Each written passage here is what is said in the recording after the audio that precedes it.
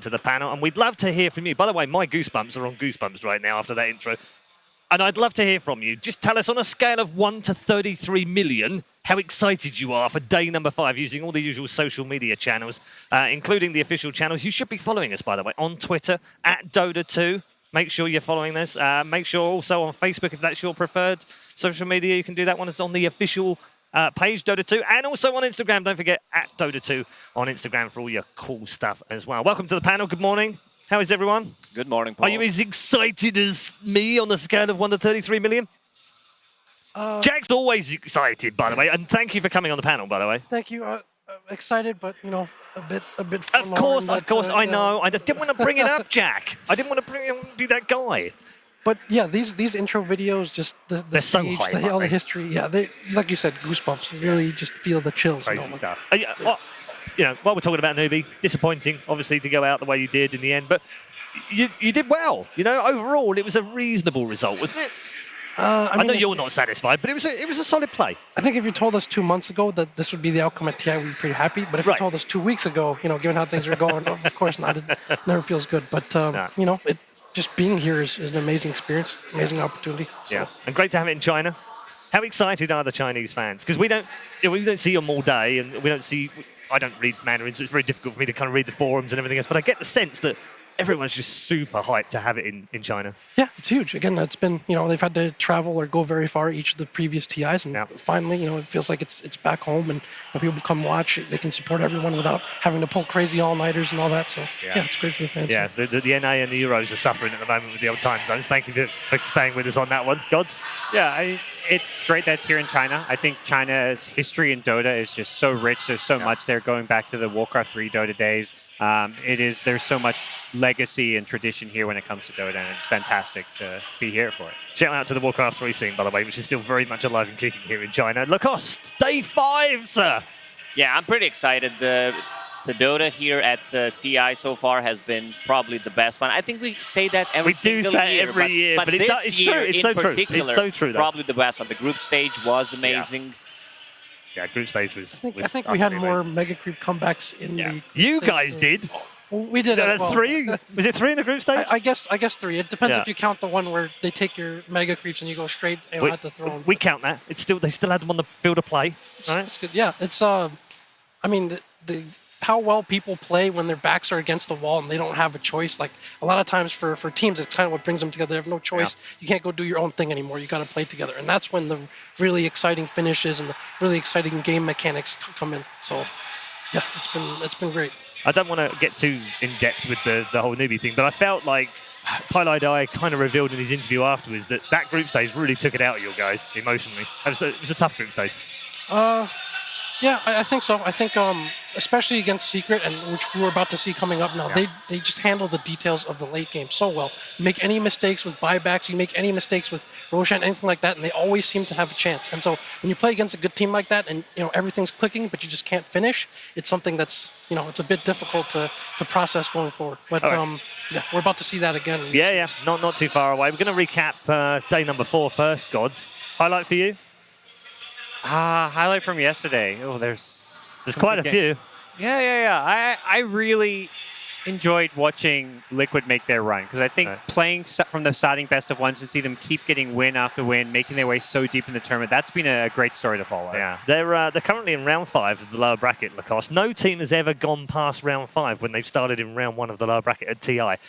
2 previous times, Fnatic in 2016. And Vici in 2015. Both of those lost in round number 5. Liquid are in round 5 right now. Considering how good Team Liquid is playing right now, it feels like they're not going to stop. They found their game. They're struggling a little bit during the group stage, and seems like all the pieces are coming together. Okay, this, by the way, Jack, is a man who yesterday said he didn't believe in Liquid. Did I? That's just the Lacoste I know.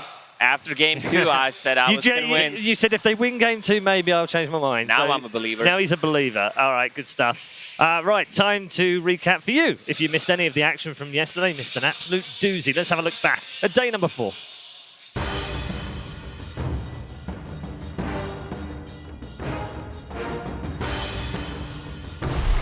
Let's Tony doesn't even have a Midas at all, but Setsu Save again. is keeping up. BKB's going to be popped by Miracle. Flyby starting to hit him from the side with the impetus. Buyback straight away from Arthur. Wants to make sure this is a 5v5 with Monet.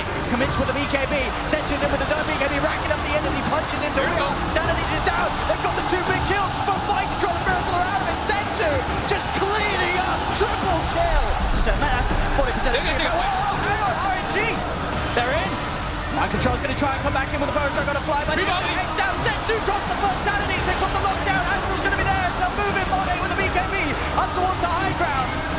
Look for the kill with that Hex out. They should be able to get him. Setsu continue to rack up the end. He'll keep himself safe. Kill Miracle. Miracle. He has no buyback. Dead for 2 minutes. But Setsu's isolated. And RNG have lost everything. Forgetting Miracle. Once again, it's cost them 5 lives. And that's got to be it.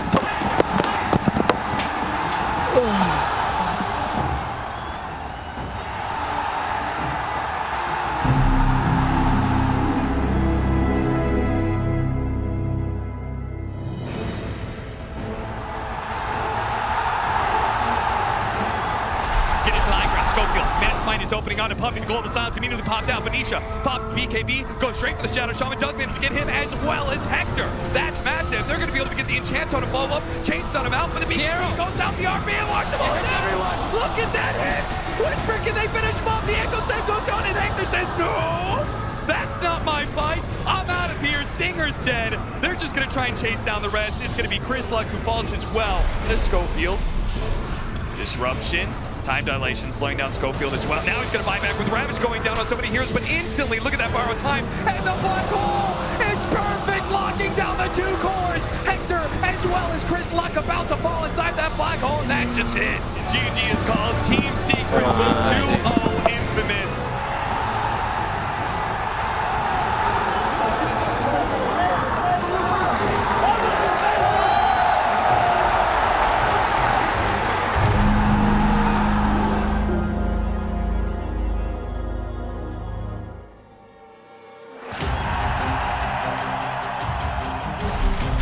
Deeper, the chrono again, able to catch out Crit, able to get fly, the support, this is the way Liquid begin their fight, they take him out and then jump down, protecting Weeha, he BKBs, he's actually glimmered away, they can't find him, maybe they can, Smell can actually burn him down, but you've got the torrent, a little bit of space being created, Artesian Smell once again have to work together, the Miracle, he is godlike, looking for one, if he can jump in forward, yes he can, to oblivion, and GG! Now Miracle back in again. Another searing chain. GH with a blink pickup. They've got some time. Buyback comes in from Arteezy as the avalanche from Samael is just a nibble on the back of Mind Control and Here we go. Concoction again. Back up together. Finish it. Style. This game's over. There's no way EG can defend this. They've got no heroes. There is no more chances. Liquid, they win 2-0 versus EG. Eliminating them from the International and keeping this clean run through the lower bracket.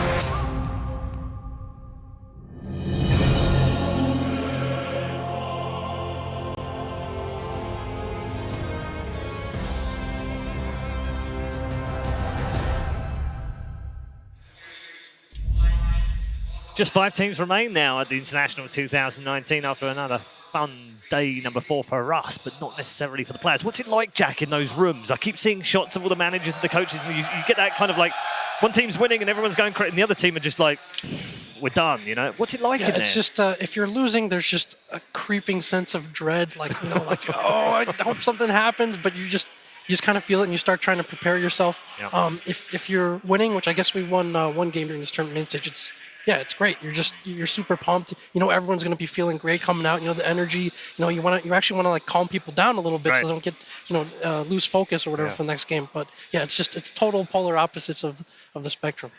Talking of shouting and screaming, getting excited, Kuro in that shot. You don't see him like that very often. He's normally the coolest cucumber in that booth, right?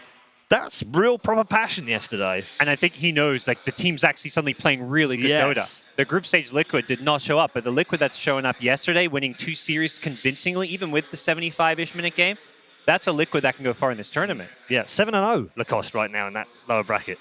Not too bad. I mean, doesn't get more perfect than that. No. I don't know about you guys, but I'm getting chills when I'm watching all these moments, players shouting, screaming. We're not biased. I'm just cheering for some good and amazing Dota. Doesn't matter who wins. Yeah, we have a nice mix of teams left as well. The 5 teams, a couple of Chinese teams, both of which, by the way, Jack, neither have won TI, which always sounds incredible. Vici Gaming, that legendary team. LGD never won a TI. How is that possible? Yeah, there's some jokes about it. It's like it's their turn now because all the other clubs have gotten there. So, I mean, obviously, if you're one of these teams, you have these players who are still trying to prove themselves. Last year for LGD, it's kind of erasing some of the memories of that long 8th game of the day, and it feels like they're running out of gas a little bit, and they're just so close. Decided to run it back, and here they are looking extremely dominant again. For Vici Gaming, it's they've been very successful outside of LGD. I think they've been the most successful Chinese club in recent history, from winning a major last year to doing so well at multiple tournaments. This year's things seem to start to flag a little bit, but they found their form for TI. They always take some special training methods at times too. For instance, they might go and play in a PC cafe on purpose to simulate the crowd and the distractions and the pressure. And so this year, everyone's talking about Destiny. It's LGD's. It's LGD's turn, but Vici have a lot to prove as well. They're not just a team that does well at majors, but they can also show up here at TI and grab one for the home crowd as well. Yeah, you say we've been talking about Legends and Destiny and all the rest of it. There's 2 players in this tournament, the only 2 players in this tournament who've played at every single TI. It's Puppy and Kuro. We've been following this story all the way through. Now, it gets more funky now because both of them are very close to becoming the first players to reach 200 games at the International. Very close indeed. Puppy plays first today, so he has the better opportunity because if it goes 3 games, he's on 198. But guess what? If they win, they then play each other in the next round. So he needs to make sure one of those series goes 3 games. Yes, he does. If he wins the first. If he wins the first, he's guaranteed to get to 200 in the same game that they play each other. I mean, it's just, it's a fantastic story with these two. They don't even have 200 They played together. games. Don't even have 200 games. How many games do you have at TI? I'll have to check. Probably around, I don't know, 12, 15. How many do you have, Jack? Just kidding. I have 50% win rate on the main stage as a coach. Thank you. Lacoste. Lacoste. Percentage is lower. All right, well, these guys are going to continue fighting amongst themselves on the panel for, I don't know, just, giggles, I guess. Talking of giggles, let's bring in Casey and Slacks and say good morning to our intrepid reporters. Have you recovered, Casey? Things are good over here, Red Eye. Everybody is just starting to fill into the arena, and Casey, today's going to be a good day. It's going to be an amazing day, and it's been great listening to everybody kind of talk about the stories of TI, and now that there have been so many of them, we have so many different vantage points of what it's actually like to be a coach, to be a player. So I don't know if you know this. There are many players who are now coaches who are willing to talk about that transition. Oh my goodness. Well, I wish we could talk about those coaches and hear what they have to say If only. in a transition to a video. The reason I wanted to get the 3 of you in the same room, and there are actually a few more that we weren't able to include but wanted to, is that you have a unique perspective being players turned coaches. So can I get from each of you just really briefly to tell me what made you want to try coaching? So it was for sure not something I've planned. I kind of always told myself that I would not be a coach. Really? Yeah, but... Why? I don't know, because I always enjoyed competing very, very much, and it's something, even though you're still competing as a coach, it's still not really or exactly the same feeling. But the more I do it, the more natural it feels to me. Back like 3 years ago or more, Kuroki asked me if I'd like to coach. I told him I don't know what to do, and he said just do what you think is good. And over the years, I kind of developed my own style. 我觉得应该是在 TI7 的那个契机吧。当时我本来还是一个选手，但是很遗憾 TI 差一步没进去。然后之后就接受到了好友 Burning 的邀请，然后就去了 IG 做教练。然后在短短1个月的时间里，我觉得做教练很不错。从一个教练的这样一个角度跟身份去更能看清这些大局跟战术上的东西。所以也是从 TI7 之后，我就决定做教练了。 发挥自己更擅长的东西。 What do you think it takes to be a successful coach throughout TI?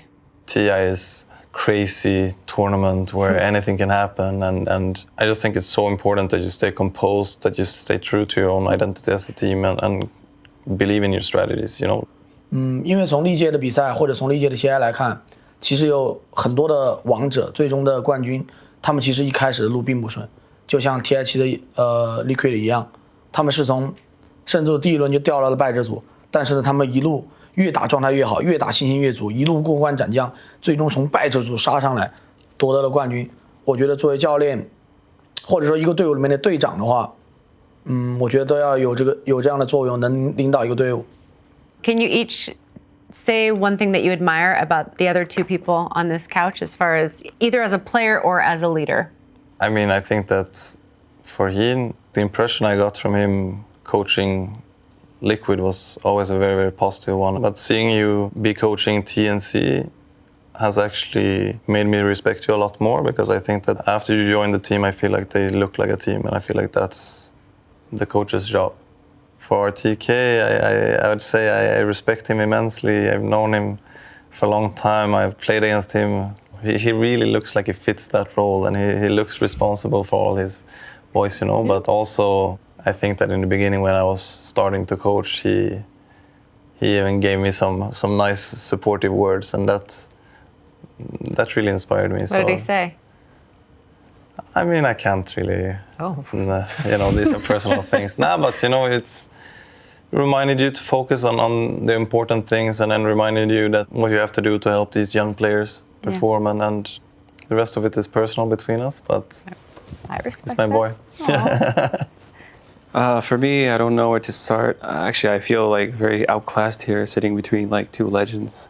For Loda, actually, he was Alliance was the first team I watched. I was absent for the first two TIs because of the military, and I remember thinking that the Dota I was watching was so beautiful at the time. He was like one of the players that captivated me when I first switched to Dota 2, and I've heard him speak like outside of tournaments to his team, and he was very more emotional than me. Like, he had a lot of motivational speech type of guy. I'm very mellow in terms of that, so that's something I'd like to learn from him.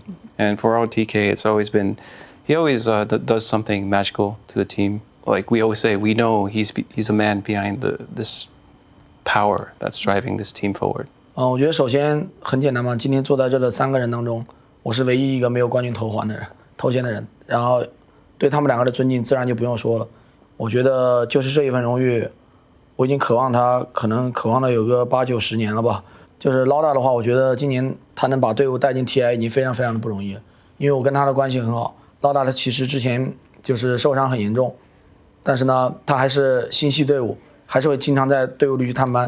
这种精神吧，我觉得很鼓舞大家。像现在 TNC 的教练Hen 的话，我们中国水友有句话就说 TNC 那个教练啊，Hen 有东西，就大概用他这个 ID， 然后来说他这个人作为一个教练很有东西。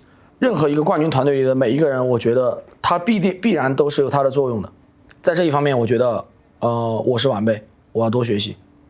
Thank you. It's really fascinating to hear, and it's fun for me and hopefully for people who watch to kind of see the brotherhood that exists and the respect, even though you're on different teams. So, thank you. And Sheshe. Thank you. Loda, Heen, ROTK, 3 of a group of people who understand from both a coach's perspective and a player's perspective. And ROTK, more than anything, has a lot that he is putting on the line today in particular. Oh, man. And one of the great coaches left, and just a great guy, too. When we were filming that Beachy skit, he was jumping all over the place, screaming at his teammates. The guy's a psychopath, but a good kind of psychopath, one that wins games, Casey. Now, I got a question for you, if you don't mind. You have talked to the most brilliant minds in all of Dota since forever, since TI3. Mostly all the best Dota knowledge could be locked in that brain. You've heard so much from them. What makes the best Dota players in your mind? That's a really good question. And I shall answer it. Honestly, the ones who are the best are the ones who understand the concept of playing as a team, the ones who communicate well, and the ones who are really good at being in the moment and adapting to failure. Well, you know who that reminds me of? ROTK. Let's go, Beachy. Full, non-bias. Let's go. I love it. Thank you. Thank you very much, Casey and Jake, and also to the 3 legends that we had in that particular video. All 3. I'd come to you first, Jack, because I'm sure you identify with some of the things that they were talking about. Even more, because we got to experience firsthand the ROTK coaching at some point last season. So this was the early days of VGJ Storm. We made MDL Macau, which was our first LAN. And, since we were like with VG, we're like, hey, ROTK's here. Can we get his insight and his wisdom for a day? So he comes into the room. He watches some of our replays. We had a rough day one. He's like stroking his beard and just thinking about stuff. And then all of a sudden it just starts. He's like, oh, this fight, you had 10K net worth, but you saved 4,000 golds, or you're really fighting at 6. He just goes back and forth, and he does it with such such an energy and a spirit. It's very clear and concise. At the same time, it's very uplifting. It's like, hey, these are the issues. These two supports can't be together. Whatever it is. And then by the time that he's done, the whole room, the atmosphere in the room is just different. It's like, yeah, like we're unstoppable now. Like we got this. The next day, we went 0-4, unfortunately. But the measure of Jack, that's not a good story. It's supposed to have been more positive than that. It's not on him. And in fact, he takes a lot of the pressure and blame off his team because you go on Weibo or whatever and you flame the drafts. Or, you know how much flack people get for drafts. He's like, all right, sure, bring it all on me. Don't put it on the players. So that's just the amount of spirit and charisma that he has. Plus the depth of knowledge of the game. He's a great coach. Yeah, absolutely. We should take a look at the brackets and bring you right up to speed as to where we are, because just 5 teams are left in with a shout here at the International 2019. In the upper bracket, LGD and OG face off again. Yeah, I know. Don't worry. You're not in a time machine. This isn't 2018. It is exactly the same upper bracket final as we had last season. PSG LGD versus OG. Unfortunately, Vici and EG slipped down to the lower bracket, where EG were removed from the tournament. No third place for them this year. Instead of 5th, 6th finish for them. Again, the most successful organisation at the International all time. Liquid coming through with 7 straight wins in that lower bracket. They await the winners of Vici and Secret, which will be our first game of the day. We've also got the OG PSG LGD game and Liquid versus either Secret or Vici today. GodZ, every day just gets better and better. Really does. I think everyone's going to be looking at OG LGD rematch. It's just such a classic, but there's something always special when elimination's on the line. And that's where those other 2 series, I think, is where you really look for fireworks. OG LGD is going to be some of the best Dota of the tournament, but the other ones, that's going to be where it's do or die. Yeah, absolutely. Let's just preview LGD versus OG. You guys have played OG. There's the famous, now what's become the infamous first OKGG moment of the first game. It kind of, we were all sat there going, that's exactly how we feel, and we're only watching. I guess I can say this now, but one of the reasons we were pretty confident coming in is because we played OG like 4 times before TI, and we did extremely well. The games were, and then we're like, okay, we're kind of not sure, like maybe they're hiding something a little bit, maybe they're just testing some things out, but they're a pretty good team, so we were confident, right? And then we face them, when the matches matter, and it's a totally different team. And this team is it's one of those, it's just very scary because they stick to their own things. They stick to their own ideas. And then it's kind of it's almost like sometimes like, I don't care what you pick or what you're going to play against us. We just believe in us. And it's a psychological edge as well as a gameplay edge. It's like, oh, what do we ban against them? Or how do we deal with this? And then for them, their mid player, Thompson, is just one of the most unique players in the scene. Like his hero pool and his understanding of how to play those heroes is just radically different from everyone else. He's just got his own beat. The whole team has their own beat, and they just play so well to it. It's a very scary team to face. Do you feel like, in a way, PSG LGD versus OG is the perfect upper bracket final because of the way that both teams are playing and because of what happened last year? Yeah, I think, given the storylines, like given where we are, given the shot at redemption, given the, hey, we'd like to avoid having to play lower and upper bracket on the same day, maybe we'll be able to beat them this time. Absolutely, and for the home crowd especially, this is what they wanted. And Anna has reached a status among the fans here that's, usually there's like this god, that god, and Anna is just is just God at this point. Yeah, he's a god now. It's like god. It's like he took some time off and then he felt like playing Dota, so he just put Anna back in there and just comes out of vacation to just own everyone. So it's crazy. Talk about that, GodZ. You're Australian. You must have a lot of pride. The fact that you've got a TI winner. Not many countries have one of those. What's he like in Australia? Because he always feels like very down to earth. I talk to him a lot. He's just a chill kid. He's fine. He's having a ball. He's having to enjoy. But he seems really mellow. He's quite calm about stuff. He doesn't really get head up about winning TI even. No, he's kind of cocky, but he doesn't have that big ego. He is that kind of just chill kid who just he's soft-spoken, just wants to, hang out with his friends when he's back in Australia. He doesn't want to do anything big or grand, and he's just a really great guy. And it's so good to see him successful again. I don't know how he's so freaking good at Dota. When he goes home to Australia, he's literally just playing party queue with 3K MMR friends and just clowning around, playing carry IO. I guess that's why he's so good, because he gets to play in a bracket where he can figure out stuff like carry IO, and hey, he makes it work. Yeah. Jack mentioned Thompson as well. He's an exceptional talent, isn't he, Lacoste? And as Jack pointed out, super different. Oh, for sure. I mean, Thompson, as you said, Jack said, that guy has some really different heroes that he's been playing on mid. His approach to the game, like how fast can you adapt to what he's doing? Sometimes you see him between tier 1 and tier 2 tower 5 minutes in, like, do we rotate the supports? Like, it's just chaotic Dota that you need to make a decision in a couple of seconds. Whether do we go or not? Is it going to cost us the early game? It's really hard to play against him. Who do you think Liquid are sitting there, GodZ, wishing they played? Do you feel like they might have a preference for playing one or the other, Secret or Vici? I don't think there's any clear one they'd prefer to play. And they're both tough teams. Yeah. Right? They both had great seasons. So now we're in the top 6. Everyone's so tough. I think maybe, playing Vici in front of the Chinese crowd, that's a little intimidating. So, you take away the crowd, maybe get the crowd on your side if you're playing against Secret. But end of the day, I think Liquid's going to feel like we're just going to beat whoever comes our way. How hard is it, do you think, for them to wait and find out who they're going to play? Because EG did that yesterday. It didn't work for them. I felt like Liquid, the middle series yesterday helped Liquid in some way, that it was quick because it allowed Liquid to kind of carry on their momentum from the morning. Yeah, momentum's always great when you're playing a TI. As long as you're not playing too much Dota too long. That's the LGD last year, playing 8 games in one day. Yeah. I think for Liquid, you had a 2-0. Yeah, it was a very stressful game too. Nice little break to decompress, but not a long break. It's when you have to play a series, have a long break, you get tired, you get sleepy, you're just sitting around eating, trying to drink your energy drinks, whatever, and then you play. But no, they had a nice short break, got back on the stage. Quick 4-0 day for them, really. Yep, absolutely. We're going to get into Secret versus Vici shortly. Jack, I wanted to talk about pressure. We've been talking about it a lot on the panel. Pressure on Chinese teams playing in China. We've often said, haven't we, they don't necessarily perform that well. They don't win tournaments in China when they're here. This is huge. They've got to win this one.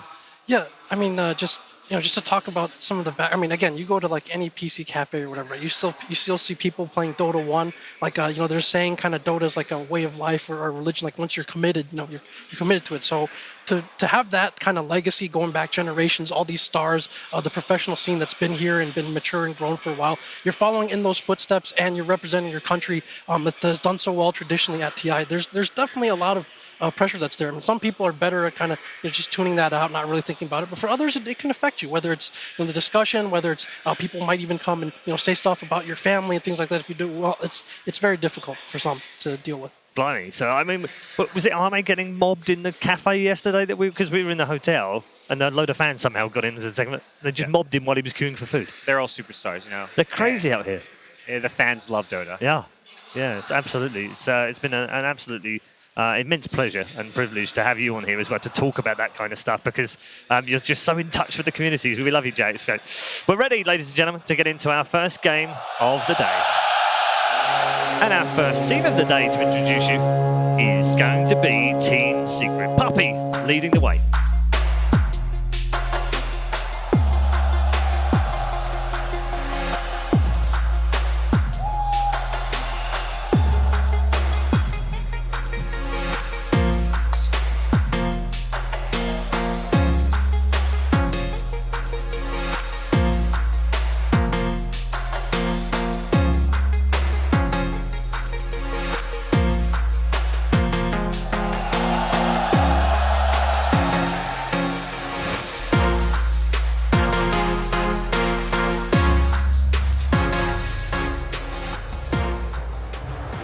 Here come Team Secret, the first team out into the Mercedes-Benz Arena here in Shanghai on day number 5 of 6.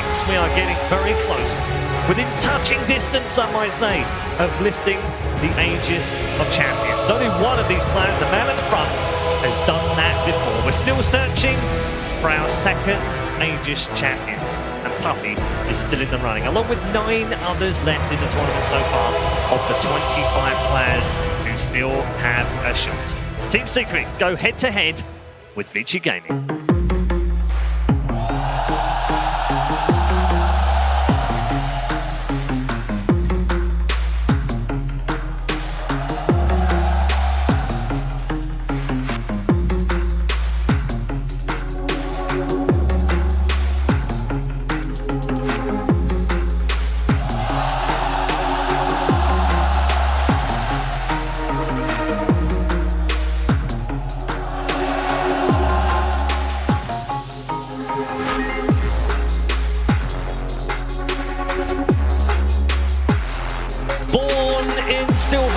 Determined to change it to gold. The home team come out to huge thunderous applause from the crowd, led by the legendary TK. Yang and his teammates definitely aren't dead at the International, at least not yet. They are guaranteed top 5, but that is not what they came here to do. They came here with one purpose: claim the Aegis and bring China back to the top of Dota 2. They'll get themselves settled and ready for Team Secret in this lower bracket matchup for a place inside the top 4. And we'll be back in just a moment on the panel to discuss these two teams. But first, let's hear what Team Secret had to say when they caught up with Casey pre-tournament. Mid-1, have you ever been pregnant? No. Casey, have you ever been pregnant? I have. We got the questions answered. We can leave. I'm going to need my seat back. No, you don't. No? We'll keep it this way. Okay, fine. I want to hear a little bit about how the team has evolved, because last year at TI8, that was the best finish that you've had. So I want to know from you, what has changed and how do you feel coming into TI9? What do you think makes everything feel a little bit different? I guess the difference between now and before would be we like each other more, I would say. We don't really have any personal issues between each other. We just talk about games, and it's easier. Do you agree with that? Yeah. Everybody understands what they're supposed to be doing in a team. We have a really good chemistry together, and I've been kind of like searching for that exact chemistry between players, so they kind of like mesh. But like in the past, I've had a lot of issues with people just wanting to take over. Like, you know, it just happens naturally. You know, Kuro wanted to take us over, so like it just gets weird between people. And like there's Fly perhaps who wants to take over. There's a lot of people taking over here. It just gets clashy. It just gets annoying. So people start hating each other and all that stuff. But that's only like related to me. But a lot of the times you won't find out until you play with a team member, and then you understand like, oh, he wants to be the most important guy. How would you say that Puppy has changed as a leader in the time that you've played for him? I think when I first joined Secret, I would say he wasn't that good at first. He wasn't the captain of the team for a long time, and sometimes he doubted himself too. He wasn't sure about stuff, and he needs to gain more experience back into his blood, knowing what's the best, you know. Sometimes I believe in him, so I just kept on playing with him. You agree with that? Well, you know, tough times during that time, you know. Yeah. TI6 wasn't fun. I know. Yeah, a lot of doubt in that era of time. I mean, Dota's our life. It starts oozing into everything you do. You don't succeed in Dota, you're wrong in Dota, you're wrong in life. You tweeted in all caps at Ice Frog a few months ago. Yeah. Did that make you feel better? I feel like he... It actually does. Yeah? Sometimes you actually just want to shout at the gods, you know, like... That's true. What is this shit, you know? You don't know. Exactly. Like... I want to switch a little bit to how you do think that you've been playing this season. Specific to VP, you both are neck and neck as far as how you're doing in the ratings with DPC. So how are you different? What do you think is the biggest reason that you can be more successful than VP at TI? We can be more successful because we can just be better than them. And it's just weird because like in Dota, it's if you're correct, you win. If you're not, you don't. So in order to win TI, something magical needs to happen. Like everything needs to fit. Everything needs to align. For now, I feel like we have a lot of those alignments going in our favor, and that's why we can probably be better than VP. Pretty much everybody we've talked to has said that TI seems to be different for a lot of reasons. It's bigger than all the other tournaments, but also the mentality of it seems to be different, where anything can happen for any team. Knowing that you're #1 in DPC coming in, does that mean anything to you at all because it's TI, or do you use that as a source of confidence as you start group stage? Nah, it's like doesn't matter. We've all been there. You know, we've seen it many times before. Being a dominant team in the year does not mean that you will win TI. So we don't care. Yeah, it's true. You might be a major winner, but when it comes to TI, you might be nothing, you know. You never know.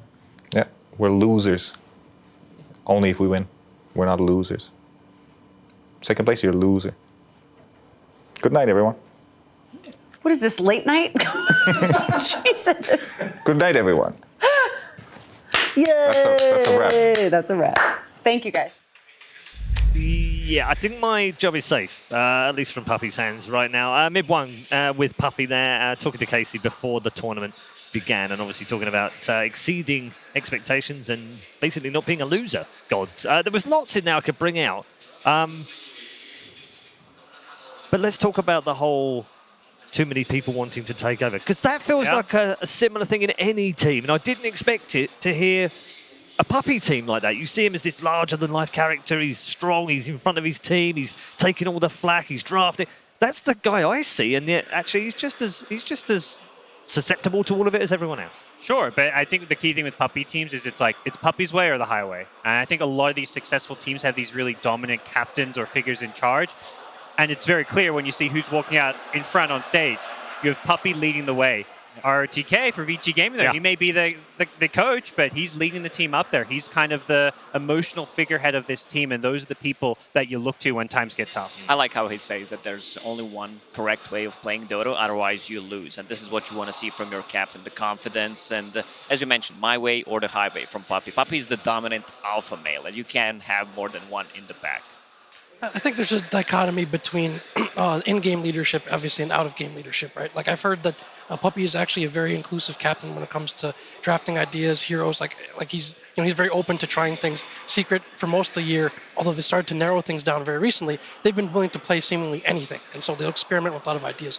But then, what about out-of-game? What does the captain do out-of-game? Is he the one who sets the example? Is he the one who does things the right way? Is he the one who deals with issues? And is he the rock that you can kind of lean on? So those are two very different things at times. I think out-of-game, unquestionably, that's what he is. And there's a reason you see some of the same captains and very successful people at the top of the game consistently, because they just have that leadership. They're the ones who build teams. They're the ones who players flock to learn and to be led and to be able to handle the high-pressure situations like TI. And then there's in the game, it can be very different from person to person, but they've been an interesting team all year, and they've been dominant at times, too. Absolutely. On the other side of things, very quickly, before we get into the draft, Jack, Vici, it's very much led by RO2K. Explain to the people outside of China the kind of reverence in which he is held in China, because he's a god out here. Yeah, there's only a few coaches who I guess are kind of franchise coaches. Like, people will pay huge amounts from them. They, in many cases, get paid more than the players, or treated better than the players. And ROTK is definitely one of them. He's a larger-than-life personality. He's known and learned so much about the game. He's experienced it himself. He's just a great leader. He just has that energy, that charisma that makes you believe. That makes you think whatever he says. Yeah, that makes sense. Yeah, let's go do it. And he's willing to make the small sacrifices for his team as well. Like I said, be a lightning rod for criticism. Always stick his neck out there for his players. That's what makes him such a great coach. So it's an interesting clash between these two teams. Very quickly then, quick predictions from each of you? I think it's going 3 games. Okay, that's the prediction I like. I'm going to give Secret the edge, though. Okay, Dakota? I'm going to go with Secret as well. Going to go with my EU boys here. Okay, Jack? I think these are two very similar teams. They both handle the late game and those details later on in team fights very well, but I think Vici's early game has been a bit more stable. I think Secret might have started to lose confidence in some of their other lineups, so I'm going with Vici 2-1 or 2-0. All right, good stuff. That's it from our main panel, but time to get into our first game of the day. Secret versus Vici. VG Gaming versus Team Secret. Game 1. Welcome everybody to the draft panel. My name is Tsunami. I'm here joined by CCNC and BSJ, two North American titans of industry. CCC, I'm glad you're here because specifically, I've had a few questions about mid-1 this tournament. Yeah. This used to be one of the most stable players for me for Secret, and as we've been seeing throughout the main stage, I've been kind of skeptical on his performance, which is weird because normally he's been super stable. This is his 4th TI. You'd think that at this point it would be rock solid, but I don't know. Do you agree that he's been kind of iffy? Do you think it's some sort of main stage thing, or is it just me over analyzing it? To be honest, I think a lot of times on these super high tier teams, whenever individual players look like they're having, weak spots or they're having bad games, I think a lot of times it's more of a team dynamic. It's, the team is sort of having strange ideas or they're picking different heroes that's sort of causing one player to be a little bit out of their comfort zone, and it shows on one player's game more than others. But I feel like mid-1 is like a legendary tier player. The way this guy thinks about the game, the heroes he's able to play, you look at the way he plays pubs, the variety of heroes he plays, and how he's still able to have like an incredibly high impact on every hero. I think he's the type of player that will always he'll always come and perform, and sometimes, because of the way the game plays out, it may look like he's having an off game or something, and maybe that occasionally happens, but I think as a player he is like as stable as a mid player as you're gonna get. Yeah. Oh, one of the main points I wanted to make about Secret's drafts is at the start of the main event, when they weren't having much success, they lost 3 out of the first 4 games. They didn't draft very much team fight at all. And something I believe is one of the easiest ways to lose to on paper teams that are weaker than you is to have weaker team fight, meaning that you have to play the map, you have to be efficient, you can't have any unnecessary deaths. And if you do, TI, we've talked about the mistakes that happen, right? And like you said, sometimes if the game where you can't fight the opponent team and you can't really split push or anything like that, it becomes really complicated. And sometimes it just shows, even on the best players in the world, that if the game's not straightforward to play and, like you said, out of your comfort zone, you're just not going to look like the class of player that you are. And I think that's why Secret looks so dominant over the course of the season. Anytime I spoke to any other team, they were just like, Secret they're the best team fighters in Dota. They're the best team fighting team in Dota. And if you have that kind of intimidation factor, then you're willing to give up some ground in the early stages of the game because whenever 5v5 engagements start rolling around, your vision game, your execution game, all that stuff is going to be far superior. Yeah, no, for sure. I mean, I think what's sort of interesting about these first few picks is that Secret gave up the Tidehunter. I think if you look at Vici and LGD's series before this, where Vici dropped down, I think Tide was first phase banned in both games. I think they've been prioritizing this hero very highly, and sort of what BSJ said about this team fight. There's sort of these TI heroes that people fall back to, your Earthshakers, your Tidehunters, Enigmas, Voids, things like this that we see being picked quite a bit right now that make the game simple. They make the game, you have this hero that's going to stand in front of your tower and you can't go on him. If you go on him, he's going to press Ravage and you're going to get wiped, and it allows you to, play for this win condition, pick your hero that's going to outscale the other heroes, and you can sort of sit and defend your towers and play the game in just a very stable, calm way that makes it easy for, your puppy to just say, yeah, let's just sit here and let's defend this tower and farm up because Niche is going to carry this game. When teams have been picking Tide against Secret, I was going to highlight the Void ban as well as Enigma. Team Secret has liked to pick heroes with stuns that aren't purgeable by Kraken Shell. Because like he said, if you go on him, he gets the Kraken Shell off Ravage, suddenly you're going to lose the team fight. And if you have that straightforward way to say, we're going to use this ability to kill that guy, it just makes the game way easier to play. And with Team Secret, they had picked Tiny absolute first pick the last 3 games that it was given to them.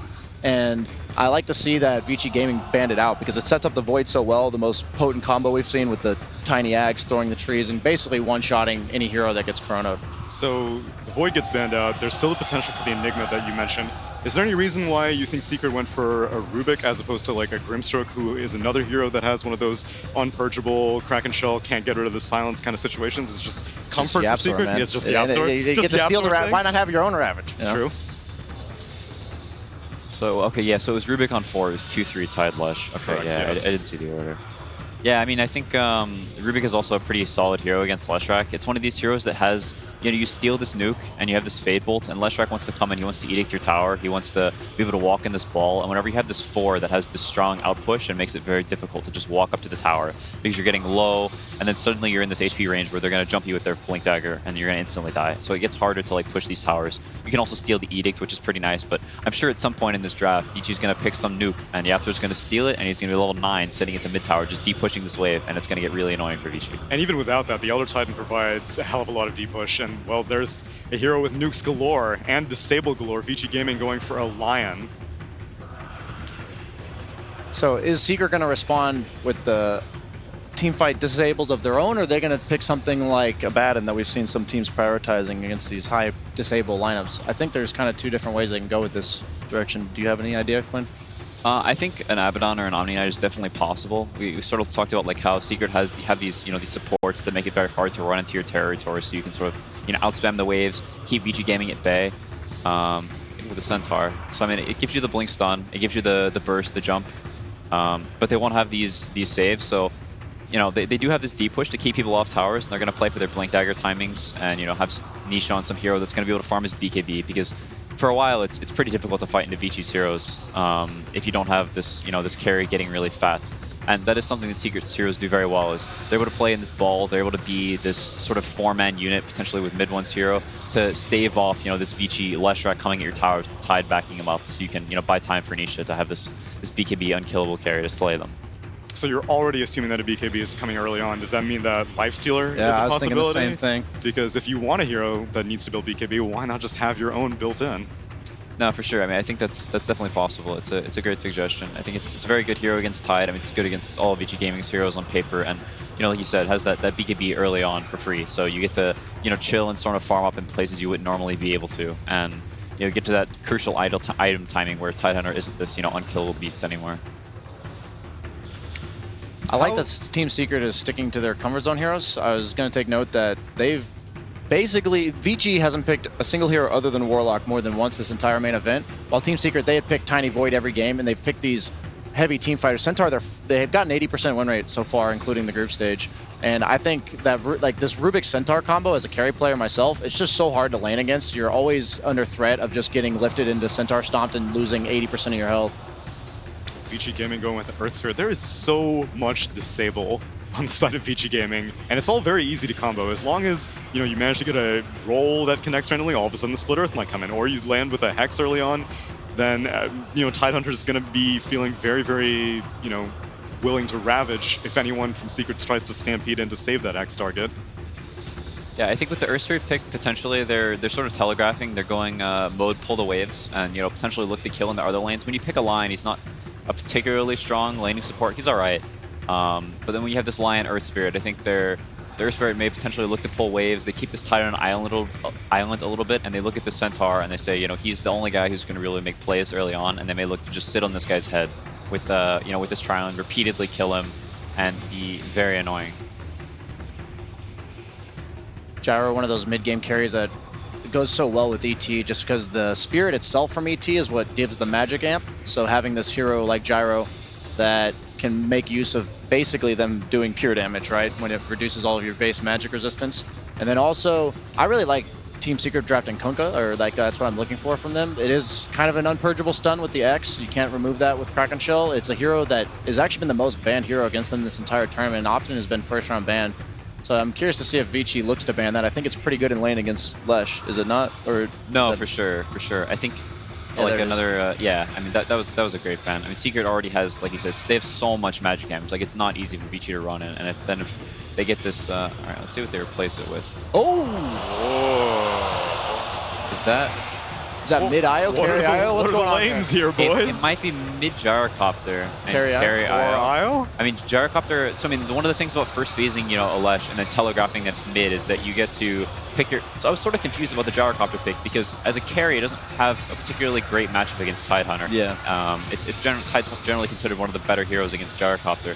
But Gyro was very good against Leshrac in the game. The lane is like an even lane, which is something that a Gyrocopter's pretty happy getting out of here with pretty low base damage. And I haven't seen Nisha play the IO carry, but maybe he can. Like OG's favorite duo with this IO is this IO ET, because you have this boss lane, you have this supercharged ET running and slapping everyone, so IO can get the CS with this kind of weak start. I feel like a Tide would have a pretty rough time laning against that if that's what Secret's going for. So do you think Secret were willing to go for this because once the Earth Spirit came out, it became pretty much confirmed that Leshrac was going to be played mid, and then once you know the mid lane matchup, then you're like, all right, I can send Gyro there. I think that's definitely part of it. That would be really cool if Secret played this, because I've never seen Nisha play it before. Yeah, taking a page out of OG's book. Yeah, I mean, the only thing about IO that got nerfed since he was one of the most broken heroes in all of Dota was the early game regen. And now, since you don't have to partner with the Gyrocopter in lane, you can still be the same hero you are in later in the game. And I think it's this. This lineup from Vici, Medusa as a hero, you have a lot of catch with the Lion Leshrac, who's going to build the Yules, but I think the Wisp lineup's kind of just kite them around the map. I feel like Secret will be able to take the engagements they want to take, but they're going to be scrapping. They still have a lot of team fight poke with the Rubik and the ET. I personally like the way it's going to work out for Secret this game. All right, then. We're going to have to answer a couple of questions, but I've got just the man to do it. I've got Purge with the last word. I really like what Secret did with their lineup here. They opened up the Elder Titan, and that gives them the potential to do a lot of magic damage. But what was cool is that they didn't really show their cards right away. They held their core important heroes until the later points in the draft, filling their lineup in with Rubik, who also works very well with ET, as well as the Centaur. Lots of magic damage and gives them the ability to disengage. On the other side, Vici Gaming focused on a lot of stunner-type, teamfight-type heroes because it's going to make it easier for them if they do get a catch to secure those kills. And then finally, they grab the Dusa to round things out. That's going to make it very difficult for Secret to initiate on them because he can take tons of damage and turn team fights if things go a little bit bad for them, and they can back that up with their extra stuns. So what Secret is trying to do on the other side with their carry Io is deal even more magic damage and also give them a lot of tempo that's going to push them into the mid game, where he can not only be a carry himself but make Gyrocopter even better. It's going to be an incredible match. This is an elimination match, so make sure you guys stay tuned. Let's throw it over to the casters. Yes, we are totally ready for VG versus Secret. It seems these teams are just destined to meet in the lower bracket of TIs. Last time they met in lower bracket round 2. Now they're a little bit further on the competition, and the meta's developed up a little bit, and it seems like Team Secret's taking a leaf out of OG's book. Yeah, this is definitely something that must have caught Vici Gaming by surprise. I think it's the first time Secret play IO in the whole tournament, I want to say. I don't think they've played it on support a single game. Maybe I'm wrong on that, but nothing comes to mind at least.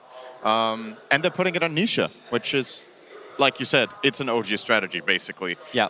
But that said, it's not exactly the OG strategy, because yes, you do have the Elder Titan IO lane that OG have been playing, but the difference this time around is you don't have the same, like the OG draft that we saw on the main stage with the IO, OG played it around this mid-game timing where they have really, really good sustain and just end the game. They had a Bristleback, they had an Omni Knight. Yep. Secret's lineup this time, they don't have that sustain.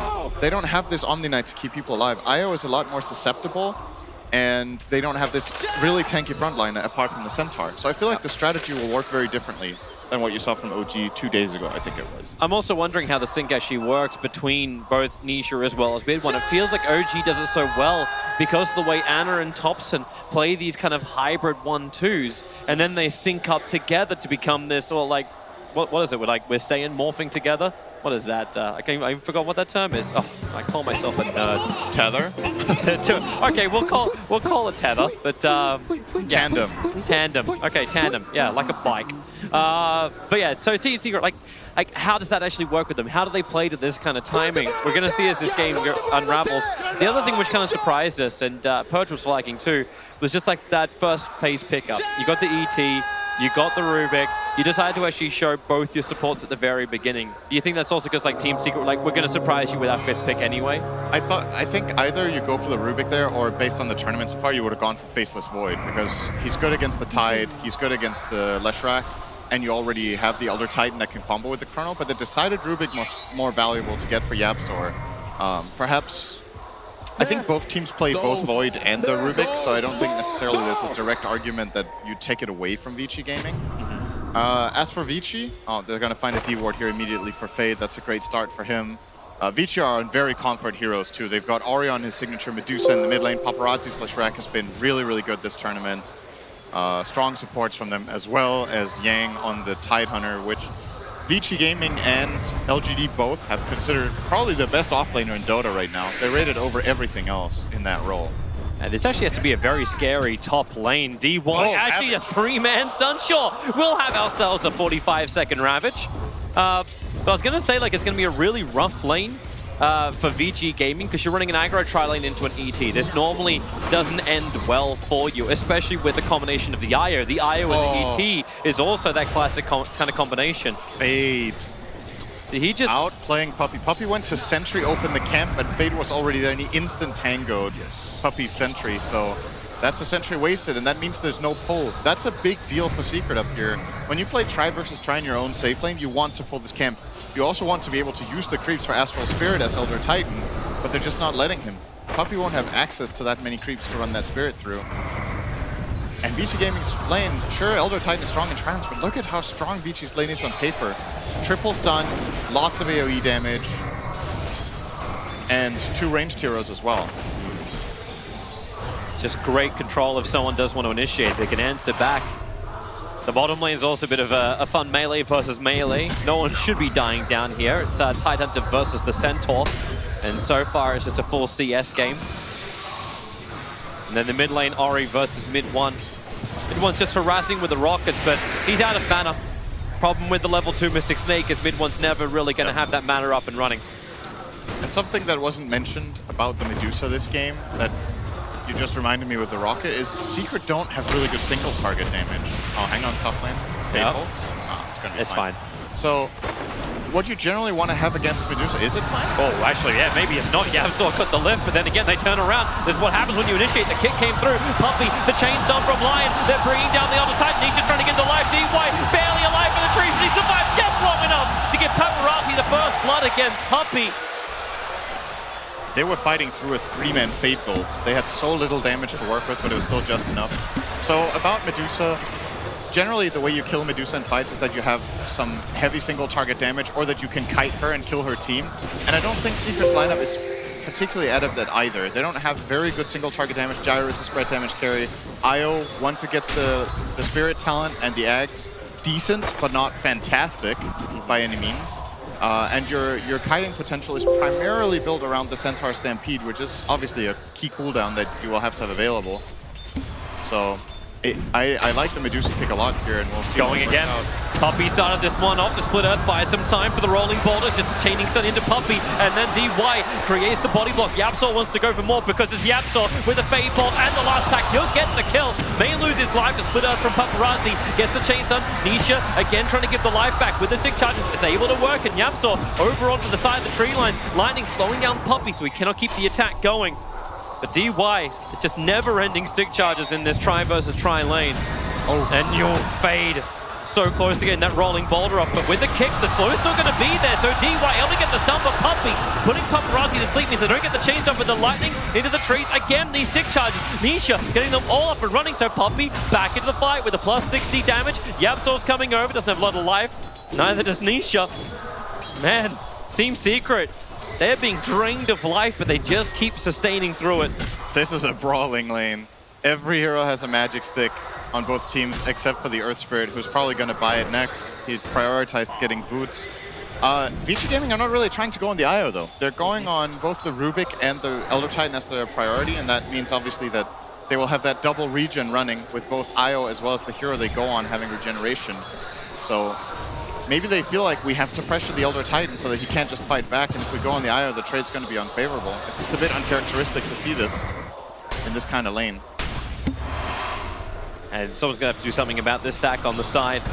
FaZe finally rotating off, looking to come towards mid 1. Mid, actually, just a stun up in the tree line. VG know.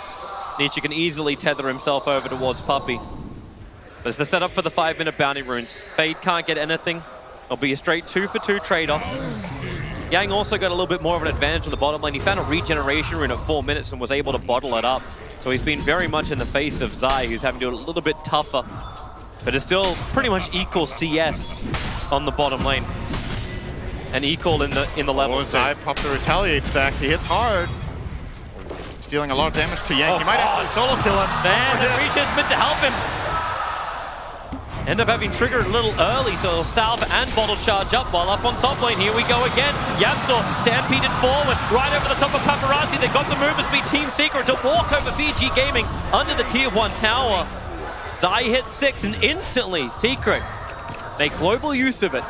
That TP down from Fade made the top lane move extremely easy. The moment Zai forces this rotation, they know that, okay, top lane can very easily get kills here. And VG Gaming are going to swap their lanes around. They bring the Leshrac bottom. They feel like this top lane is not inhabitable anymore. And I think that's probably a good choice after they've lost multiple heroes up here. But you're still faced with the problem of, yeah, now your Leshrac is going to be laning against a level 6 Centaur. That's not that great either. As long as Zai feels he can still be down here. But you need to get something also into your supports. It's kind of been a rough time when you run this tri lane for as long as you do, Fade. Like, the kills went the way of Team Secret in the aggro tri lane, so it feels a lot like a failure, and you haven't managed to gank up mid at all. But at least Ori's off to a good start for VG Gaming. That's a nice way. Rolling boulder from Fade. The kick will be following up. Lightning. They're going to go for the rapid straight up. Yang, very liberal, but they need the chainstones, but you've still got to get through a Centaur. This guy is tanky. And VG is showing a bit of nerve. That kill was actually mathematically impossible, I think. When the roll didn't connect, I don't think that... They were not even close, damage-wise, to getting that kill. They're like 500 damage off. YapzOr TP's in for protection, but I don't even think he needed to. At the very least, they force him off the lane. He has to go back to base, so you give Paparazzi a little bit of space, but you paid a Ravage for that? It feels odd, right? But at least, well, I'd say at least Team Secret react to VG Gaming's movements, but Zai's made so much space, and yep, here we go again. Great double stomp from DY. YapzOr will still get the pickup. No hoof stomp. The hex from DY very quick. And the split earth as well from Paparazzi was going to create the space. But Zai, I don't know, I wouldn't say he's an unsung hero. There's been a lot of singing around Zai's performance during this TI, but yesterday it really felt like Zai was just picking up Team Secret on his back and carrying them through, and today he's getting them off to a very good start in Game 1. Yep. He seems very comfortable with this 1v1 matchup that he had. Mid one's getting some space mid now. Medusa has transitioned into semi-jungling, as this hero has a tendency of doing. We'll probably still go back to mid once in a while to throw out a snake and just nuke out the wave.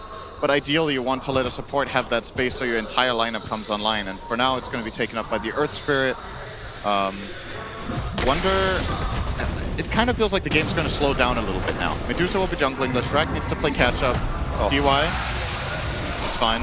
Yeah, they're just battling around the stack, trying to stop the Centaur. But, yeah, as you said, mathematically, there's just not enough damage. They're not killing that guy right now. Yeah.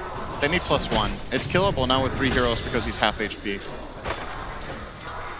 Dewarding the sentry. I was hoping there was an obs, but the obs from Team Secret is further up. It's covering the attack angle from the bottom river area in case Earth Spirit wants to make a rotation over primarily. They're probably not scared of a Medusa gank. It's kind of funny when you, like, I'm just keeping my eye on the net worths, and Team Secret were holding 3 at the top 4 positions, and they're starting to move back as the game starts to slow down. VG continues to get these heavy stacks, Ori continues to get more and more farm, and because Yang, after he blew the Ravage, he TP'd to the top lane, he's just having a complete free lane. Aya was, like, moved off, he went into his northern jungle, then he went to the southern jungle, and what's Puppy able to do? He's just got to drag the creep wave down. It feels like they're not being punished for the downtime of Ravage, but Team Secret, do they even want to punish? Like, you want to keep farming, right, if you're playing this Io? I don't think your lineup really has punish apart from if mid one gets involved. He's the key hero that has to be part of the move because he has clearly the most damage right now. Io wants to jungle. Io's not going to do very much else. It's also Nisha, that's kind of Secret's recipe. Their playstyle is very much centered around Nisha just farming a lot and the other 4 players making the moves. But if Gyro is not in a position or willing to go anywhere, I just think we have a little bit of a stalemate for now. Well, we'll battle for the 10-minute runes. YapzOr. 3 for Secret. Yeah, it will be. Paparazzi's like, maybe I can come up. No. I do not have the levels. I still do not have the damage. Will he actually have the sustain? Team Secret's building up a lot of, like, well, they've already got a lot of teamfight control of their own. I'm wondering how long Paparazzi can survive once the fight begins. Yeah. I think this is the kind of game where BKB is an absolutely integral item for both teams. Leshrac definitely wants one. Gyro definitely wants one. You might even see BKB IO second item after Axe this game as a possibility. Because I think even if you get the heart, the difference that we talked about when OG play the IO and they go Axe heart is that they hit this timing where the IO feels invincible. I think with a heart you don't feel invincible in this game because you don't have that protection from your teammates that OG build into their IO strategies. It looks like teamfight time. YapzOr came down here with an Invis rune. Zai's going to move into the trees. Paparazzi, he's going to actually get the quick silence over on the Centaur. I will be able to stand beat for the stun from Paparazzi and the rolling ball from Fade. means that Zai cannot escape. And Team Secret, they committed hard for this one. They brought mid one. You were asking when that rotation would happen. It happened. And PG were ready for them. And now mid one's gonna have to crawl back to mid. He is now 3 full levels behind Ori. Ori's level 12, minute 11:30. Starting to bang on this mid tower, can very easily tank the tower forever with Mana Shield, so she keeps the siege creep alive. And I don't know if Secret can defend this, but they definitely want to try. They're going to delay as much as possible. They will bring Zai. Your front liner, with a Hood of Defiance up, he can feel a little bit more stable. Mystic Snake will take a little bit of his mana away. But Ori isn't scared. Ori's going to keep hitting him. Gonna gush up. Zai's losing a lot of life. Puppy's gonna have to give the Spirit back. It's only so long Zai could tank through this. And remember, there's no backdoor protection. You don't really care anyway. Ori will take this tier 1. He's waiting out the timing for it. Zai actually gets the denial on the tower. He waited too long. He could have got it for sure, but he started overthinking the situation a little bit. Maybe thought somebody was in the trees ready to deny, and instead Secret do get to connect. So gotta be feeling pretty happy about getting that deny. Not so happy about, you know, losing your mid tower. Yang, little close. ET's gonna throw the Spirit out. Tidehunter has some one shot just to give the extra life. Nisha still wants to try and get those balls forward. One more Hadouken, but doesn't want to throw it out.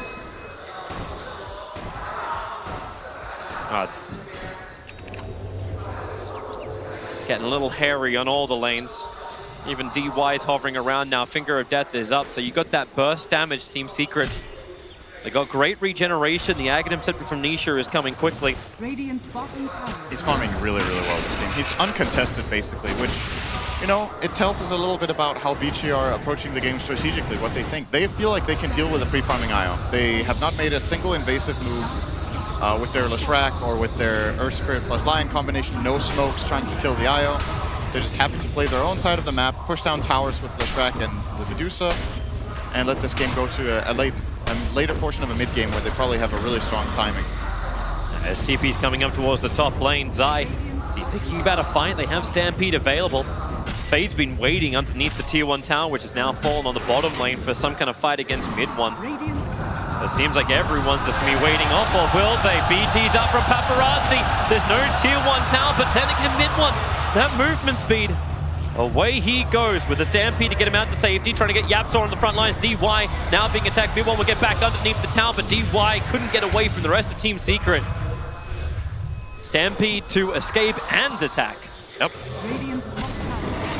And that's a bit different from when they went on Zai, because he can obviously save his teammates as long as he's not the one who's silenced. Rolling in. Rolling boulder, a little bit short, but he'll still get the kick. Yang's arrived. He has the Ravage available. Yapzor with the Soul Earth Spike creates a little bit more space, but Zai, he'll hook stomp out. And Ori, he's still sticking with him. Another Mystic Snake. It's going to be good damage. Rolling boulder. It's just going to be the kick. Slow him down so Ori can reach him. Yapzor is able to get a 2-man stun, but it won't stop Ori's attack from flying forward. And Zai will now have his second death of the game. He would have loved to have Stampede again, but he just used it to save mid 1, so Vici Gaming see the opportunity and they pounce. It's a very even game so far in terms of overall net worth, but Vici Gaming are sitting on 3 of the top 4 net worths. The one big winner for Secret, of course, is the IO of Nisha. And I'm just curious to see how they execute this, because we have our level of expectation based on how OG's drafts have worked and how they've played around Ana on that IO. I'm just curious if Secret can show us the same kind of power around this time once the Axe is online. Yeah. Because OG, it feels like when they get the IO Axe, they're just ready. Yeah. They're just going to start winning fights. All items are up, all timings are up, all pushes there. It's like, okay, we didn't care if we lost 15 heroes in the first 15 minutes. It's, yeah, Ana was ready to fight. But do you have the same feeling here that you can just do that as Secret? You just group up with Axe and you're like invincible, you just run in and fight them? Is it the Centaur who's the front liner that then like becomes like what the Bristleback was for him? Is it the combination with Gyro? IO probably wants to tether the Gyro, right? You've got to assume that. So Zai is the front line. But it's about if you have enough damage. The pipe will be completed, I think, on Tide. Nope, he went Dagger. He was hovering the hood, but changed his mind. Maybe the idea for Liquid, they're playing later, for Vici Gaming is to get on top of the IO, blink Ravage, roll in the Earth Spirit, get off a Magnetize, and just run in Paparazzi and look for those kills. They're looking towards mid. But you got Yapzor right around the corner. There's your blink Ravage right on top of Iron. Paparazzi with the chains on. It's still a little too late. Nisha able to tether himself up and get back behind the tier 2 tower. Yapsor able to steal the landing stampede. Team Secret, they want to get in on this. Paparazzi still uncertain if he wants to fight or not. The ET splitter, this is horrible for VG Gaming. They can't move back. Paparazzi gets slapped by the rock. And Yang, what else have you really got to give? The Magnetize from Fate creates in space as the ears ring of Team Secret. Mid one's already gone down. They jump forward. The Gush slowing down Zai, but Nisha, he's giving all the life back. Here we go for another stop. Yang not even affected because he's already dead. And now efficiency shrine for Team Secret. And that was a reveal of the Blink Dagger. And what did you get? A kill on mid one. Yang just jumped the gun there. He went in too early. Lishrak was not in range to do the chain stun, and you have to know that IO is probably going to have tether ready, and there's going to be someone behind that he can connect on, so you need to be able to one-shot that kill. Get everything going in one move, and they couldn't. Oh, man, the dodge. He chose to dodge. Nisha relocated in for this one, quickly having his mana burned off by the Mystic Snake. And support this time around is there from VG. Zai, that's on the other side of the tracks, and Yang gonna blink forward. They're looking for the stomp to put people asleep, but they're not really affected. Great Earth Spike. Zai, another Mystic Snake, can take a lot of the mana out of Team Secret. So Ori will get 100% back. They're now underneath the VG Shrine. Team Secret, is this your turn to go too far? With a Centaur Stomp controlled by Nisha, they send up Ori. He needs to get back a little bit further. DY will give him that space to do so. Zai is still the front liner for all of Team Secret. The Stone Gate is on. Fade tries to get away. DY looks like he'll be the sacrificial lion. Yapsor's able to reach him with the Fade Fall. Lishrak in a little bit of trouble. That homing missile from mid one's coming in, and with the call down, they may just have what they need. The kick, they tried to get him down. Fade attempted, but it was just a second too late. The Yapsor at least gets him some cred. They need the Ravage to be able to fight this. The IO is just doing way too much work right now. VG Gaming, they can't get in on top of the IO, so over the course of these fights, Nisha's just slowly but steadily going to whittle everyone down with the spirits. This Aghanim Scepter has proven to be quite insane, some might say. TP's coming over. Medusa's in trouble. The ET splitter's going to work. DY tries to create some space, but he also gets caught inside the splitter underneath the shrine. Medusa gets a lot of mana back again, but where's the extra life? Trying to get the splitter shots off, but it's just not on anywhere near enough damage. The Tidehunter went to the bottom lane. Wasn't there with the Ravage either. And Team Secrets, like VG Gaming, now come to them. In fact, Paparazzi caught lacking in the mid. But no jump forward, still no blink on Zai. And that's just a big mistake from Ori, TPing in here. In a very exposed position. Secret, you have to have known that they were somewhere in the neighborhood. And they get a free kill on the Medusa, the top net worth hero of the game again. And now VG Gaming are in a lot of trouble. They lost another tower. The tempo of the game is ramping up nicely for Secret. Looks like Nisha will still be going for a heart, not the BKB. That was a possible option. It's damage issues now for VG. It will be. They will have, just as much as Secret have issues with Focus Fire, so do VG Gaming. They're split damage lineup too. You have Leshrak who does split damage, you have Medusa who does split damage. Your only real Focus Fire is Finger of Death, and that's falling off against this IO very quickly. 2k health currently, sitting on Nisha. And this was even before, keep in mind, this was before Nisha was level 15. Secret took these fights without the actually strong spirits. They're about to come up, and then it gets a lot worse. So what do VG do? They smoke up themselves, 3 men together. They'll walk in front of Roshan. They will come for the IO. They'll come for whatever hell they can find. Radiant will scan up the 20-minute bounty runes. At least what they're able to secure with this smoke. But they need more. They need some extra information. Lion's on the way to go and do it. Observers and sentries, they need to watch the IO's movement. Very high up in the lane. And there's that blink from Zai I was looking for. His jump and initiation. I love how too VG Gaming, they were having that fight around their bottom shrine, and Zai's literally staying in the middle and they're not attacking him. It's like, we cannot, we should not. Blink Pipe, Nisha gets level 15. Secret just hit a huge spike right now in their power. As if it wasn't good enough already, now they're way stronger than before. And VG Gaming, can you take these fights? It feels like when you're playing against this IO lineup, similar for OG when we saw it earlier, if you make one bad teamfight mistake into this team with IO, there's just so much momentum. Such range. Dead Lion. So easy for Yapsor to steal. That Ravage kill attempt in mid they did with the Tide Leshrak just cost them Ori, their entire grip on the game, basically. Tier 2 towers are not safe. TP out inside the trees. When that IO is up, you will dive the tower.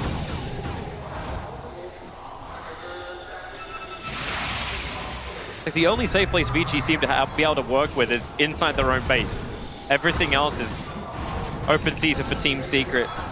Vision established on the north sides. The north will come out through there. The Vici will four-man smoke up through the bottom. DY is the only one north court inside this. Mid one's revealing himself, but Yabsaw, Puppey, Zai, everyone's ready to behind. The Stampede will come out. Jara comes to Finger of Death. They still can't get through him. And in fact, Relocate pulls him out. Pepperush is already going to go down. Zai did so much damage. The ET Splitter catching the backline too, so Fade's also fallen. VG Gaming are falling apart. Yang will try and get something back with this Ravage, but where's the damage? Where is it? It's nowhere. Yang, maybe he'll get something in, so finally they kill a Puppey, but the cost is so great. Nisha wants to move forward, putting the balls into Ori. He's got more of them, and well, Medusa just can't outrun the balls. Surprise VG. I mean, that fight was so easy to play for Secret, it looked like. They put the Gyro on the front lines. Vici Gaming have the hope that if they roll in and kick him under the tower, that they get both the IO and Gyro out of position.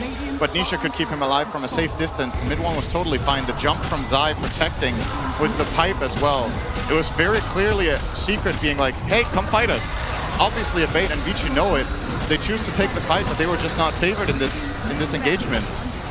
They're going to take the lane of Rax. Out of control now. Secret getting Rax minute 22. They might even continue more if they want to. They could back off. Without the Deucer, it feels like there's no split push, there's no D push. So, hey, why not take at least the tier 3 tower in the bottom lane? You got a 17-second window. And Ori, he's holding that buyback. He does not want to burn it. Meanwhile, Secret will take 2 lanes of Rax. How long do they hang around? Homing Missile at least keeps Yang away. There's no Ravage available. There's no Finger of Death. Now Ori will arrive. Yang, he's gone in pretty deep already. The Stomp won't be able to actually connect over on Ori. Maybe it won't matter, however, the cooldown. Yang's going to go down. And the stolen Ravage! Okay, that'll do its work right there. That may be it. GG. 23 minutes in. This game is over. Team Secret have just IOVG into oblivion. That was fast, unexpected. I don't know what to say. These core IO stretch seems so broken. It's pretty crazy. Secret executed the game super well. They got it as the 9th overall pick. They haven't played it, so Vici Gaming were absolutely not expecting it. And I love when teams come in like this and just really surprise out of the draft. They just flip things around. They have a new idea. Well, they have another idea, and it's new for their team that they pull into the game, and just fantastic game from Secret. From the laning stage, their safe lane tri-lane was awesome. Zai did very well bottom. Mid one drew mid for as long as it's possible. Medusa will outfarm Gyro in that matchup eventually. And everything just came together super nicely for them. Vici Gaming, however, the jumps that they made in this game, you got to question a little bit, especially the jump mid where they try to kill the IO. Yeah. It seems that when you're playing against this IO hero, if you make 1 or 2 big mistakes, the momentum shift that happens in the game against core IO is actually insane. I don't think there's any hero right now. We've seen lots of long games, people can defend. When IO kicks in, it just ends games. It's so fast. And yeah, that's one hero I'd like to see on the permanent ban list, so we could still see some interesting drafts coming out. VG Gaming, I'll have to think about it, as we'll have to wait a little bit to see what we get in game 2. Yes, indeed we will. Thank you very much, Toby. We'll head back to our commentary team, of course, for game number 2. Astonishingly quick work from Team Secret. Gents, I think we might have an idea about a certain hero that might be changed somewhat after the International. And you and me, GodZ, we thought that during the group stage, we thought, yeah, finally IO is balanced, maybe as it's before, but Carry IO kicking in 23 minutes into a game, like you try to make a move on IO, and suddenly they just turn the game around. You nerf IO, you think he's in a good place. No, he's still busted. What do you do? Traumatic memories of the OKG. Yeah, I was going to say, are you? You're very familiar with this tactic, this strategy. You got served the OG variety of this. Is a slightly different twist on it, but it's pretty much the same result. This is the thing. OG has these strategies where you're kind of just like, you're not really thinking like, oh, maybe we can try that. It'll work for us. You're kind of just like, that's OG. But if there's one team out there that'd be like, hey, that seems interesting, let's give it a run. It's Secret, right? Yeah. And Here they pull out in the last pick. Obviously, with the 2 talents and the Aghanims, the Spirits do a tremendous amount of damage. They're constantly there, and then you have an incredible amount of sustain. Actually, I felt that Vici's lineup, of all the ones we've seen against Carry IO, has been fairly well equipped to deal with it, you would think. They have so much AoE damage. They run this lineup very frequently with like Medusa and Leshrac. We have a ton of AoE physical damage coming out, and then so you feel like against a single target sustain type of hero, maybe with the AoE you can out-damage it. But again, you miss one timing, you mess up one fight, and they just start running at you, and there's nothing you can do. Like, you're just going to get run down. I didn't like the last pick Medusa. That felt way too greedy to me. I think you need something with more damage, more burst, since you have this big team fight. But yeah, it was just so tough. Carry IO looks insane. Their tri-lane didn't went that well because you're playing against heroes that want to have more heroes in that lane. Rubik, Fatebolt, you have Elder Titan with the Spirit. They're just going to run at them. And Leshrac went for Boots of Travel, first item to try to catch up with the farm, no saving capabilities, and at one point, Secret just ran at them. And this is what I want to see from Team Secret. This is what they were kind of lacking, or saving it for the later stages, being this confident. Yeah, back to what God said, it's too slow, right? Like, you have to be able to challenge this IO stacks, I think, if you want to beat him. You can't kind of trade farm with him and say, you go farm, I go farm, because then there's this timing where there's nothing you can do about it. So for them to pick the Medusa, kind of sits back a little bit, had a bit of a net worth lead, but when these fights roll around and the IO hits his timing, you can't stand up to that. I think I left the green room and I heard someone say, "That's disgusting." I'm not sure who said that. It was kind of as I left the room. Someone said, "That's disgusting." I'm pretty sure they were talking about the IO in that game. That's still cool. I mean, it is cool. I mean, it's a bit like the Fountain Hooks. You go back and some people go, "Oh, it's terrible. It's breaking the game." But actually, you kind of like to figure that out and execute it. That's pretty cool. There's no way we see it in game 2. There's a few heroes. No, and that was my next question because it can't come back now. That's the great thing about TI and Dota as a game is you get these bans. So when a hero shows itself to be like have some absurd mechanic or skill, like you go back a few TIs, it was Leshrac, the TI that EG won. This TI first it was like the Tiny with the tree volley. That's why Tiny's being banned out now. IO carry, we're going to see it banned out a lot moving forward. Jack, you've experienced this on the other side, as I said, with the OG. What did your guys come back and talk about at the end? Because you must have game planned for the fact that they might go that way. Yeah. But then they beat you with it, and you go, okay, fine. Literally, okay, GG. So, but okay, forget that. So game 2, what do you talk about in between the 2 games? Well, so there's kind of different levels of that. Like, if you see a team do this, like, obviously you're prepared for it, and then you have a choice. You think we can beat it, or we can handle it in lanes, we can create a game state where it doesn't do as well, or do we just go ahead and ban it, but then you leave something else open that you know that teams play well, right? So for Vici, I mean, they have to make that choice. I would guess that they probably just ban it, as Chinese teams have traditionally either not played Wisp as much themselves or banned it against Western teams. I feel like they kind of have to go back to that sort of situation. Oh, anything else you play is a little bit less scary. Maybe we see the Void, maybe we see these other secret heroes in game 2, but that is not something that you kind of just suddenly adjust to or be like, okay, we can just deal with it this way instead. Yeah, and the point here, Lacoste, is Jack, obviously with Newbie, they would have expected OG might bring it out and they had a plan for it. Vici, I don't think they would have thought that against Secret, would they? They didn't show it, and now they pay the price. They need to adjust in game number 2. Definitely a ban material, but you're going to leave some of the picks open, and the Team Secret might punish that as well. I mean, you don't have that many bans. You're actually playing chess here. Yeah, it's just a good point. It's not quite Dota chess, but it is chess. Puppy's the right kind of guy in this situation as well for their team, because they won't get carried away with that win, will they? They're like, okay, game 1, we haven't won anything. We haven't moved on yet. Don't get too carried away. No, but they will feel like they have a draft advantage because they now know this IO carry is going to be in their head. So going to game 2, there's an extra layer for Vici Gaming to think about. So Secret, they have to think, okay, if they ban IO, which of these other heroes that we don't normally get can we now get and build around? So Secret's now thinking to they're looking at the long picture, the big picture here, looking at the series, if game 2, potentially even a game 3. As Puppy, in terms of statistics on screen right now, he played the Elder Titan, which is the most played hero right now at the event. Might even end up being the most played hero, although Shadow Demon's running it close and Ogre's not too far behind. Is that kind of what you expected when you scrimmed before TI, Jack? Was that the meta? Just pretty versatile hero all around. He's good in tri-lanes. He stacks well. He gives you team fight. He scales pretty well. Just a good overall hero. Yeah. The Puppy factor, I would say here is there's a certain psychological part of when he drafts that I think is a little bit different from some other captains. Look at the Infamous series yesterday. He comes in and he's basically like, okay, these are the heroes you win with. You're not going to get them. We're going to ban one and we're going to take one. Then there's some series where Puppy's kind of like, okay, these are the heroes you like. Go ahead and take them. we'll figure out something that beats them. I felt like last year with VGJ Storm against Puppey, it was very much like that. He kind of just like let us have what we wanted. It's like, don't worry, we have an answer for you. Also, does that get in your heads at the same time? Because you're like, why is he giving us all of the heroes we want? I think so. I think so. There's a bit of hesitation. It's like, wait, are we walking into? Are we giving him exactly what he wants? We thought this is what we wanted, but he seems to be giving it to us, right?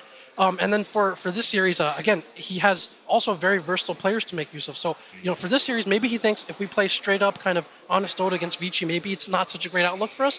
And then, he has this mid one on his team, this guy with a hero Ocean who plays just about anything out of mid. It could be a Brood. It could be even a Meepo that we've seen, anything. And so I think that might be the tool that he's thinking, hey, maybe this is what gives me the edge against Vici Gaming. Maybe they, straight up, like they're a very solid team as well. Maybe we need to do something like that and just throw them completely off balance. It's such a valuable play to have. Mid one would literally go into pubs and random and then go mid, whatever hero he gets. This guy, his hero pool is the entire Dota pool. I don't think there's a hero he cannot play. Okay, we're going to take a look at some statistics on heroes right now. TI9 hero notes. Checking with that most picked and most banned. As I said, Elder Titan having played 68. Shadow Demon just behind him on 67 right now. Most banned, 130 bans for the gold ban. Not surprisingly, and totally almost forgotten completely. 1 pick, 0 bans. I think it's 0 ban. I think it's 0 picks, 1 bans, isn't it? For Ricky. Either way, we have picked. He got picked. Oh, he did get picked. Yes, he got picked for 1. And I think we have 4 now heroes. 3 that haven't been picked, but every hero has been picked or banned at this event. All 117. Stale meta. What? Say that again. What? I mean, Alchemist is the hero that you do not want to play against. Most of the time, you just ban it out because they can punish you. And he gets the timing on the Radiance. So in this game, Vici ban Tiny, Wisp, Elk. Well, it depends who's going to have the first I think one of those is going to come out, isn't it? Well, for sure. Well, I can't see them both leaving all of those. Like, they're not all going to get left in the pool. They've got to ban them out. And I guess Secret don't care which one of those they get. I feel like Team Secret and Team Liquid were one of the hardest teams to draft against because they have such a variety of the heroes that they can play and the really different openers. You could see in the game yesterday where Liquid opens up with the Sanking and Ancient Apparition, and it takes other team almost all their reserve time to actually adjust what just happened. How do we go? Why are they not picking their usual stuff? Yeah, it is. Mid 1 was ended last year's TI as the player that played the most heroes, most different heroes last year. And sort of backs up what Jack was saying, that flexibility within the team. But it's not just him either. Nisha's got a great pool. They've got plenty of variety wherever they go right now. As part of having, I mean, Puppey said he didn't care that they were #1 on the DPC, but part of being #1 was that they were able to experiment. Yeah, the entire team. Zion, the offlane, has played all kinds of weird stuff. He played some offlane Pudge for a little while. I think some people still waiting to see that one reemerge. The hero pool diversity is crazy. They're hard to play against. Lacoste is busy cheering. Cheering for my boy Pudge. For Invoker, mid anything. Yeah, Pudge in like any role. Mid Pudge can be pretty scary against a lot of matchups too. Can indeed. Game 2, not too far away. Of course, that draft ahead of us. Puppey back out with the team. Team Secrets re-entering the arena. 1 game to the good so far. The plan has worked. They surprised everyone with the carry IO in game #1. And my goodness, did it prove brutally effective on these poor lads who suffered very badly in game 1. They're going to put all of that out of their minds and get themselves back to a happy place. I'm sure ROTK would have given them plenty of happy thoughts to be thinking. And actually, funnily enough, we should be talking about funny because they've had some fun already.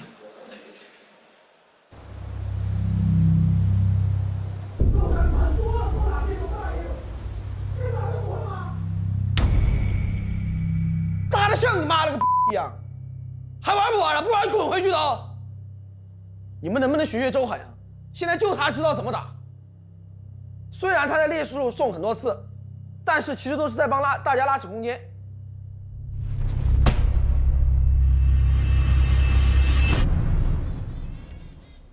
皮鞋16个月了。 Make yourself known. We are gonna have Game 5 of a Grand Finals here. 我不知道它是怎么发生的，人刚一选完，回头看他就已经不动了呀，突然就不动了。其实没什么影响，我们还是赢了。最难的就是要不被 RTK 发现啊！我们需要想很多办法，因为他一旦发现了，可能想要来踢掉皮鞋来跟我们一起打了。我们宁愿跟死的皮鞋打，也绝不跟 LTK 打。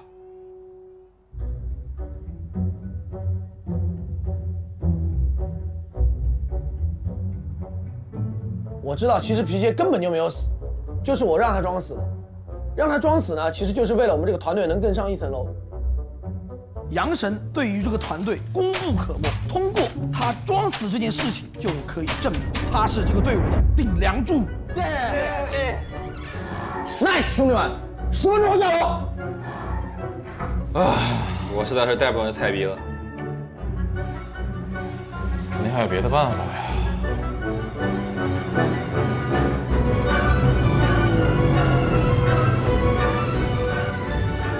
今年 TI 大不同，最终 VG 会举起冠军盾牌。为什么我会这么有自信呢？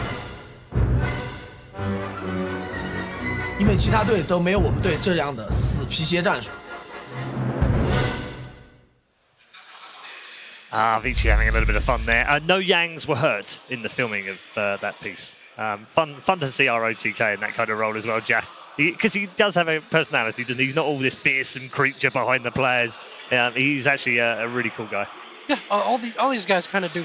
Yang is, some of them are as different as can be. You have Ori, I guess, and DY, a bit like very well educated, well heeled, kind of official and proper in how they talk. And then you have Yang, who's like quite the opposite. Like the way he speaks, he's like known for being very vulgar, or even on stream, stuff like that. But he is in many ways the heart and soul of the team. He makes so many calls. Like his communication is extremely vital, even to the point where some other teams talk about like, hey, if he's on one of these tempo heroes and he's having a good game, it gets really scary to play against him. But then again, you put him on another hero that's maybe, maybe a Necro or something a little bit slower, a bit of a frontliner that wants to hit creeps, then it's like a totally different team. So, yeah. He's super popular out here in China as well. I think he probably got the loudest of all the cheers when the players were being introduced earlier. Yeah. That's come around quite quickly, isn't it? Yeah, he's just a source for memes. He's endearing and like easygoing. He's just kind of like a lightning rod, and a lot of flames, a lot of going back and forth with ROTK as well. Kind of they'll be streaming and be like, yeah, I dare you to come upstairs, come talk to me there. It's something like that. So yeah, he's very likable. But this team in general has a lot of personality. Fade is probably the most outgoing Chinese player that I've ever seen. He's a Twitter. He speaks English very well. I was going to say his English is fantastic. It's great to be able to talk to someone like that. Yeah, he's like the only Chinese player I think that you see him at the bar all the time. He comes and wants to drink with other players and socialize. Like he's the only one who's kind of like that. A bit of a known as a bit of a playboy as well. So yeah, it's an interesting mix of personalities there. Yeah, fantastic. We were talking about DY before, weren't we, GodZ, yesterday, and what transition that guy's had over the last 9-10 months. You think back to those early games that he had at the start of the season. There was a lot of commentary from many experts in the scene saying, what on earth is this guy doing on this team? How did he get in there? Like, who saw anything in this kid? You wouldn't be saying that today. Yeah, he came out of nowhere. He seemed to have just played the same 1 or 2 5 positions every game, didn't have much versatility. It just felt like, okay, he's just some 5 position we could grab. Now it's like he's making plays every single game. He's doing his role perfectly. He understands where to be on the map, which heroes he needs to be playing around with. He's a perfect fit for this Vici gaming team now. Yeah, we don't talk about the farming system too much, Lacoste, in Europe and NA, because there really isn't one. It's basically, I played with this guy in a pub and he's really good, let's try him out. But in China, Jack, the farming system over here has produced so many good talent. He's another product of that. Yeah, it's a difference. I mean, it's telling that the 2 highest finishing Chinese teams here so far, LGD and Vici, they in a sense, it's like long-term investments paying off. For Vici Gaming, they have 3 guys who used to play on VGPs. That's one of their lower tier teams, and you get to see this person in different situations. It's not a complete unknown when he comes into the team. At the same time, you kind of have his contract. He's already in your club, and so when you promote him to the first team, so to speak, you know what you're getting. He's already been there, and then you find a lot of value in that, because if you have to go to the transfer market and pay big money for some of these free agents, you're not sure what you're getting. You're not sure what the fit is, and you just have to fork over a ton of resources and money to get them. But then you have these guys, they come up or buy a completely other team in order to get a player. Yeah. Or I mean, that's Ori. Yeah. So yeah, you get to see them come up, and then when you see the LGD, you think about they go to find value somewhere. They find a C player. They've taken good use of C players they've been able to get. They had some of those players, Ame and maybe come up through their own CDEC, youth system, so you kind of know what you're getting. And you're starting to see that pay off here for some of these Chinese teams. They have very deep kind of farm systems, organizations, scouting, coaching. It's all very complete, and you're starting to see the culmination of that in this new generation of talent that gets a chance. Yeah, Lacoste, do you want to see that happen more often in Europe and CIS? Oh, for sure. That's North what we America? lack. I think that's why it is, isn't it? It's the tier biggest 2 hole. scene in Europe and especially CIS is not growing that much. We need this kind of a system that can flourish our regions. How would that work in Europe? Would it be different? Would you see junior teams? Would you, in terms of the way that it's set up? Well, I still don't have a business model right now, but that's I assume it would unfortunate. be I thought you were going to come here with answers, Lacoste. Come on, man. I assume it would be a bit different than China. China is the one that started doing it first, and pretty much it's working out for them. As Jack mentioned, sometimes even a C team's going to B, then to A team, and you already know what you're getting. Yeah. As our C expert, are you disappointed that you see so many players end up in China rather than staying in SEA and building these big powerhouse teams that they possibly could do, right? No. If anything, it's like a, I think, point of pride that some of your best players are getting picked up to play in other regions. I mean, the same thing happens to Australians. They're not competing in Australia because there isn't a scene there. SEA is a bit different because there is a strong, very competitive scene, but there's so much more stability when it comes to competing in China. You have Midone, who's now playing in Europe as well. So the opportunity that some of these Western or Chinese teams present the SEA players is a fantastic one. So they're going to go play and compete there because you have this opportunity for a really high level of success. Yeah. Are you surprised by some of the players that end up moving into Chinese teams and how successful they are in the way that they're playing in your region and then suddenly they're on newbie or you're like, wow. A little bit, because sometimes one picked up, like X-Nova wasn't a well-known... No, he wasn't a well-known player. He wasn't considered to be one of the stars. He was on the WG Unity team with Afu, actually. Afu was the star of that team. He was the big star in the whole of SEA at the time. Everyone was talking about it. Afu got picked up and everyone's like, oh, X-Nova, who is this guy? And he got picked up by LGD. It's like, what? Why? and then LGD went to TI finals, so... Yeah. That proved all right. Well, back and look at that WGU roster. They had Moon there, Ajit. Like, it was like, at the time, it was like, who are these guys that do pretty well? They almost beat OG at the Boston Major, I think. And then a few years later, these guys are, like Afu, X-Nova. We've seen them on the biggest stage. So, yeah, it's nice. Actually, X-Nova, we briefly wanted him at some point last season. Really? And he was like, I'm trying out with LGD, and I'll get back to you. LGD took him in, and the rest is you're like, drat. Alternate history. Right? Yeah, you see, you never know how that plays out.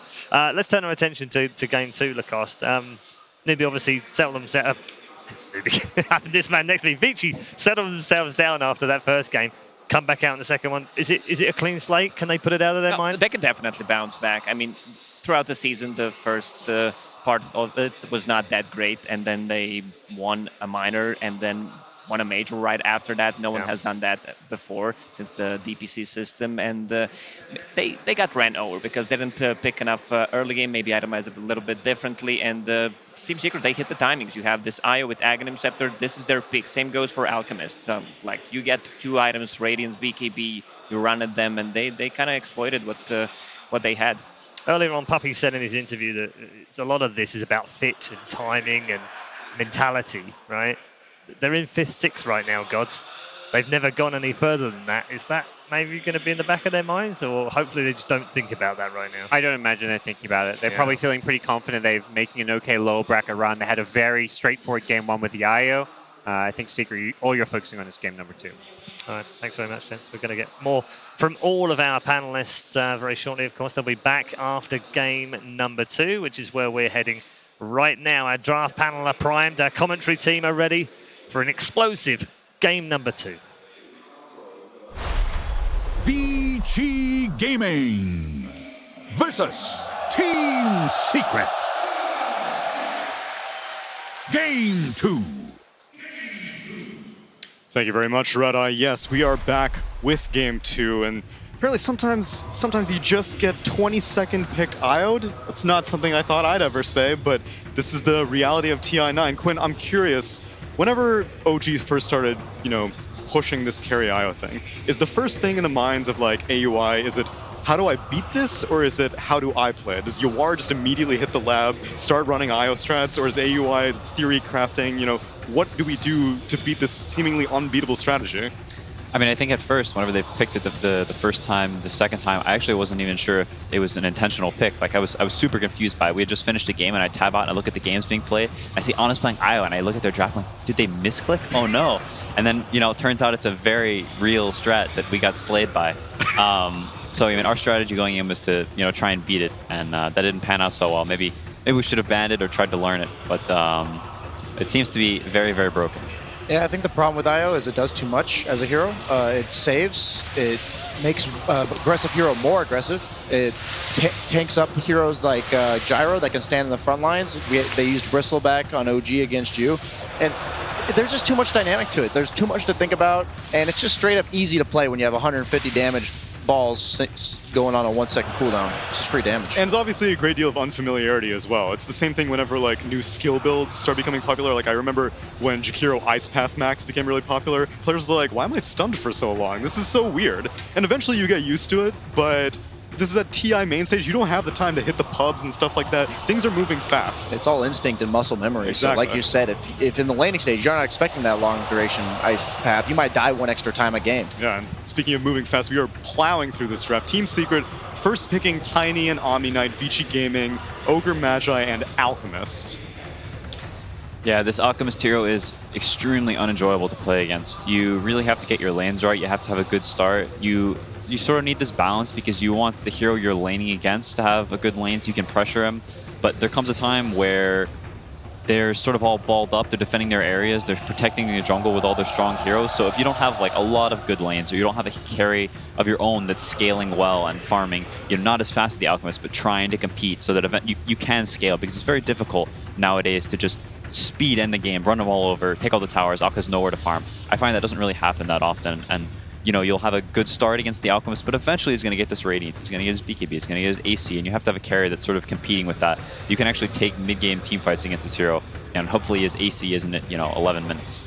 Part of what makes IO like the good carry is it fits the Alchemist strat, where since it's so hard to invade the jungle, it's kind of hard to explain why to the viewers it's difficult to do that. But in this current meta, every carry has about 5 to 10 minutes to hit neutral creeps. You saw the Medusa do it last game, but she just doesn't come online nearly as fast as the other heroes. IO takes just the Helm of the Dom Ags. Alchemist, on the other hand, obviously turns creeps into gold, but I say gold because every creep turns to gold, but he gets like 3 times as much gold as the normal hero does, and he gets a Radiance at 10 minutes, and suddenly he comes out with AC BKB at 18 minutes, or he gets the Radiance at 11, gets the AC BKB at 18 minutes, and you're like, well, we can't kill this guy, and he kills us really fast. Yeah, ultimately the scaling of carries all comes down to like how much time do you need to start becoming useful? And Alchemist, obviously, since he accelerates his farm so quickly, becomes useful incredibly early on. Same thing with Io, because all you really need is a Helm of the Dominator, and all of a sudden you start being useful. Yeah, I think with all that being said, Seeker does have some decent tools to be able to run into this Alchemist jungle and mess with him, like kill him, kick him off of his jungle creeps, or have that kill potential. Sometimes you don't actually need to kill the guy, but in like laning phase, for instance, like out CSing this guy, denying a bunch of creeps, sometimes it's better to just have kill potential. If he walks up to the lane, he's just gonna die, so he has to go to woods earlier than he would like to. Just having this ability to just make this guy die if he comes up can be very nice. So he'll go and hide in his little jungle camp, but you make him stay in these jungle camps, not going wherever he wants. If you could force him to farm in a certain area, he'll farm a lot less, and you can abuse the rest of his team, hopefully. Alchemist doesn't protect himself while he's farming. He relies on his teammates to do so. So I think the best way to deal with Alchemist on paper is to basically make him become a liability, where the rest of his team has to play around him. And even though Alchemist isn't fighting, you want to bring the fights to where he is so it looks like he's involved, and he spends most of the game running around, like you said, rather than hitting the neutrals he wants to hit. So then, with that in mind, are you leaning towards this Tiny being mid lane against the Alchemist, or you had mentioned Secret has the tools, kind of leads me to believe that you want this Tiny to be a lower position core? I mean, I think he can certainly be a mid hero. I think if you have this Tiny Heavenly Graced running him with an Omni Knight, and he kind of he's not really going to die. He has 10 armor, and he's Graced. He has 50% status resistance and 2,000 HP. Like, this guy's not dying. You can maybe sort of ward him off, kick him out your woods a little bit if you bring a bunch of heroes, but it's very unlikely he's going to die. And now we got a Wind Ranger picked up for Team Secret, followed up by a Grimstroke by Vici Gaming. Wind Ranger, a hero that I was expecting to see a lot from Liquid, obviously. Wind Ranger was Weeha's hero of choice at the Epicenter Major. Yeah. Ended up kind of dying out a little bit before TI rolled around. Yeah, I think sort of the breed of mid heroes that were popping up after that tournament were pretty good against Wind Ranger. Your Kunkas, your Tinys, your Ember Spirits, all these heroes traditionally, they're very beefy, they're in the front. It's sort of hard for Wind Ranger to bring down, and it's also can be a rough laning phase at times for a lot of those heroes. So I think sort of the popular heroes. Gracious. People going crazy. This crowd is hype. They're excited to watch their boys VG Gaming play.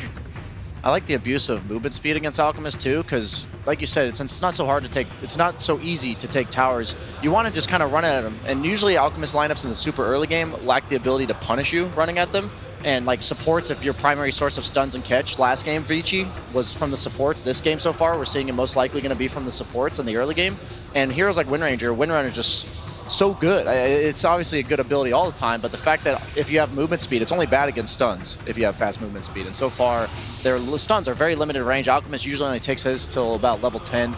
Now, Crystal Maiden enables the rest of the team to stay on the map, spam their spells to push out lanes, harass heroes, and kind of goes along with this theme that Team Secret's going with, this low cooldown, run at you strategy. And they're also got an 83% win rate on Crystal Maiden so far this event, so clearly a comfort zone hero for them. So the approach that you were originally going for, CCNC, is that you thought that it's in your best interest to maybe play Alchemist's own game, that you try to carry him, because every single time you try to challenge him, if you fail once, then all of a sudden it starts spiraling out of control. But it seems like Secret are content to challenge an Alchemist. Like, why pick a Crystal Maiden unless you really want Arcane Aura, you really want to be challenging this Alchemist in the jungle constantly? I mean, I think it's a combination of both. You want to challenge him while both having this sort of carry of your own that can scale with the Alchemist, or is, generating all that net worth, hectoring it up in the jungle, just getting super farmed. So I mean, I think the Crystal Maidens, like you said, it suits that quite well. You have this extra mana you can run, and Tiny's got more avalanches, more tree grabs. Midwin's been doing this build where he maxes the E, so you can take the towers pretty early. I think it actually. So you're back to it's pretty sick. Mid lane Tiny then? No, I think it's certainly mid. I mean, now that the Wind Ranger show up, I think it's most likely a 4 Wind Ranger. With the mid Tiny, because I mean he'll max this tree and your tower is just going to start dying pretty early. You're going to lose this mid lane tower, and it's kind of hard to stop because it's very casual. It's not like this organized push where a bunch of heroes come to your lane. It's like you look away for a second and suddenly Tiny's hit your tower 4 times and it lost 400 HP. Yeah, and you have to bring like 2 or 3 heroes to stop it, and you don't want to do that, like you said, to stop this casual push if he's investing virtually no resources. Yeah, so I think it's not something we've seen that often. It's sort of been a more recent trend where people are starting maxing the tree grab. So it may potentially give this Alchemist some problems when he starts losing towers very early. Usually when you see these first pick cores, they're really versatile in how they can play the game, and I see Tinys go for the max avalanche toss still if they're against squishy cores, but when they're against these Centaur Alchemist type heroes, they just go for the max tree grab, and that serves as a way to just, like, I can't kill you right now, I'll just kill all your buildings first and then get enough gold and net worth and levels to bring you down later. The Ag Scepters are super broken, so any way you get to the Ag with the Echo Saber, you'll take it. Yo, Ag Scepter with Heavenly Grace, this man's going to be doing so much damage with that tree volley. And VG Gaming going to round it out with a Razor, so which one's mid? Is it going to be the Alchemist or the Razor? I think it'll most likely be the Razor. I think Alchemist, if they put the Alchemist mid, could have a rough time against the Tiny. It's much easier to rotate, I think, whenever the Alchemist is centered around mid. I think Paparazzi just is also, all the times I've seen this team pick the hero has been the one to play the Alchemist. I mean, I think they're expecting this Tiny to be mid. So they pick the Razor, which is quite nice because it's not like this Tiny's going to be able to have a free game to run around to beat down these towers super early. If he's got this sort of immovable object in his path, sucking all his damage, he's not going to kill these towers as fast. I think it's a pretty good defensive response against Secrets. We're sneaking into your jungle. This Razor's I will stand in your path. Yeah. Static Link also not affected by status resistance, and it's also really good against the idea of Tiny and Omni, right? They want to play up in your face, and no better way, if you can't kill them fast, then just make them do nothing. Until he gets the Aghanim Scepter, then he's playing this is true. really far away. You're right. Suddenly he's Kobe Bryant. 5 seconds left. Team Secret need to figure out what they're going to do, and they're going to go with a Bristleback. This has been the hero I like to pick against Alchemist. We said run at you, right? And this is the perfect hero to do it, force the issue. I love that last pick from Secret. I'm going to go with their pace of the game being too fast for Alchemist. No, I mean, that's some speedy gameplay. Some TNC, Gabby plays this bristle carry all the time. Taking stuff from some other people's ideas potentially. I mean, it definitely looks like. I'm curious. I didn't see if Midwin was playing the Tiny or the Wind Ranger. I was wondering if they'd switch it up, but I feel like they'll still put the Tiny mid. I think even with this Razor, eventually he's going to go hit some neutral creeps with this ult, and you walk to his tower and you beat it down some. I think Secret has the tools to play this game real fast. Yeah, and this Crystal Maiden is so valued for her team. The Wind Ranger is going to be able to benefit so much from the roaming. Tiny, Bristleback obviously loves it all game. He may not even need to go for the mana regen talent if you've got a Crystal Maiden on your team. Yeah, for sure. It's yeah, they definitely have the tools to play this game fast, but on the other side of the table, and it is mid-1 Tiny. Okay, yeah. So I mean, this Alchemist hero is very difficult to play against. It's very high execution to beat it. So we'll see how it goes. We can see, and we can also hear how well it'll go as we send it over to Casey talking to Team Secret's coach Sunbu. All right, so before I ask you about this latest draft, I want to ask what gave you the confidence to do an IO carry in Game 1? I mean, we are a TI team. I think, I mean, Nisha says he can play it, then he can play it. That's all there is to it. Very short game, and Vici Gaming ended up banning IO. We're going to see a very different game this time around. How do you think this is going to compare to Game 1? I mean, Game 1, you know, we had a strategic edge, and we take those. This one will be more of a normal game. It's a more even draft. It'll just come down to execution, and we'll see how that goes. All right, Sunby, good luck. Thank you so much. Back to you guys. Fantastic to see Sunby in the interview, but you could also see RTK still in the box at the very end of that draft, still yelling orders down to the troops. Like, this is how we're going to get through this, guys. It's Game 2. We pull ourselves up. VG, they were one of the big favorites coming into this competition. It's been a rough run for them in this lower bracket. They haven't hit their stride, but this draft feels very comfortable for them at least. Ori back on the Razor, Paparazzi into the Alchemist. Everything just feels good, at least as far as the draft goes. Oh, that is too good. Exactly. Yeah. This is clearly going to be an easier game for VG Gaming to execute. They are not playing against this core. If anything, it's kind of flipped. If you look at this game and what the panel said, Team Secret need to play fast. They need to put pressure so that Alchemist doesn't have a free game, which means that the burden of execution in a way is on Team Secret. If they play a slow game or if they fail executions in the early mid game, this Alchemist is going to become a monster. And he's not the only scaling hero on VG's side. They have 3 well-scaling cores with Bloodlust. So you have to pick up the pace. You have to push fast with playing around your Bristleback. Do they actually have the sustain to do this? Like the panel was talking about, like the Crystal Maiden Nora giving you this, like at least Nisha may be able to go for these early, more aggressive style or tankier style builds. Is there a timing that Team Secret's looking for that will work against VG? I think you get Bristle's first core item, if possible, and then you do stuff. I'm still concerned, though. I feel much stronger about VG Gaming's chances in this game, just based on the fact that Secret have to do so much without really the ideal tools to do it. They have aggressive heroes that can take fights, but can you take those towers? Can you invade that enemy jungle when you have to run through a Razor and a Centaur and these 2 strong early fighting supports in the Ogre and the Grimstroke? It does seem pretty tough. DUI doing a lot of damage to Puppy here. Windrun has been skilled by Yapzor. Yeah, Puppy wants to... what do you actually want to do here? Because Windrun's skilled up. You don't have Frostbite. Puppy's already TPing out of the lane. He's coming down towards the bottom. Yapzor's like, hey, we're all friendly around here. VG was actually planting LGD flags and throwing out LGD balloons on the bottom lane previously. Oh, Fade, this may be TP time. Just copping a little bit of the harassment, starting with Nasal Goo as the first ability for Nisha. Paparazzi will still be happy. He was able to skill up Greevil's Greed. They got 2 of the bounty runes to begin with. Yep. And now Zai feels like he's going to get bullied a little bit out of this lane. But if someone's going to survive, it's going to be Zai. He's got to time it right against DY's bloodlusted up Ogre. What wins there, Purification or Ogre? Probably Ogre, in the long run at least. Well, Zai does have Maiden Aura. It will help him a lot. He doesn't have it yet. Oh my god. Zai, club into the trees, cut away. Club him. Club him. There's more clubs to come. All right. Even got a creep wave to work with, but Yapzor... I like how Yapzor's like, wait, I could do slow. I can give slow. This is how I can give support to Zai. Bottom lane, Secret, I think this lane is probably the lane for them that is going to go the best. I would say Bristleback will have a pretty good time here, especially when Puppy hits level 2. So they get that aura up and running. Maybe Nisha's level 3. Centaur can't really sustain very long against Quill Sprays. You have good health, but your armor is really bad.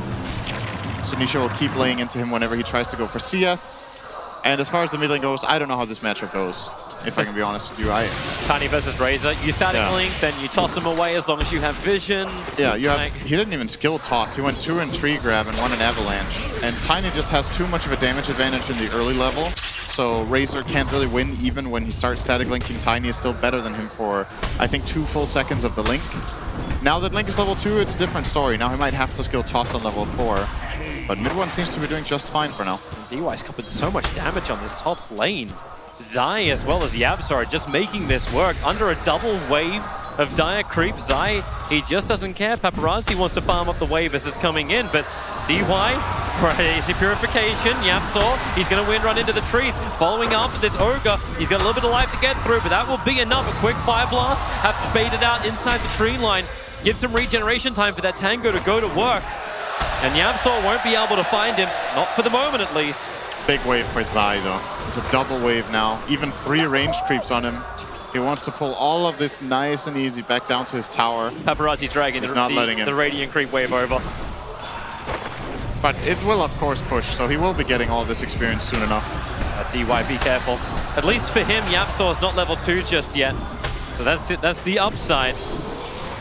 No shackles to the trees, so DY can still be a little bit more aggressive. Bottom lane, Nisha. Bob stomps out from Yang. Fade's working with him. Nisha, the core sprays were up high, but it wasn't high enough. Yang frostbitten up by Puppy. But he's still got a lot of regeneration, as well as that salve to get back up to almost full. He's still a Centaur. That was not the first blood I was expecting. I didn't think it would be on the Bristleback. Of course, this lane from VG Gaming is really strong with Inkswell as well as the Centaur. He must have had 13 stacks of Retaliate and just gone to work, and Nisha overestimated his tankiness. Hearing a power shot up top, bit of harass. Actually watching Yang die on bottom lane. Grimstroke as well, caught out by the Frostbite and managed the blast. Yang came around with the whole time trying to help out. The stick charges will not give him the life they needed. And now it's 2 kills going the way of Team Secret. That looks more like the first blood I was expecting. It feels like the Thompson lane. Hey, I got we killed in first blood. We're doing really great. Oh, wait, hang on. Yeah, they got the return kills, and now Bristleback is easily overtaking Centaur again by 300 gold. The hero to look for in the coming 10 minutes will definitely be the guy we've talked about the least. Mid one, he has to start invading relatively early on when he gets levels. Similar to what we saw done against EG by Thompson's Tiny. I think there was a Samael Tiny yesterday that also tried to aggro against Alchemist and try to find him in the jungle. Oh, I think Fade's dead again. Oh, no, Yang's going to turn around. They're going to start with Inkswell. And Puppy keeping on the back of Fade. He had the double damage, and you'll need his damage to this, or will you? Yang, has he got the damage output? Now he's frostbitten down again. Fade's coming in to help. Oh, the double edge! Man, if this was the old Dota where that counted as not, would have been great, but Yang still kills Nisha. The trade-off will be instantly back, however. Nisha gave him the chance. If he keeps his distance there and just plays Quill Spray, I think that's not even close to being a trade, but... nice Fade. Using the Inkswell, Ari comes in, actually kills Secures. We're running Queen of Pain style Razor now. But the trade-off again will be a support Nisha. We're styling stuff at the moment. Fade try and juke it around the tree lines, but Nisha's Quills, they don't care. 7-1 charges, however. This will make it a little bit more difficult. Fade is going to trigger him, and with the slow, maybe they get a little bit more. Zai trying to TP out of the top lane after finding the kill on Paparazzi under the tier 1 tower. Yeah, Ori TP'd top as well, but he came in too late. That's a really big kill, killing off this Alchemist. That's exactly what you want to see for Secret in this game. And that it's the hero to shut down. Yeah, Tiny gets space in mid. It's looking so far so good for Team Secret in this game. There is a lot of burden of execution on them, but they've been delivering it so far. And now I guess Paparazzi, after being killed off in the safe lane, is probably going to be like, screw it, I'm going jungle. They're going to start protecting him with the wards, maybe pulling up an extra support to try to help out. If needed. Yeah. Best thing about the Alchemist, you can always recover, especially when someone gives you Mud Golem camps. Yep. Thanks, Gabe, for that. That's some easy money. So DY will have to do the defense on the top lane, but Yabzor and Zai, they really are just a killer combination. Not even just as heroes, just as players, the way they sync together in the offlane. That moment when a 3 position's actually happy to give the 4 the same type of importance in the lane. Every Yabzor game ever. Isha, that's a little deep. coming between the towers, but he knows there's pressure being applied up on top lane. Paparazzi's farming underneath the tower, but Ori won't come and join this. This is really good play from Nisha. He knows his limits here, and he goes in and forces Centaur away. And that's going to be 3/4 of the wave gone from Yang. He didn't get the experience because Nisha just dives that far and zones him off effectively.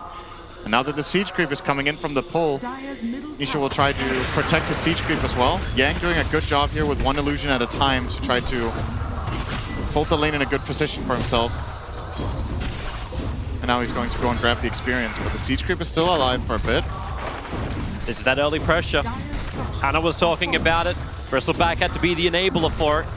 VG will fortify for the moment. Nisha still taking up the tower. The catapult stays alive at 155. Yang would like to have some help.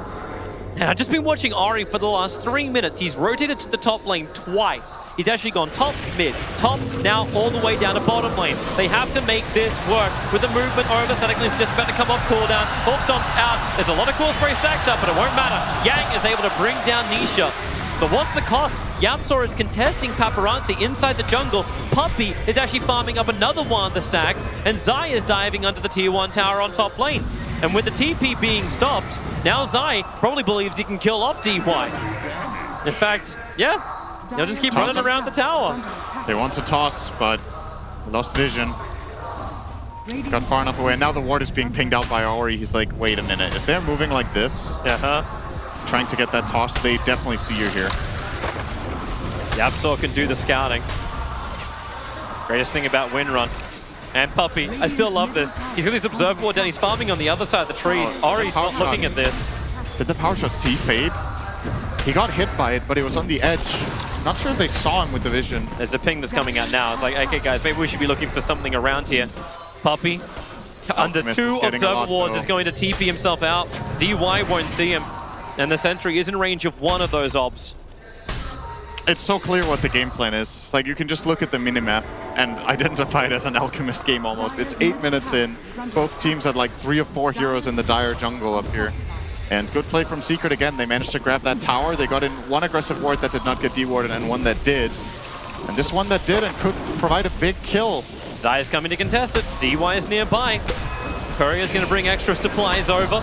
With this aggressive move, maybe they think of something else. Inkswell out here from Fade, looking to get both of them. He'll only end up catching out Zai as Ori stealing huge amounts of damage from this Omni Knight. Have they got enough to finish him off with the slow from Fade? The stroke of Fade doing its work, but the trade-off is the mid tower. Puppey and mid one are beating into this, and Centaur's got no other choice but to TP to here.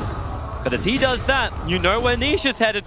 Tier 1 tower on bottom lane. We're threatening the VG Gaming real estate. This is...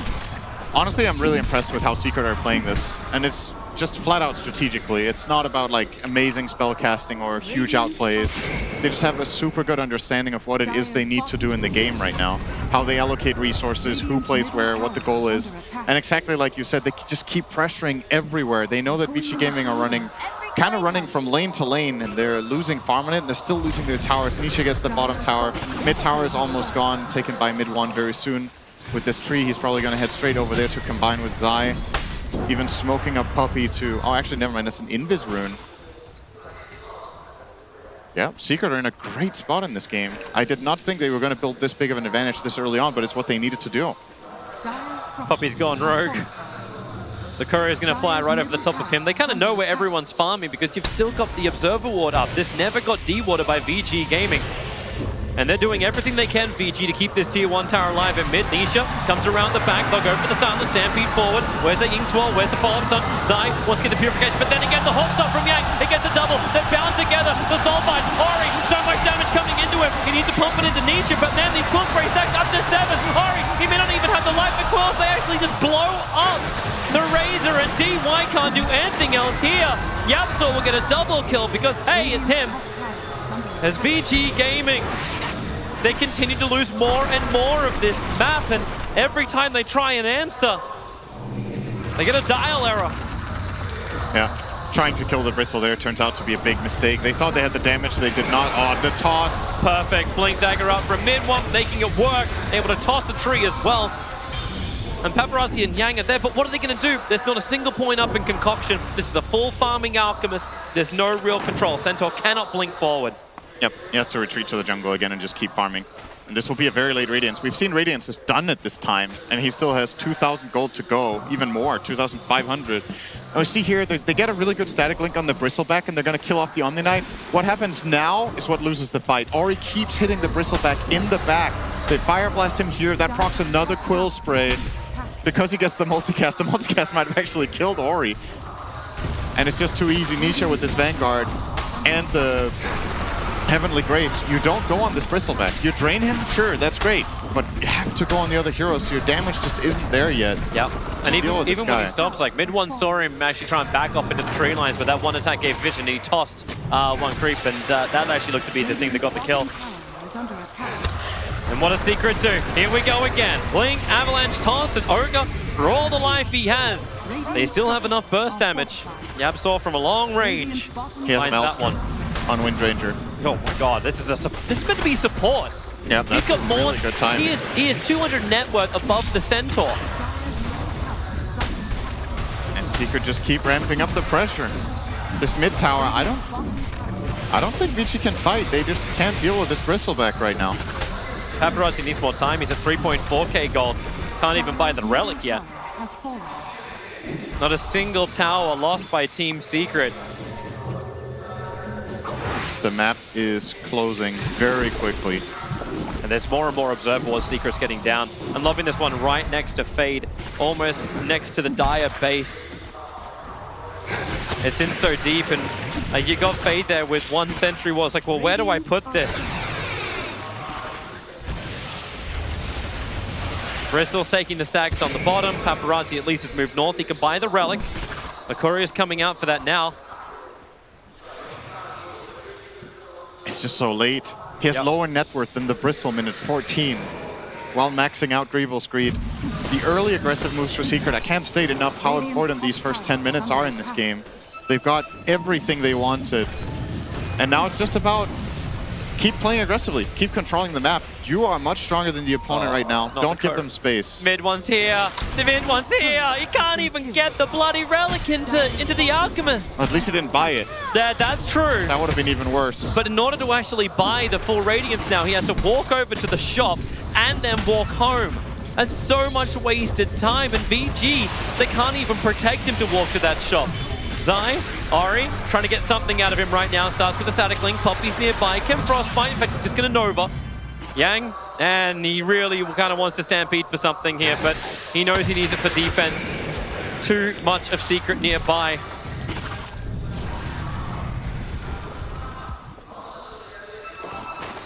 There's just no jungle that's safe. A smoke up from VG Gaming. They're heading north. They are heading for mid-1. Or they're either heading to debate with the Alchemist. Is this how you get him his Radiance? They want to get bounty runes. Well, mid-1's going to be there. Paparazzi, Avalanche mid-1 creates the space. He's going to blink away. They won't get any bounty runes. They all belong to Secret. But yeah, it is how you get the that's how you get the Radiance. The full cavalry riding out and backing off. He's got the money for the Radiance, but the courier is dead for over a minute and a half. So BT home. It's the only option he had. This should be the last tower. Mid lane, Ori, very well caught out. Mid-1, going to toss him back into the freezing field of Puppy. Stampede being used. Yabsaw stopped him for half second with the shackle. Ori, he still needs more movement speed. Has the TP scroll. Can he get away with the Panther field? No, he can't. Mid-1 has a blink. Optimistic TP to say the least. And he's dead for half a minute. Just as VG Gaming were hoping Ori could make more space so Paparazzi can start playing catch-up with this Radiance farm. But look at Nisha. He's at the tier 3 tower. They're looking just to go up. First game ended pretty quickly. This game is headed the same current direction. VG Gaming cannot match the tempo of Team Secret. The Soulbind from Fade, Nisha staying away from the rest of his teammates. They take the tier 3 tower at the 16-minute mark. And now the Shackle won't be able to lash with the power shot. Yang, 4 Quill Spray stacks are up. Nisha at least put the Phantom Brace on him, so he's silenced up for the moment. They need a stun. Concoction, it's beginning. It's a good static link. They need to keep him controlled, however. Now I'll be finally thrown out. The Catapult, fortified up. Man, they're keeping this up. They don't have the creep wave. They needed a fortify to keep this push going. Nisha turns his back and says, please, try it. I dare you. I double dare you. All right, you want to fight Ori? 4 cool spray, 5 cool spray stacks up. The battle's still going in mid one. Avalanche toss. Ori can't be here. He needs to move away from Nisha. Power shot from Yamso. Kill secures it up. Yang, now he's in trouble. Everyone's just being stacked. Everyone looks like a porcupine. They're trying to run back to base. Yang so low. The tree toss won't ever get the kill. It's Nisha who's able to reach it with the cool spray stacks. And the bottom lane of Frax. We're 17 minutes into this game and it's going down. We were talking about how this game was going to be better for Vici Gaming than the first one. It's getting worse.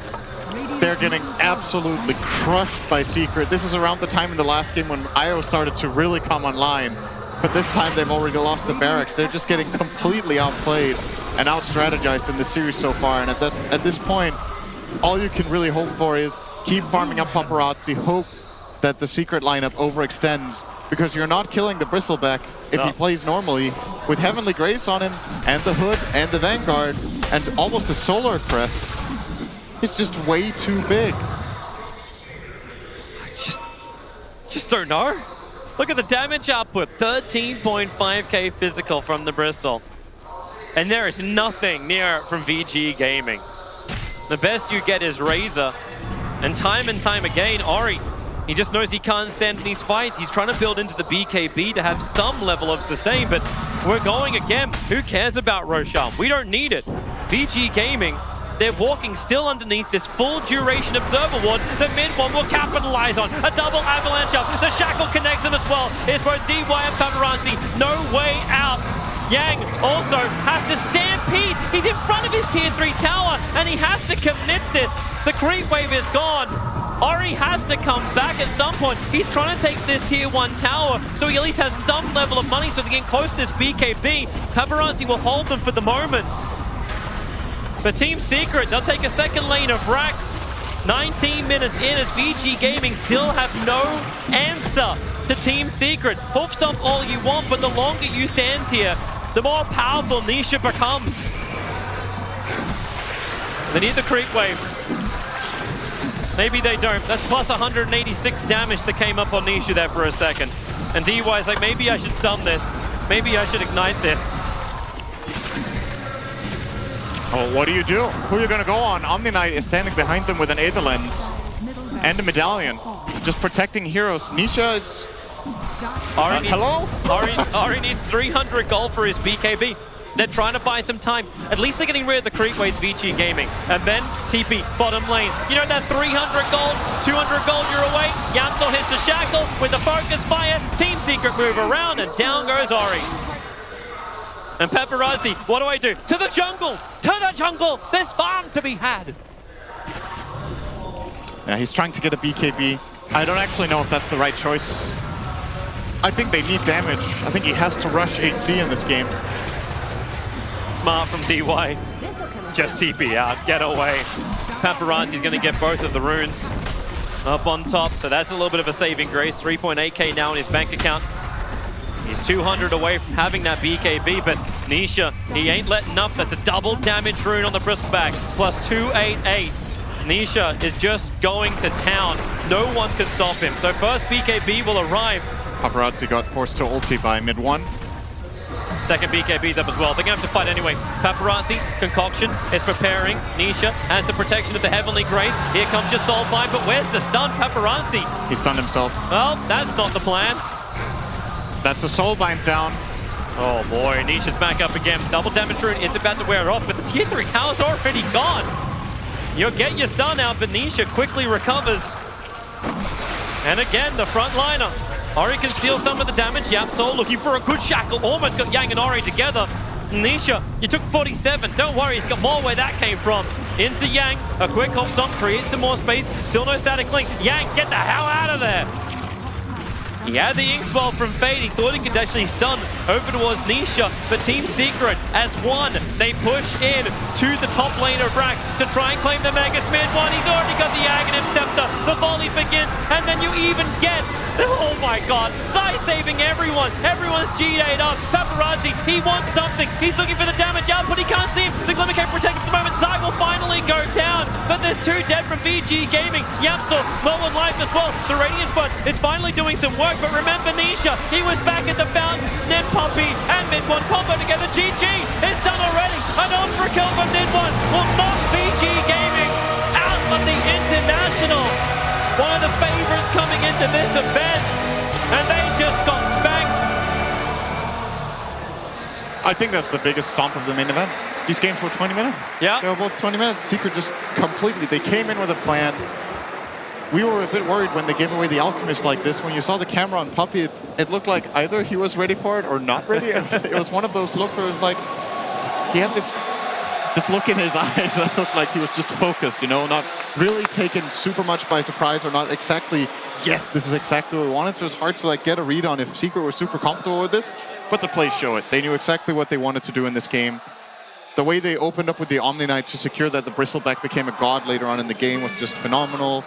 They did everything right in the early game. They put the lanes correctly, they put the pressure correctly, they took the tower super fast, they limited the map of Vici Gaming, and they looked a bit stunned after game 1 as well. Man, stunned indeed. It was just over half an hour worth of gameplay with the series. And man, Team Secret, they're looking good. You may have thought they looked shaky, you may have thought they looked angry and happy at the same time. But it's all going to be smiles as they will advance through to the next round.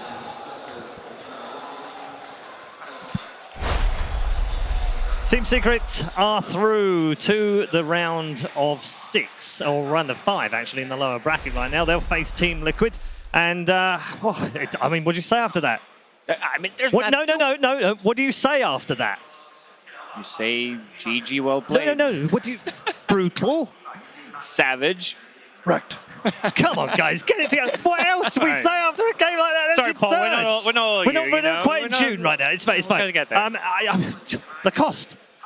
Vici are going to be so... That's not the Vici we saw for the second half of this year. No, but this is the Team Secret of It is, you're right. throughout this season, for sure. The understanding of the timings, their gameplay overall. There was no cheesy picks at all. This was just some simple Dota understanding. When the tier 1 tower falls, you go in and invade the enemy's jungle, take the Alex farm, just delay that Radiance as much as possible, build into these tanky items, Solar Crest, Pipe, Vanguard. You can't touch the Bristleback. Quite the contrary. This is not the Secret we've seen for the last few days or the last few series. Like they really prepared a bit differently for the series. They played very fast. It wasn't kind of, we're going to sit back, hold our high ground, outscale you, or take these late game fights. It was, we're going to take it to you. The first game, I think, with that Wisp really caught them off guard. It was almost a free game in a sense once that came in. And then this game, their approach to the Alchemist. Again, they grabbed that Bristleback. You can really get in there, contest that jungle, can't really fight you, and they just took it to Vici and just took them over entirely. What will this do in China in terms of Vici? Because they had high expectations, the fans, for them this time around. They expected them to be in the top 3, fighting for the Aegis as well. To go out here, that's not what was on the script at all. Well, at the very least, it'll put more pressure on LGD now. Yeah, that's rough. Reminds me a bit of kind of Virtus Pro, right? Like you're winning these majors, doing well during the season, but can you do the same thing at TI? And TI being the big one, the big fish, I guess it's got to be a pretty disappointing outcome for them. Such a turnaround for Secret. This is, as Jack and Lacosta both said, it is much more like we saw from the regular season. Why has it taken so long for them to show their colours in this tournament? I think for this series, it was preparation. Jack kind of mentioned it. Game 1, they had a cheese pick prepared with the carry IO, something they were probably very certain they could get since only OG showing it. Game 2, they're like, okay, let's give him Alchemist. We have a game plan for it. We can beat it. Alchemist, it's been the most banned hero of the tournament. It's only got a 51% win rate. So it is beatable. It's not this insta-win hero. Secret game plan for it. The Bristleback was a perfect hero to set the tempo. They were constantly in his jungle, running at him and causing all kinds of problems. Okay. Let's catch up with Casey now, who is going to talk to Mid1. Mid1, those were 2 of the fastest games we've seen here at TI. And the panel was just talking a little bit about how it feels like this is a different Team Secret, that you've been preparing a little bit differently. Any truth to that? Yeah, I think we were shit at the playoffs. Like against EGA and Mineski, we were really shit. And I think we figured out stuff after Mineski game 2. Like I realized what's good and bad. And then we turned out to be a better team now. What's it like to be playing so quickly? Because a lot of the games at this tournament so far have gone pretty long. We've seen a lot of late games, and you guys are just coming out of the gate against Vici Gaming, a very well-established, highly respected team, and just dominating. I mean, we have some few strats. We stole it, kind of, and made it our own. This is like, we had this idea of this, not for a long time, but we didn't play it. OG played it first. So I would say we stole it in a way. And I think our draft was pretty good. Like, our heroes are meant to actually end the game as soon as possible. Oh. So that they cannot farm. Something like that. It seems like you're also able to use, because you mentioned that you played not very well, in your opinion, up until the last couple of days, but it seems like somehow you were able to use that as motivation. Yeah. How are you able to do that? Because it's really easy for some teams to, not play their best and to use that to get the pressure and let it get to them. I mean, the first game, first day of playoffs, I think I had too much stuff in my head. Like, I constantly not thinking about Dota, but there are a lot of types of shit, like, this is a stage, I'm playing on stage and shit. I'm like, what am I doing, Like, I should be focusing on the game and that's it. Nothing else. Nothing matters, only play Dota. Just nothing matters. So, because first day I actually cared about my score more than anything. Oh. For the first time. I was surprised, like, why would I care about my score? I used to not care, but now I care, so something is wrong with me. So, my team realized that I have some issue, and I kind of fixed it, like, gotta stop choking at TI and play good, something like that. Just focus on Dota. Well, now it's time to focus on facing Liquid, so yeah, can't wait to see that. Sure, thank you. All right, congratulations. All right, back to you guys. Thank you very much. Not choking at TI. We did mention it, didn't we, this morning? They finished 5th, 6th last year. That was a disappointment for Secret. They would have finished 5th, 6th if they'd lost this series as well. Maybe the hoodoo is broken now, GodZ. He's aware of it. I like what he said, where it's like, they found some shit that was good after the Mineski series. He literally said that. That's exactly what he said. And I think that thing that's good is Tiny. Tiny is an amazing hero, mid one, looking like the best mid Tiny in the tournament right now. So that's a hero you have to be careful about giving Team Secret. Yeah, Jack, it's great for Secret in many ways. All that disappointment that goes all the way back to TI5 when they were the outright favourites coming in, and finally they've broken the hoodoo and they've made it into the top 4. Yeah, maybe you come in and there's just so many other things to think about, expectations, pressure that you put on yourself internally, and Midland was talking about. Maybe sometimes you just got to really simplify things, not overthink things. Not everything has to be perfect. Tune out the crowd, everything else, and just go play some Dota. And I think that's why a lot of these teams that seem very loose and happy. Obviously, if you win, you're happy, right? But you look at OG, you look at Liquid, like the team spirit, the general atmosphere that they have. It's like they want to keep it as loose and relaxed as possible, so you can go in, get in the zone, not overthink things, not psych yourself out. Yeah. We've heard some teams saving strats for TI, but now we have some teams stealing strats right at TI. Kind of. They made it their own. Paul, he did say. That was secret. There's no shame in it. That was secrets. Okay. You take it, you embrace it. Yeah, that was your strat as well. blatant copying, and it worked. I love it, Secret. Come on, that's what Dota has been all the way through history, isn't it? I mean, Chinese teams could come up with the meta, and then Western teams would take it, make it better, or Western teams would come up with the thing, and then Chinese teams would make them better. We've seen this before. We should head over to Shiva now, because there's always two sides to this coin. Of course, Secret will be very happy. Vici, on the other hand, I'm sure will be very disappointed. I think disappointment maybe doesn't even begin to cover it, Paul. I'm here with Fade, and I know emotions are running high, so I am going to give you the microphone. This is your platform. You guys had an amazing run, and I know this wasn't where you were hoping to end up on, but this is your time. That's your camera. Yeah, that's all I want to say is like thanks fans support us, and it's like our tournament is end, but maybe life goes on, so it's fine. So we will be back next year. Maybe we'll be strong. I'm going to let you get back to your team to work through all those emotions. Thank you so much for standing here with me, and we're going to go back to the panel. Yeah, it's tough. My heart is really for these guys. Jack, I mean, it's tough, isn't it? Yeah, and Fade is someone, I'm glad he was brave enough to go out and do that. He's someone who, always very outgoing, always kind of expresses himself. And you can see it, right? Especially, I mean, a team that has done so well all year to fall short in front of their home fans, it's can't even imagine. No, and Lacoste is falling short for them, isn't it? Because they've set such high standards in the last two majors and they've won the minor and then into a major. They've done everything they could in preparation for this event. I picked them to win this whole event, and you can see a lot of emotions from him. There's no shame in losing. They gave us really good, entertaining Dota, and they should be proud of it. Absolutely. God's final word on the series. Great for Secret, obviously moving on. They'll now play Liquid in the next game, which is Kuro versus Puppey. That is an amazing matchup. Secret look like they're in the best form they have been all tournament. They are. And same for Liquid. Liquid had a rough start and have now kind of bounced back. So we're going to see Secret and Liquid playing, and it's going to be some amazing Dota. We've also got the upper bracket final to come as well. That's it from me today, and also from our panel members right now. More to come, of course. Rich will be here very shortly. But first, you've seen Casey interviewing. I think she's getting a bit of a good deal, frankly. Free massages for life, just interviewing Dota players. FY's up next.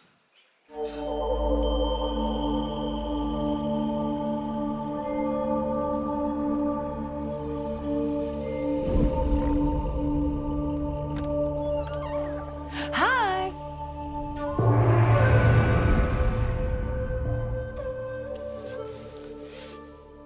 Okay, I'm gonna practice my Mandarin on you.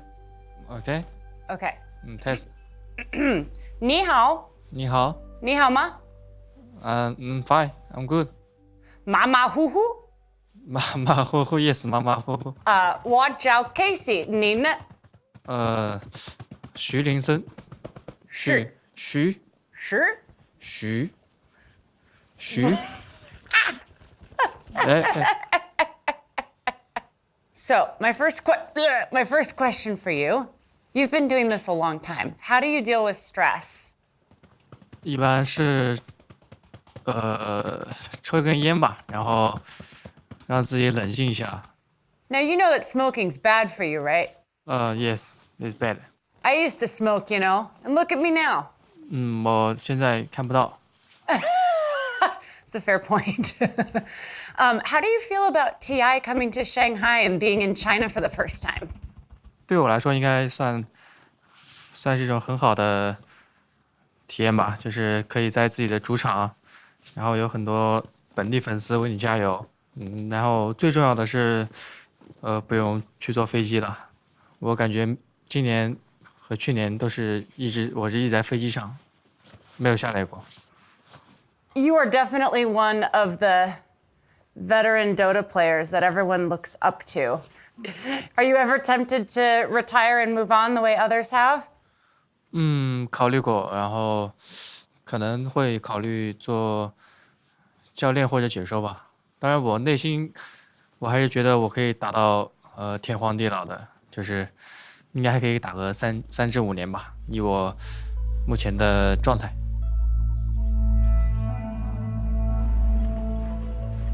I have a 1.5-year-old daughter. I understand that you have 2 kids yourself. What is it like being a dad? 我的儿子女儿天下第一可爱吧，然后我特别喜欢他们。儿子2岁，女儿1岁。Do you have any parenting advice? Because my daughter is throwing tantrums a lot. 说实话，我也给不出什么特别好的意见，我只是陪他们玩吧。Can you teach me something that I can say in Mandarin that's a good way to flame people in game? 别送了。别送了。Yes， 快跑。快跑。快跑，别送了。快跑，别送了。你退吧。你退。你退吧。Can you quit, please? Oh, is that what that means? Or are you asking us to quit now? Thank you for doing this. 谢谢。不客气。Some relatively tame insults, some relatively tame lines for Flaming, but guys, it's going to be getting the opposite of tame. It's going to be getting very intense here because we are finally all the way at our winners final. Whoever wins this next series is going to be going straight to that grand final to play for that huge prize pool, and it's a rematch of what we actually did see last year. Yeah, it's going to be. I mean, this feels like this might be the best of 3 Dota we're probably going to see, maybe ever, honestly. It feels was last insane. year. Wait for best of 5. Yeah, that's why I said best of 3. I'm like, this one's good, but then once you get to the best of 5, it's going to be crazy. But, I mean, OG, the powerhouse, won last year, LGD. They've looked dominant this tournament. LGD really has looked fantastic this tournament, and now they are going to be the only team left from China as well. So it was already packed during the last series. Yeah. I can't even imagine what it's actually going to be like here in Shanghai for LGD. But what has LGD done well thus far? What has made them look so strong in this tournament? Yeah. Well, throughout the DPC season, they had some mediocre results. I think, considering how good of a team they are, the results were just not there. And in this tournament, they're playing amazing Dota on top of OG as well. The movement around the map is extremely well. Everything, the rune timings is always there. It's just the way they play, it's just beautiful to watch. Yep, get ready for buybacks. This game's going to have a lot of, not bad buybacks, but we're going to possibly see these games ending in like 30 minutes because buybacks are just used. They learned their lesson from last year, right? Yeah, That's what OG did to them. You got to fight back. Yeah, you got to fight back. And they did versus Vici. A lot of history, obviously, from last year. But one more time, we want you to know all of the faces that make up the team of OG before they take the stage.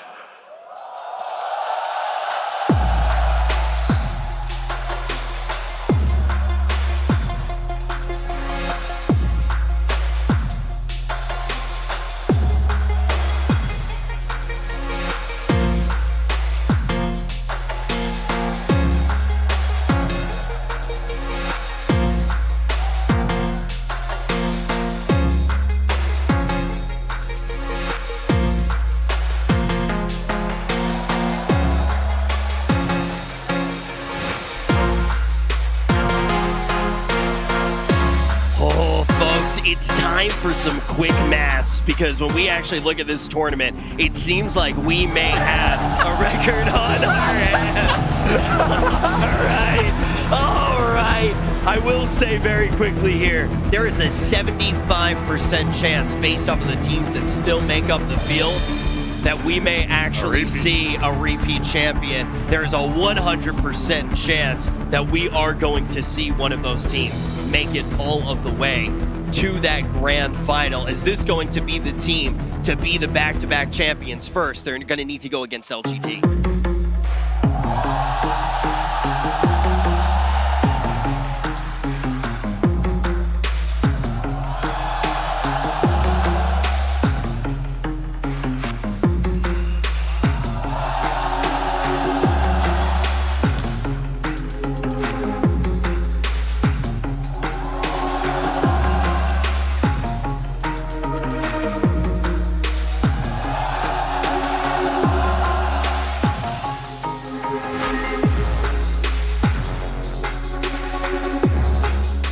The winners' grand final, it is going to be LGD, the home team, taking the stage right now. And we're starting to see everybody flood back into the arena right now. They're starting to chant for the home team, the only team left from China. What are they going to have to do, Lacoste, in this matchup to take down OG? Oh, they're definitely going to need to look up in those notes that No-Tail was having in his hands. There's probably blank papers. Yes, I guarantee. That is mental warfare at its finest. OG, they're all about the BM meta. They're doing it in-game. Now they're doing it out of game. The Asp with his notes, he's back, and they brought even more notes this time. I got to say, that's pretty good. The best thing I've seen in this entire tournament was in-game chat dropping the IG handles. That was the best thing that I saw. That was in groups. That was some next-level mental warfare. Just be like, hey, we just beat you. Yeah. And now we want to make sure that your mom follows us on Instagram. Yeah, this OG team is having way too much fun considering how much is on the line here. And it's just a beautiful Dota to watch what they're doing. I don't think anyone in this tournament is like close to them. They have a different kind of understanding of Dota right now.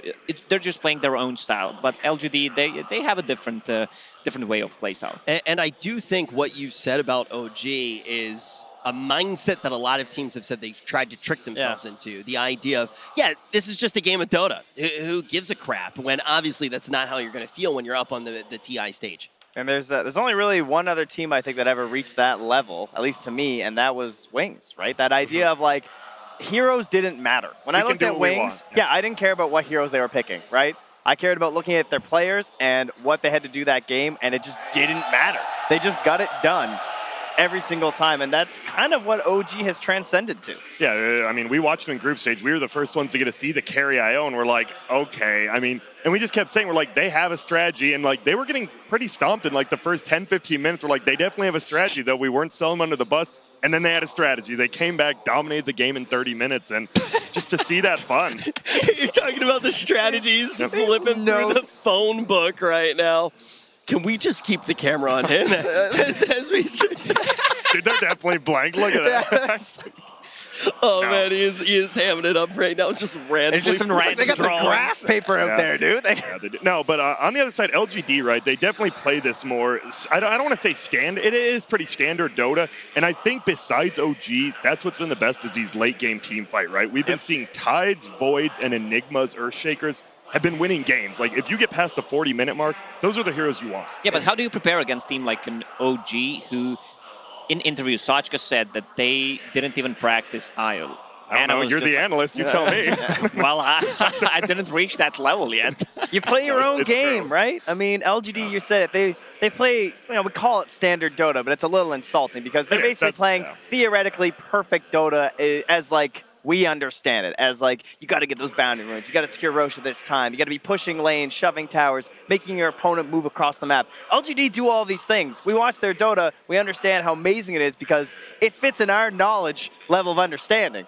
Whereas OG, they've just broken the game in their own heads to something else. I mean, when we saw the 2-0 over Vici Gaming, right, they were very good games, but they were these 30, 35-minute games because LGD, as we said, they've kind of adopted the OG mantra of we're going to buy back and we're going to win with numbers. So I think we're just going to see bodies flying at each other. A lot of buybacks, that's for sure, especially around the second Rosh. I mean, this is where you need to have your buyback ready and make some. Even for the first Rosh, we see a lot of the teams are using it way more often than we did before. I think that's the AI thing. After we started playing against robots, we learned something. You can learn a lot from robots. I got to tell you guys a story after the game does get started while we're actually watching. But when we do look at this series, we're all kind of in agreement here as to what we think the game is going to look like. But I want to take a second to actually look back. I want to take a second to talk about the role that these guys have had, not only throughout the year, but at TI. Lacoste, you instantly mentioned the idea of LGD's season, and it wasn't the strongest start. But when we get to TI, how have they looked thus far? Well, in TI so far, they definitely look, and the results speak for themselves. They are definitely looking like one of the hottest team, only Chinese team left so far, and at TI, these guys, they perform. They have some veterans. They have some kind of fresh blood. I remember when Chalice first joined the team, my impression was, what is this guy doing? First game of Enchantress, he was 1-10. Well, someone needs to know what's happening with this guy. He has to be good. Then after some time, you see that everything is clicking in, and he actually has his place in the team. Is playing some amazing Dota. That's the best part about, honestly, like Tier 3, Tier 2 Chinese Dota. We talk about DY as well on VT Gaming, got eliminated. Like, what was he doing his first tournament? And the fact they stick with it, they don't just roster shuffle, right, is like a big up to them. You get these players. Like, there could be tons of these in the world, but they don't get the shot because, you're just getting tossed. How do you think that actually happens? How do you think they see the talent and go, oh, if we work on this, we can actually refine this player and they can be the missing piece to our team? They have a lot of good resources in China, especially because they run a lot more league system play where they're playing week on week, seeing consistent results. And they also have teams kind of like farm teams where, you've got your youth team kind of a deal, or VG potential, IGV. or they've gone through all the letters before. Some teams, at one point, they had like 6 rosters on some of these teams and just constantly scrimming each other, watching these guys grow, and you look for that potential, right? I think these players, they sub in for a game or two from the big boys, and they go, oh, I like what this guy's saying in the game. Then they give him a shot on the big team. Yeah, in other regions, it's much more harder to spot a good player unless you're in, let's say, top 100 MMR. Also, you need to have some kind of connection with the players, and you're going to give a shot. They're going to give you a shot, but after, you need to deliver. Like, you need to show up play some really good Dota, and I mean, it's really hard to get into pro Dota scene, at least, especially if you're unknown from before as an unknown player. Yeah, I feel like as a new player, you really need to have like a moment. There needs to be a clear moment where it's like, okay, you break through. All of a sudden, you won the respect of the players, and then they'll start playing it. Like, it does seem like a very hard thing to crack into. But we are going to really quickly here take a look into the minds of some of our players before this matchup gets started. Notel, Seb. Gosh, those names sound familiar. Why? Where do I feel like I've... You know what it is? I feel like this looks familiar next to you guys. Returning TI8 champions. Is it the same way that you left it? Looks the same to me. Yeah. Maybe there's a few changes on the back. I hope there better be. It's missing also a couple of people around it. Last time I saw it, it was like... Oh, yeah. Yeah. What is it like in the days and the months following TI when you've won versus when you've left something there? I mean, everybody we've talked to in this couch talks about that being the one thing they want to do, and the ability to look back and wish they had done things differently. What is it like to not have that? Life has been very relieving for me ever since. There's been that one thing that was there for a very long time that was no longer there in a way, like an underlying kind of pressure or question whether or not you're competent or you have the ability to do what you set yourself to do. You dream about it, you wake up, you work towards that, you know, it's like your life is about that. Once you actually do it, it becomes harder to go for it because it's not as obvious. You have to, it has to come within yourself. Like you have to kind of craft it. You know, this fire, this motivation, and you know the people that are gonna go up against you, right? You know how bloodthirsty they are. You're like, nothing's gonna stop them. Nothing is stopping them. If you're on the way, well, you better get out of the way before it's too late. What made you decide to handle Anna taking a break and a leave the way that you did, which was to be pretty open about what was going on? And also, you didn't seem that concerned about what that meant for your longevity as a team. Dota asks for a lot of time. It asks for all your time, more or less. And if somebody doesn't want to spend their time doing something, well, everybody should have the freedom to do what they want. And yeah, we set ourselves this crazy goal of winning the international. So once that's achieved, what do you want to do? And then, well, a lot of us wanted to play right away. And Anna decided that he's not ready to play. Like, he, again, wanted to self-reflect, spend some time at home. And that was that.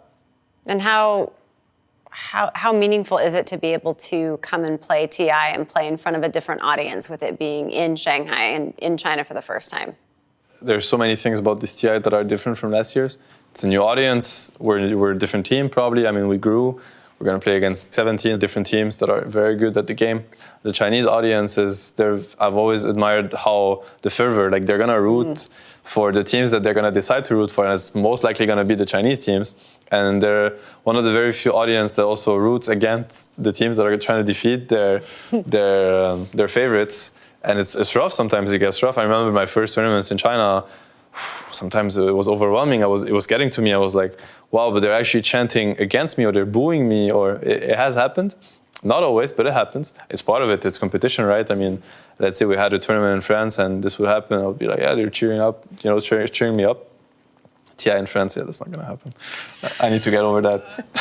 One day, man, one day. We just keep the game alive long enough. Yeah. Maybe all the other nations will fall and France will be the last one standing. Maybe. And then you'll get your TI. Boy, that got dark. Doesn't need to be a world war for it to be over. No, but we're just talking about the feasibility of TI happening in France. We're just going through options, nothing more. That's about the only option that we have. Yeah. Is there anything else that you want to add to fans of OG and fans of Dota? Just in general, just about where we are right now, sitting here getting ready for TI9.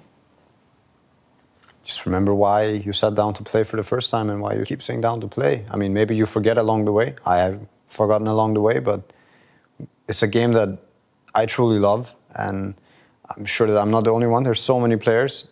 Just the good parts again. Focus on the positivity, enjoy the games, enjoy your teammates. Don't queue for the next game if you're in a bad mood and you know it's going to be a bad game. Queue if you're looking for the fun, if you're looking for something good, if you're looking for that nice game or nice experience. And that doesn't mean winning. Some of the best games are still spent losing. And yeah, some people get caught up in that as well. Play for fun. Have fun. Enjoy it. Thank you, guys. Yeah, you're welcome. You're welcome. Well, you hear OG talking about the tournament potentially being in France, but we're definitely not in France, lads. And this is not the Paris that I think they were talking about there. They're going to be completely surrounded by fans cheering for their competition right now. And I think the effects are pretty palpable. Yeah, definitely.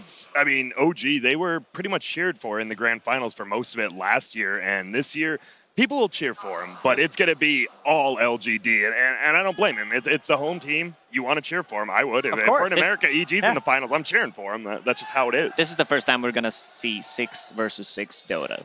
Crowd on one side of LGD, and big stack of papers on side of OG. What about Sashka? Is he on top of the stack of papers at least? He's holding the paper while No Tail is playing. Very important role. All right. We actually saw a little bit earlier those papers not blank. Not blank. Yeah. There's some random stuff printed. Look, there's FY. He's got his papers. He's got one very strong piece of paper. That's also intimidating. We don't need notes. We know you guys. Yeah, when I think about OG, it's crazy to me because it's the fact, like, when you have these teams, it seems like it's okay to make a mistake in OG and nobody gets upset about it. If you look at any other team, if, say, someone dies, like, solo middle, your team's definitely going to feel it, right? But on this team, Anna does a lot of crazy shit. Like, he does. Yeah. And he'll make a mistake.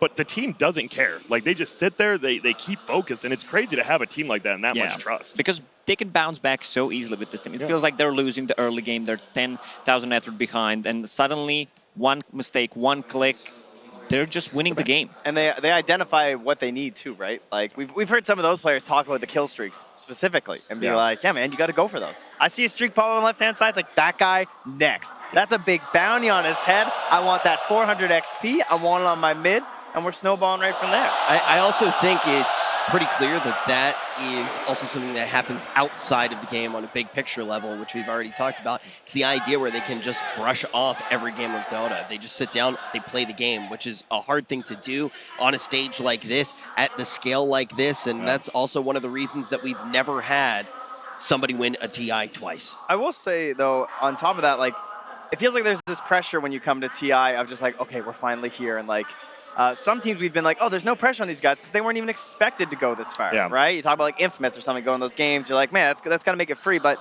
I feel like as a TI champion, most of the pressure, to me at least, would be like getting back. Just even getting to TI, staying in good form. Once you get here, once you're on the stage, I have to think that they must feel even freer than last year. Don't you think? Like, they just have this like, yeah, whatever happens this game, we won TI. Yeah, I was actually talking to Peter last night. I was talking to PPD last night, and I was just like, dude, how do you stay hungry after you've already won? And just talking about how those motivations actually do stay there. And he was pretty honest about it. He was like, yeah, there is going to be a period for pretty much every player after they win where they do have that time to reassess. And you heard about that in the interview, right? That reflection and taking that time to actually think about what your future is going to be inside of the game. But now they're up on the main stage again. And like we've already talked about earlier, we have a really strong chance of finally having somebody be a 2-time champ. Can't happen. Don't let it happen, LGD. Come on, man. I want TI10 to be the one with the double winner, if any.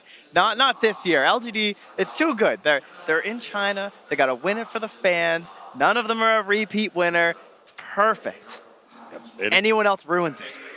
It's true, man. It's an uphill battle. Do you guys? Who do you say honestly, like, is the favorite going into this? Just straight up. Do you have one, or do you think it's pretty even? I think OG showed the best performance on like next tier 0 Dota, I would say. Yeah.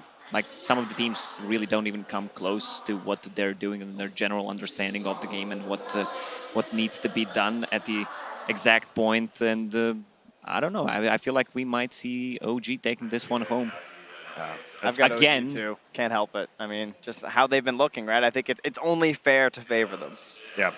I agree. I think LGD, though, like, this is the thing. I think, really, that's what you have to do. You get this team fight. You have to outplay them. Don't fall into their trap. Like, doing buybacks and going into fights is good, but they're going to make you make those mistakes, right? Like, you're going to have wasted buybacks. They're not kind of things. So if you try to play too much of their style, they're obviously going to play it better. I do want to ask as well, one of the big things that I know Nahaz loves to talk about it, a lot of the other analysts have talked about it as well.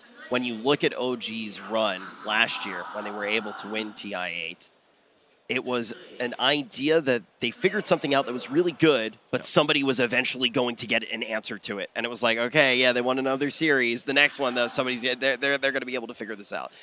Okay, they won another, and then all of a sudden they won the entire thing. Is there any similarity at all this year to their run last year?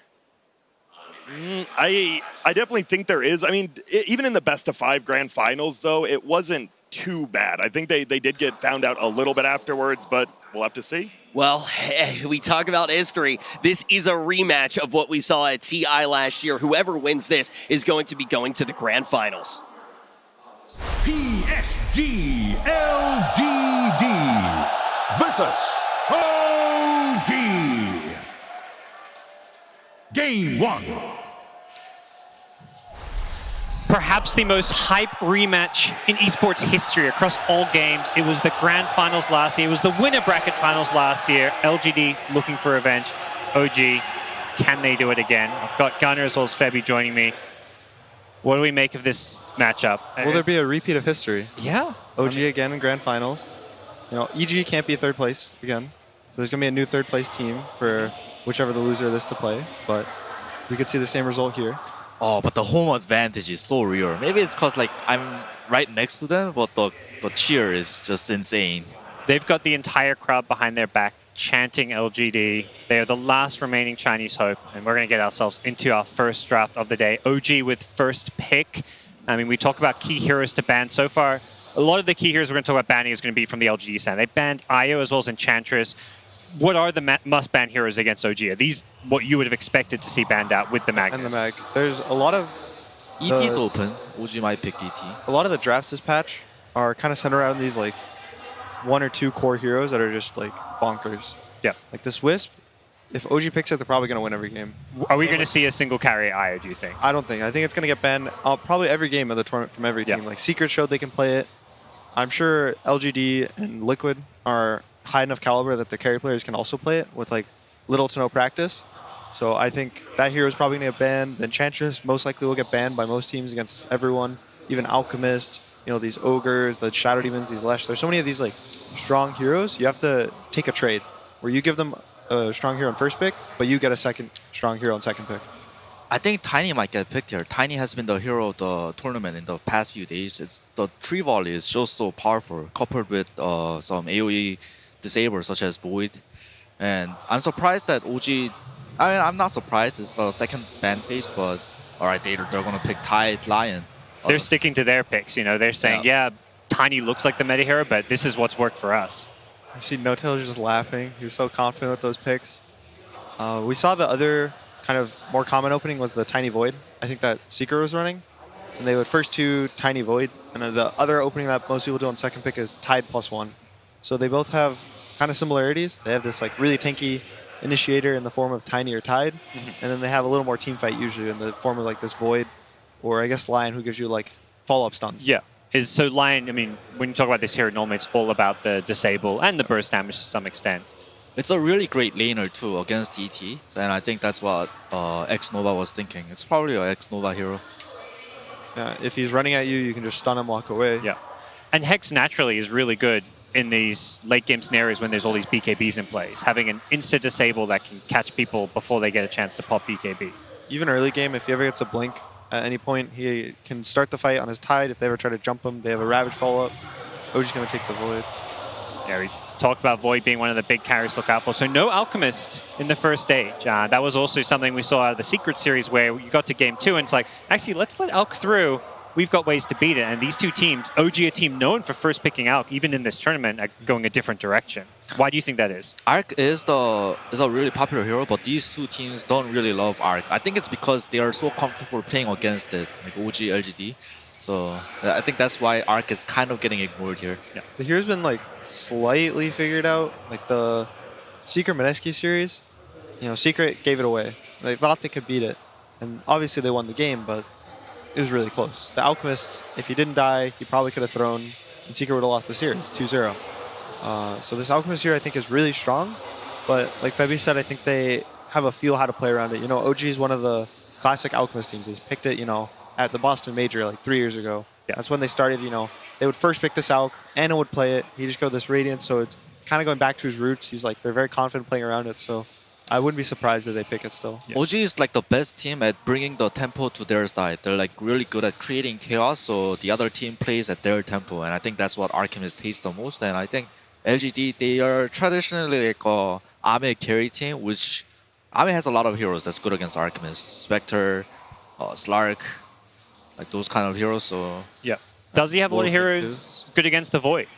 He plays a lot of Void himself, so he should know what works well against it. Naga Siren, one of the best, already banned out. What kind of carry do you think of when you see Faceless Void in the pool? I was actually going to comment on that because it's uncommon that the Void is picked so early without the Tiny, but I think because of ET, it kind of makes up for the damage. And LGD loves Void. Like they will pick it in the second pick phase, so I think it was a deny pick from OG. Yep. Well, OG banned the Spectre and the Naga, which were, I think, the best two. They kind of provide a lot of team fight. They're both really tanky. Naga has this root to stop the Void. He also has illusions that can burn his mana. On the other side, Spectre is going to give vision. He's going to kind of make the team fight more chaotic, so these chronos are harder to hit.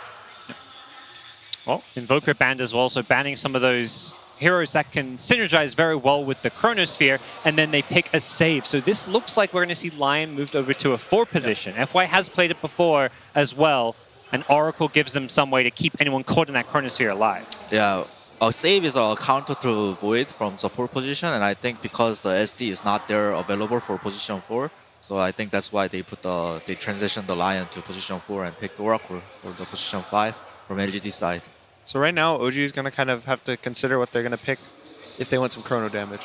I thought the Tiny has been the most common of the tournament, but it's been banned out. The other one was Invoker. You have either, if you go Exhort, you can have Sunstrikes, you can have Cataclysm, Meteor. Even if you go, Wex, you can still have EMPs and Tornadoes and Lackady avoid. So some of the Thompson heroes that I can think of is Lina, Monkey King, Pugna, that we haven't seen a lot, but it is a pretty bad Pugna game against all those Disabers and Oracle. But I think the other two are pretty viable. I think the Monkey is a little scary. Your Jingu can get purged in the early game when you try to run around. There's a lot of stuns, and it's kind of hard to want to play. I think the Lina is like a good choice. It's scary to pick Monkey when you don't know your matchup as well, I imagine. I know Thompson doesn't really care that much when he's playing Monkey. Him and Mid One are the two monkeys who, like, their teams have even like first phase their Monkey. Yep. They'll just throw it mid, and they'll go like 50-50. But another one of Thompson's heroes that he can go 50-50 in a lot of matchups is Pango. Okay. So expecting the mid Pango, because we don't see Seb play this hero a whole lot. We do see Jarek's play though. Yeah. And ET is a 5 position typically as well. So. Yeah, and they need to pick their mid earlier. They're gonna like get the mid countered anyway, so they're gonna pick it like probably the next pick from OG. Yeah. Another mid laner we've seen a lot of, and particularly from LGD's tournament, is Kunkka. Are we surprised not to see Kunkka picked up yet? Maybe a little. I know in the, I think, EG series yesterday, they picked Kunkka versus Void, and the Kunkka was okay, but the Void would just kind of chrono whoever he didn't get the boat buff on, and then he would just kill them, and then the Kunkka would kind of be alone, and you can't really control Void. So the matchup is a little hard for the Kunkka, but they're just going to take the gyro. That's also versatile, right? It's a carry and a mid, and then they can decide their lanes. I think they were kind of scared for OG to pick the gyro too for Thompson mid because of the ET. There's not a lot of heroes right now on OG's side that can abuse the ET's magical debuff. God, you know what I always think of when I see ET and Void in mid lane? I don't think Thompson plays it. Well, Zeus is one. Tinker as well. How good would Tinker be with the Void? But Zeus actually sounds amazing as well. Yeah, it's an OG hero, Oh. There's a lot. Sky. He's also Skywrath mid? Yeah, Thompson Sky Mage. This is the things going through LGD's head right now is the crazy thing. There's like, what is Thompson going to be playing? Thompson has like so many like these weird heroes that does a lot of magical damage. So Nature's Prophet, this is a 5 position, but also a 3. They've played it on Seb earlier in the group stage, so given that they have the Elder Time there, expecting Seb on the Nature's Prophet? Yeah, most likely going to be a 3 Furion. They can put it with either the melee supports, if the Pango is a support. And you kind of usually want to match a ranged with a melee if you can, for the Stout Shield and kind of the ranged harass. Is this lane counter to Gyro? Is that the idea? Yeah, the Treants can also take Rocket Barrage, so he can't really ever solo you with the Q. And Gyro has a really low base damage, so Furion's going to deny a lot. And Pango and Furion is one of those classic lane partners, because Pango is such a weak laner, so he needs a strong position 3. So LGD bans the Dazzle. I don't know if they're scared of a 5 Dazzle or they're scared of a mid Dazzle. There's nothing really that stands out for this being a really good mid Dazzle game, I think. So I think they're leaning more towards Zeus. the Zeus. There it is. Zeus going to be pumping in that damage.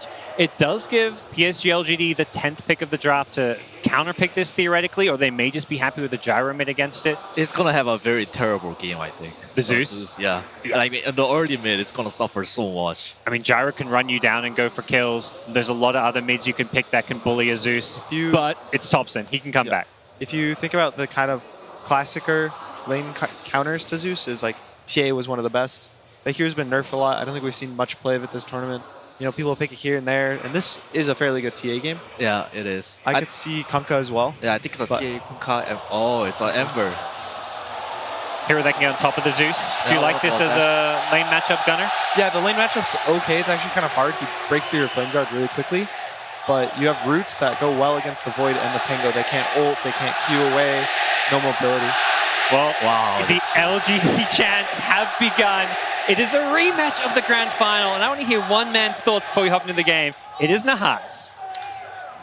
Not surprisingly, these two teams in the upper bracket final feature the 10 most statistically dominant players in the tournament. As we look at kills per minute here, only 6 players average more than a kill per 5 minutes at TI, and 4 of them are on stage here. Of course, Ana and Thompson in the 1 and 2 positions, not shown. Ame is actually at that number 6 position, so both of the farming cores and assists per minute here, forcing the tempo.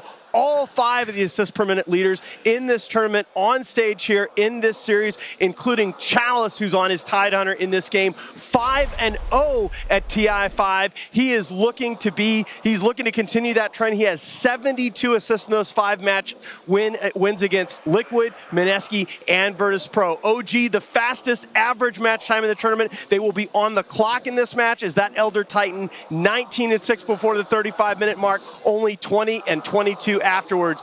The matchup of the top 2 teams in the tournament for a spot in the grand finals. Bringing you the action here is the original Join Dota bromance, bringing the rain on the main stage at TI. Here are Capital and Blitz.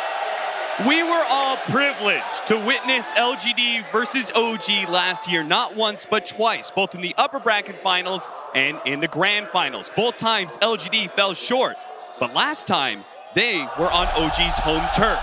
This time around, LGD, they brought you to Shanghai. They brought you to their home turf, and now OG have to play against the roars of the LGD fans. Yes, I am so excited for this matchup. As Alan pointed out, the stats all lead us to believe that this will be one aggressive match, and the heroes that they have too. And there's raw aggression on both sides. They want a team fight nonstop. There's always a great 5-man potential. Both teams have good amount of catch. Oh, Blitz, that assist leader that now Alan brought up, that got me hyped, man. That got me hyped. I was just thinking, these two teams love to be able to fight around each other, and clashing against each other just means we're going to be seeing nonstop action. So an interesting point that Insania brought up was that OG forces you to play at their tempo. They force you to play a very fast game. They want you to get into these silly situations where you feel like you have to dive, and they feel like they have to dive as a result. And so do you feel like LGD adjusted their draft to address that? I mean, they've got some pretty fast heroes. The Gyrocopter, one very popular hero of this tournament, has had a lot of success. The Ember Spirit, low cooldown hero as well. The only long cooldown they have is that Tide Hunter, which has been a favorite among some of the Chinese teams at this tournament. Yeah, it's been a favorite of a lot of teams just because Tide Hunter, no matter what, will get his Ravage off. But OG have one of the best ways to deal with it in the Anaphasis Void. The Chronosphere, of course, doesn't really care about the Kraken Shell too much. And they've got some great heroes to follow up on it as well. They've got the Elder Titan with his Earth Splitter and Stomp. They've got Pango even being able to swashbuckle from a distance. And let's not forget about the OG Thompson Zeus, which is going to be in the mid matchup against Maybe's Gyrocopter. And they're going to run a side lane Ember Spirit to dodge that matchup. I think what PSG LGD learned from last year is you always have to have the ability to fight OG. OG is one of the best teams at coming back from a poor laning phase. I mean, they have Thompson, who it feels like he almost always gets solo killed at some point in the lane, but it doesn't feel like it really matters because he figures out a way to win. We're going to have that 4-position Pango for Jerix that's going to be assisting Seb's Furion at the top lane, just trying to harass the Ember Spirit out of lane as much as possible. It is going to be backed by a pretty offensive duo, the Ember Spirits and Oracle. Around level 3, they can do a lot against this. See Ame just trying to get as much CS as he can, trying to deal with the Treants and clear them out. Well, bottom lane, Anna with his Faceless Void, babysat by No-Tail's Elder Titan, may not be able to provide the same kind of lane assistance that FY's Lion is going to have. With that range advantage just constantly harassing both Anna and No-Tail. That's why No-Tail's going to come in from behind with all that spirit damage, immediately gets stunned up. Lets Chalice just kind of juke No-Tail out until the damage wears away. This bottom lane Chalice is getting a little bit low. No-Tail. He's actually turned on to FY instead. FY forced to use the stun. No bash this time from Anna. Only level 1 bash. He already procced once. Has to be careful about pushing forward like that, as there is a level of Gush early by Chalice, and the Time Walk level 1 cooldown is so long. Yeah, he's going to have to be a little bit careful of any harassment that comes his way while that's on cooldown, but that's what No-Tail's here for, and geez, it seems like nobody can fight him. It just keeps on spamming out spirit after spirit. So it looks to me, Blitz, like maybe the side lanes are going to go a little bit better for OG. How's that mid lane matchup supposed to go? Looks like maybe he's taking a huge lead already. 12-3 compared to 7-2 against Tops. I think this lane goes fine for the Gyrocopter. Like, Zeus typically just sort of trades out farm. That's what this hero does. He's not meant to really win any lanes or get any solo kills, because the point of the hero is that your team fight is so strong that it shouldn't matter at some point. Yeah. Seb, though, with a hero that we haven't seen a whole lot played in this position too much, Nature's Prophet in the off lane, this hero comes with its own set of problems. I think the reason why they pick it is for that global presence with the Zeus. First blood, that's going to be FY. The Lion managed to get the kill on No-Tail. This time he just gets a bit too far forward, challenges LGD a bit much in the effort to try and create Anna some space. The chance for LGD have begun. And that's what I thought was the coolest thing, is the Chinese crowd, they have not been any slouches when it comes to cheering for OG. They like OG a lot. But when OG's introduction came out on stage, they were extremely quiet. They wanted OG to know, in this matchup, we're not favoring you at all. We are backing our boys, LGD. Yeah, no boos, but you know, they're going to show their hometown team love. Seb going in for the dive, X-Nova. And he's surrounded right now. The Treant is going to reveal him the whole entire way, and Seb's going to try and get in position with the trees. He'll just finish him off with a little Treant, and that's going to be good enough. Meanwhile, Ame actually coming in through the side here does pick up Jerix, and he's going to try and challenge some of that CS that's floating into the tower. Our mid matchup continues to be rather dominant for Maybe's Gyrocopter. Just keeps on throwing out missile after missile. And Maybe is a very good one-on-one mid laner. His creep aggro tricks, the way that he almost always times out denies, the fact that he's got 4 denies against the Zeus. Yeah, it's a little hard to do, especially since with Thompson spamming out lightning bolt after lightning bolt, bringing himself a few mangoes as well. He's trying to keep the Rasmus battle going back and forth, not just be entirely run by the missile. Jerix takes a little bit of damage, but he has the range drop now, and that'll make the offensive pressure of this Oracle a lot less viable. So smart little choice by him after he got killed by Ame, traded out. LGD do manage to get the boundary rune at bottom lane. No-Tail get a lot of damage in return, though. But it's currently Seb right now, leading the net worth chart on the side of both teams. Chalice not doing bad for himself either. Yeah. And both offlaners having a good start. I feel like it's very important for Nature's Prophet, especially in this meta, to have a good start. Just because you do have comeback mechanics, but you need to be ahead with this hero to fight, because he doesn't come with any sort of stun. His ulti is pretty good, but unreliable at team fights. So the important part about all of this is being able to be ahead and stay ahead in net worth. They're trying to sneak in a kill. They do have that very defensive mid lane ward that spotted out the rotation from FY's Lion. So they know he's somewhere behind Thompson. So Thompson's going to play really safe, especially whenever the missile is cast on him. one thing that LGD will need to rely upon heavily here is their teamwork and communication, right? Because while there are a lot of downsides to the Furion, the big advantage is this is a core Furion with so much global presence, you can't be overly focusing on your lane and just trading out against that enemy hero. You never know when the Furion's going to show up and change the odds.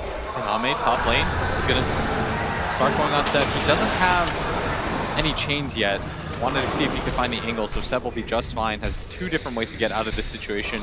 I think part of the reason why they take the MP2 though is they have an easy way to push out the lanes and start fights. Yeah. And on top of that, it just lanes well.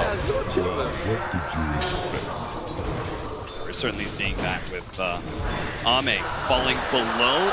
Ana's faces void when it comes to CS mid lane. They're going to drop the bomb. Maybe with the help of FY, will get the kill on mid lane OG tops. And they'll find that observer ward that spotted out FY earlier. So really good read by him. He understood that his rotations were spotted. Finds a different angle to get it. Jarex now top lane. Jarex is going to be gone on his range drop. It's gone. So he's going to be slowly burned down by Ame. The slide of to finish him off. And Nova, can he stay ahead of the Furion? He will. And now Seb does not have a teleport, so he knows he kind of has to battle Ame back here. But the ultimate comes out. That'll be enough to finish off Nova. And the Flame Guard will wear out for Ame as well. Seb will be fine. Still, though, 4-2 to the favor of LGD. Part of something that we should talk about is the vision game between these two teams. Zeus and Nature's Prophet, of course, makes it so easy to win that vision battle. That's why... Jeez, Anchor Smasher, no. Ana, as long as he can get those bashes, it's still going to be an incredible amount of damage. Thinking about chasing down Jarex, just places down the remnant. Something we should note too is the presence of the 2 wards that LGD have decided to go for. This is, I think, a direct counter to Thompson and the type of rotations that he wants to make into the enemy jungle. We saw that so often in the series against EG, in fact, when he played the Tiny and he just found the TB over and over again. Yeah. This ward vision isn't really meant to protect mid so much as it is meant to protect the jungle and Ame's lane, in fact. Yeah. Because I feel like Thompson, more than any other core, invades that jungle area. So they want to make sure that they spot him coming the entire way through. And I've noticed before, like, Thompson, Zeus, he's very reliant on being able to pick up power runes and bounty runes as well. So those sort of rotations are going to be spotted out by these observer wards, at least the top half. And just by process of elimination, Nova, he's still blocked in, trying to eat 2 different trees. That's still not good enough. Maybe is here. They're going to try and get the kill onto Jarex as they trade out Nova, run over by the Remnant. With the rotation coming out, OG isn't going to be too sad about it. They trade support for support, and it required maybe to make rotation like that. Yeah, but maybe he's trying to protect his top lane area. He's focusing on that so much because he doesn't want his jungle to get invaded. Seb gonna get stunned up. Ult immediately, and Seb has to be careful here, but maybe they don't have the damage. Down here, it's gonna be a little hard. The Hex goes out. They're just running out of damage now. If anything, Thompson might be able to get the kill, especially with Jarex. With the long-range flash, but barely getting away with the TP as well. Great read by Thompson. I would anticipate PSG LGD to continue to send Gyro up to this top lane, protect this area. Don't let this tower fall, especially against the Nature's Prophet. He plays like Beastmaster in the sense. Mid lane, Somnus getting a little bit low, but should be perfectly fine. He's got a lot of support behind him. The next step is going to be those 10-minute bounty runes. Chalice has already pushed out bottom, and we've got rotation from our supports to secure this lane. If they can get the pick off on the No-Tail, the captain of OG, then they might be able to actually finish off this tier 1 tower. Otherwise, it's going to be a slow push. Nova. Knows that Thompson is here. They know they smoke. They've got to get out of here. Oh, he actually used the magic meter on himself, but there goes FY. Nova thought he was going to be the target. Now Jarex looks to be able to pick up the bounty rune in front of him and body block Nova as well with the Orb of Venom. Makes it very easy for Thompson to help get that kill. And now OG taking the kill score lead. Very surprised that they decided to make that play. He didn't see Thompson until the smoke broke, so that should have alerted him to the fact that there were more than one hero here. At least he should know that one support is behind him, but they still decided to take the fight. Maybe they thought with the addition of Ravage it would be enough. But Chalice was in no position to back them up. It looks like we're going to see a continuation of Thompson's earlier build, which is just running for the really fast boots of travel with the Furion. They're going to try and abuse LGD and especially the slower pace of the Titan, right?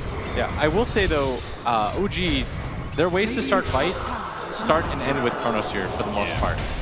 Maybe Jerax can get some stuff done too, but a lot is on Ana in this game. Chronosphere, of course, so good at taking every single fight. Void, I feel like, has been one of the heroes of the tournament, especially coming from a position where he was so weak, and nowadays everyone seems to love him. I think he just works so well as a counter core. Every single core in the game feels so bad about playing against him. And look at this. This is the ward that I was talking about that you were trying to protect. Protect the jungle against OG. Don't let them get in here for free. That's why Xnova is kind of positioned to be able to break smoke. Oh, he was there to break the smoke, and he might still get caught out. More, and now Jerax is going to try and take some of this CS. They're going to turn and try and kill Jerax, but there goes the Chronosphere. Oh, perfectly timed with the air splitter. This is just a beauty of a team fight for OG. And picking this off on Ame as well. Rolling through, nails him and tops the finish him off with lightning as well. OG just perfectly execute that fight, and LGD fall apart. Oh, the timing of that was so rough for them. Yeah. Xnova was there just to break that smoke. They have 2 wards to protect that area. Doesn't seem to matter as OG read that perfectly. And that's all set up by Jerax as well, who getting into that position off of Swashbuckle and being able to get that kind of ward down, spotting the stacks. I mean, this ward right here, they're going to place a similar ward either in this area or this area higher up. Yeah. They always want to invade your jungle, and by taking the mid tower and pressuring this top. Whoa! That lightning bolt just stalled FY long enough for Seb to complete his TP. Once they lose this top tower, PSG LGD is going to feel very hemmed in. You see that FY searching for it right now. They know there's vision up here. They eventually find it. But the damage has already been done. A team wipe like that, or at least close to it, leads into the mid tower being taken, and that just means rotations into your jungle are going to come harder and faster, especially at that safe lane tower. Well, you know it's eventually going to die. You try and protect it, but it's like playing against a centaur. I think you actually have to protect it in this game. Yeah. It doesn't feel good to do, but I think if PSG LGD lose their safe lane tower too early, they're going to lose so much map control and map pressure in this game that Seb is going to have too good of a game. Which is why I wanted them to protect their jungle, and they were for the most part, but you slip for a second. Yeah. And all of a sudden, you lose control of your jungle, you lose 3 heroes, and you lose your mid tower. Okay, what about if you're losing your mid tower? What about you try and take the enemy safe lane tower and open up their jungle? Is that going to be equally effective? I'm okay with that play. It just feels rough because one side has a Tidehunter and one side has the Nature's Prophet. Yeah. If you're going to make this play down towards bottom, I think then you have to go towards mid with your Ravage. That's the only way that you can keep up with the tempo of OG. Look at Ame, he just can't stop it. The Treants, as well as Ana, will be able to finish up that safe lane tower. They just couldn't do enough to be able to stall that. So they'll trade out Tier 1 towers. As a result, OG holding a 2K gold lead to Thompson. Just doing a little bit of scouting there. I think he was maybe a bit afraid of some sort of smoke rotation or something. But Xnova, he's been spotted here big time. Does manage to at least kill a ward, but he is certainly dead. They'll give that last hit to Seb as Look well. at that. There's already an Orchid on Seb. 14 minutes in. Yeah. This guy's got an Orchid. That's pretty insane. I would have expected the old Solar Crest build from him. I think it's because his lane was going so well. Yeah. And he's going to hard counter up the Ember Spirit as a result. Yeah, Ame is going to be super unhappy with this timing, that's for sure. FY in trouble. Gets hit by the Rolling Thunder. Bounce back by Jerax. Swashbuckle to finish him off. Nice and easy. But at the same time, No Tail's going to be chased down. They are going to be able to get the Orchid out onto the Gyrocopter. Drums goes out. They want to make sure that everyone's safe here. Xnova is always there with the Dispel as well. And look at that. As soon as Ame sees the Orchid, he immediately pivots to the BKB. Yeah. I feel like he needs some sort of DPS item first. Maybe even a Maelstrom into the BKB. I feel like this BKB is a little bit of a bait. It's so hard too, right? It's like he could try and depend on Xnova, but Xnova doesn't really want to play around him all the time, right? He wants to play around the gyro. Yeah. Completely right. But at the same time, if you don't go this, if you do go the BKB, hold up, bottom lane, Jerax going to be chain stunned here. He will have an opportunity. Oh, no, he won't. He'll just die a little bit too fast thanks to the Finger of Death. I really feel like PSG LGD, they want to utilize this Ravage. Like, you want to do something with it in this game. Sometimes the threat is better, but in this game right now, OG's not really respecting the threat of the Ravage. Do you agree with that? 85-15, is this game that one-sided to OG's favor? No. And it starts here as Thompson They're going to be able to find Thompson here with a pipe as well. They're made super tanky. And a kill streak on him as well. That's going to mean a lot for PSG LGD and the two heroes that collect that experience and that bounty. But bottom lane, OG is beginning to round some of these heroes. Anna looking to chase him down. FY turns around for the Hex, but that's just enough. Oh, Stomp doesn't hit. Even though the Hex is there, there's no damage, there's no stunts. Now Ame, who's just mid lane, is now bottom, looking for an opening. He's invis right now. They're all teaming away inside the trees. Can they find anybody who's going to go for the blind slight fist? They're pinging right now on the ground. Anna. I think he knows no tails here. Anna. I think he realized he just has to leave behind, but the Ravage instantly going out. They have managed to finish off No Tail, yes, but there's no way they can go for Anna now. You're right, they wanted to be able to use that Ravage, but they only use it to be able to kill a 5 position, and now they're going to trade out X Nova as he gets found expertly by Jerox. And this is pretty disastrous, I think, for PSG LGD because they rely so heavily on the Ravage to start fights for them too. And they haven't had to use the Chronosphere. This feels a little bit rough for them. Yeah. But they are farming a lot of stacks, and their timing is going to come once they get their BKBs. I feel like once you get your BKBs on PSG LGD, the game changes once again. Jerox, he's been really using the mobility of this swashbuckle to get wards down that you just wouldn't normally expect, fortunately, because of that. I think these teams do expect each other's wards, though. Yeah, they've played against each other in these high-pressure situations now. This is the 3rd time. If anybody's going to be able to see these kind of moves coming up from OG, it's got to be LGD. Yeah, and it feels like OG, it feels like they're doing the same things that they did that made them successful in the first place. Massive kill. Jerox is going to fall with that big rotation from LGD, though. Look at this rotation from OG. No tail.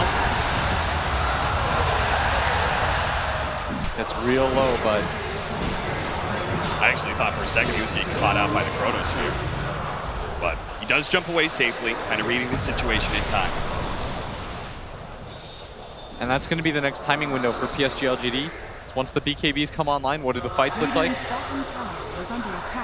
Of course, that doesn't solve all their problems because the Chronosphere doesn't really care.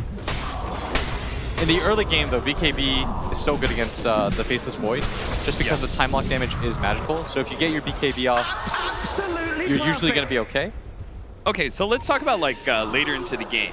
We have this Faceless Void, and the win probability heavily favoring OG. Is this just because the Chronosphere is the be-all, end-all of team fights? But you simultaneously said it's their only form of initiation. Yeah, that's why I don't think the game is that over as Dota Plus thinks. I think it's closer to probably like 60-40, if I had to guess, because I feel like PSG LGD's lineup, they have multiple ways to begin a fight, and at the top level, I feel like that determines a lot.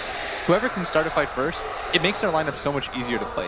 Yeah. It's not impossible to play OG's lineup, but the execution has to be so high.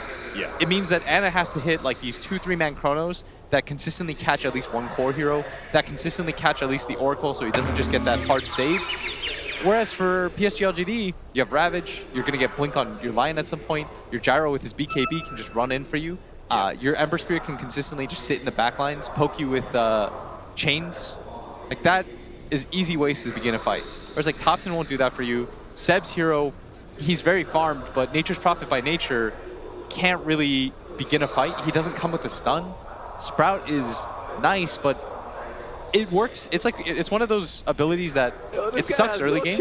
It's pretty good in the mid game. Yeah. Late game, it's kind of bad, and then ultra late game, it's great again because you start running out of things like Falling Blades and 4-steps.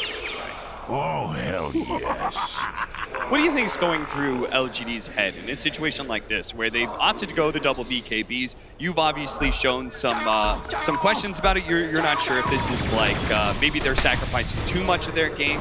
Do you think it's they're scared of this early game of OG and want to make sure they're not run over? Or do you think it's more about they feel confident in their late game and they just have to weather through the storm in the next coming role? I think it's both. I feel like what they're trying to do is match OG's timing. OG is a very timing-based team. Once they get their 2 or 3 items, they just want to run at you and fight, fight, fight. I think PSG LGD, what they're trying to do is weather that storm. And by going for the BKBs, you give yourself the best chance at actually being able to team fight 5-on-5. Because I feel like that's what a lot of teams lack, is the ability to engage OG on their terms. That's what we saw EG falter in Game 2 and Game 3 when they took that Terrorblade and the Anti-Mage. They just never had any opportunities to straight up 5-on-5. Was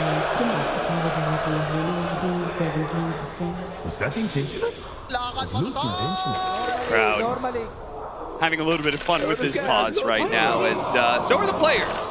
And I love to see the fact that LGD, we obviously saw in some of the documentaries and such that it did get into LGD's head, all the chat wheel that was happening, right?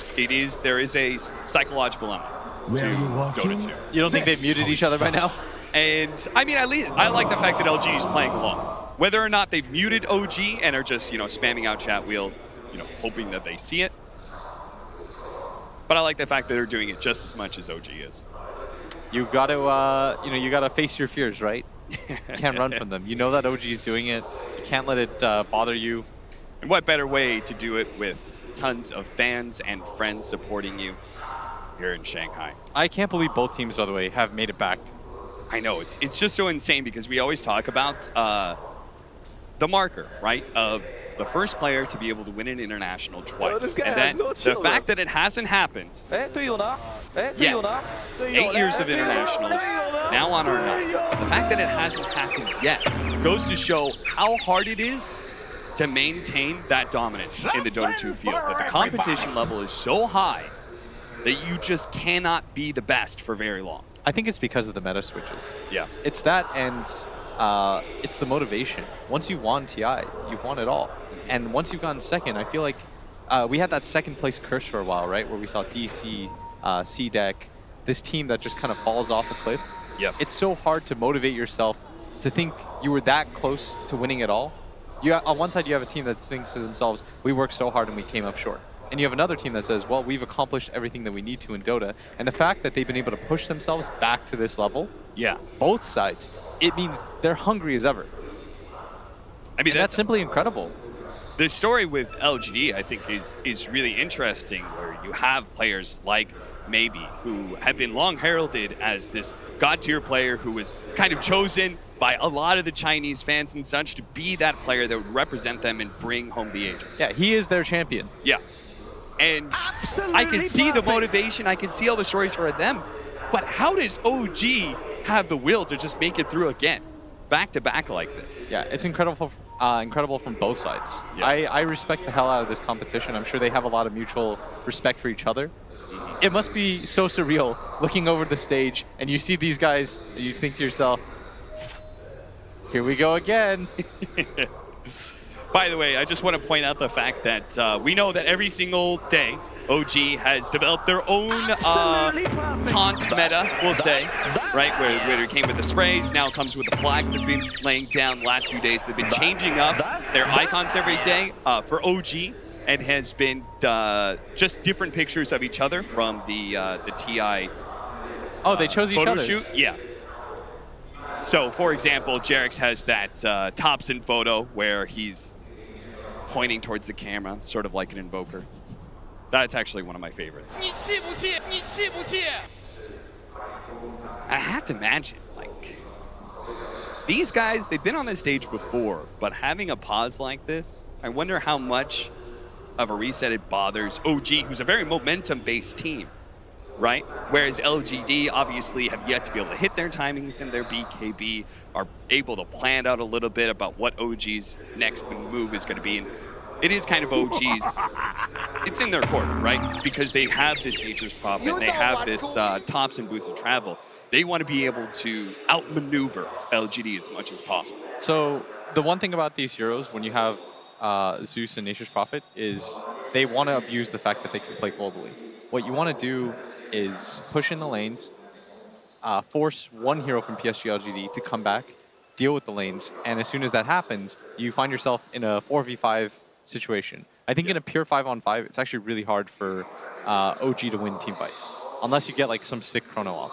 But as a whole, I think if you run it back a few times, PSG LGD comes out on top, which is why I think they took the Ember, because you have a hero that, because I was thinking about it, why did they take Ember over here like Storm, for example? Yeah. And I think the reason why they took it is, this is another hero, he didn't go Boots of Travel, but he does have the ability to simply keep a Remnant near his teammates, TP back, deal with the lane, then come back in. And that's why he has to go for the BKB, because at some point, OG's going to read that trap. Yeah. And they're going to say, we can just bring in our Orchid Nature's Prophet +1 hero. He's going to die every single time. Yeah. So you have to get that BKB. It's not just for the team fight, it's so that you can safely push out the side lanes. It's such a cool meta that's developed in this regard. Like, that's why the draft matters so much. Like, you need some way to deal with OG's ability to just deal with the waves at all times. You don't want the waves in your face. That's how OG sets up fights. So just like we were talking about how LGD is going to identify OG's win condition in Anna's Faceless Void, how they're actually going to be able to start fights. The same's going to be happening with LGD, identifying how OG wants to move around the map and how they're going to try and counter that. Yeah, I've watched their games. Like, I don't watch a lot of replays. I like to watch the games live, but these games I study like 40 times. The finals and their upper bracket finals. Yeah. Because I found it so interesting, like the mini meta that has developed between these two teams. Like why they pick the heroes that they pick. Because they've definitely developed like an internal meta anyways. They've extended their best of like 14 across 2 different tournaments now. Bounty Rune's going to be split, but Ame will have the advantage of finding a double damage rune. See whether or not LGD wants to try and take a fight against OG now that they have their double BKBs, one for Gyro, one for the Ember Spirit. Topson, meanwhile, he's got Yule Scepter plus Boots of Travel. Anna has his Hand of Midas and he's going to be working on a fast Diffusal Blade, so he's not as reliant on Bashes or Chronosphere to be able to lock people down and get his damage in. After Seb finished up that Orchid, he's got a BKB on its way. So very fast timing for him. And you notice that OG, for once, they're not just looking for the straight-up 5-man. They'll just continue to poke and prod, see where the weakness is for PSG, LGD, and as soon as they aren't together as 5. And you notice right here, Ame, he's playing away from his team. This is the correct move. Yep. Always play away from your team because you have the ability to gap close and come in to help them out. Gonna get gone on at bottom for the time being. Silenced up, but he's ready to try and finish off Seb. You use the BKB as soon as he thinks he's got Seb dead, and Seb's gonna try and go for the TP, but it's not good enough. And that was 1,000 gold for Ame. Holy crap! That's and now he's level 17. Oh, he's level 17. Oh, okay. Well, that's halfway to a relic already for Ame. That's the same level as the Zeus who's got the XP talent cap, just for context. Okay, then. That's more than double X Novas. Well, you could see exactly why OG want to stay away from 5-man fight right now, because PSG LGD, they're very strong. Between their double BKBs and their Blink Dagger picked up by the Tidehunter. The worst thing that they can happen for OG is trying to challenge PSG LGD and get caught into a Ravage situation. And this is why I didn't think the game was 85-15, because PSG LGD can just do this. They can send one hero at all times, Ame. You'll always see him be the one to push out the lanes, and as soon as he does, the rest of his team can 4-man, do whatever they feel like because they feel strong, because they know that OG doesn't want to just get into a straight 5-on-5. And that's OG's strength, but they've gone for something a little bit different here. Maybe he's farming really fast, too. Like, even though he went for the straight BKB and not one of those farming items, he will have an Aghanim Scepter very soon. That's going to make this Gyrocopter extremely tanky. I think these BKBs were more picked up so in case there is a team fight, but so you can secure these towers. Yeah. When you go for these tower pushes, OG, they'll see the smoke with the Zeus ulti. How do you get active in the lanes fast? Once you have that kind of play where you smoke up, you have an idea of what you want to go for, and something like this happens where your smoke has been spotted out. Do you adapt? Do you keep on going for what your original I think you get play vision was? now. Okay, you just use this moment to be able to get vision instead of fighting. It's a little bit too obvious to get into a 5-on-5 situation. Yeah. I feel like it's just awkward. The better thing to do is get vision, because that's really all you can do. The enemy team knows that you're together.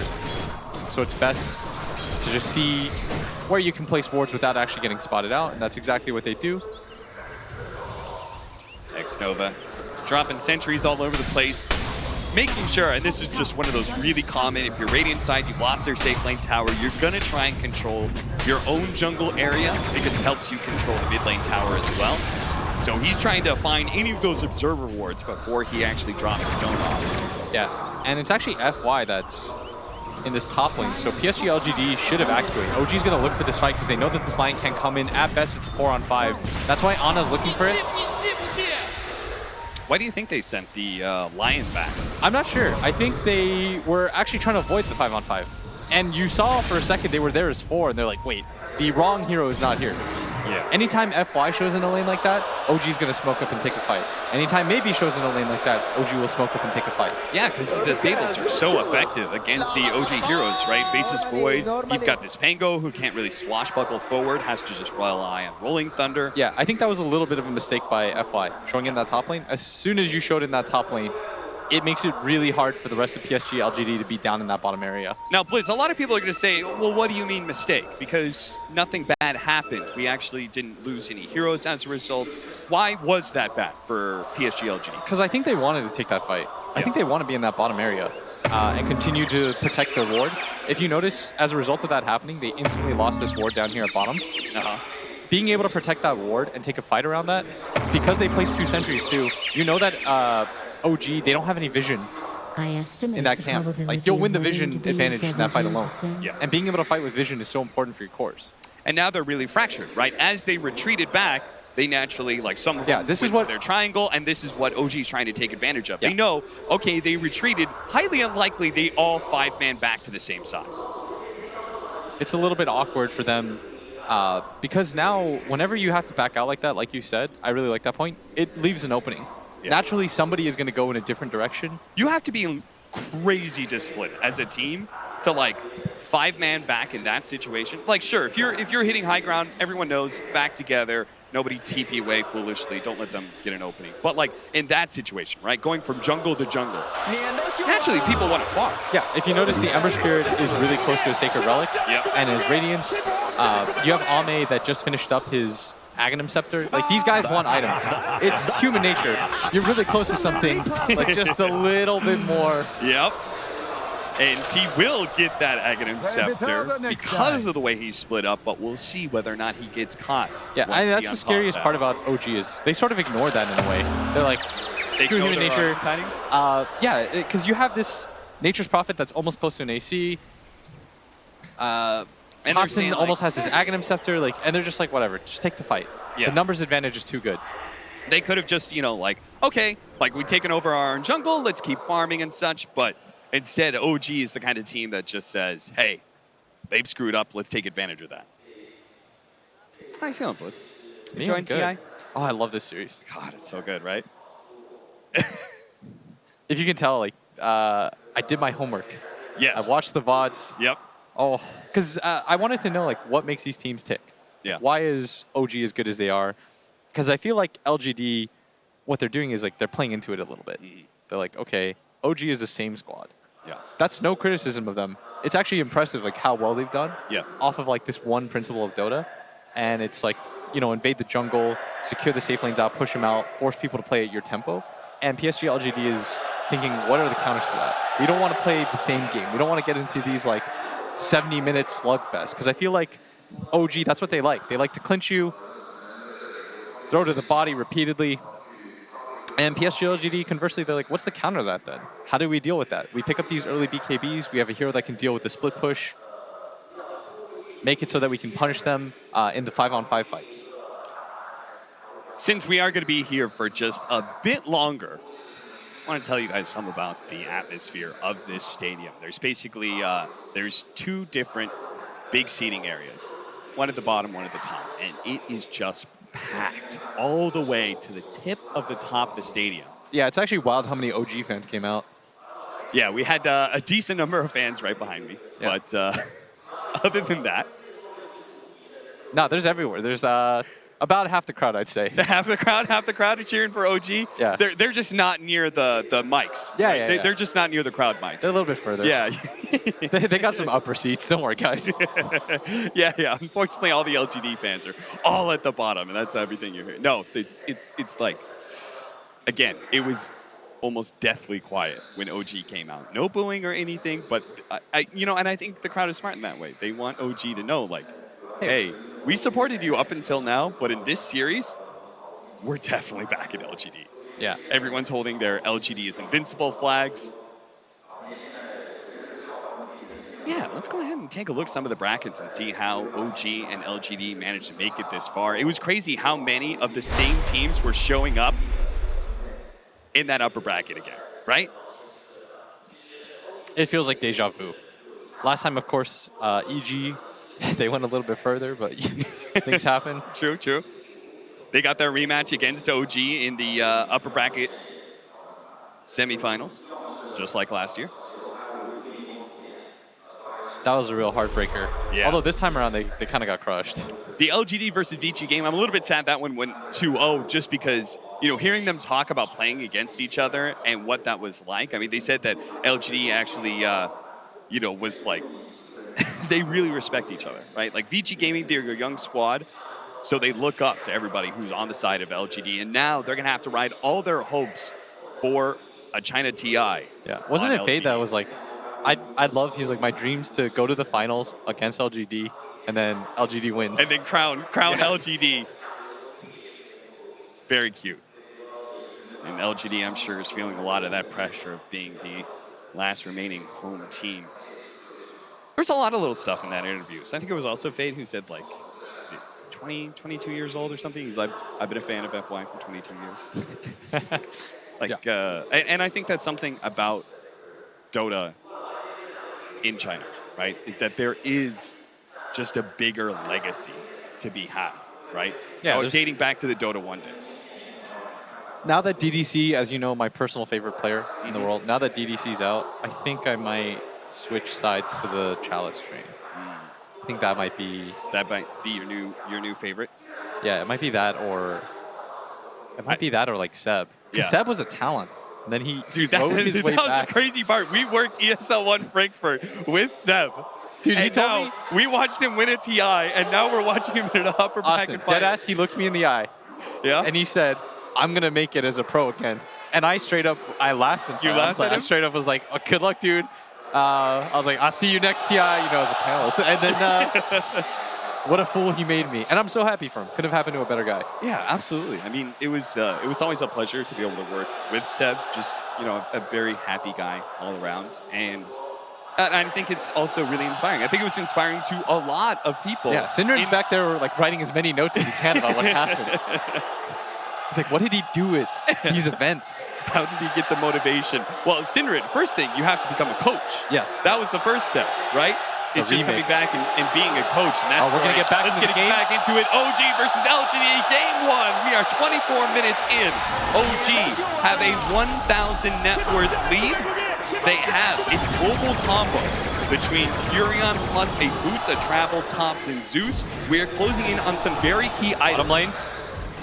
They look like they want to make the play force. Beating out Zeb, though, with his early BKB. Again, he got the Orchid super fast, so BKB had it about 23 minutes. Match that tempo.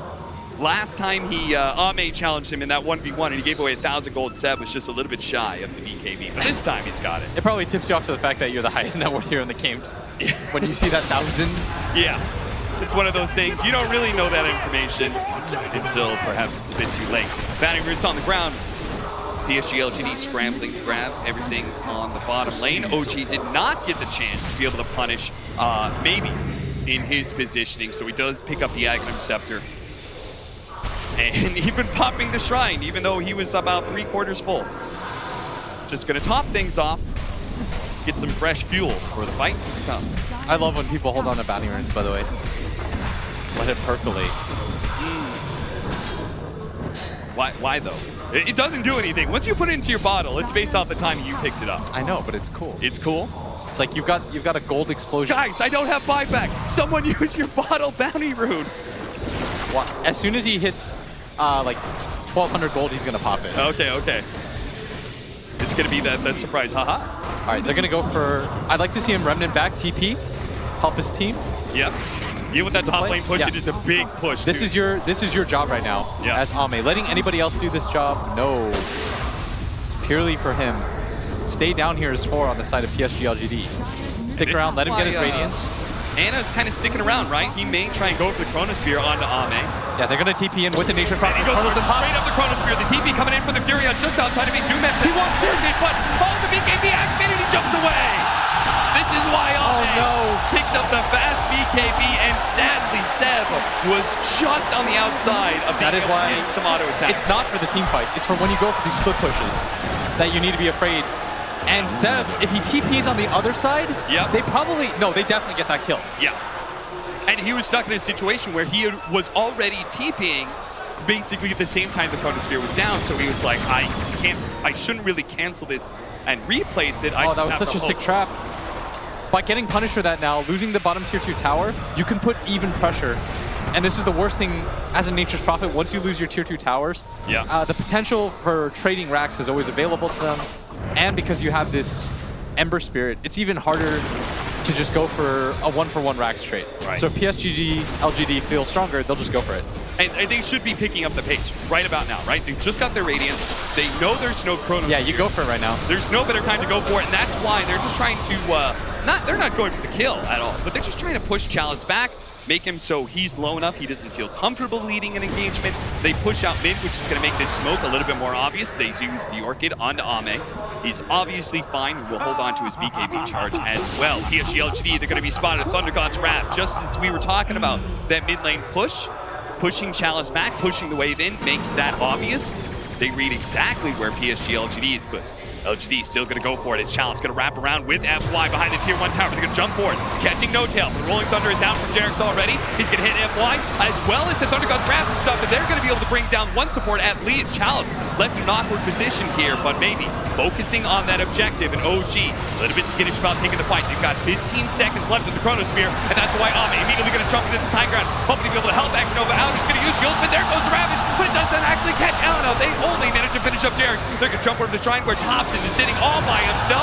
No, the buyback coming in. Jerix is going to try and help out more Thompson here. Use Scepter onto himself. The Jar Club's trying to stay away from Anna and all that physical damage. The Chrono's back. Just came out. The Rocket Rock is enough to finish off Anna, and Anna will finish off the Gyro in turn.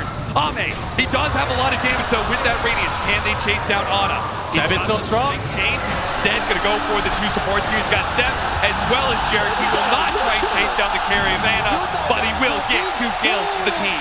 And that was the buyback from Jerix. Fantastic fight from PSG, LGD. That all comes down to Xnova's positioning. They all leaned on him while they were killing the cores of the backline of OG. And once you get on top of the Zeus, the team fight feels completely over. 14 to 16, 29 minutes in, and PSG LGD for the first time in about 15 minutes had the net worth lead. No matter how small it is, they do have the lead, they do have the experience. With the Chronosphere being used in that last fight as well, that's going to give PSG LGD a lot of confidence to keep this going. They need Ravage, though, in 70 seconds. And they should feel really strong right now. Yeah. It's so hard for OG to take a fight. Like I said, straight up 5-on-5s, OG will lose. Even with Chronos, OG hit a 2-man Chrono onto both cores, and it doesn't matter. So Xnova, there's a lot of ways that Oracle's trying to solve the problem, which is you've got a target on you. Everyone's going to try and chase you down. And a lot of them go for Glimmer Capes, Blink Daggers, maybe an Ether Lens to help the cast range. But here, because of the global presence of Furion plus Zeus, we've got Xnova trying to rush an A on this, which is a really smart decision, I think. It also makes it so that if you do get chronoed with one of your 2 cores, you'll never be focused down. Yeah. It just wastes more and more time from Ana. And I think for PSG LGD, the longer the fight lasts, because you have a core that can consistently catch up to the enemy team and comes with his own stun, you're going to be stronger. Which is wild to think about, considering Zeus is one of the best. Yeah, that is one thing. The only thing that really can stop that longer team fight going in the favor of LGD has got to be Thompson. And that's why they've been trying to focus him down so much. He needs a Blink Dagger. 20. That's what he's going for, is that Blink Dagger. Again, the Orchid, but again, Ame doesn't care. In fact, he almost has an Aghanim Scepter already. He needs to outplay them right now, Thompson. Yeah. Get the Blink Dagger. Figure out your positioning in team fights to be able to get in and out. It's going to be so hard against the Aghanim Scepter, Ember Spirit. I've heard a lot of Ember Spirit players, CCNC in particular, I think, Gunnar as well agreed with this. The Aghanims is a bit of a trap. But in this game, right, it is meant for it.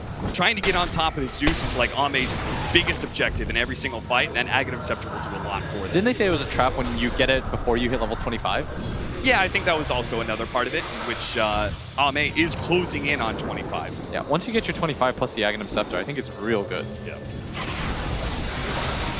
He's already got so many damage items as well. Hasn't opted for anything that's going to proc off a Sleight of Fist just yet. But I would have really liked for, in this game in particular, for him to have gone for the Boots of Travel. Yeah. It makes this playstyle that he's opting for a little bit stronger. Yeah. I'm a little bit surprised he didn't go for the Maelstrom as well, considering how, you know, the Furion with so many trance. Radiance works? Radiance works just as well, I guess, and maybe stronger in these team fights for him. The Blink Dagger's almost here for Thompson. What else do we have? Jerix is trying to get a Glimmer Cape, I think specifically to help out Thompson, because they know how important his positioning is in these fights. Seb has his AC. And Anna, the BKB as well as a Manta. 9-second BKB left for him. I sort of feel like OG, they sort of have to go for a smoke, pick off the core, and immediately try to Roshan. And use that Roshan to get even more map control. Grab this tier 2 tower at bottom, then diverge onto this mid lane. Because you are going to feel like really good once you have that Satanic on Yes. right? So I think they really need to make that play on the side of OG. Go for some sort of 5-man, try to get the cores. If you can find the Ember Spirit doing this playstyle, that would be ideal. The problem is, normally you get one moment where you can trick somebody, and they forget about how they can die. And that was at top lane. But maybe they can do it again. Ame, if he's going to stick around for the next creep wave, he could just die here. 2,500 HP. Can he actually live through with all this? They're going to be able to help out with the Nimbus as well as York. And with the Manta, man, Anna just cleaned him up so quick. Go Roche. Go Roche. Go Roche. Is this the opportunity for OG that they needed to claim the Aegis? You at least have an opportunity to, if he did have buyback, you could maybe force a buyback, but as soon as they know that they're roshing and they can't buyback, they know the Ember's out of the fight. Yeah. They didn't go for a smoke, but it's the same idea. Get a core pick off, go into Roshan. You have to use this Aegis. And how much of this is a feint from Chalice? Is he just threatening, hey, Ember Spear could buy back, you got to get out of this pit? Or does he actually think they can win a 5 versus 4? I don't think they can win a 5 versus 4, but they're trying to stall it up as long as they can. But once they see FY at top lane, they're going to just walk back into the Roshan pit. Yeah. They know this isn't a real fight. This is sort of just buying a little bit of time. OG are doing a really good job of making the most of this, right? With the push onto top lane, getting tier 3, the tier 1 at bottom, actually does fall, Chalice. Yeah, what they're trying to do is buy time with Ember Spirit. There's about still a 25-second window. Seb is now here with his AC. All right, if OG was going to commit, they have to do it now. At 20 seconds. Nice defense by PSG LGD. Yeah, that was so smart of Chalice. Chalice just walks in. He knows there's no chrono. He can't die. He's got a pipe and a Solar Crest and Vlad's. But I do think the idea behind what OG was going for is the right play. Yeah. And hey, if that play happens again, then next thing you know, you've taken the tier 2 at bottom. Now they're going for it now. PSG LGD, they said, you didn't want to fight us? 4 versus 5? Well, guess what? Now the Ember Spirit's alive. And we don't think you're going to fight us for this. They got to wait out chrono too. 10 seconds left, so it is going to be up. PSG LGD, because they've got this this Satanic, I think they feel a little bit too overconfident. They've got to be careful. If this Faceless Void engages, he's looking for the angle right now. He sees 2 cores for the time being, but both teams just playing around this area, both loath to just give it up. Roshan is getting so low bit by bit that eventually someone's going to fully commit to it. They are going to be able to get the pick off. That's going to start with FY. Now the Orchid onto the Tidehunter, prevent any sort of ravage, as OG did get a little bit too close to that Watermelon. Look at this Ana. He's making his way up.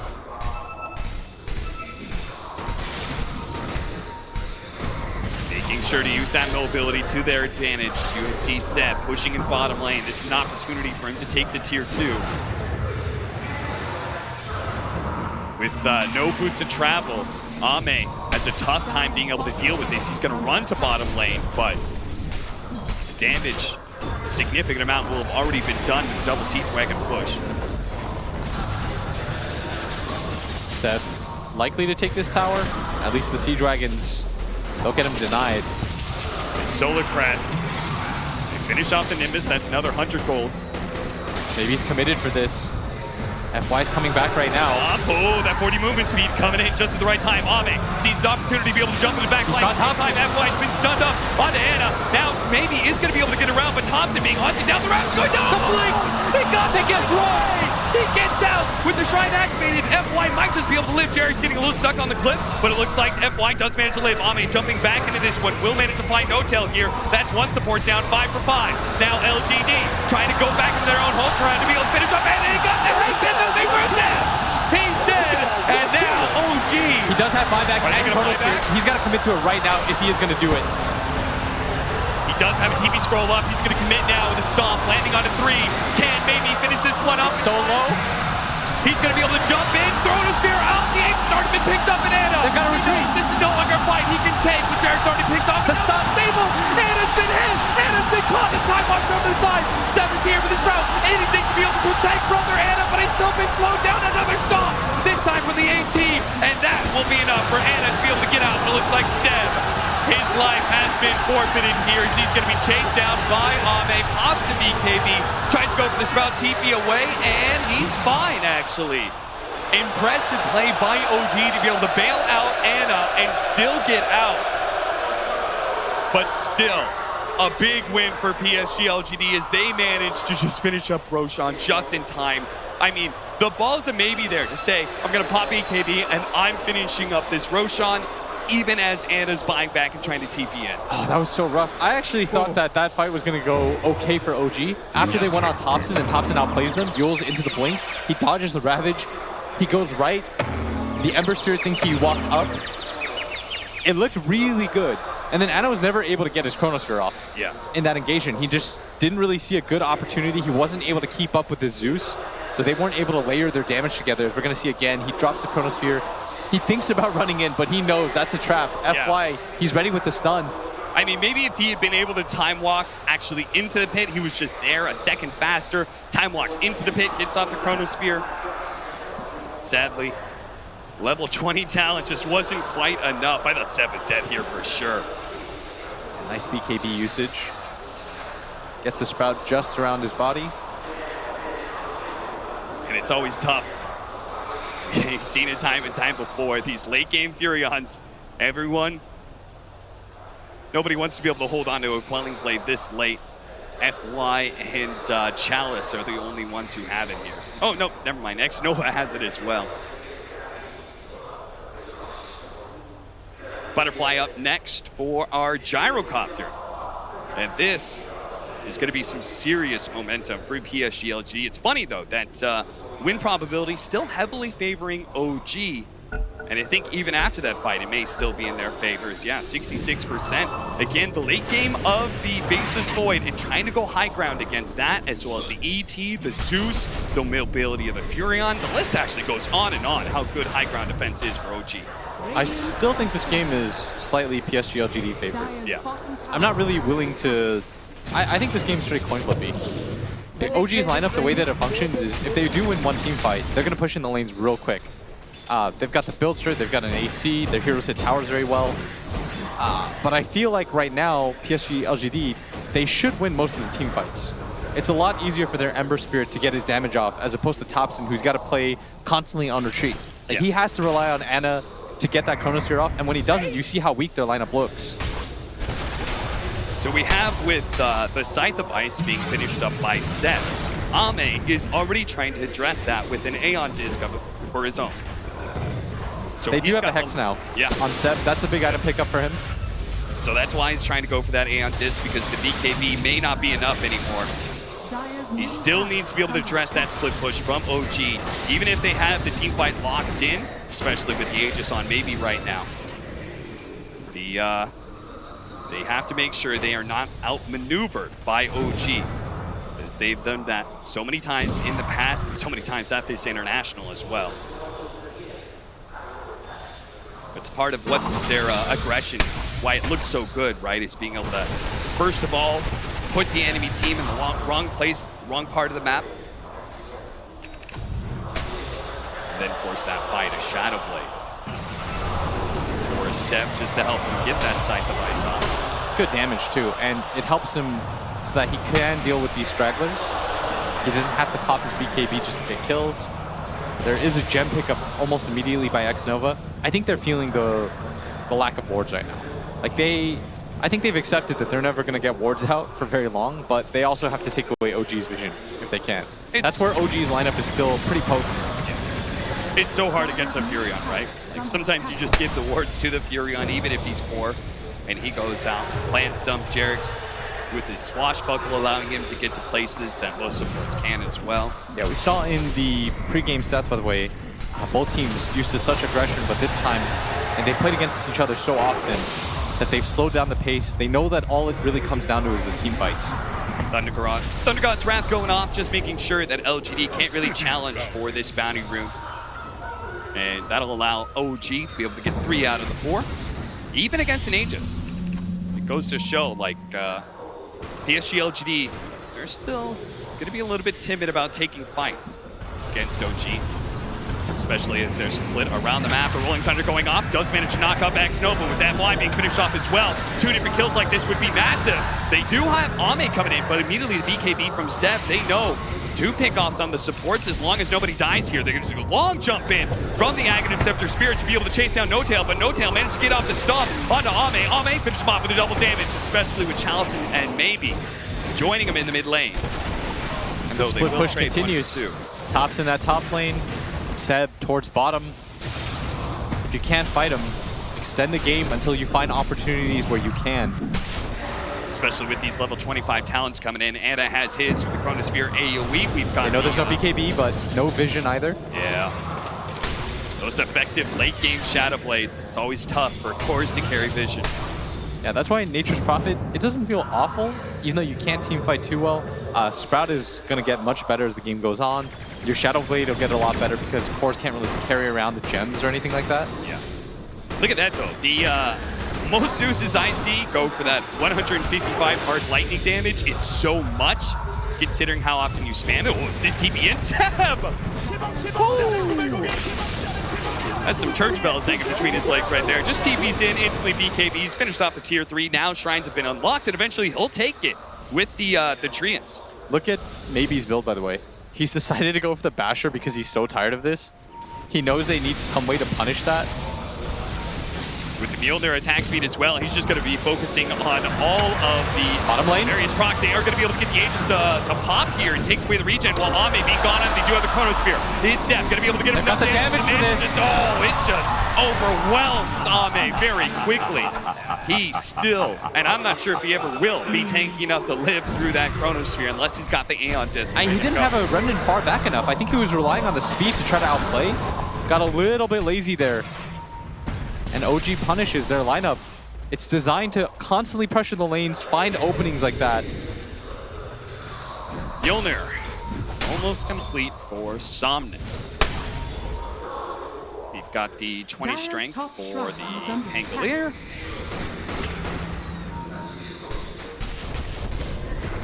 Popping the link, it's managed to get the Hex follow up, and they're just going to try and jump out as quickly as possible. They do have him dead. That was buyback from Ame, and that's 2 minutes. He is dead for 2 minutes now off of the buyback around Roshan, and LGD know about that. Yeah, there was no one near him. Anna just decided to step forward. And now Seb is going to do everything he can to try and force the attention to the side lanes rather than that mid lane where PSG LGD is barreling down. But that's where Ame comes into play. He may not have that Aeon Disc, but he's going to play like he does have it. Jerix going to rolling in with his Glimmer Cape, the Invis Ball.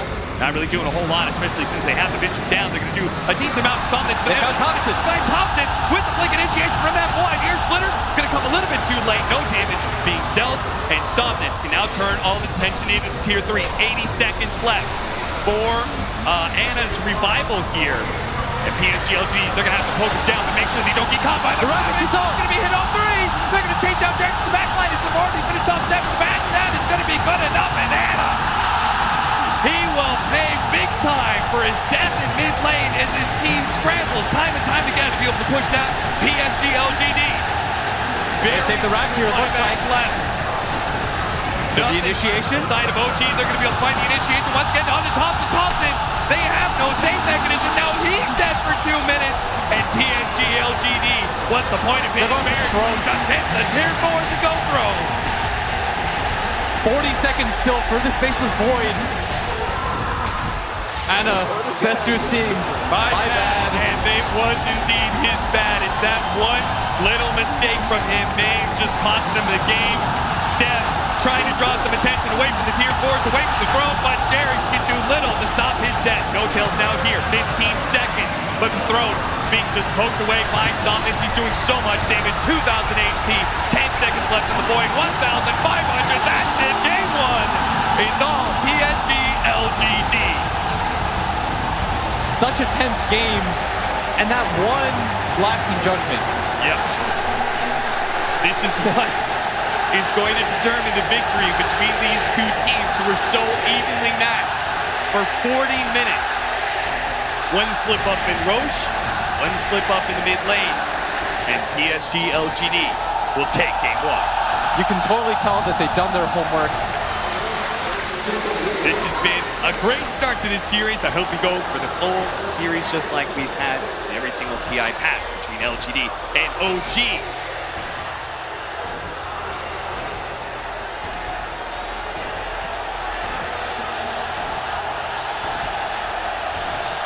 Okay, and one of the things we hear from Will is the idea of LGD doing their homework. And I think that we definitely saw the stack of papers come out when OG walked onto the stage, but it is clear that LG has done their research as well.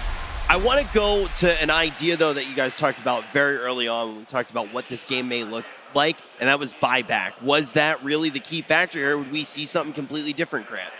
It was a little bit different. I mean, Anna kind of died back. We had that one big fight near Roche where 3PO bought back, but that game was a lot different than I expected, and it felt like both teams were just okay sitting back farming. And honestly, I was thinking maybe OG has the better late game, you know, with this Nature's Prophet as well as a Void, but one wasted chrono and they just kind of lost the game. Yeah, I got to that point where Seb started some of that split pushing, right? He got the top tier 3, suddenly you're opening up shrines, and that's where things you're like, okay, this is OG. Things are rolling for them, but it was a very skirmishy game. It wasn't these massive 5v5s. At the Roche fight, I thought Anna's going to buy back way earlier and go in. It kind of costed them the advantage that they had at the point. And we see these kills that they earn 1,000 gold. This is also very game-changing. Yeah, 22 minutes, 1,000 gold to the Ember, and then I think at like 30 minutes, 1,000 gold to the Faceless Void.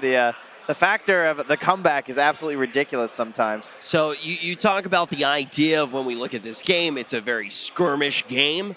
Do we think that the next game's going to look completely different? Do you think maybe we're going to get closer to the idea that you guys had during that first game of a game that's very focused around the buyback? I think so. I think when OG loses, they're going to change it up. They haven't really been losing, right? So they haven't had to, quote unquote, change it up. And I just love the items on PSG LGD. It was really, really good. They had like BKB super early. They had an Aeon disc on the Ember so that the Oracle could just ulti anyone else who got hit with it. It was really, really good. Yeah, and there were not too many team fights early on, so their BKBs were 9-10 seconds, and they have nothing besides the chrono to throw into there once the BKBs are up. Also, Anna used his BKB most of the time to try to catch Oracle in the backlines, and once he comes back into a team fight, he just dies because he does not have any defensive items left. We're seeing a lot of what we've seen from these two teams even in this series, right? LGD just has been playing by the book very, very well. And now when we do talk about that loss coming in on the side of OG, how do they react? Are we going to see what they've been able to do in the past where they get back in and it's like nothing ever happened? I do think that when we look at this series as well, it is really exciting to see how OG will start to adapt.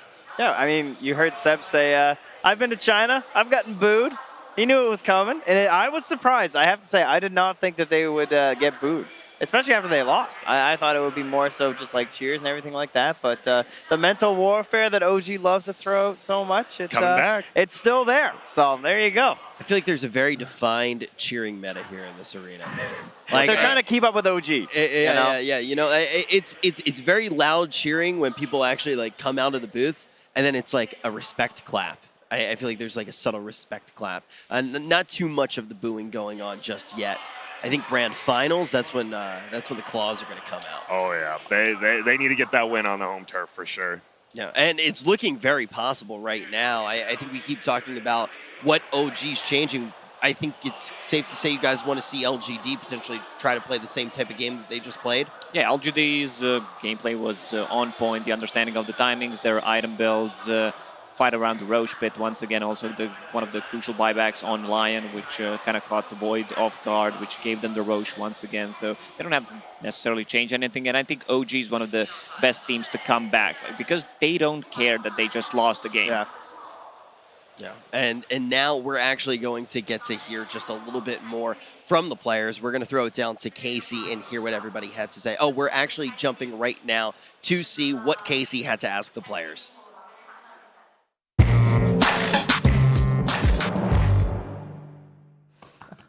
Do you ever play Dota? Yes, and Oh. I run around, try to get the last hit, and then when I die, I tell everybody else they suck. You're pretty good if you knew that you need to get last hits. Really? Most people just run down and die. They don't know what. No, anything. no. You need to shout in the mic, though. Oh, no, I do that. I played with a bunch of guys from Valve, and they never asked me back. Oh. You did well then.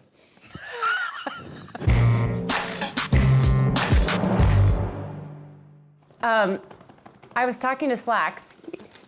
You can tell me, what do you really think about him? About Slacks? Yeah, he's nowhere nearby.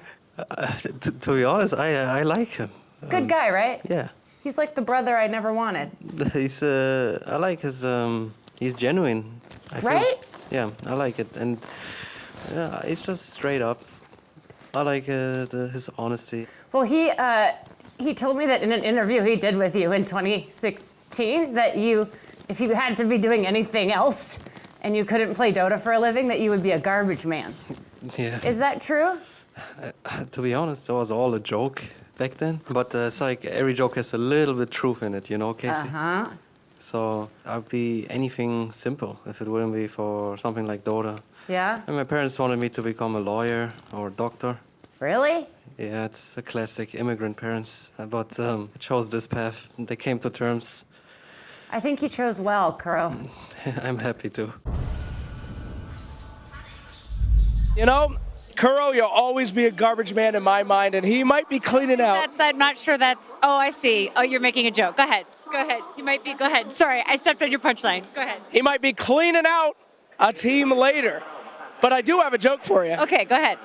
Hey, Casey, how do you beat OG? I don't know. You banana. I didn't bring the banana. Shit. He's been planning this joke all week. He's been carrying a bruised banana in his pocket, except for the one time he decides to use the joke.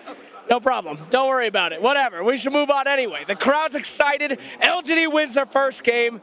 Casey, any predictions for game 2? Oh, that's not very nice. I think LGD is going to win. Why are you making me predict? What's your prediction? Back to you guys, Rich. Thank you so much. Can't wait to see the end of the series. Now, I think that it's a reasonable prediction, though. I am a little bit disappointed that the banana was not in Slack's pocket. No banana Febby. there at all. I saw Let me say something stupid. I don't care who wins. I just want to see game 3. Does that make any sense? No, right? Yeah, it was pretty stupid. You were right. In a few ways, I guess it makes sense. And I do want to say, before we really do start looking ahead to game 2, let's just look at where we are in the tournament. If you're just tuning in right now, you picked a pretty good time. We are in the winners final, so neither of these teams have dropped a series in this championship bracket. And these are two of the teams. It's a rematch from last year. Yeah. These are two of the favorites at this point to take the tournament. If you lost internet about a year ago and you just got it back online, welcome back. Here we are. You're in the same similar spot. thing. Yeah, it's fine. It's upper bracket, OG, LGD. And the story last year, I guess, was always it felt like LGD won 80% of the games the two teams played, but they didn't get the throne down every single time, right? OG had these unbelievable comebacks in several of those matches, so you got to wonder, are they just as able to come back into this series? I would say probably yes. Do you think? probably agree, yeah. Yeah, you think that that's the case, that we could potentially see these comebacks? We've already started to talk about how the next game could potentially look, how this series can shape up, but I want to ask a big picture question. There obviously aren't many teams left in the tournament right now. When you look at the entire field of play, Grant, who do you think out of these two teams is looking best in those matchups? Who do you think has the best chance to take down all of TI out of these two squads? I mean, after game 1, it's LGD, right? Like, they just look insanely good. They did exactly what they wanted. What? No, I mean, you're pretty smart. Oh, thank you. No, it just feels like they played the game near perfectly. Like they knew exactly how they wanted to, the whole buyback thing and all that, and they come back into this. You're going to look into game 2, and they don't have to switch anything up. They can play exactly how they did before, and then, I mean, OG, they're going to be after one who just goes crazy.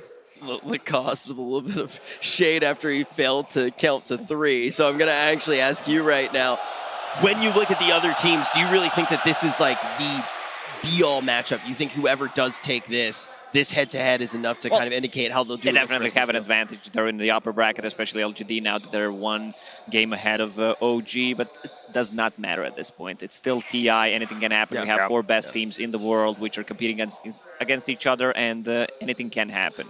Yeah, They see a lot of these comebacks, not just in general comebacks, but also against the mega creeps. And some of the games were kind of done, but we also come back into them. And how did they win this game? I think we're at 6 mega comebacks now. I think that was a lot of them, mostly in group stage. I don't think we're going to see many more anymore just because of like the caliber of teams. Right? A lot of those were coming in like, I mean, no offense, it was the lower 2 teams. We saw Newbie, I believe, won 2 of them. There was the Mineski one, which was just complete mayhem. Nowadays, these games are just dominated by these AoE ultis, and if you win one fight, buybacks are gone, the game just ends. Yeah, I think that out of those 6 that have happened at TI, 5 of those were in groups. So it definitely does show kind of when that's happening. And even out of those 5, we weren't necessarily just talking about the matchups of the teams, the caliber of the teams. It was just, okay, is this TI? Is this some nerves coming into effect here? And that's kind of an idea that we've been coming back to quite a bit as well when we look at this arena that's actually absolutely jam-packed, overwhelmingly cheering, obviously, for the Chinese teams. Yeah, and I mean, OG, I think they have a little bit of that mentality where they kind of like being underdogs. They like people doubting them, right? Sure. No doubt. This idea of fluke TI, right, coming into this year. I was believing that a little bit after TI. I'm not gonna lie, right? They were not looking like themselves afterwards until then. Anna comes back, and you're like, okay, yeah, we're good. This guy's incredible. Am I wrong? Well, after they changed the roster, after they swapped Anna because he needed to take a break, they looked like a completely different team, but they had nothing to prove. They just took it slowly, one game at a time. Then at the end of the season, they showed what they're made of. Yeah, and it probably helps, right? Because who'd they go through? They had PyCat as well as IALTW, right? Like, just having another teammate, you learn more about probably the other 4 just as much, right? Like, if you're not leaning back on Anna, like, you have someone else, you're learning, like, oh, do we need to start carrying games? But you get Anna back, and you're like, nope, he's back, we're good. Must become stronger. It's the only way to carry without Anna. Where is he? Yeah, come back.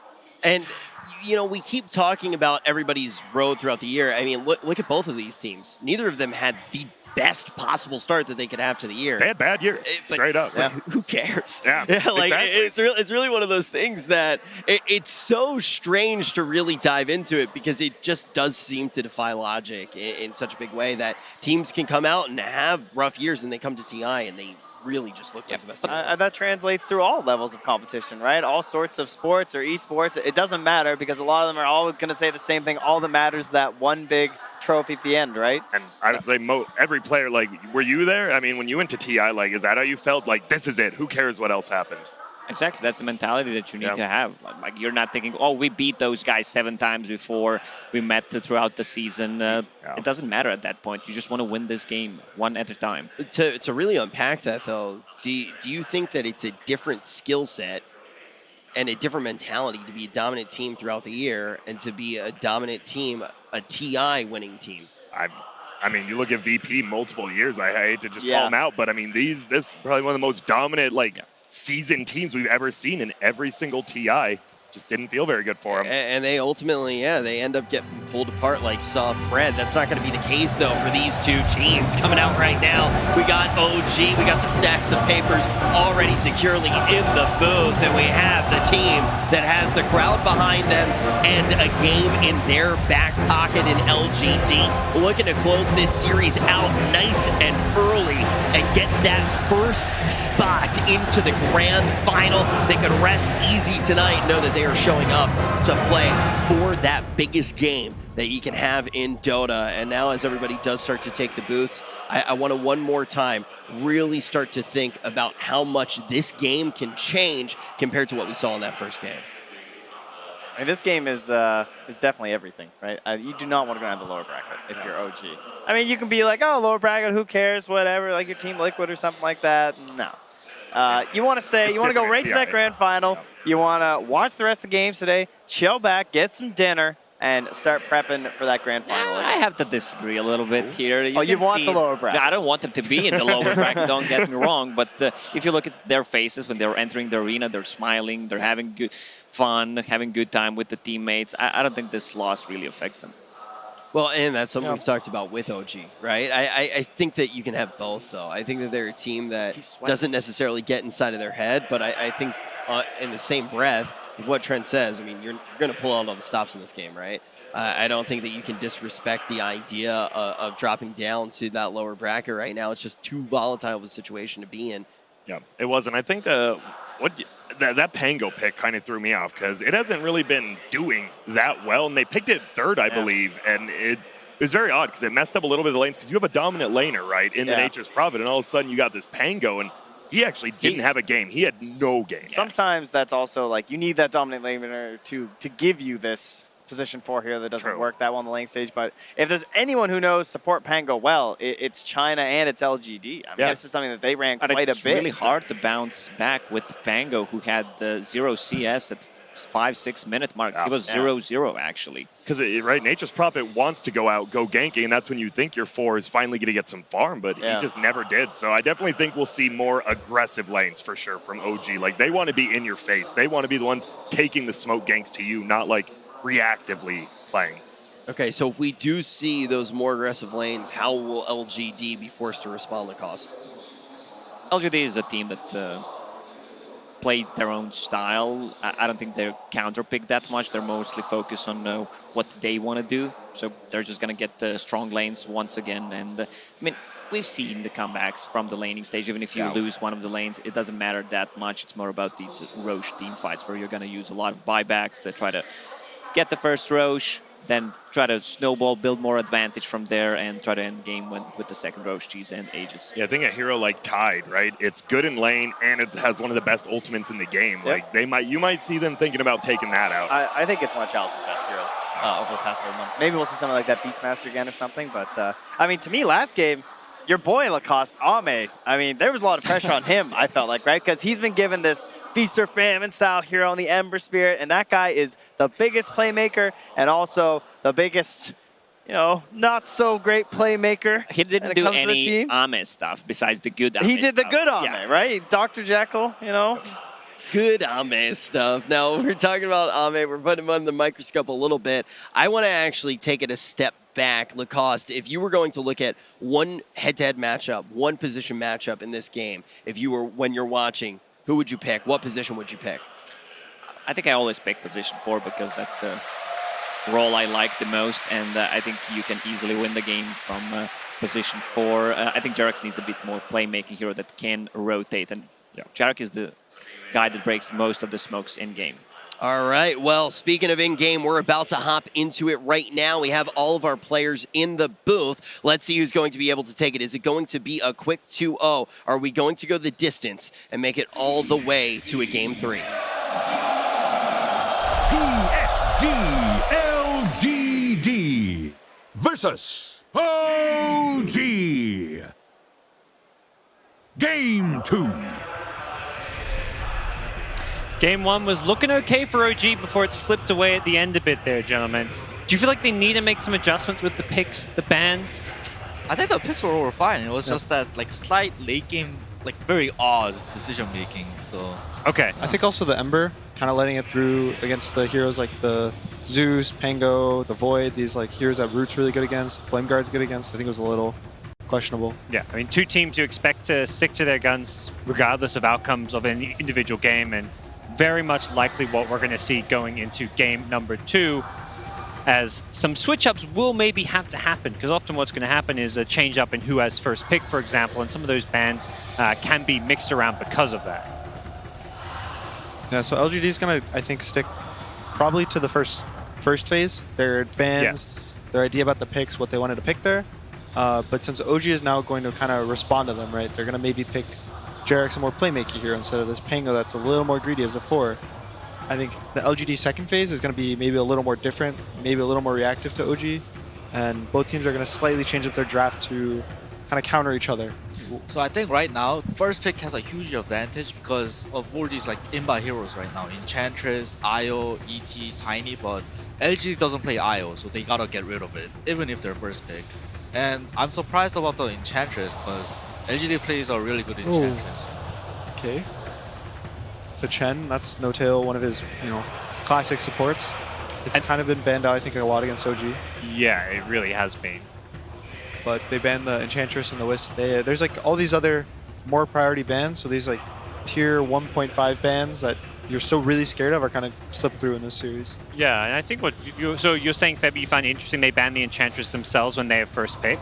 Yeah, because it's the hero of the tournament, I think. You first pick it no matter what. LGD plays amazing on it. OG plays it too, but they don't first pick it. So I was thinking like LGD might let it through. OG, I know OG picks it first because they play it on No Tail. They're one of the few teams that do a 5 Enchantress. And I think they probably value the Shadow Demon higher than the Enchantress in their draft. So they're planning on picking the Shadow Demon and don't want to give away the Enchantress. So instead, OG get Chen. Tiny, or just talking about the Chen. Tiny we've seen explode over the last day or two. We might see a Void ban coming out in this phase to try to stop this like Tiny Void from coming out in the mid game. But this Tiny hero I think is getting slightly more understood, whereas teams are kind of like actually thinking this guy's going to deal 10,000 physical damage in 5 seconds on a 12-second cooldown. We have to think about it. Yeah. So the panel briefly touched on how they want to see some Jerax on roaming support such as Earthspirit and Tuskar, and I think we're going to see that especially with the Chen pickup. And the LGD support right now, we only see one, but it's really weak against roam. So yeah, the Chen allowing you to use that recall essentially to bring in your fourth position Jerax for those ganks. Yeah, probably Earthspirit or Tuskar, working with the mid Tiny or whatever Thompson is on, because Thompson is usually on a very aggressive hero that can use that roaming support, that +1. The Shadow Demon's already fairly good against both of the heroes of OG, I think, at least the Tiny especially. And the Sand King, I think, it used to be a lot more stable in the past. Teams would pick this like offlane Sand King. It almost always was exclusively offlane, but he just kind of goes into his lane. He's gonna get what he needs. He's gonna get this blink, and he's gonna be your blink initiator, right? So now, off the bat, LGD has this blink initiation team fight started. He's an annoying hero to gank too, because he can be pretty elusive with that Sandstorm Burrow Strike. So if OG are trying to go for this roaming support with Chen, Sand King can make their life a little bit difficult. Yeah, they also banned the Spectre. They don't want OG to have this like super late game, I think. They're still scared of the way that OG plays around their late game, especially with like this Chen heal and the Tiny late game. Maybe they're just still traumatized from last TI as well. Yeah, that's what I was thinking. Forget whether Spectre's a good hero now. It's like, are we still at TI8, guys? Ban the Spectre. Ban the Lifestealer. That's one of the commoner carries of the patch, I think. It's like the Gyros, the Lifestealers, these type of like, you can either really hard farm, like on the Wraith King Lifestealer, right? That's what we saw Infamous do. They would always go some heavy farmer and farm with it. And there's also the like quicker heroes, right? Like this Gyrocopter. The Lifestealer is really good against both of the heroes of OG. You can infest a Chen creep once you're level 6, instantly kill it. And you also have Feast versus Tiny. Yeah, I think what OG is trying to do in the second ban phase is try to protect the Tiny, so there's an option of putting him mid. You might see like a OD ban or Ember ban. So they ban Void. Yeah, Faceless Void does get banned. I think like Void Tiny is that new wombo combo. Like Phoenix Void, it's a thing in the past. Now it's Tiny Void. What are the carries that stand out with so many of them now being, well, 3 of them being banned out in this second stage? Where do both the two teams look for that role? There's still a Gyrocopter for both teams, I think. Probably, I'd maybe lean more towards LGD picking it right now than OG. But a lot of the carries are kind of questionable, I think. Like, you can't pick the PL right now. Yeah. The Jug, I think, is weak for both teams. It doesn't do enough damage versus Chen, and then the Purge is really good to kind of kite the Jug and walk away. So the carry pool, I think, is going to be the hardest for both teams to pick. I think on OG side, AM and Slark is an option too. I haven't seen much Ana AM, but AM is pretty good here. His Slark is very good, so we could see some Slark kind of playing fast with the Diffusal, going his more standard build. Yeah, I think he wants to play some like ninja heroes, assassin type heroes. Well, they banned AA, so is it just going to be an Alchemist game? Could be. What that kind of says to me, at least. Oh yeah, Alchemist is still open. I can't believe it. Yeah, I mean, we've been talking so much about it. You just expect it to either be picked or banned in the first stage, and OG get it in the second stage now. Now, OG only picked it once in the group stage, and LGD I think is a team that's comfortable playing against the Alchemist. So like it's gonna be pretty cool to see how they counter it, especially like it being like the third hero pick. I think their idea with this is they're going to kind of move the Shadow Demon to a 4. And this Jakiro is going to be a 5. And the Jakiro and the Shadow Demon have really good lane push in the early game, especially the Jakiro. So the Jakiro is going to try to rotate to this Alchemist's lane, whether he's in the safe lane or the mid lane, and force that lane in. And then the Shadow Demon is now going to be free to walk into the jungle and contest the Alchemist stacks. So I think they're going to try to play fast, try to control OG's jungle. But on the other side, OG's going to have this Chen. He's going to have creeps. There's going to be this early game Tiny if he's a 4. They're going to kind of defend him. So I think there's going to be a lot of these early game brawls on OG's side of the map. I think they're probably going to pick their off laner here. I think, unless they decide to put the Tiny on 3, but I don't think I've seen a sub Tiny this tournament. So they might try to pick him. I think his Furion was good last game. He owned the lane. He had a 14-minute Orchid or something. He was top of the net worth for almost the whole game, I think. So that might be one of their choices.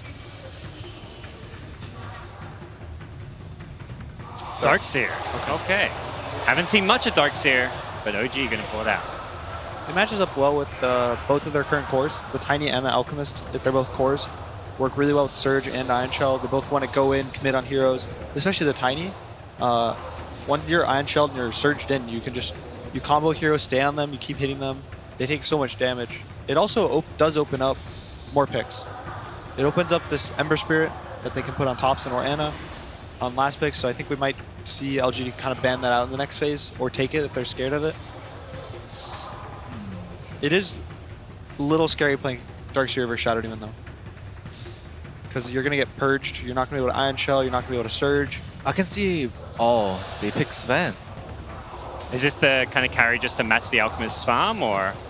Sven's one of the better carries against Alchemist. They can just like burst him down, even though the Alchemist is very tanky. Alchemist doesn't have armor for the early game. That's why a lot of the Alchs who are going more this right-click build will go Radiance. If they need a BKB, they'll go BKB, then they'll go AC. And if they don't need a BKB, they'll go Radiance AC. And it's because that hero has like 6 armor at level 15. He demolishes Chen creeps too. There's a lot of like, when he stands in the front, OG's heroes, they're not going to want to go on the Sven. They want to go on the back lines, the SD Jakiro. So Sven's a very good hero to frontline, and it feels very reliable when a core is able to frontline like that. It's also good against the Darkseer. You can push the lane back into the Darkseer and kind of counter his Iron Shell in the lane. Usually against Sven or against Darkseer, the carries are going to have this lane pushing into them. They're going to take damage into the tower. You know, they're going to feel a little pressure under it, but with a Sven versus a Darkseer, you have cleave to kill the creeps quickly. PSG LGD looking for a last pick for their mid lane. Won't be seeing any kind of a Kunkka, as that's the last ban for OG. It's a comfort hero for maybe, I think. It tanks them up. It stops this like initiation from OG, this tiny burst, this wall. They can kind of stop it with the boat. Also, he can't go Vessel on Kunkka. There's some of these Kunkkas that'll go this quick Vessel. They'll kind of rotate around, kill this Alchemist.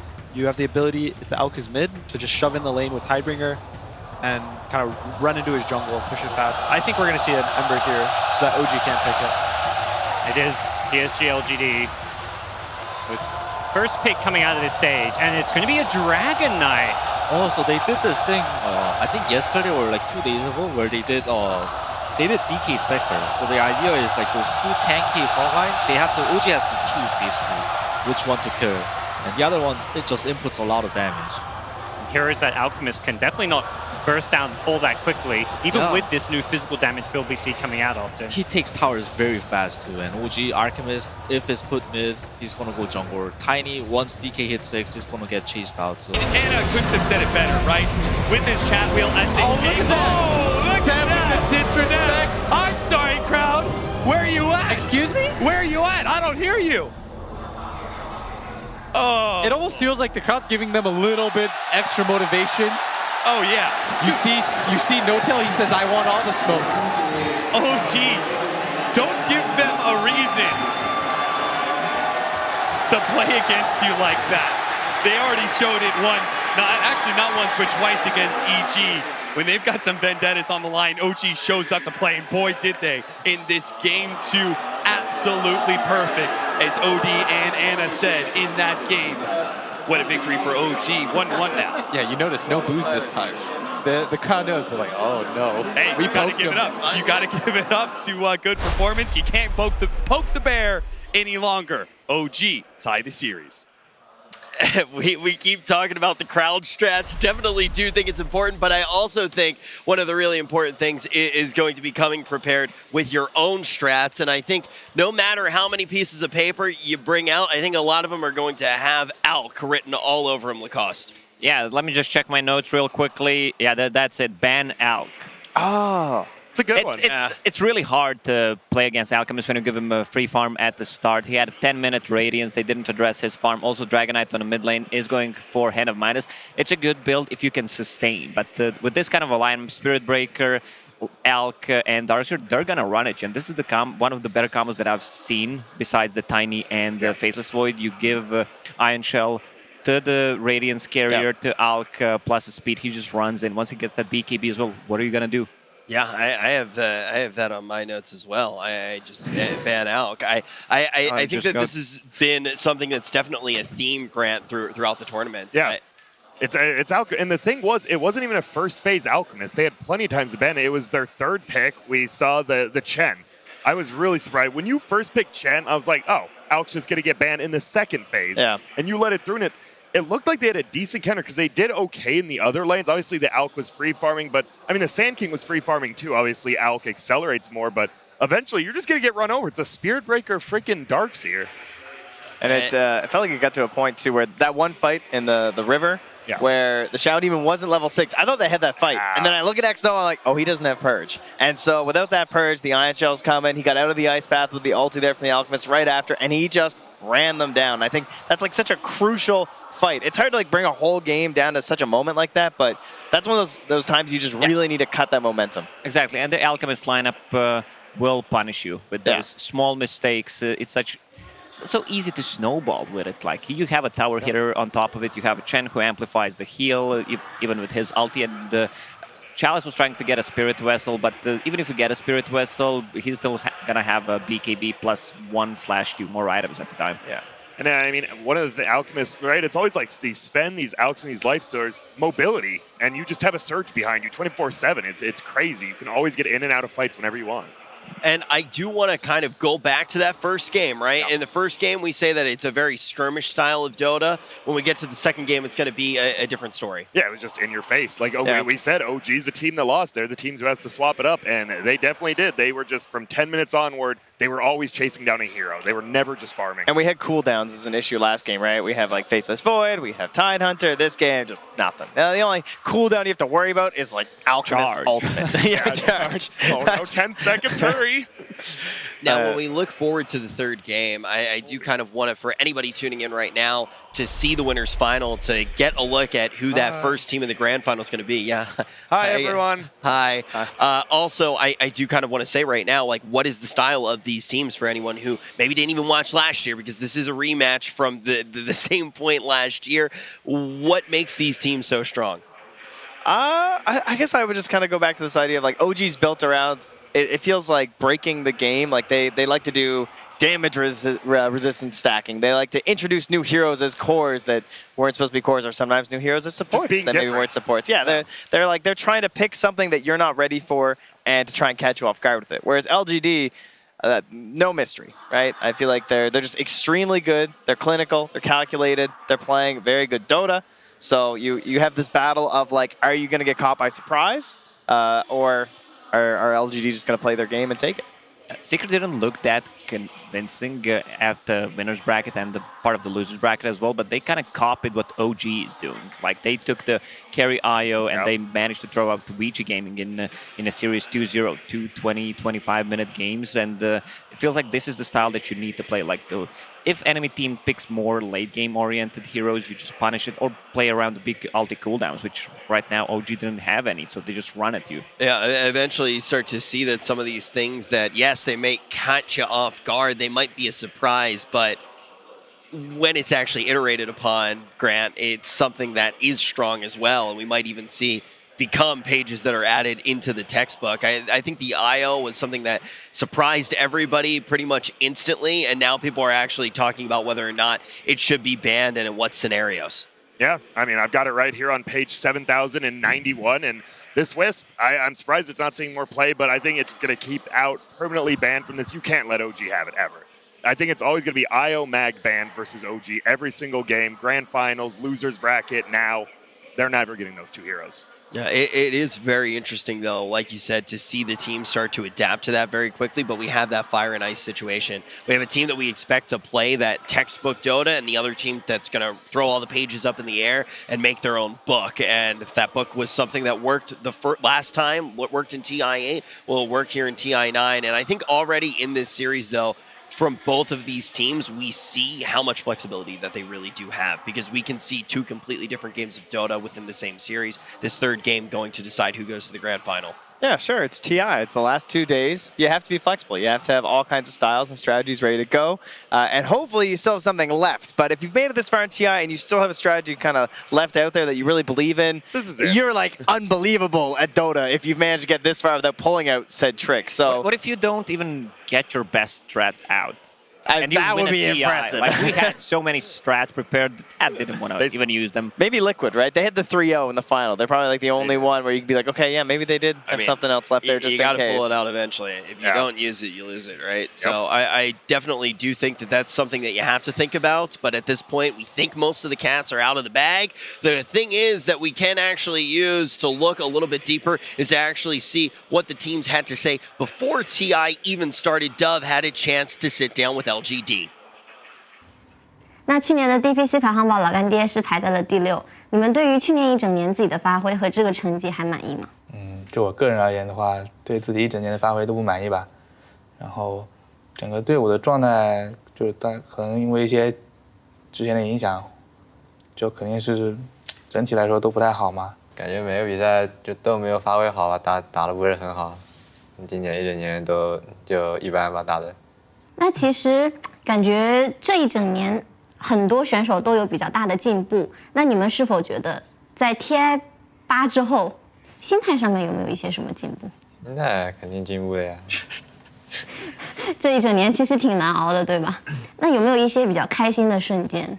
要说的话，应该是 VG 夺冠的瞬间吧。我们是 VG 老粉，我是 V 坤，是 VG 夺冠，我们很开心。替 VG 开心。虽然去年一整年都很难熬，最难熬的时候是什么时候？就有一段时间 maybe 就逃了，回去结婚了，我们非常非常难熬。就是在队伍人员不整齐的时候，就会觉得稍微有点难熬一点。但其实那个 Major 你们打的成绩还可以的。是这样的，但当时就感觉还蛮有希望夺冠的。查理斯一直在点头，你怎么看那段时间？那个罪魁祸首就是我，别说了。主动背锅是不是？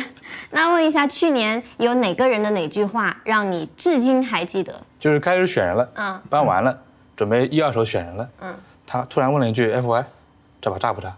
就转头站，这把炸不炸？那会儿就。他问，那其实老干爹虽然说拿了第6名，但是前面的5支队伍都是很强的队伍，你们是否还觉得自己依然是一支很强的队伍 ？VG 最强嘛 ，VG 跟那个秘密独一档，我们就靠后。我们在采访 VG 的时候，他们说跟老干爹打训练赛，河道都过不去。他们乱说了，我们一看就是造谣。就我们一过河道就被他们5个人冲出来乱杀，我们就是训练被他们打个什么10比0这种很正常。就我们的训练就是被 LGK 操盘，就是都在他掌控下，他想让我们输就让我们输，想让我们赢就让我们赢。就我们出发前 LGK 都特意来说了一句：“你们要谢谢我抬了你们一手，就没把你们打得很惨。”其实事实上就是我们根本没怎么赢过他们，真的很恐怖。现在看到他们，我们都在发抖。那再次来到 TI， 两个人是抱着什么样的心态过来的？肯定是抱着一点积极一点的心态嘛，就不能说想着什么复仇这种，就是你要复仇，你要向谁复仇嘛？还只能向 OG 啊。但是 OG 呢，怎么说呢 ？OG 当然也很强啊，对 ，OG 当然也很强。反正就不能抱着这种心态，肯定要抱着一点正面一点的心态，就抱着这种负面的心态打比赛不太好。我们在来之前看过一段 FY 的采访，他说他自己的心理预期是，只要不拿第2名、第1名，其他任何几名都可以。你们怎么去看待？你的心理预期是什么？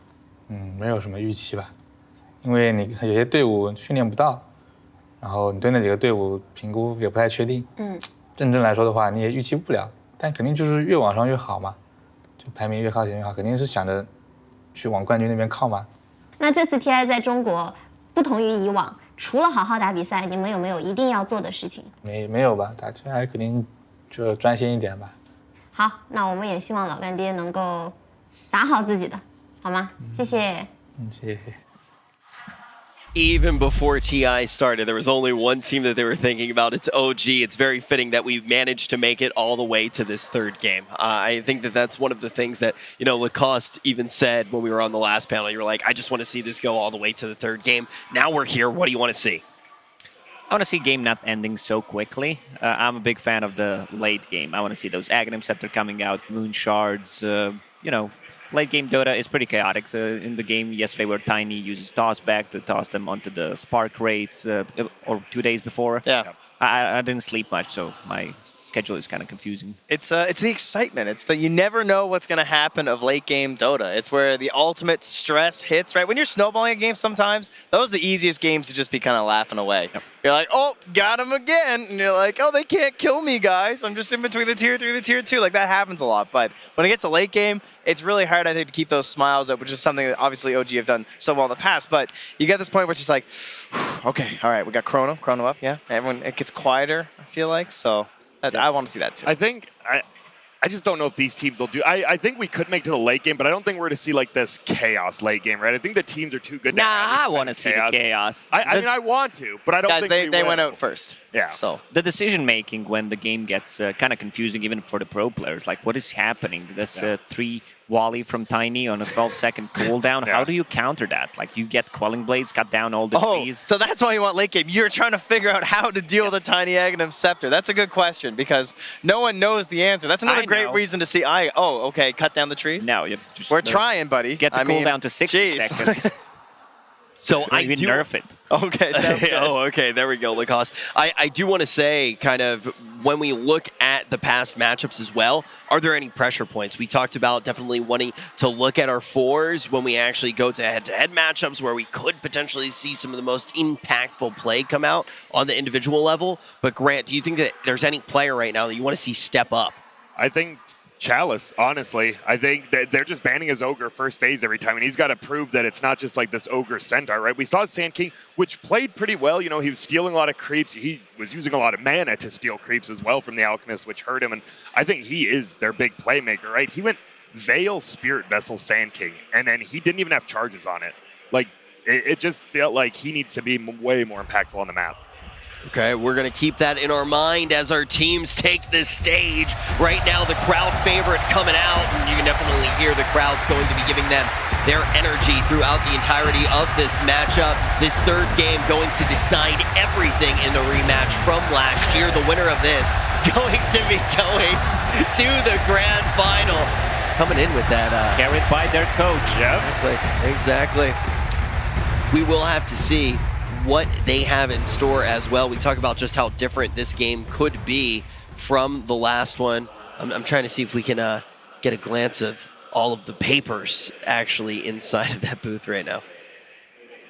What do you think it's written besides the considering obvious there's some little, there's the papers right there. That was it. Those are the real papers. They finally Mind games confirmed. Yeah. I mean, Just drafts, right? I think most teams just got drafts. Like if they draft this, I know when I talk to a few coaches, it's literally, we have these papers, and it's if they draft this, they ban this, we'll pick this, they'll pick that kind of thing. It's just a bunch. You just go down a checklist almost. It's like a tree. It's like a decision tree, right? Yeah, pretty much. You're just kind of answering different things when they happen, so you don't get caught up in the moment when you're up on the main stage surrounded by tens of thousands of people. You don't want to just have this last pick, and all of a sudden you're like, oh my goodness, what is good? What do we pick? You always want to have at least something in the back of your mind. We're very fortunate with all the resources we have too, right? I mean, we just have scrapbooks of drafts. It's so easy to just like open up a web page and they're just all there. Anyone at home. You see the teams using the same tools that we use, right? Yep. Like they're just printing off pages. They read it better. Like they know what they're looking for. And by the way, Nahaz told me it was the 4th fastest ever timing on the Radiance. Ever, yes. That helps. That's pretty good. Yeah. And I thought it was a fast, but not that fast. That's not podium level. That's all I'm saying. Well, it was interesting because I thought I was watching the game, and I'm just like, the Sand King's actually stealing a lot of his neutrals. He's Sandstorm, like he's getting a ton of gold, and then Alk's still just going super far. He could have had an even quicker one because I thought the Sand King did okay in the first 5 minutes. Not even in top 3, huh? Yeah. So we're setting some records here already when we're looking at that. We've set a lot of records at this TI. We really have. We see the highest placement of an entire region, and now we look at this matchup, and already there's a 75% chance. Nahaz is probably going to yell at me for this, but Wick tweeted it out this way, so I might get out of Dodge. A 75% chance that we see a 2-time champ. I know that's not. See Nahaz shaking. That's how math works. I'm pretty sure it's fine. Shaking his head right now. Every match is just a coin flip, so it's okay. Yeah, right. I think even if that was the case, that would still be incorrect, right? Yeah, Nahaz is actually. I've never seen Nahaz smile. That dude loves numbers. He absolutely loves his stats. He's sitting there like a jolly guy, just laughing at my numbers. But ultimately, we are in a position where we still do have so many potential 2-time champions this time around. And when we look at the side of OG, obviously, how crazy would it be if not only we have the first time that somebody's been able to win, not 1, but 2 TIs, be a back-to-back champion? Well, let's see if they are going to be able to make that giant leap. Will they be able to get the best seats in the house? Will they be able to go straight to the grand final? PSG LGD versus OG. Game 3. Game 3, the magic number when you're playing on the TI main stage, at least for us, the viewers.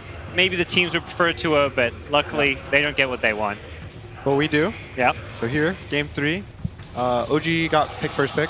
They won the coin toss, and LGD picked Dire. I think whoever has first pick has a huge advantage this TI.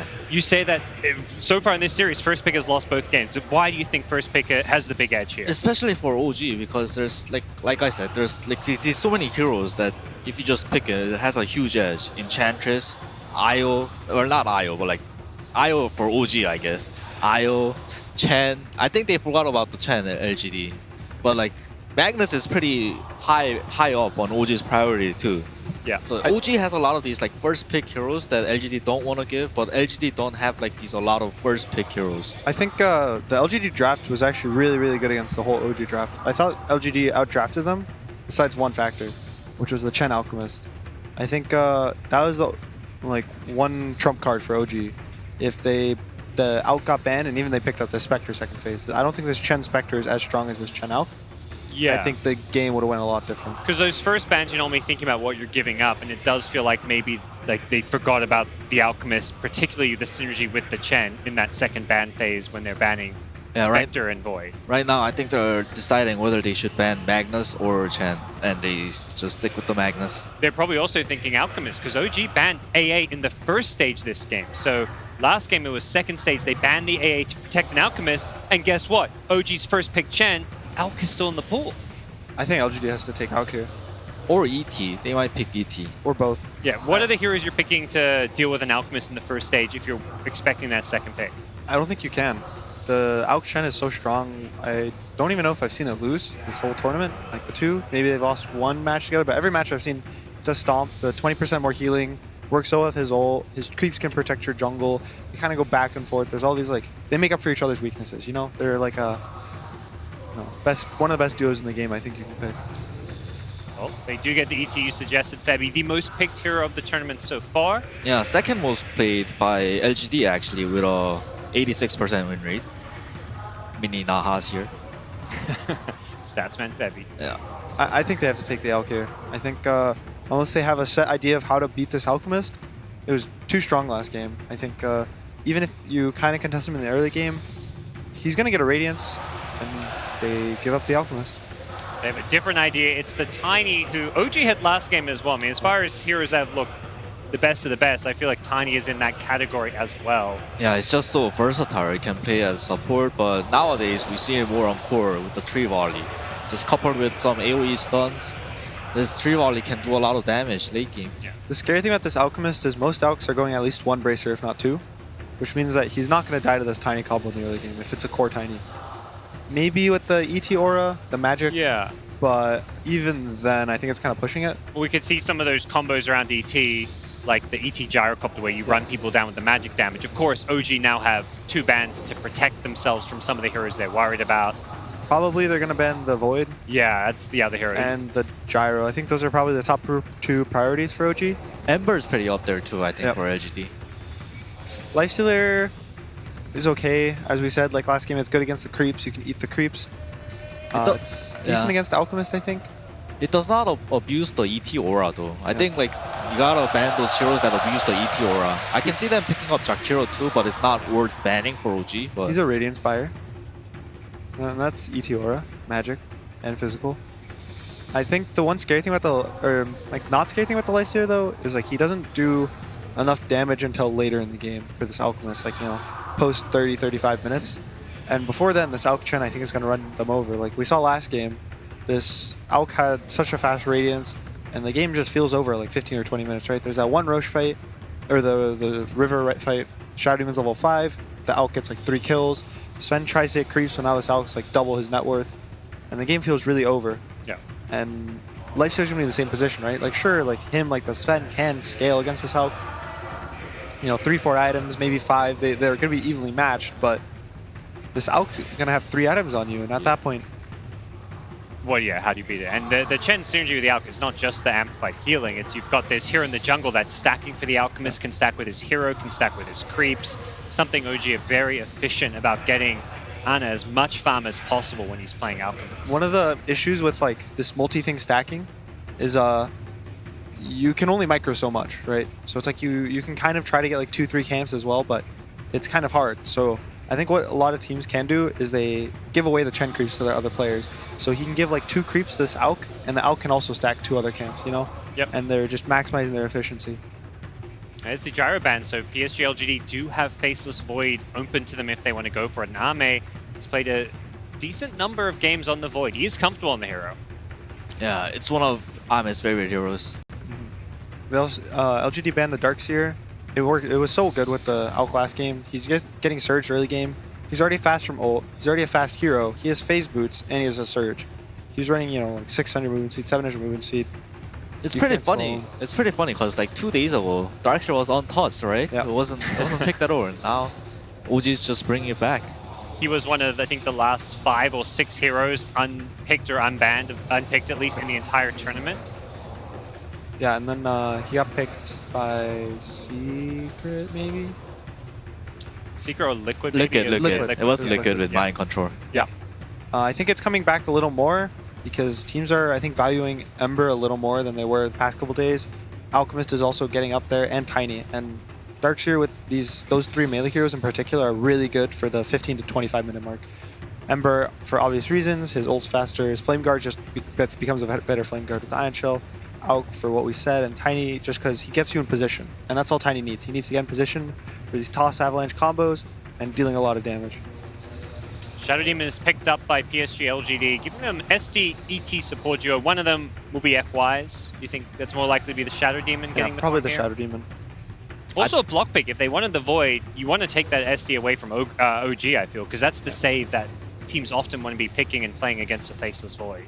It's also good against the Alk if you're really far behind, Because if you make illusions of him and he has Radiance AC, you'll get both the ores on your own team. Well, the trick we've been seeing is you can turn the Radiance off while you're disrupted. You can't turn off AC. Oh, sure. You could Yeah, they can turn off the Radiance. backpack it, but there's also like Yeah. But as far as the Radiance goes, I feel like the SC, we're seeing all these alks now just, you know, you can spam it and turn it off inside the disruption.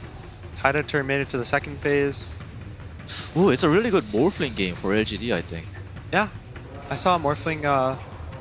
It's okay, I think. I think there might be a little too much pressure in the mid game for Morph, but it lanes really well against the Tide, but I think they're just going to give Ame last pick. They needed the magical damage, so they opt for the Sand King, even though they lost with it last game.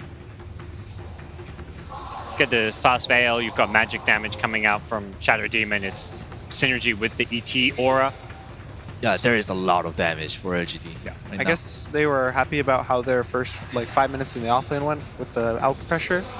But as we saw, that didn't really slow his Radiance timing down significantly. He got the 4th highest, right? Yep. So I guess, you know, they're feeling confident. They're like rerunning what they did last game. They're probably saying, you know, maybe our mid pick or our carry pick was a little off. Maybe we gave them too much. So maybe now they're kind of thinking, what we did with our other 3 heroes is fine. Yeah, but we their got to mid change pick up. has changed. It's gone from a DK to a Tiny who is kind of faster paced. It's at least a hero that can get in the Alks jungle and steal stacks, I feel. DK doesn't really farm enemy jungle stacks or stacks at all. Not until he's even level 12, right? Now Yeah. at that point, it's too late. So someone that can go in, threaten to kill Alchemist, take those stacks, and OG now going to be wondering about what they're going to get. Probably going to pick a Thompson hero right now, unless he has multiple options. Usually on this this pick right here for first pick, you want to pick the hero that you think is more important to your draft. So in this case, they picked the Rubik. And that's because they're probably going through like, yo, Jerax, do you have options? And he goes, nah, it's really, Rubik's the best. Everything else is a tier below. And they go to Thompson and they say, and he gives like, oh, both of these heroes are good, right? Because now they have the choice between 2 heroes and only one will get banned and the other will be good no matter what. And only this one a Rubik. So OG is going to pick up the Rubik. It's really good against Sand King. That's one of the classic support counters to it. And Thompson definitely a player who has quite a big hero pool as far as unconventional mids go. So yeah, Dazzle ban. I think they're scared of the mid Dazzle. Yeah, it's the second game of this 3-game series we've seen the Dazzle ban. So clearly something that's interesting. They believe OG can do. Maybe they've seen it in scrims. Yeah, maybe I think it should be the scrims. OG played a mid Dazzle and it was pretty scary, stalling out the game for the Alchemist. It's also got synergy with the Chen. You get more healing on your team. If you ever grave the Auk, he's going to heal back up to half health by the time it's over. It's a lot of minus armor too. Acid, Gush, Dazzle. A lot of minus.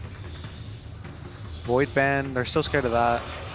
And that's the carry we expected to see in response to OG's draft with the Tiny Tree Volley as well as the Elder Titan Earth Splitter synergy. It would have been a great option for them as their last pick. It's also one of the good people have figured out counters to Tide. That's why we see it a little less, I think, now. Because he can't, you know, break off the Chrono, right? If he gets stunned by a Chrono, he's getting stunned full duration of Chrono. It's not going to end after 500 damage like every other spell. So the most optical Thompson hero right now would be some brawler frontline that can fight with the Tide and the Rubik and the Chen. Has damage and has deep push. He needs like all those 3 options. Try to have all those options? I think so, right? Brawler, deep push with the Q. Sure. Overwhelming odds. And like, what else did I say? Fight with Tide. Yeah, fight with. Yeah. Good minus armor. It's kind of a cool pick too. It's another hero that benefits from the Chen amplified healing. It gives them a save, something that, you know, we saw PSG LGD pick Shadow Demon to take away from OG potentially. So having a save and a second save with the Chen heals as well gives them a lot of ways to keep this Alk alive. Also, this OG timing push at 20-25 minutes. He walks up high ground and he's just going to get 100 attack speed. Last pick, Slark. Ame Slark. He brought this one back into the meta if you go back to Epicenter, and this is a pick against a lot of melee cores. This is Theorycraft is one of the better cores run against Alchemist. You guys like the last pick, Slark? I think if they put it mid, I think it's pretty good. It lanes well against the Legion Commander. It's one of the few heroes that can kind of trade with it. And I think if they do that, Ame is going to get off to a start. He's probably going to be able to carry the game. I think, yeah, in the late game, it's going to out-carry the Alchemist. So, but the question, of course, every time is if they can get to the late game. Well, we're going to have to find out if they can hold, because Alchemist with Chen hits that scary timing. We've seen OG. They just ran over them in that game too. Do you think they're going to get to the late game? There's a lot of hero from OG. The LCW, what is it called? The press the attack. Press the attack hero, the Chen hero, the Chen aura, Alchemist ulti hero. There's a lot of hero. All right. Well, we've got Casey on stage to hear some final thoughts from one of the coaches before we get into our Game 3 decider. That's right. We're asking 357, and Josh is going to help us translate. A lot of us were surprised that you didn't choose to ban the Alchemist after it was such a huge part of OG's win. Can you give us a little bit of insight to that? 就是这一把看到你们还是把炼金放了出来，然后第二把其实炼金发挥了很大的作用，那就是请问你对这个是什么想法？我们觉得第一把就是在炼金的处理上，策略有点失误，然后没搞好，让它太肥了。然后这把我们就是放它进，还是就是按我们的既定策略去打。So in game 2, we kind of just our tactics didn't work out. We kind of made a mistake in that sense. We let Alchemist get too fat. This game we're gonna we let him through anyway, but we're gonna try and improve on the tactics with regards to Alchemist. Thank you so much. We appreciate it. Back to you guys.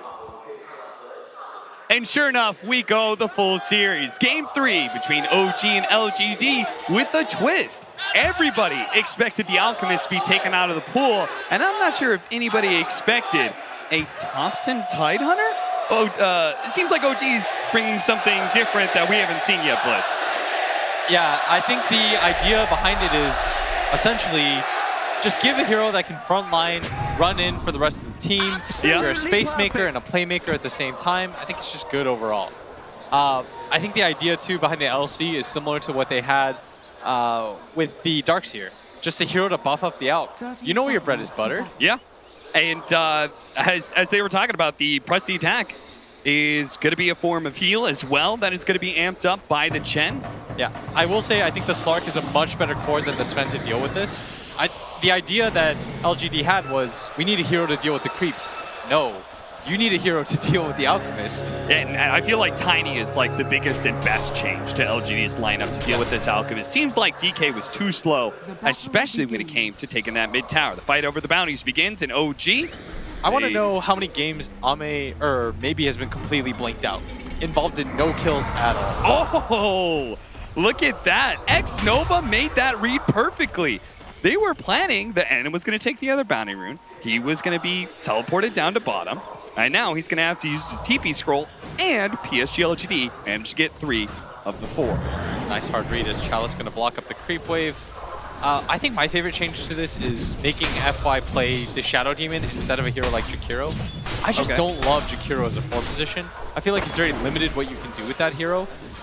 FY is your Ferrari. Let him roar. Oh, this guy has no chill. And you've got a lot of play potential, and you want this Shadow Demon to be strong against an Alchemist, right? Like, part of the way of dealing with Alchemist is heavy burst damage, and Soul Catcher gives any sort of burst damage you have, it makes it look that much better. A tiny combo plus the Soul Catcher, I'm not sure what hero doesn't die to that. Yeah, plus the Earth Splitter, of course. Percentage-based things being very nice against the Alchemist. But who knows? Maybe it's just going to be a little bit too strong for them, as last game was so one-sided. I personally think that the combo is way too good, and PSG LGD, they're banking on the fact that they knew it was coming and they had an answer for it. They did say in that interview with 357 that they were going to be pressuring the Alchemist a lot more. We see that already with FY just getting stack after stack. X-Nova doing what No-Tail was trying to do so well in game 1 with this Elder Titan, and just push back the other 2 opposing members of this dual lane and give Ame the space he needs. Yeah, but he's already so low. He's got to be careful for the time being. Seb, once again, having pretty good lane. He's going to fight up against Ame. Doesn't seem to care too much. But now that X-Nova's here, he's got to be a little bit more cautious. It is a pretty cool idea, right? Is that like Tidehunter and the Alchemist are very well countered by the Slark. It's just a terrible lane for Tidehunter. So being able to get the hard counter of Legion Commander against that Slark instead, and swapping Thompson over the mid lane. Do you feel like it's a hard counter? I think when there's Legion Commander against Slark, I think it's relatively okay. I think when there's a save, it's really hard. Top lane, X-Nova getting quite low. The Duke from Seb. Right click from Jerax. We'll finish this off as Ame has to back out, reset himself, leaps away over the tree line. First blood going to OG. It's a good start. that aggro dual lane. Our mid lane, 12-2 for Thompson. As Somnus struggling a little bit with CS, but a wave is pushing into him. And he also has an arcane rune in his bottle. The lane pushing out into the favor of the Shadow Demon and Sand King, which means there's going to be some neutral lane shenanigans. We'll see how FY tries to deal with this, but a top lane, the Stomp goes out, does manage to hit at least the Rubik. Jarrett's going to be quite low. Can he finish him off? X-Nova gets him in the end. Seb will return fire and bring down X-Nova. Support for support. I almost feel bad. Bottom lane, Sand King having a very nice time of things. NS Farm hasn't been slowed down either. Courier almost goes down. One more hit would have done it for FY. Boy, Thompson's just fearless here. Maybe he's going to try and put some pressure on him. Does manage to get the toss on the and a solo kill. And a solo kill like that. You know, I thought Thompson knew better, but sure enough, he was way too low. Yeah, that's the one thing about Thompson is it does feel like he dies the most out of any of the top mid laners. Yeah. He doesn't seem to care too much. In fact, I don't even know if this guy cares about deaths, farm. It just feels like he cares about getting into the enemy jungle, forcing you out, and being this frontliner for Ana. But that'll be a costly death, as maybe had such a slow start. He's already eclipsed his kill mark total from the previous game. Seb laying down the spray when he gets pounced, while Ame in turn covers up that spray with one of his own from Vici Gaming. Meta, you see, maybe he gave the late tip to Thompson. Ame trying to get out of here, does have pounce range. They're trying to block him in with Seb, but he actually juked the wrong direction.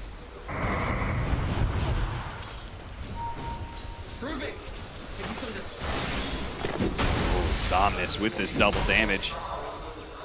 Completely gonna zone out this Tidehunter. Thompson does not want to be here for the time being. Creep even just running through the area just to give one more last hit to Somnus. Stomp goes out. Seb, big nuke that's going to force the pounce away, and X-Nova may not be able to win this man fight, especially when we press the attack activated on Seb. With the level 4, it means he does have that passive to be able to bring down X-Nova. If he can get into the trees, maybe the stomp. No. Ame's just going for the bounty runes against the Alchemist. This is so important. JX is going to try to race him against these, but doesn't have lift, so he will not get here in time. Neither of them have boots, but Ame is in a much better position to pick up this rune, and it looks like PSG LGD will get away with 3 of them. Yeah, that is makes the best of that situation. That's all 4. It's only 240 gold being collected for the OG side off of the bounties. And they're going to wait for this bottom lane. Nobody wants to pick it up quite yet. Funny part is, because they have an Alchemist, OG net worth lead is even, despite that big bounty rune advantage that PSG LGD has. Challenge is doing so well. 33-6, 31-6 for Somnus, who's now looking for the toss over onto the Tidehunter. Into the tier 1 tower. Thompson without Ravage is going to be caught by the stomp. Body blocked up a little bit by FY. He'll build up the stacks and see if he's going to be the one to claim the last hit. In fact, he will. FY, he wants these last hits. He wants the fast ether lens. Much better start for all of PSG LGD this time around. A less greedy lineup too. I don't know if trying to outgreed an Alchemist is ever the play, because the hero doesn't work in the same sense. He's not like a Midas builder. He's just going to get his 10-minute, 12-minute items and win the game for you. That's why we heard our draft panel talk about how important it was to shore up your mid game, because that's where the Alchemist is going to hit hardest.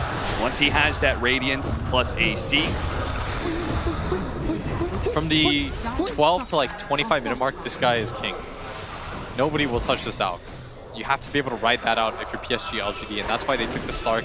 The Slark is meant to secure the late game. Yep. He's good against all 3 cores on the side of OG, and neither of the supports do anything against him. So the way this game looks is pretty clear cut. OG have a timing window, once again, where they're going to go down the lanes with their Legion backing up their Alch, so you can't ever get stunned up. Constant purges, the heals, the Tidehunter's going to back him up too. He's going to get a Vlad's. And for PSG LGD, it's bend, don't break. Take fights. If you lose 1 or 2, that's fine, but you can't afford to give up all your tier 2 towers like you did. Look at No-Tail. He's been 1 by 1 sending out his neutral creeps to be able to pull back the wave.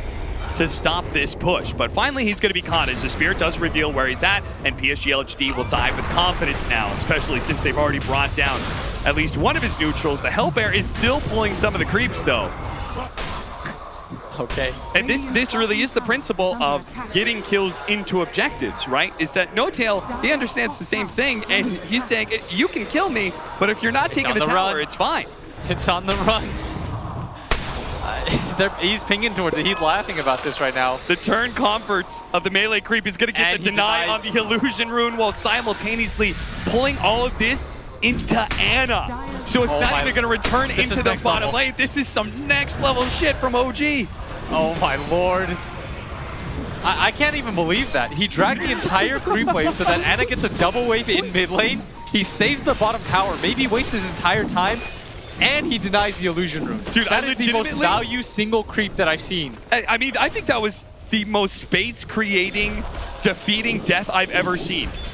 No-Tail literally bought themselves like, he just killed like 3 minutes of pushing time. Yeah, he, Pylai Dai is just in the back. He's like scribbling notes. He's like furiously trying to figure out what he did right there. That gave Ana so much gold, brought him much closer to his Radiance. Didn't have an amazing laning phase, but that's going to help out a lot. Yeah, it certainly is. But this is where PSG LGD are going to have a change of tactics. Last time, they tried to go in for the mid push. They tried to take down that tower before and taking over the jungle, but this time, a smoke directly towards Ana. Chalice leading the way with the one level first strike. Just found mana for ulti. They're going to be able to get the disruption first. And the epicenter follow up. They're going to throw all the burst damage onto them all at once. Chemical Rage is not going to be good enough here, sir. By the way, I was wondering why this ward right here that PSG LGD placed, I was like, why didn't they block the camp with that? Yeah. And you realize because OG's going to look for that ward. They know guaranteed that there is vision there, but by placing it up there and not blocking the ward, not blocking the camp, that's so intelligent. Yeah. It's going to give Ana a little bit more space, but it's going to open up kills a little bit more. They've got no idea about it. Also, the combo, the way they set up that kill was just brilliant. It maximized the damage in a minimal amount of time, right? Leading with Disruption to get off Epicenter first rather than trying to go for Burrow Strike into Epicenter where there's this delay of damage. It really killed the effectiveness of Chemical Rage there. Now, PSG LGD will manage to get another 3 bounties. That's 9 bounties they picked up in this game for 2,400 gold. Excuse me, that's more like 12 or something. Yeah, that's how they've kept up in this game so far. Oh, Jerix! No, X-Nova doesn't have a TP. He'll be stuck here for the time being. He's got to wait for the crew. Look at him, he's sitting on top of the Spirit and taunting him. Before he's going to TP away, but FY actually catches him. Meanwhile, top lane, Seb's going to be caught, but it's over to mid, where Jerix, you play around in the Spirit, you do a little taunting action, showing off to X-Nova, but in the end, you get caught for it. And he loses the ward for it too. X-Nova's fine with that. Yeah, I think he is now, for sure. How's Dobson doing in farm, by the way? He's going to be rushing double bracers into a Vlad. So those bracers are super value for Tidehunter, both because of tankiness as well as making your anchor smash more effective. The courier's been killed too. That is a big pickup. But Ana talked about the pre-12-minute Radiance. Yeah. This time around, they've slowed down so much of his farm. It's not even a 12-minute relic at this pace. Last game, he had it at like 10 minutes, and I was blown away. Yeah. Have they dewarded it yet? They still have vision of that area. Jerax is still looking. He doesn't see where it is. It was such a good ward. It was. It's the next level mind game. Give them the stack so that maybe it'll pay off and you'll get extra kills.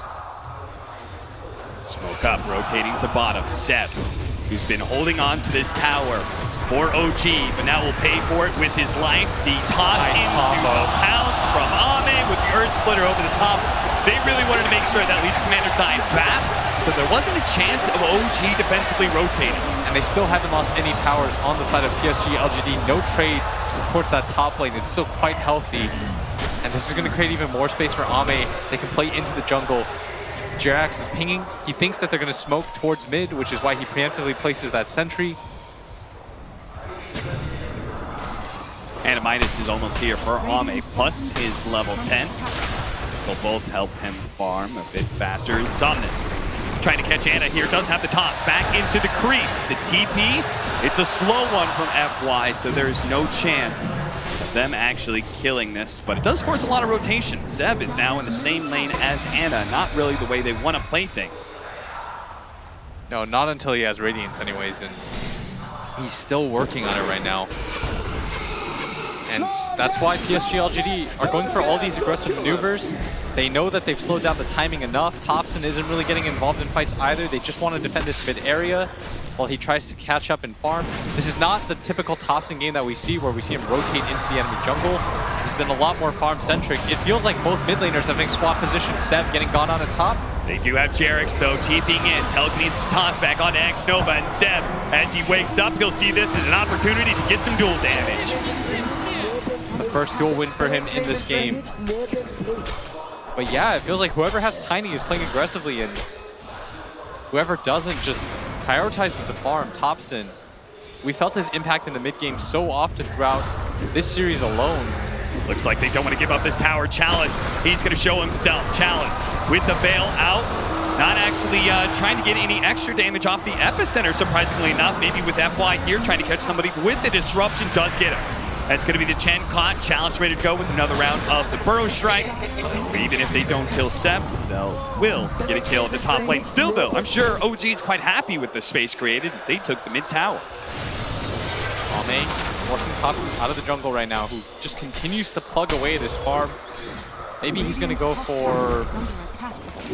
Not sure. The Radiance is here. You know that OG, the last time they picked up this Radiance, they immediately barreled into PSG LGD. But the timing was much better last game. Yeah. That was almost a full 4 minutes ago that they got it. It just delays up everything. The AC timing that he got, the BKB. So he has to continue to just farm up, and PSG LGD are in a much better spot. In fact, at this point in the game, I believe they were down 3-4K. Oh no! He still managed to get the long-range Burrow Strike onto No-Tail, but that is a maxed out Prestige tag. Still not good enough to be able to save No-Tail. Now the duel onto Chalice with the Ravage out. Disruption though. Barely saves in time. They have their splitter over the top, and now Chalice looking to be able to get the kill on Seb. Maybe more as Thompson. Burns goes down. Toss forward. Chalice, he's going to die. Somnus actually accidentally killing his off-laner, and maybe he may have just got himself killed as well as Anna chasing him down with the Radiance. Somnus is going to need another beautiful toss away. Looking for it. A little too long, potentially. But it's going to be too long. The Avalanche is there. The gun slowing down Somnus, and the Radiance will burn him down. No chance for a blink. And Anna finally decides to participate with his Radiance. He understands that he's the strongest hero in the game. He's got to make his presence known. March his way towards the top lane, and it looked like it was going to be so good from PSG LGD. They got the disruption on the Sand King. They were fighting under the Sandstorm for so long, but it sort of evens out. One of the advantages of this Chen is being able to pull people around the map, and we see that with Thompson, who gets TP back to the fountain, is ready to go with the TP somewhere else in the map. If he felt like he wanted to go top, he could have done so. Yeah, and for the third game in a row, OG is going to take the mid tower first. They prioritized it so heavily in their games. Oh, Arcane Room going to be left behind, and Anna sees it. Thank you very much. That'll mean some more acid sprays.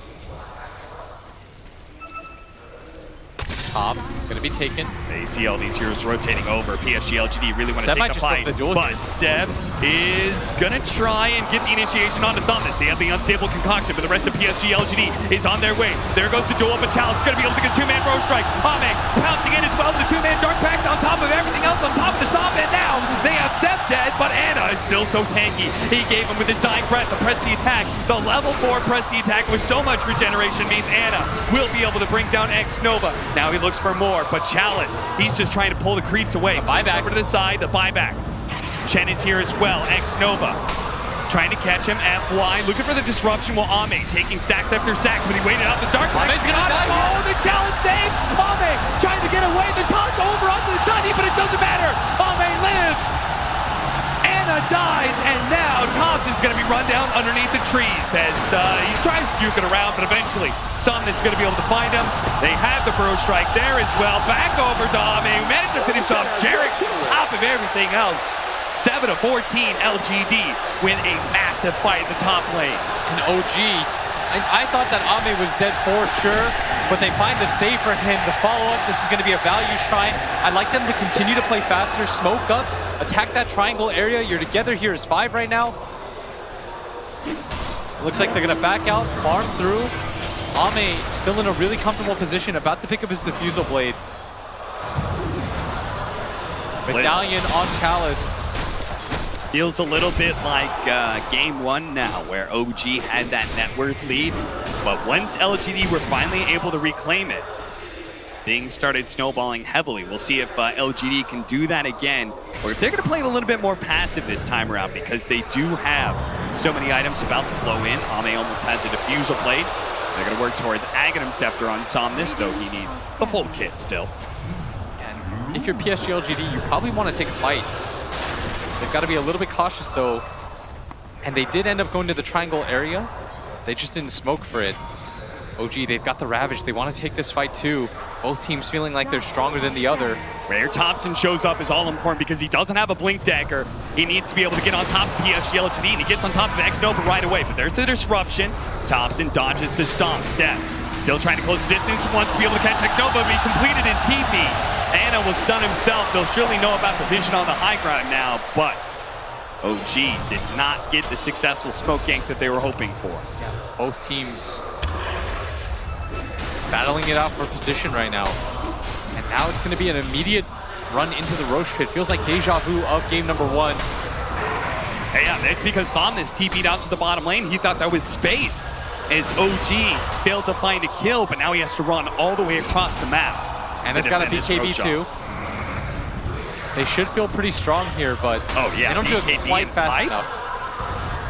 Can PSG LGD actually take a 5-on-5 against BKB and a pipe with Ravage?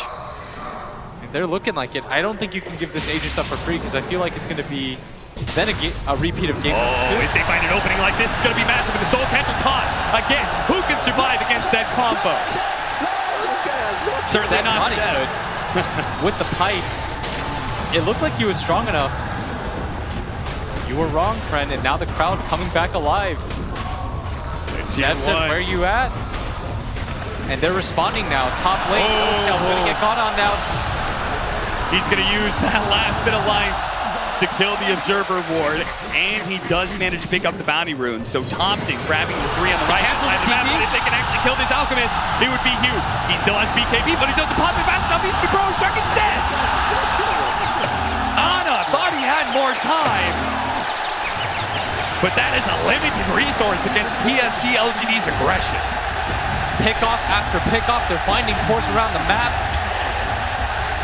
You still haven't really felt the impact of this Tidehunter either. 0-3-3. Thompson was so dominant in game number 2. 7-17. Still LGD holding that slight net worth lead against an Alchemist. You're not feeling good right now if you're OG. Your Alch Chen combo should be the strongest at this point. You picked up a pipe on Seb. You've got a Vlad's, a Medallion on Thompson. This is almost the exact same situation as last game. They've itemized in a very similar way too, but it just doesn't really feel like they've got the same oomph. There's so many things that Seb maxed out press the attack first, for example. Him going for the pipe, as you said, is like, they're all showing that they're trying to synergize around making this Alchemist the strongest he can be. And now Seb may just get caught again. Thompson's going to be here, ready to go with the Ravage. 2-man Burrow Strike, the Earth Splitter as well. Beautifully placed. That's going to be a lot of damage to start things off. The Stomp, though, will allow them to retreat. They're just going to back up, as they rightfully should. They don't quite have the mana for this, and it looks like they're just going to walk into Roshan again. I heard Anna, he did pop his ulti. And yep, if you toggle it off, it works. He managed to do it in time, so LGD won't have that easy way. You just have to spam press it, I believe. Yeah. And it takes it off, because he definitely had Radiance turned on when he was under, when he pops out. Neither of the illusions did. Gush, as well as the Medallion. Oh, this is a nice room for him to pick up the illusion. This is going to scout out for him, stop any blinks. The initiation up from the Sand King as well. Disruption onto the Illusion Alchemist. Not able to turn that Radiance off. They have vision of that observer ward as well, but everyone is a little bit too scared to be that far forward. Jarek showing himself at top, Anna showing himself at bottom. LGD have a little bit more confidence that they control this mid area.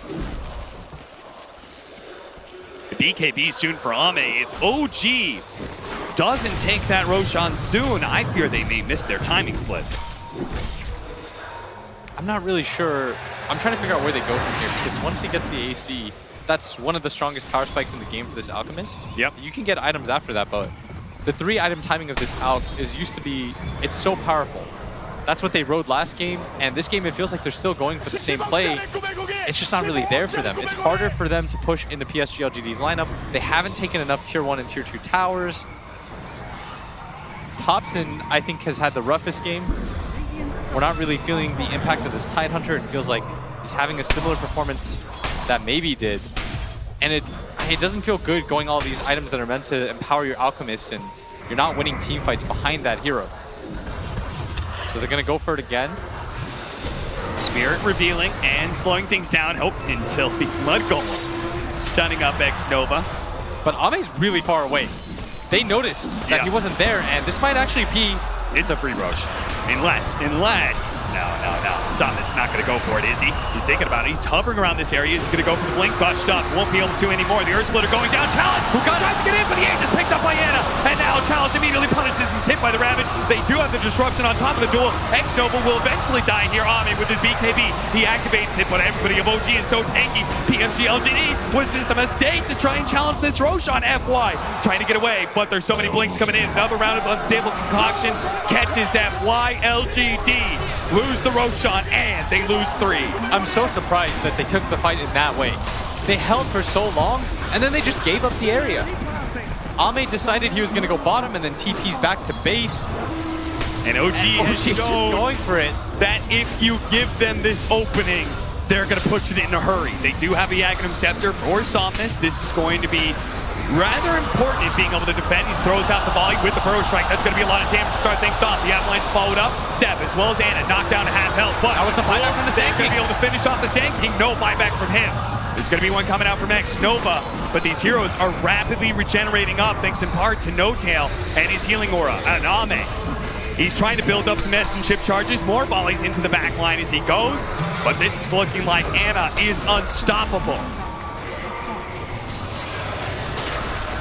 Jarek spying them the time with the Sandstorm, making sure everybody gets out except for him, and yeah, that is going to be Jarek's con. Thompson thinking about turning around. He doesn't have Ravage. They've come back in. Anna coming back in. X-Nova going to be saved by so much damage, but in the end, he's going to be left alone. Somnus does manage to finish off Jarek, so support for support trade-up, and LGD still down 2.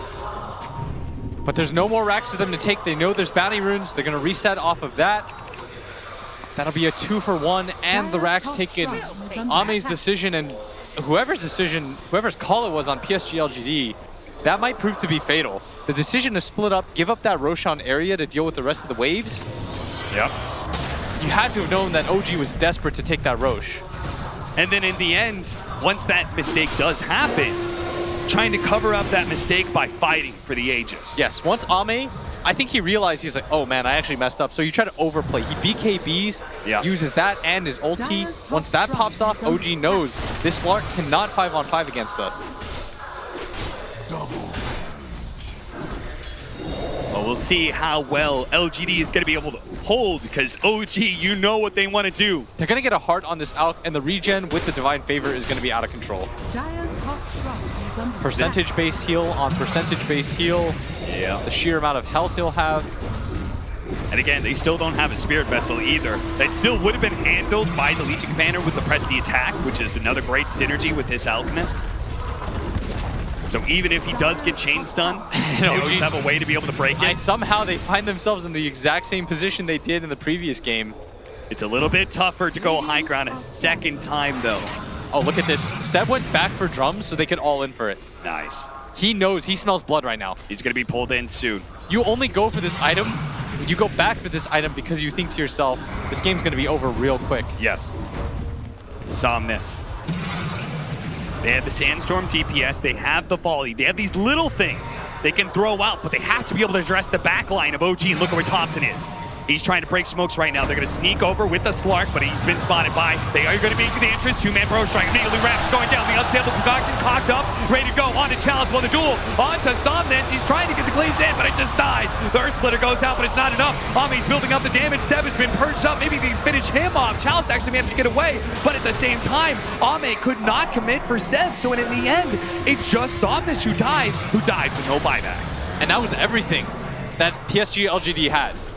They committed hard for that fight. They still have the epicenter, but a lot of this damage just being negated by the heart. Anna's just going to go back in. He needs 60 gold. 60 gold for the buyback on Somnus, or 30 seconds. Which will it be, LGD? Are they going to have to give up 2 lanes of barracks against this combo? Jarek's throwing down some volleys of his own. Chalice prepping the epicenter blink. He's going to be able to get the 2 in the back line. Can they actually finish him off this time? They're just so damn tanky. There's no follow-up damage. They don't have the tiny. The pipe is too strong, and Chalice sitting amongst them inside the Sandstorm, trying to push them back, but he's going to have to Burrow Strike away from Anna as Anna pops another Chemical Rage, turns to the melee barracks. And this is going to be 2 as Ame starts racking up those stacks into the back line. This time he'll commit the BKB to finish off the Chen. Couldn't stop it. And Seb has to complete the teleport in. Managed to get the duel. Can they kill Ame though? The BKB is still going off. And he gets more and more stats. Shadow dance away. Anna looking for anything target that's weak, but he has to TP away. He realizes he's low. Disruption's up. He got him. And boy got him. He stalls up Anna, and now Anna. Oh no, the Burrow Strike Chalice. This is not the moment to choke, my friend. But fortunately, Somnus is always there to protect you. And Thompson in the backline has been chased. Ame with so many stacks, 141 agility. They wanted to get away from that slug. It took them a little bit too long. They do lose the melee barracks, but that's a 5-man team wipe. PSG LGD needed that desperately. And as a result, it was quite the net worth climb for OG in these fights, but it is going to take heavily back down.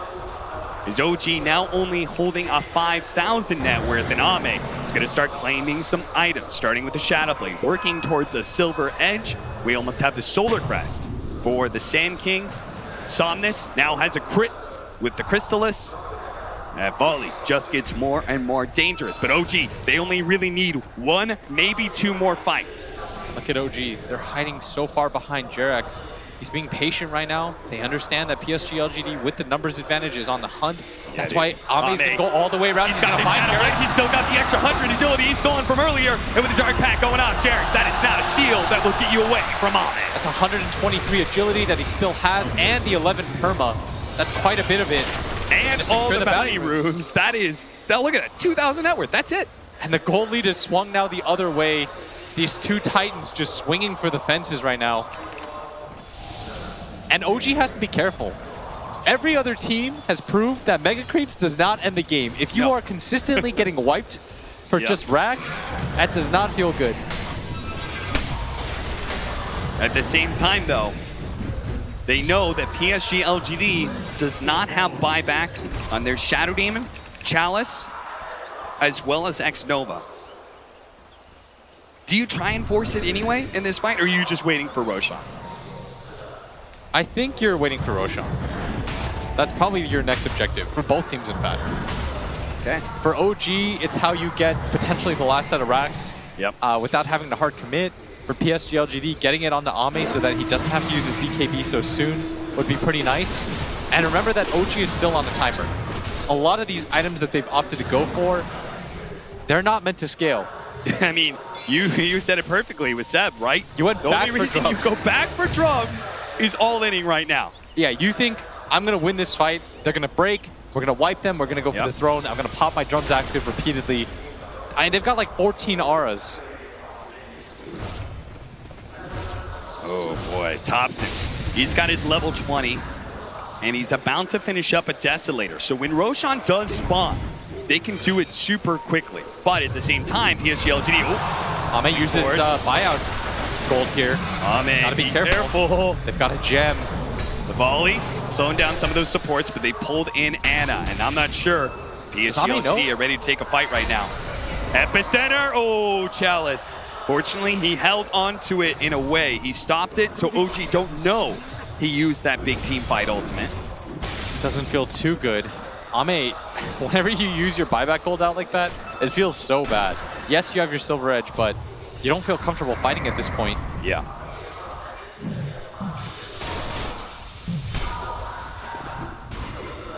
A tense game 3 for OG and LGD. This determines who's going to be heading to the grand finals. Will it be a repeat?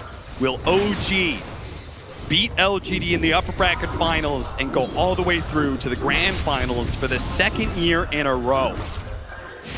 Or will it be LGD changing history, changing the fate, the path that laid before them into Shanghai? You can forget about the last TI if you win this one. Yes. This is the biggest one by far.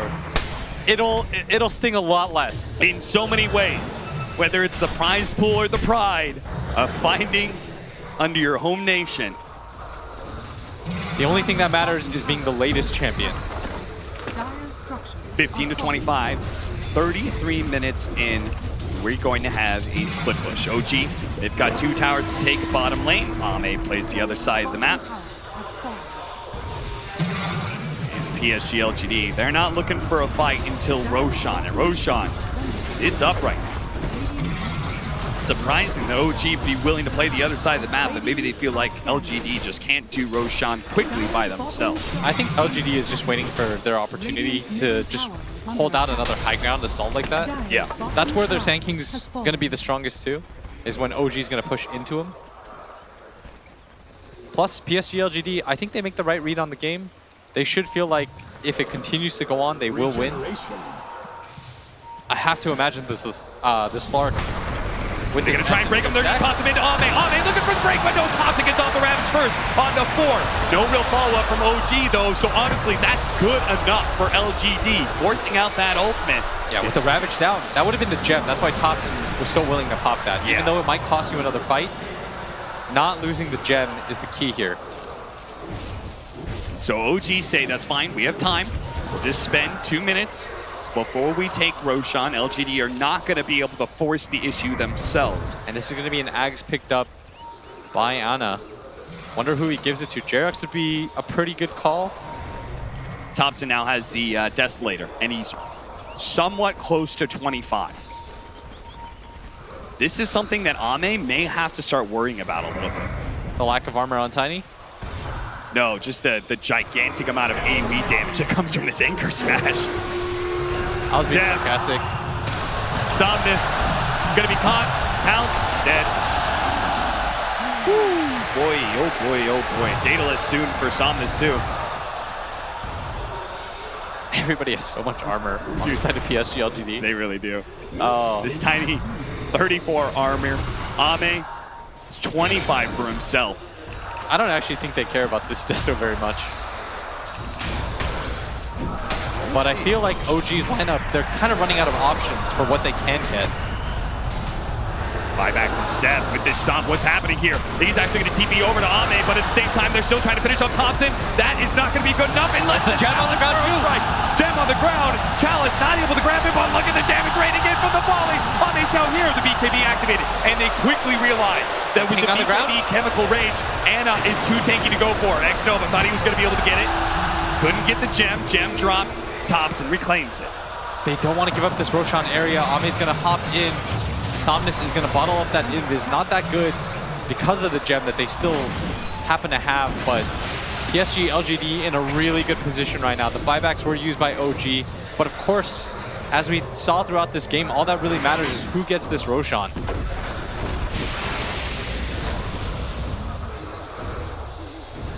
That's why everyone's just playing around that mid lane. They gave the Ags to the Tide, by the way. One of my favorite Ags in the game. Yeah, yeah. It's so awkward, and it's like a better version of Venge's Wave of Terror. I mean, you've got the Gush Armor talent for it, too, so that's minus 12 in a line, plus the Acid Spray. Plus, you know, Solar Crests that are being thrown around on both sides. Disable Concoction pop, the momentary stun onto Ame. Doesn't want to blow his BKB, so he pounces down into the river. Building up those stacks. He's got 12 perma Agi. That's so much. They're looking for the backline right now. Thompson does have it. He's been confident. He's been a 3-man Rogue Strike. The Ravage goes off though, controlling up Ame to get first down by Thompson. The big swing of the anchor smash, finish him off. Now FY trying to get the force tap, disruption out. Stomp going in, that's going to be Jarek's already dead. No Tail's quite low as well, but the cores of OG going strong. The buyback coming in from Ame though. Can he come in? Can he deal with Thompson? First strike out for challenge to X-Nova.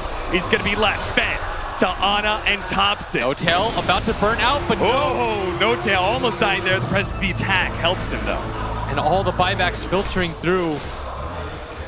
And I lied, Thompson does so much damage. Dude, Thompson does so much damage, and he doesn't even have the 25 talent yet. I can't believe Ame died to that. And Roshan's getting really low. We talked about how important this was. The volley's up, they're going to throw it in, but it's going to be too late to be able to claim Roshan at least. So LGD going to have to do another one of their famed high ground defenses. OG just figures it out. They find a way, they dig deep. They figured out a way to win. Look at the net worth and the XP slowly start to climb back in their favor. I figured for sure PSG LGD's lineup would be stronger at this point, but OG are just out fighting them. Their use of the buybacks feel a little bit better. And it all starts with Jarek's, right? He gets the telekinesis, the follow-up Ravage, then they Solar Crest the Slark, hit him with the big anchor smash. Yeah, this is just one team outplaying another at this point. This should be where PSG LGD is stronger. OG is just looking like an opening here, trying to jump onto Ana, force something out, first strike out for the duel. Immediately used onto Tiny. Saw this. Is there a save? There's no. Oh no, there's no Shattered even here. Chalice is going to go down too. Chalice is dead. They both buy back. Ame, he's out here breaking Ana. No BKB for him, but he does have cheese. Oh, at the epicenter, and the bro strike, they're going to try and finish off No Tail. He died, immediately bites back. Ana fighting up against Ame. Ame with the Shadow Dance, though. Cheese immediately pop. They're going to try and back themselves away, playing the high ground again. OG, will they assault the base again? Or will they just play it slow? I think they should just go for it again. They've got Ravage in 20 seconds. They've got Aegis. I think Thompson's just going back for mana, and they're going to go for it again. There's no buyback on a lot of these heroes on the side of PSG LGD. All it's going to take is one more swing, one successful team fight, and OG will have won and secured themselves a top 2 finish at this TI. 250 damage up for Thompson, and he's got Ravage. He can play the front line now. He can be the one hitting the tower if they want. Ana doesn't have buyback himself, but they're just going to allow Thompson to swing away at this tower. Ame looking for an opening, gonna go in, break. Skull Catcher, he's actually so low already, but he lets loose the Ravage. Are they gonna be able to follow up? They have the disruption. Challenge gonna be able to intercept, making sure the Steph doesn't manage to get the duel. Saw this, force staffed away as well, but they're going in for the Megas right now. They still have a Rax up in top lane, so this is not Megas by itself. Saw this, trying to finish off Thompson. That is maybe gonna be the Aegis one little bit. They spot him out for a moment, and swing it away. He almost dies, but the Shadow Dance plus the BKB, he's gonna be able to get away. Unstable concoction, disruption, he's gonna stun himself. He does. Thompson, though, making his way up to top lane, has to force tap away. FY in danger of that anchor smash. The finishing blow. OG all in. One last chance to make their way to the grand finals here. Get those megas, but don't lose your lives for it, as they do not have buyback. They don't have the Ravage anymore. Can they get this range barracks? Can they get the megas? And can they get out afterwards? PSG LGD. They're going to have to do this 4 on 5, no buybacks. Disruption, leading things off, trying to get those illusions, stomp into the backlines, doesn't hit anything, and immediately Chemical Rage, that's going to be Megas. PSG LGD will try and hold against Mega Creeps. OG, they might not be done yet. LGD is saying, if we can just draw this out a little bit longer, maybe we can win, but OG may not give the chance. Mega Creeps isn't good enough for this team. They're going to go for the tier 4s, and will this be the blow that ends the game? Will this be the way that they get to the grand finals, or will this be their fatal mistake? One tier 4 down, a break, onto Jarek's, immediately disruption going out. Ame, he's been disrupted, his illusions, gotta stay away from those. He's gonna go for Thompson here. BKB activated, Soul Catcher on him, press the attack though, helping him out, Earth Splitter. Oh, but they caught the duel! They caught Ame, and he's dead for 2 minutes! The volley's coming in, but it's not good enough! Now, the physical damage will overwhelm the throne, and PSG LGD in a 3 versus 5 can no longer hold. OG in the upper bracket finals bring down LGD. OG are going to the grand finals for the 2nd year in a row. They will have the opportunity to defend their throne. If you come at the Kings, you best not miss. OG have done it again. Absolutely unprecedented. The most stacked TI field that we've ever seen. probably the best top 4 that we've ever seen, and they're still gonna do it.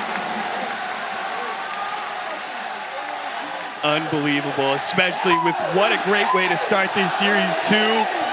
LGD taking the win in somewhat of a tight game. The crowd backing him, but OG come back twice. They don't with care. the Alchemist, and they don't care about the crowd. They won.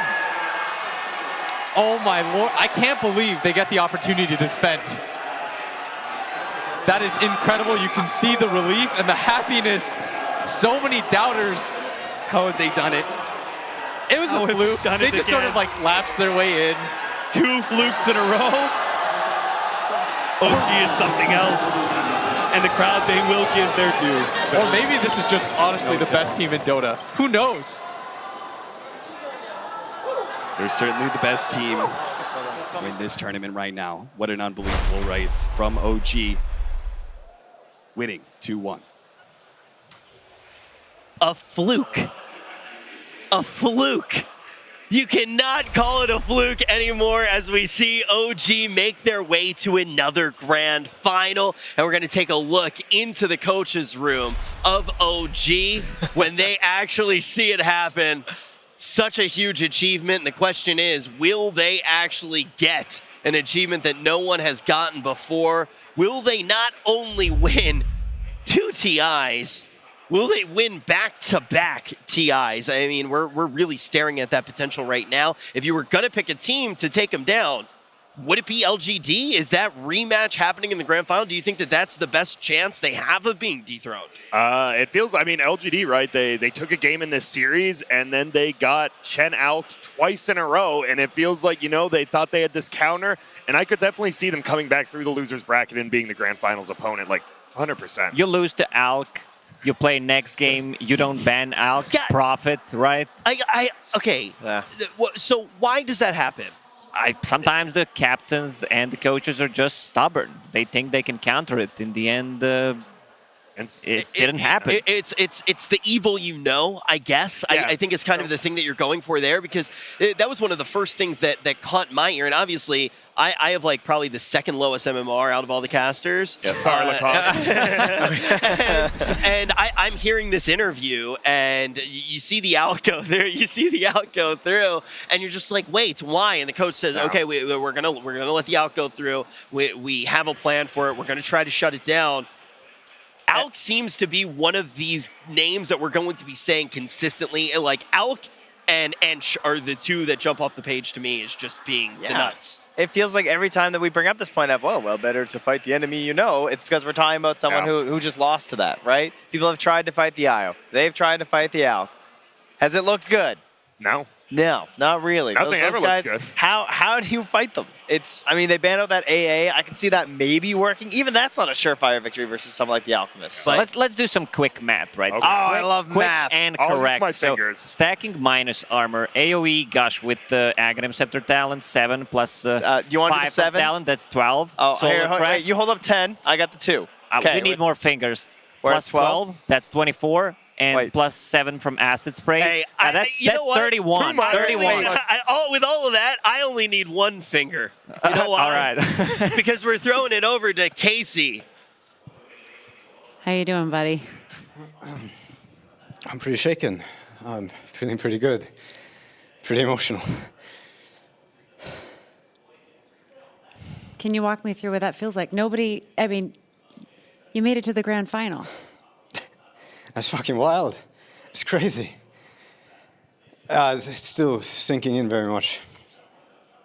I think we talked to you back in January and we asked if you had dared to start looking ahead to TI9 and the possibility of being in a grand final. And you all said it's way too soon. We're not thinking that far ahead. And we're here. Before this tournament, things were a bit dark. My dog had died, and it was really rough for a couple of weeks. My self-esteem was pretty low, and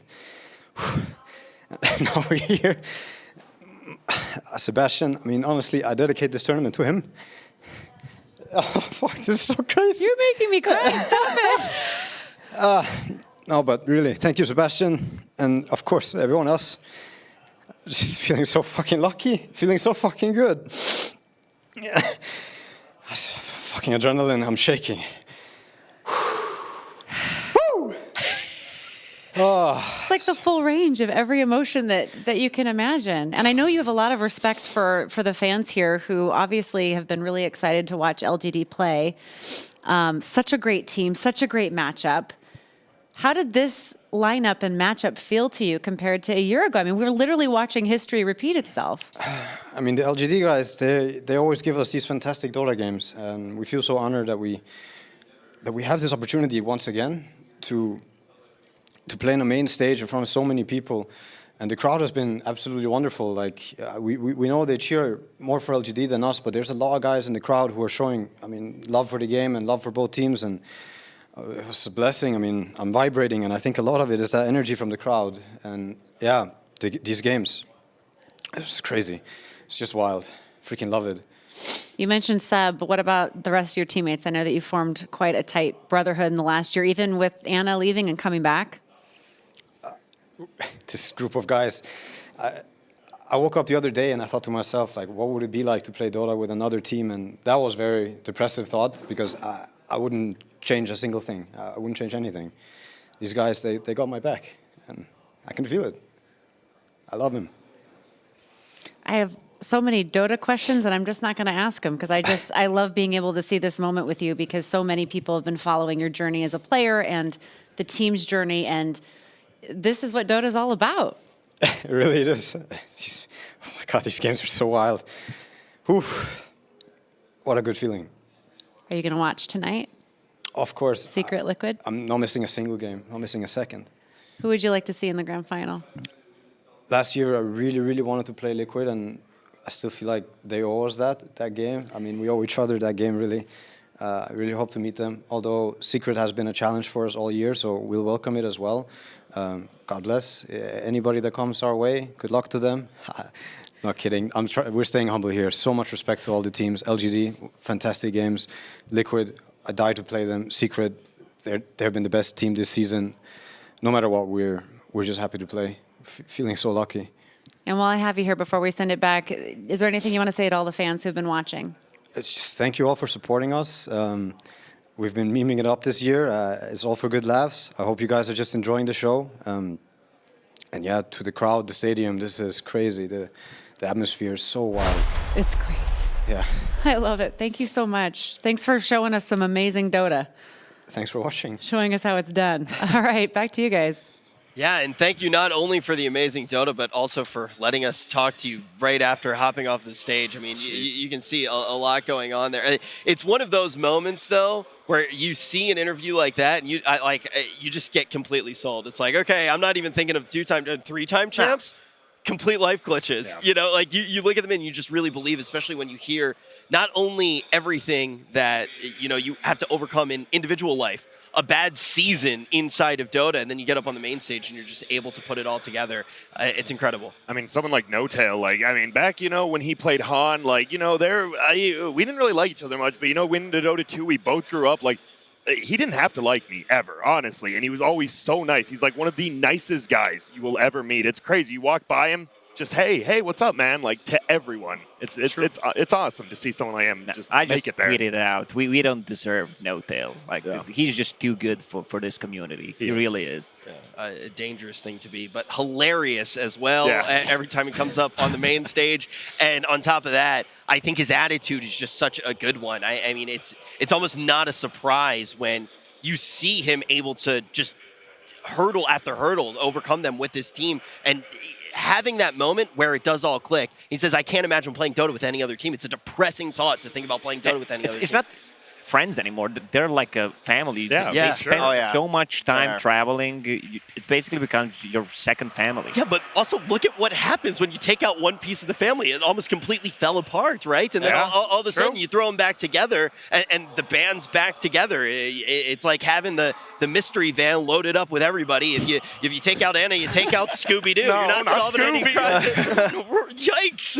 OG is they have the only family members that I recognize when I'm like at LANs and stuff too. Like I feel like they often have this big support crew with them. We're like, oh hey, it's Johan's dad. It's like, oh I know that guy, right? I see like some of Seb's family here too. Down at the breakfast, I'm seeing all of them. I mean, they've got the whole crew here too. So it's not just like that team family, but it's that supporting unit all around it too that helps carry you right back to another grand final. Yeah, I mean, you're constantly, like, if you're walking around the venue, if you're just walking around the area, you constantly see, whether it's a hat, a jersey, you see a lot of OG, you really do. And the thing that I do want to say is there really isn't, as much as we see a lot of OG, we're not going to see much more Dota, right? There are only 3 series left in TI. No. Think about it. We're getting down to the wire here. We're going to have 1 more series left today, and then we get down to business tomorrow, and we're actually going to see who does lift up the Aegis. Before we do that, though, we are going to have a special treat. We're going to look at this bracket really quickly here and see how all the teams did get to where they're at right now. And taking a look at that upper bracket, we only got 1 team who hasn't dropped a series in bracket play, and it is going to be OG. Yep, absolute beast. There's not much more you can say. There actually just isn't. They're just that good at Dota, that good at the mind games. It's crazy. They got the maths, right? Lakosh just pointed out they find those ways to break the game. And that's taking them back. Now, like I mentioned, we have another treat in store for us right now. We're going to be taking a look at the main stage. It is time for the cosplay competition. We're going to be providing we're not going to be doing that, but we are going to it's not last place right there. I thought it was us. Oh, sorry. We're jumping down to the main stage. Let's see what they have in store. 嗨，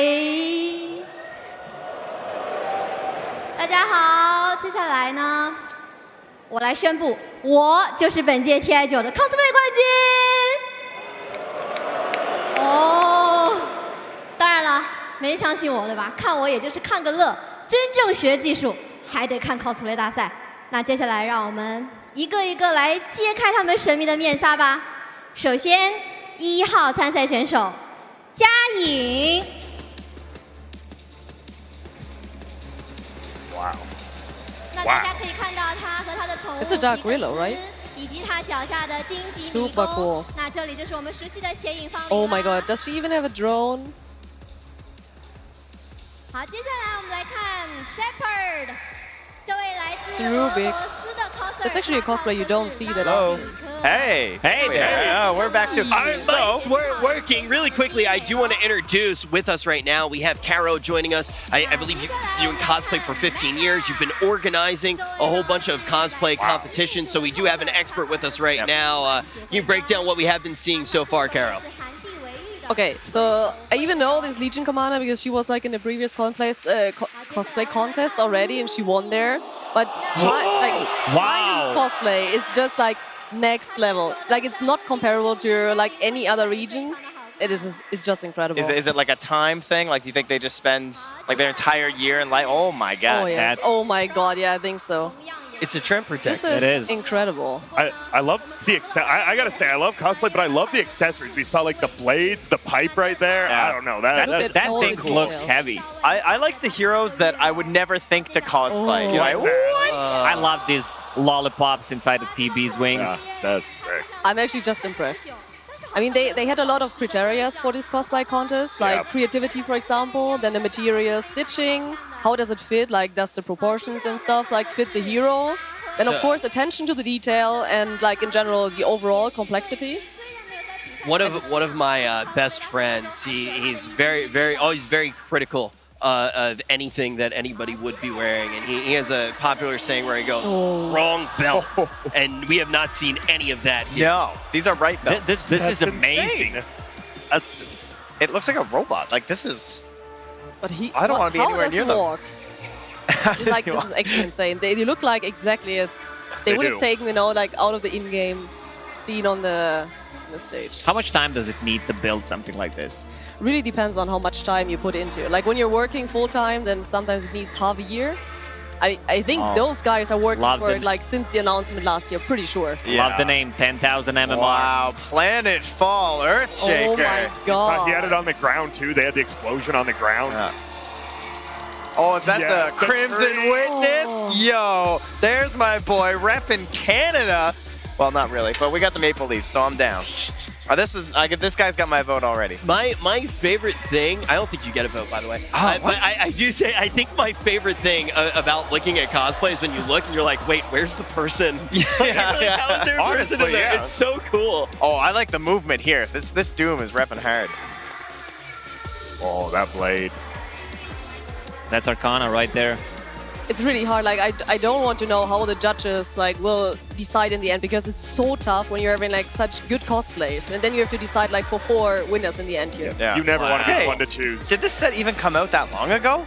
Isn't that like a relatively new set? That seems crazy. It's pretty new, yeah. See, I think like the thing right now too is Oh, like, oh my god! What? Shoot me, please. That's man. This is a winner for me right there. That's awesome. That's not a real tiger, right? So short. No. Never know. So you never know. Little story. This morning, we were actually pulling up in the bus. We saw them wheeling in the tiger, and we were like, "Wait, what is going on?" I'm so glad I finally know. I do want to say all of these guys are just on the same tier. Like these are just top tier cosplay. For sure. They're amazing. Yeah, they will have the top 4. There's one best in show, best technique. One is the best transformation, and then the innovative award. But it's really hard to tell like who will be who actually. So for innovative, would that be the one where it's like kind of a hero you don't expect? I think it's more about like I think it's more something like the Terrorblade, you know, where you saw the circles and something where like moving parts of the cosplay. It's like the tinkery cosplays, right? Like got moving parts, laser beams, stuff like that. What were the other awards? So you got innovation, technique, best transformation, and best in show. Okay, so okay. Oh, she's the best technique. Oh, amazing! I've seen this cosplay like from a close up, and the materials she used, and even the wig. The wig is like, I don't know, 7 kilograms or something. It's insane. Wow. It really looks heavy. It does. Meta 获得了我们的最佳技术奖，那他的军团指挥官呢，也是他纯手绘，他自己染的布，他自己插的绳，所以说呢是我们的最佳技术奖，可谓是手工技术拉满了。好，那接下来我们还有一位，依然是1500美刀的最大转变奖。让我们恭喜芥末，那它的修补酱呢是完美的还原了修补酱的所有细节，所以叫做最大转变奖。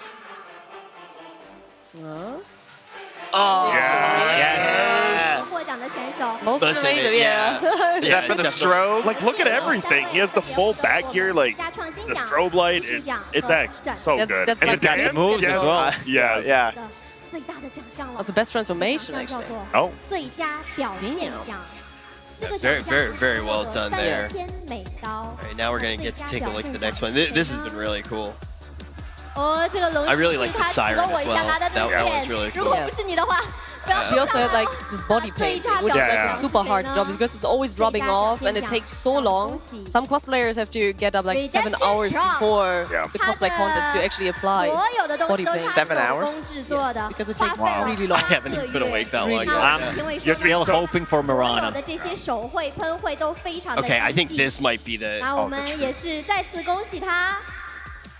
好，让我们把掌声送给所有的 coser。 I'm 那这里 wondering 我们也可以 where are 拿 his 近一 eyes? 点 Like, 看 where 一 is he 下哦， looking 他身 through? 上的所有的这 Maybe the 些 mouth? 手绘 Oh yeah, I agree. 都是他自己花费了8个月的 That's 时间 crazy. Like the 亲 paint 手做 job 的 and all the parts with the details. What do you Just usually The make? shoulders.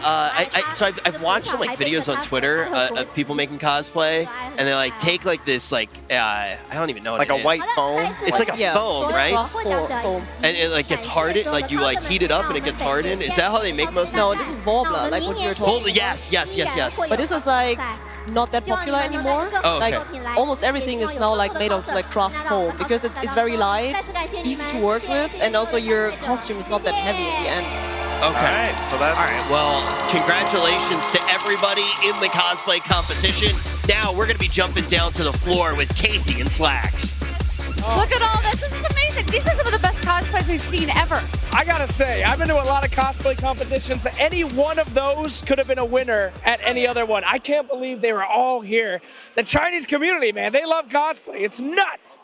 Nuts! Yes, but, you know, we've been having some fun with this. We could have a little bit more fun. I've got a little blooper outtake reel from one of the teams at EG. A lot of fun. I will say, mature content. Children at home, cover your eyes, cover your ears, because there's a lot of naughty words in this one.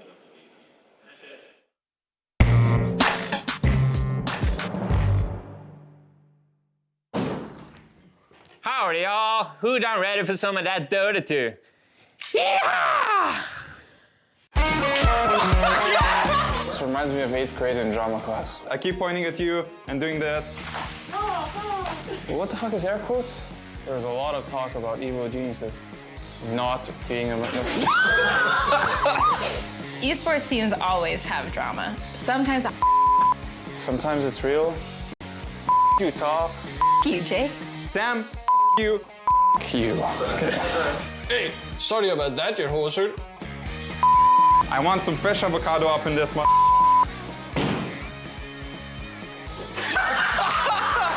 I can't stop smiling 1 second. Who brought the sandwich to my set? One more time. Get the camera out of here, holy shit. Well, as I told you, some fun guys. We will miss EG from the tournament, but we still got some great teams left. Yeah, it was really fun to see. I think throughout the entire tournament, it's fun to see the human side of these players. Like, these are guys who play at such a high level. It's easy to forget that they have funny sides, emotional sides, and it's what makes this community so great. Absolutely. But funny side and emotional side is over, because we got 2 of the best teams in the world coming up for you. Guys at the panel, let's get this thing started. Yes, let's get this thing started indeed. Thank you so much, Casey Slacks. And I'm sure we'll be seeing a lot more, but I am very excited to get this next series started here with BlizzCap and Grant. Gentlemen, we got some time to break this one down. So let's get into it. Grant, when you think of Team Secret and Team Liquid facing each other on the main stage, where does your head go to first? I mean, you just say that, and I'm just thinking 2 of the best teams in the world. Like, these are world-class organizations, world-class players. You can't just pick a player out of there. It's like, this guy's not tier 1. They're all super, super good, and it's great that they're in the top 4. Like, Liquid, they're 7-0 on the stage right now. That's probably what comes to mind first. They just haven't lost. For the last 2 years, they have been like the leaders of Western Dota. Yeah. OG, they showed up at TI last year, and they've obviously shown up at TI this year. But for most of the DPC season, it's Liquid and Secret that you're turning to as the front runners. It really is. I must say, though, you mentioned last time they faced on the stage, or rather last time Liquid was playing on the stage, they're 7-0. Last time Team Secret and Liquid were on this very stage in the Mercedes-Benz Arena, it was the grand finals of the Shanghai Major. Oh, don't remind me of that. That was a rough time, let me just say. Oh, you guys got spanked. Yeah, we did. Yeah. The Dota that was played was great, though. Yeah. Oh, no, we only won 1 game, man. Yeah. It wasn't too... All right, here's what happened. Yeah, it was a great Dota. We casted that final, too. For people unaware, Will was the coach of Liquid at that time. Yeah, and we felt great, too. What ended up happening was we go into game 4, and I was like, what are we doing? And Curl was like, I have no idea. And we picked Dro. I talked to Boba. I was like, what was the Dro about? And he's like, we're out of ideas. There's nothing left in the gas tank, because the problem is we started in the lower bracket after losing to MVP. Once you have to make that climb, everyone starts figuring you out, and every potential opponent on the way is just danger. You have to. There's no holding back strats. There's anything you have left in the tank. You empty out. You try not to worry about what the finish line looks like, and it's just exhausting from a mental perspective. And so we last picked Dro. We've never played it before. The Slark Doom was too strong from Team Secret. They had a concept that was really hard to beat. Mm-hmm.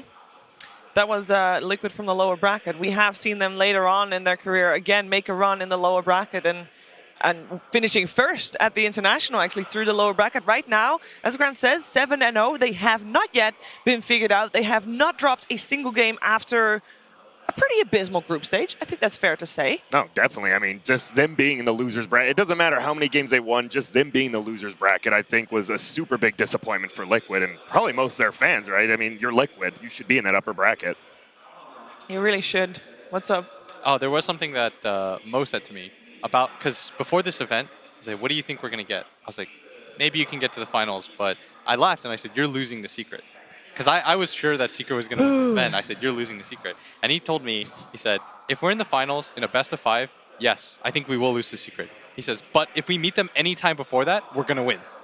Ooh. I can't believe the situation's actually happening. He said if we meet them beforehand, he said we're gonna win. Okay. Well, I do have to also say something here because there is obviously a lot of history with the players and all that. But before we even get to that, the last 2 internationals, 2017, 2018, Secret got eliminated before their time, or at least that's what a lot of people will say, considering their potential going into the tournament. And which team eliminated them both times previous?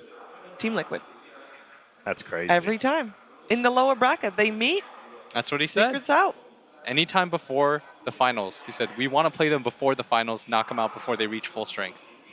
That is crazy, though, because what is there such a massive difference from a best of 5 and a best of 3?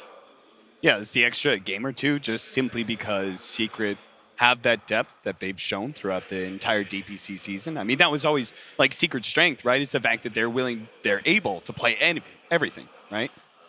I'm not sure. I think I think Liquid believes in history, especially Kuro. I think he believes in like the idea of like it's destined to happen, and once it is, like he knows how it'll happen, and like that's what gives him like this weird confidence. And it can get in your head. Like that stuff can definitely get to you.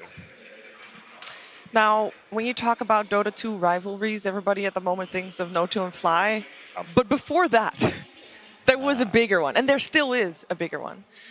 Because you got Kuroki and Puppy. There's a lot of history for those players just alone. Both players have made it to all 9 internationals, which is mad, by the way. And before that, they were already playing Dota 1.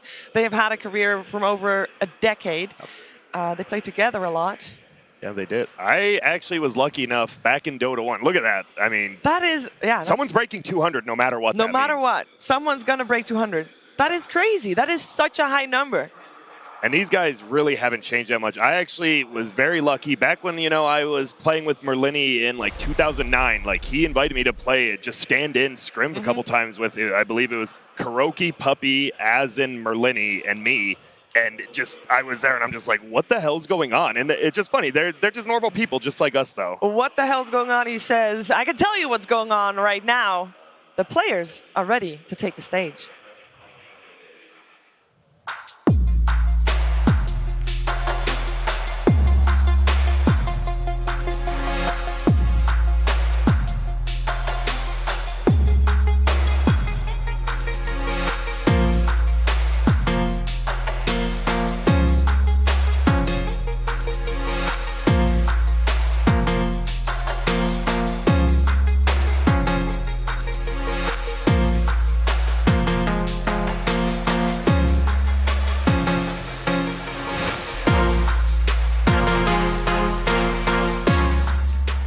Team Secret is a favorite coming into the International 2019, or maybe they were the favorite, because even though they crushed it in the group stage, they did show some weakness on the main stage, dropping down to the lower bracket, having some tough matches against a lot of different opponents.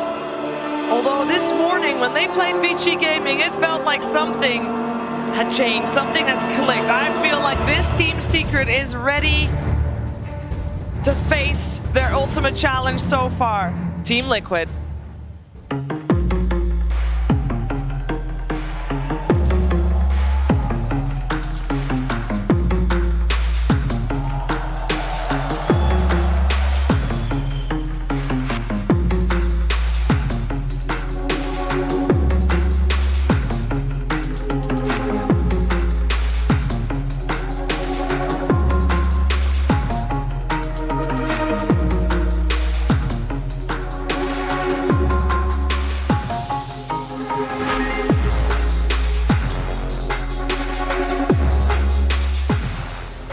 Team Liquid has quite the opposite story at this event so far. The International 2019 was not kind to them at the start, but ever since main stage, ever since they got on that stage, got in those pods, they started playing some Dota in front of all these Dota 2 fans.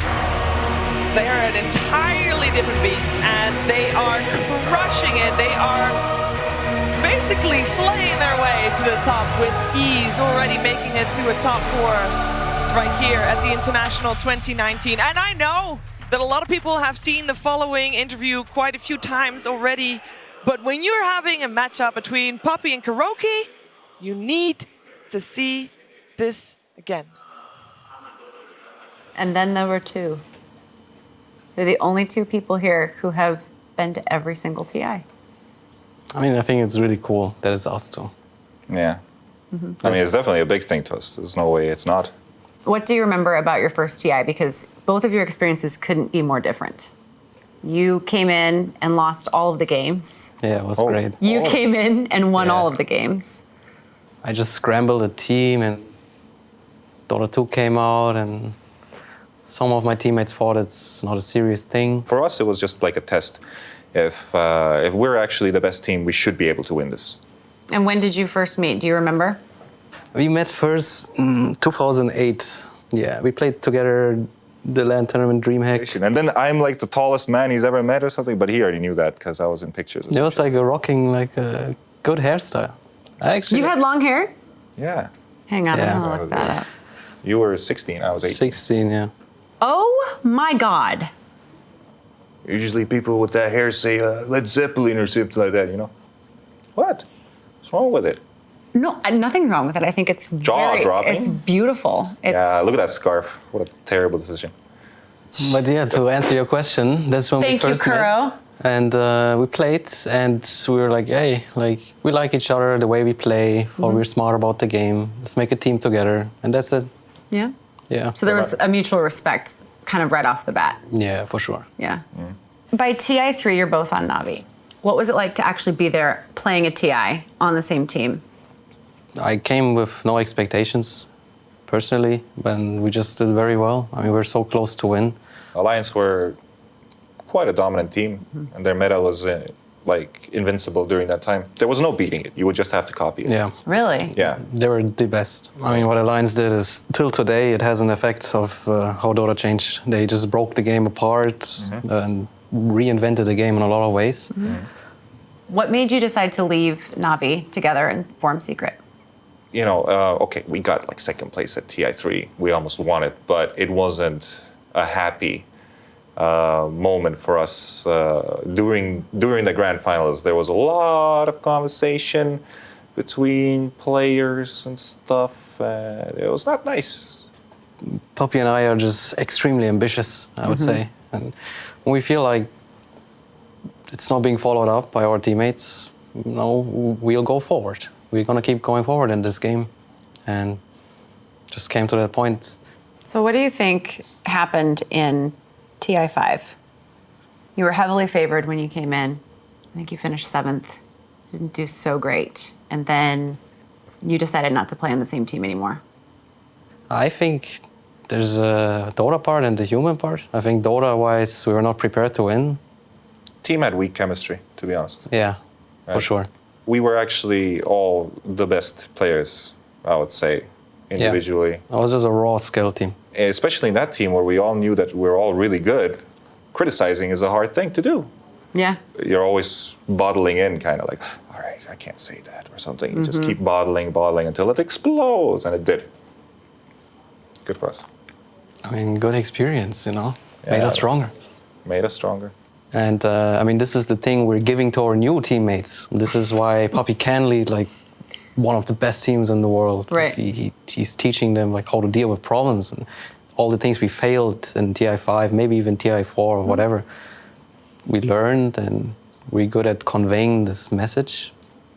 So were you guys always friends, or did that kind of start a little bit of strife between you guys, or did you leave on good terms? Not good terms, I would say. No. I'm sure that was my toughest time of all in like my career. To look back, we needed to part ways. Yeah, I think we're both happy where we're at nowadays. Yeah. And we already talked a lot about our problems, whatever. It's just like, I don't know, like it's life. It's, you know, we spend so much time together in this game. This game is intense, a very intense game. Emotions go very high. It's not just friendship, it's friendship and business. How did you become friends again? After time. Are we friends? We just go to yeah. Cut the camera, take that one. Happy to be here. Me too. And it's cool that we're doing this. Yeah, it is really cool.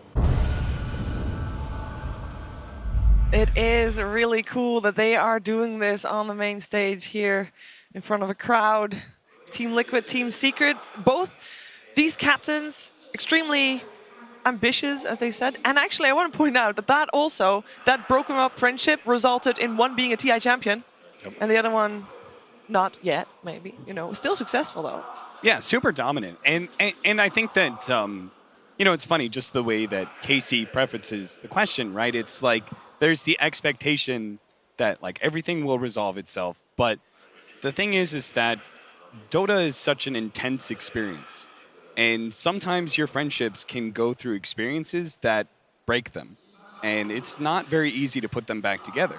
And, you know, that's okay. Sometimes these experiences get broken down, and it is something that both Kuro and Puppy have learned from. And now they've become some of the best leaders that Dota 2 has. So maybe not best friends, but definitely respecting of each other. For sure. Yeah. Absolutely.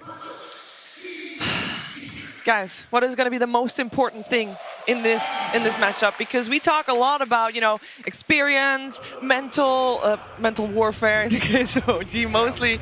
What is the most important factor in this game? Is it going to be the heroes? Is it going to be the mindset? What are we looking for here, Grant? I think it goes like hero-wise. I think it's just play style, right? We actually saw through most of the early stages of Secret's tournament, they were just drafting the Omega late game. And then in the last series, they're fine playing early game. And I think it goes back to Blitz timeout, BO3, BO5. They're showing they can play every single style of Dota. So it's, do we want to play early game? Do we want to play late game?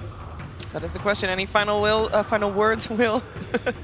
Let's not see Alk Chen again. I'm good with this. LGD showed you. It's all good. All right.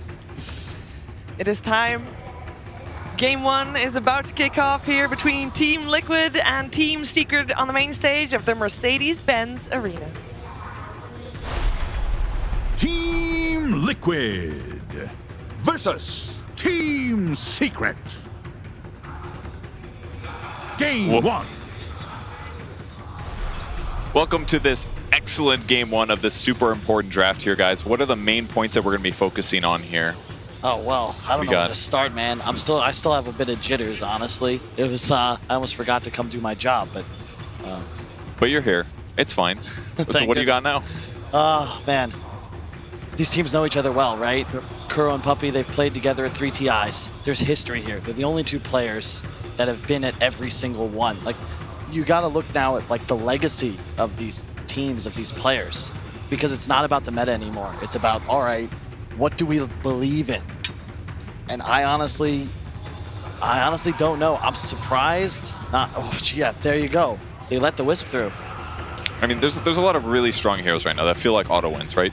You got like Wisp, Alchemist feels too good, Tiny's extremely good, maybe not first round ban, Enchantress is super good, so you got to let somebody through, right? Even Chen for good Chen teams. Yeah, that's true. But Wisp of all heroes. Yeah.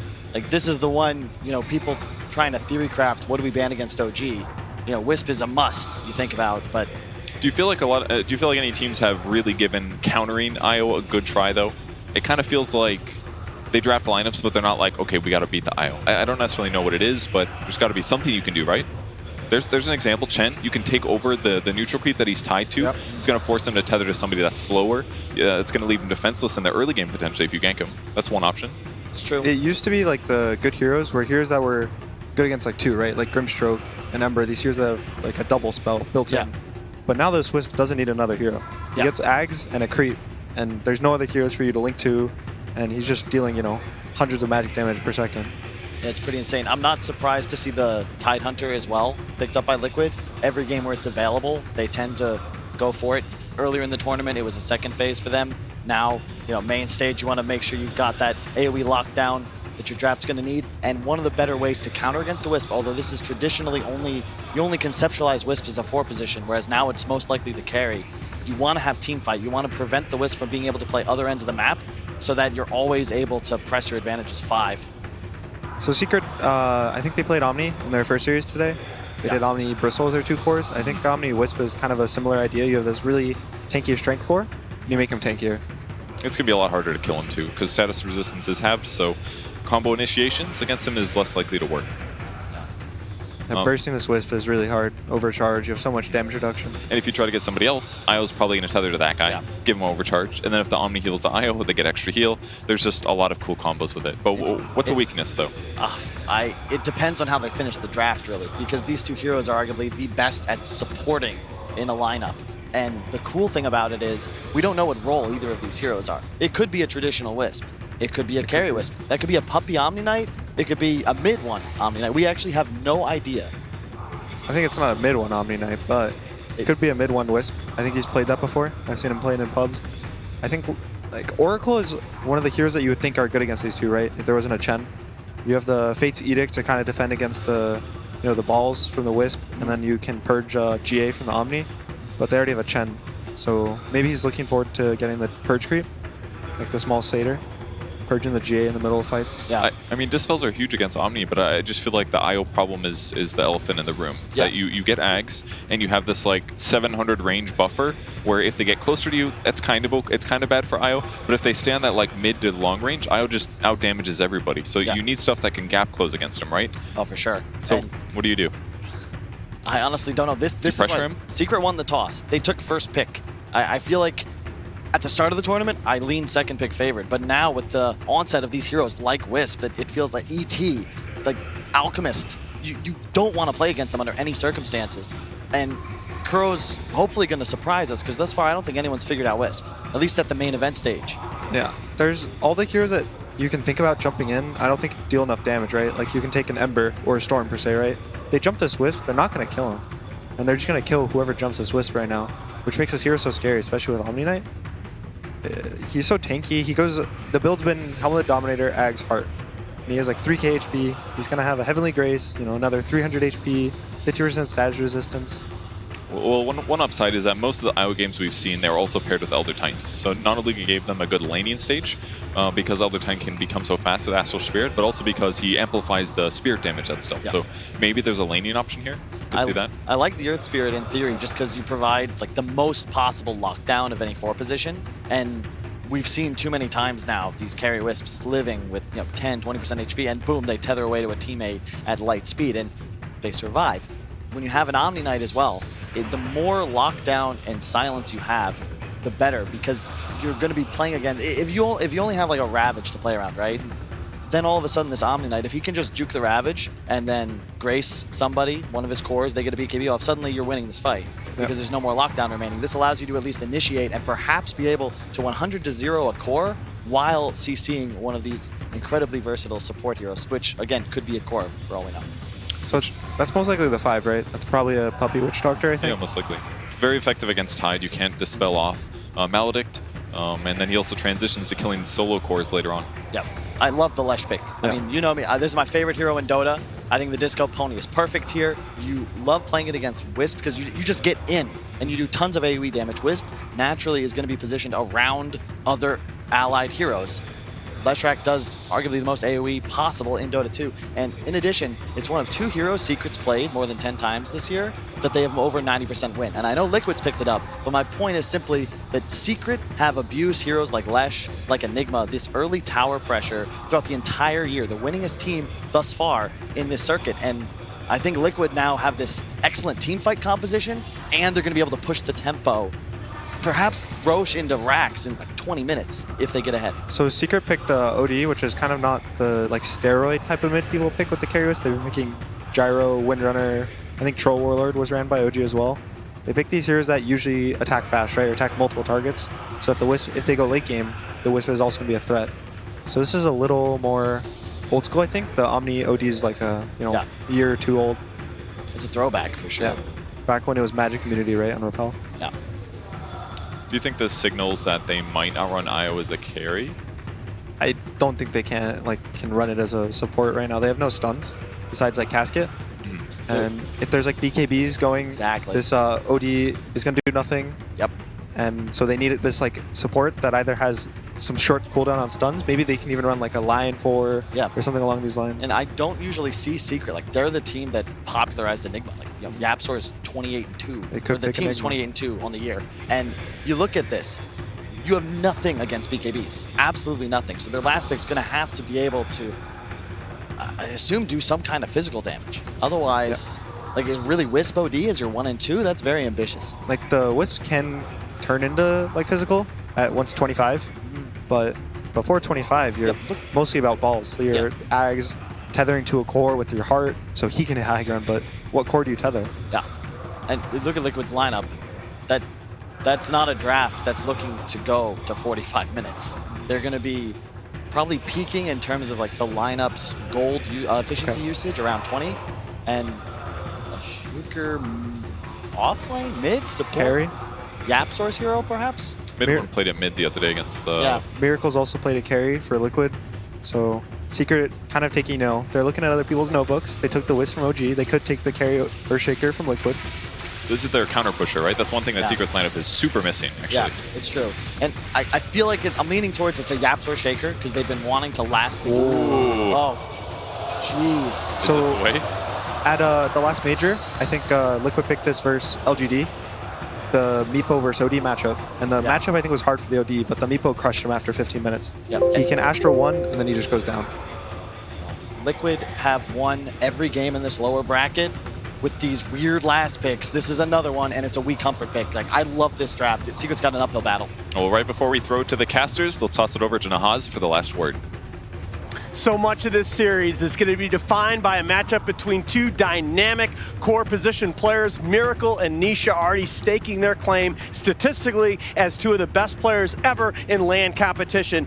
Kills per minute, Miracle 9.4. That is almost a full kill over any other player out of the 244 players with 100+ appearances all time. These two players join Ramses as the only other in the top 5 in career GPM and experience per minute and win rate, both of them in the top 10. Nisha in only his first year with Secret. Hero-wise, we got that core IO potentially in the hands of Secret, undefeated here in the main event, but Liquid counter with Meepo. We 26 career wins on Meepo, most in Pro Dota 2 all time. We got one hell of a match coming up to you. Who better to bring it to you? Back in NA, they're the pride of the Pacific Northwest, but they're spitting straight fire on the stage in Shanghai. Here are Lyrical and Trent. Thank you so much, Nahaz. And yes, Trent, a legendary matchup we got coming up right now. Liquid, Secret, tale as old as time. How you feeling, my man? Absolutely fantastic. We're here. I like what Kyle said. Liquid, they haven't dropped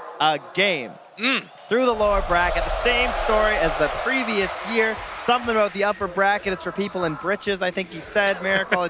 It was something along those lines. Either way, they're here again, and this time they're taking on Team Secret. Amazing stuff. Yeah, I think that a lot of people, again, you might forget that Liquid was the TI9 winners with all the emphasis that was given over to LGD and OG last year. These guys came in fourth, they put on a very solid performance, but now needing to make it happen yet again for themselves. And of course, Secret finally able to overcome that hurdle of not making it past the 5th, 6th spots. Both teams, a lot to prove. They got to do it here on the big stage in Shanghai. Yeah, they found themselves into a matchup versus this newly rejuvenated Liquid. And it features our friend Mr. Weehaw, and the hero that first made him famous, right? Yeah. The Meepo. And perhaps infamous, however you want to put it, but Weehaw showed up on the map because of this lovely group of heroes.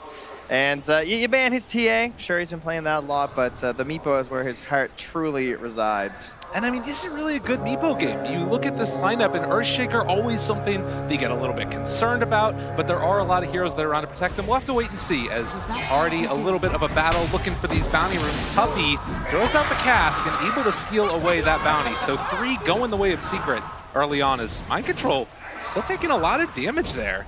But will be able to pick up the bounty rune and then salve up afterwards. Yeah, this Earthshaker, it's kind of like that classic, noob counter almost, of versus the Broodmother, where you're like, oh, I'm going to Echo Slam all these spiders. Surely this will be good. That cast did not bounce, and Puppey now in some trouble as the punch down comes from Curl. Fairy Fire to heal back up, eats his way through the trees, and that's enough to get the captain away. Ooh, keeping it nice and easy peasy there from Niche on that core aisle. As, this match, we heard Gunnar talking about it as well, where into that mid and late game, that's where this Meepo versus the OD's really going to shine. Meepo, of course, a hero that loves to build just stats all around, and doesn't really fall too hard prey to the sanities unless mid one gets, super farmed, right? Yeah. That is definitely a problem. Mid one starts to build a lead. This hero's so good at snowballing. Lane we haven't really talked about as of yet is Lyrical and GH down bottom. That Earth Spirit and Leshrac trying to stand up against the Omni Knight. As Weehaw, again, going to take some of those pot shots. But yeah, kind of an interesting little roll-in as we see Zai just going to waltz away. Yeah, at the same time, mid lane, they're threatening with Yapsor here. Weehaw getting pretty low. Just waiting to see if they can find that one moment. The Astral was just coming up here. Need the block off. They have the setup for this perfectly with the Banishment running out. It's going to be the walkover from Yapsor and First Blood drawn by the Earthshaker. As is tradition for Yapsor, he will take the most gold possible at the very beginning of the game. And that's fully completed Tranquils, I believe, for him right now, actually. Already this early, not opting for those earlier Soul Ring builds. Okay. We'll have to watch and wait and see how that goes for him, but obviously in this top lane as well, Nisha and the Witch Doctor's going to try and lay out whatever damage they can, but there is a wraparound that's coming up top as well, as we do see Yapsor move over into position, try and save Puppey, who again was just taking a beating. Puppey's just like, can I please just get to level 2? I can get this double heal action going on where you can really abuse some mechanics. But he's struggling to get there. Just one more creep. Oh, okay. Life's good now. Oh, and we'll have a pause just to consider exactly. Of course, we got some sort of a technical issue there for the teams that they'll work on. But yeah, Secret keeping the cards close to their chest throughout that draft, right? Some questions of exactly what was going to happen with this IO. As they started picking through their heroes, you weren't exactly sure where he was going to wind up. Is he going to be the core? Is he going to be the support? It was kind of sketchy throughout it, but then with that final pick in the Earthshaker, they did fully confirm that it would be this core IO once again. And you heard Sunbi say after their first game earlier today while they were playing it, he just said, yeah, you know, it's Nisha. He can play it, so we play it. Totally. Very, very firm response. I mean, that's the thing, right? Is like, it sometimes just comes down to that. The player feeling confident on a particular hero saying, I can do this, I can win for my team, understanding the matchup and making it happen. You can see already 79% win rate here at this tournament for the IO. That is absolutely insane. IO and Alchemist. Whew. I don't know. I look forward to seeing if someone can defeat it, because for me, this core IO has just looked ridiculous. As far as I know, the core IO hasn't lost. It's only been support IO that's taken the nosedives there, mostly with like IO Gyro and stuff, who isn't quite the same matchup it used to be. No, definitely not. And I think a lot of that comes down to the change of the Aghanim Scepter talent. But, you know, these core players, they're saying, all right, let's just pick up that Aghanim Scepter, get ourselves farming away like crazy, and then eventually we're going to be able to take over this game. Oftentimes, though, that does sort of go hand in hand with a lot of other heal, which is why you're seeing that Witch Doctor get taken here for the Voodoo Restoration later on, as well as the Omni Knight having some more spam out there of the heals and status resistance and all that other good stuff. Mm-hmm. And we talked a lot about Secret's draft, but on the side of Liquid too, I feel like I haven't seen GH play Earth Spirit in a while. He was picking up at Epicenter, but at least I haven't caught any of his games here where he's been on the hero, but this is one of his big ones, right? This is like his top 3. I think he's even played it more than his Keeper of the Light, which is one of those like most iconic ones that you even think about when it comes to GH. So the man's got a mean green machine, and currently after Zai there, whew, the blocks. Seeing if they can get the rundown, but it's not quite going to happen. They have the Split Earth afterwards if they manage to hit it, but Zai just gets on his little tippy toes and walks away. Ain't no problem. And yeah, those Tranquils do indeed get delivered to Yapsor in the mid lane, so gonna use that newfound speed to rotate around here. Weehaw comes in with his other Meepo and able to try and scare some of those last hits, but so far mid one 13-6, just giving him the business here in the mid lane. And Arcane Orb trade-off there as Yapsor moves into position. They killed off Zai elsewhere. Yeah, we were watching mid, of course, because you can see they're obviously going for that gank, but it looks like Zai goes down after salving back up. Had only used one more Tango, so hadn't quite gotten back up to full HP there, and Miracle finds the kill with GH. Weehaw definitely knows that Yapsor is over here. He has not shown back up one of the other lanes and can anticipate that this movement is over from the Earthshaker, but mid one not wanting to go fear of reprisal. And IO up top. Yeah, kind of quite a bit of harass on him, but in the end, you have to get that like perfect chain stun lockdown happening there. As long as you know he has the tether up, there's not a whole lot you can do. Absolutely.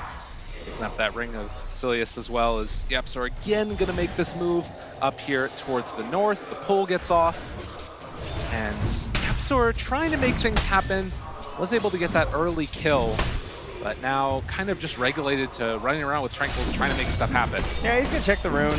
GH rolled all the way home. And so he's now going to TP back down to the bottom shrine and then roll to check the bottom rune. And the 50-50 coin flip goes the way of Yapzor. Secures a haste rune in the top and immediately starts rushing his way there. Pretty fearsome trio. He wants to try and find something. Could be nice for him. Already getting the spirits rolling, but he's heading back towards mid again. So yeah. It looks like he's trying to find Kuro, right? He's checking inside that Radiant jungle. He's like, are there stacks in here? What are they doing? But Kuro, well, he's in the Dire jungle, and he is actually spotted by an Observer Ward, so they do know that he's up here. Yeah. Soaking up some of that experience. Kuro already level 3 on the Chen. Off to a hot start. Has that headdress as well. So he is pretty farmed. And right now, it's mainly just Yapzor that's sitting bottom of the pack in terms of levels. Just level 1 still. And you're going to have mid 1 takeover in terms of the net worth. I know the last hits are back and forth, but you got yourself a Meepo who's in the jungle, right? So as much as we see the last hits being close, you know that you're getting more when you're getting those lane creeps as long as the numbers are even. The problem is soon the numbers unlikely to be even, right? Great denies there from mid 1 to try and slow down the XP gain of the Meepo, which is always important, but it's Meepo time. He's already stacking camps right now in that jungle. And that's why you see the trade-off there of 3 bounty runes over as well for just the 1. Of Secret. More emphasis on the lanes, it feels like, for Team Secret, while Liquid taking advantage of the other resources around the map. And Mind Control level 4, the first wave of catapults coming in, and Chen in the area does feel like they could get a little bit aggro. He's putting a message down. Observer Ward. We're going to be busy up here. That's what that says. In the meantime, though, just tethered up with Puppey. They're not really that afraid, and the overcharge comes out. While the cast bounce hits onto a creep. Very long timer on the stun for that one. And again, relatively so Sart. Does it feel like you need to get a lot done with the Chen early on at this point in time? I would say it's almost like the 3 heroes almost feel that pressure of the Earthshaker, the Earth Spirit, as well as the Chen, right? Witch Doctor sitting in lane feels good. That's what you do. Keep my carry going.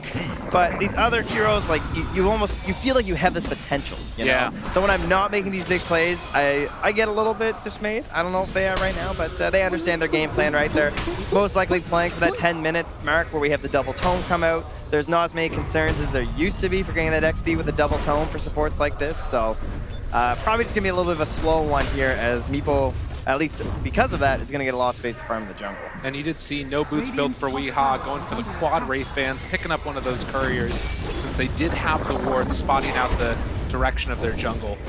And still only 200 gold behind the OD after this laning stage. Yeah.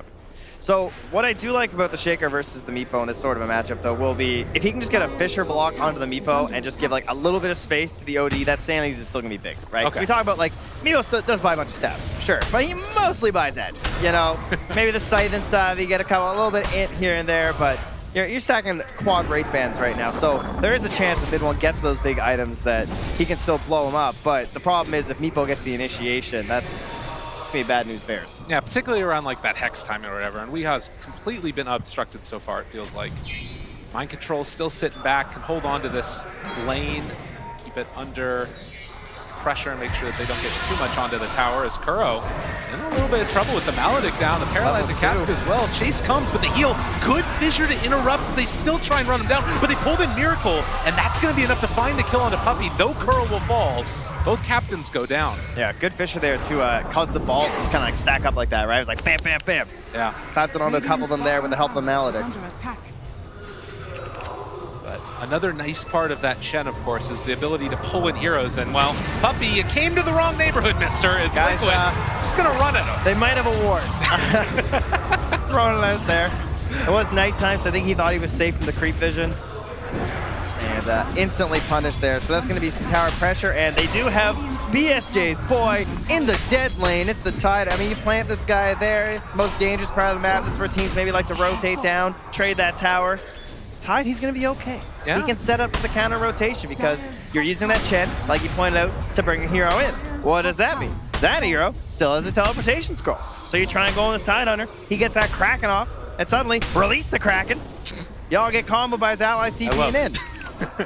Release the Kraken indeed. Ravage, obviously a terrifying ability at these early goings. Kuro can do that pull-in if they need to, if they want to defend that tier 1 tower. But for now, at least, Liquid just going for a little bit of an invade into the jungle as they find Nisha coming back in. Oh, he's slippery. With that relocate, and now the chase down coming from Zai as they look to find follow this one. Paralyzing cast, only going to connect on the Miracle, but that might be a nudge because, well, the rest of Secret is here. Yeah. And they kill him off. Close to find that kill on the Nisha, just not able. And he like tried to next level the play, I think, with the split earth. The Nisha just went like right towards the Leshrac, thinking hopefully he doesn't stomp his own feet. So they instantly deward the Observer that was there to try and keep an eye on Nisha farming because they know how this strategy works. They've seen several teams do it.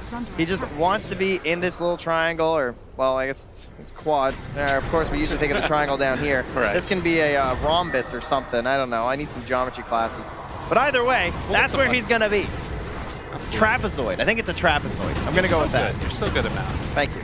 I'm a geography, which is very close to sounding like geology. Wait, what? That's not the right one either. It's beautiful. Geometry. I knew I had it.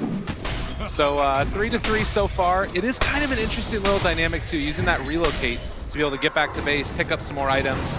Of course, now Nisha having that completed Helm of the Dominator, he's just going to start running around and finding GH. Pearl Boulder not going to quite get there in time to interrupt, but it will still punch. What a strat. Anna, what have you done? I mean, this Mud Golem is just hoofing it. Look at him go. He's a monster.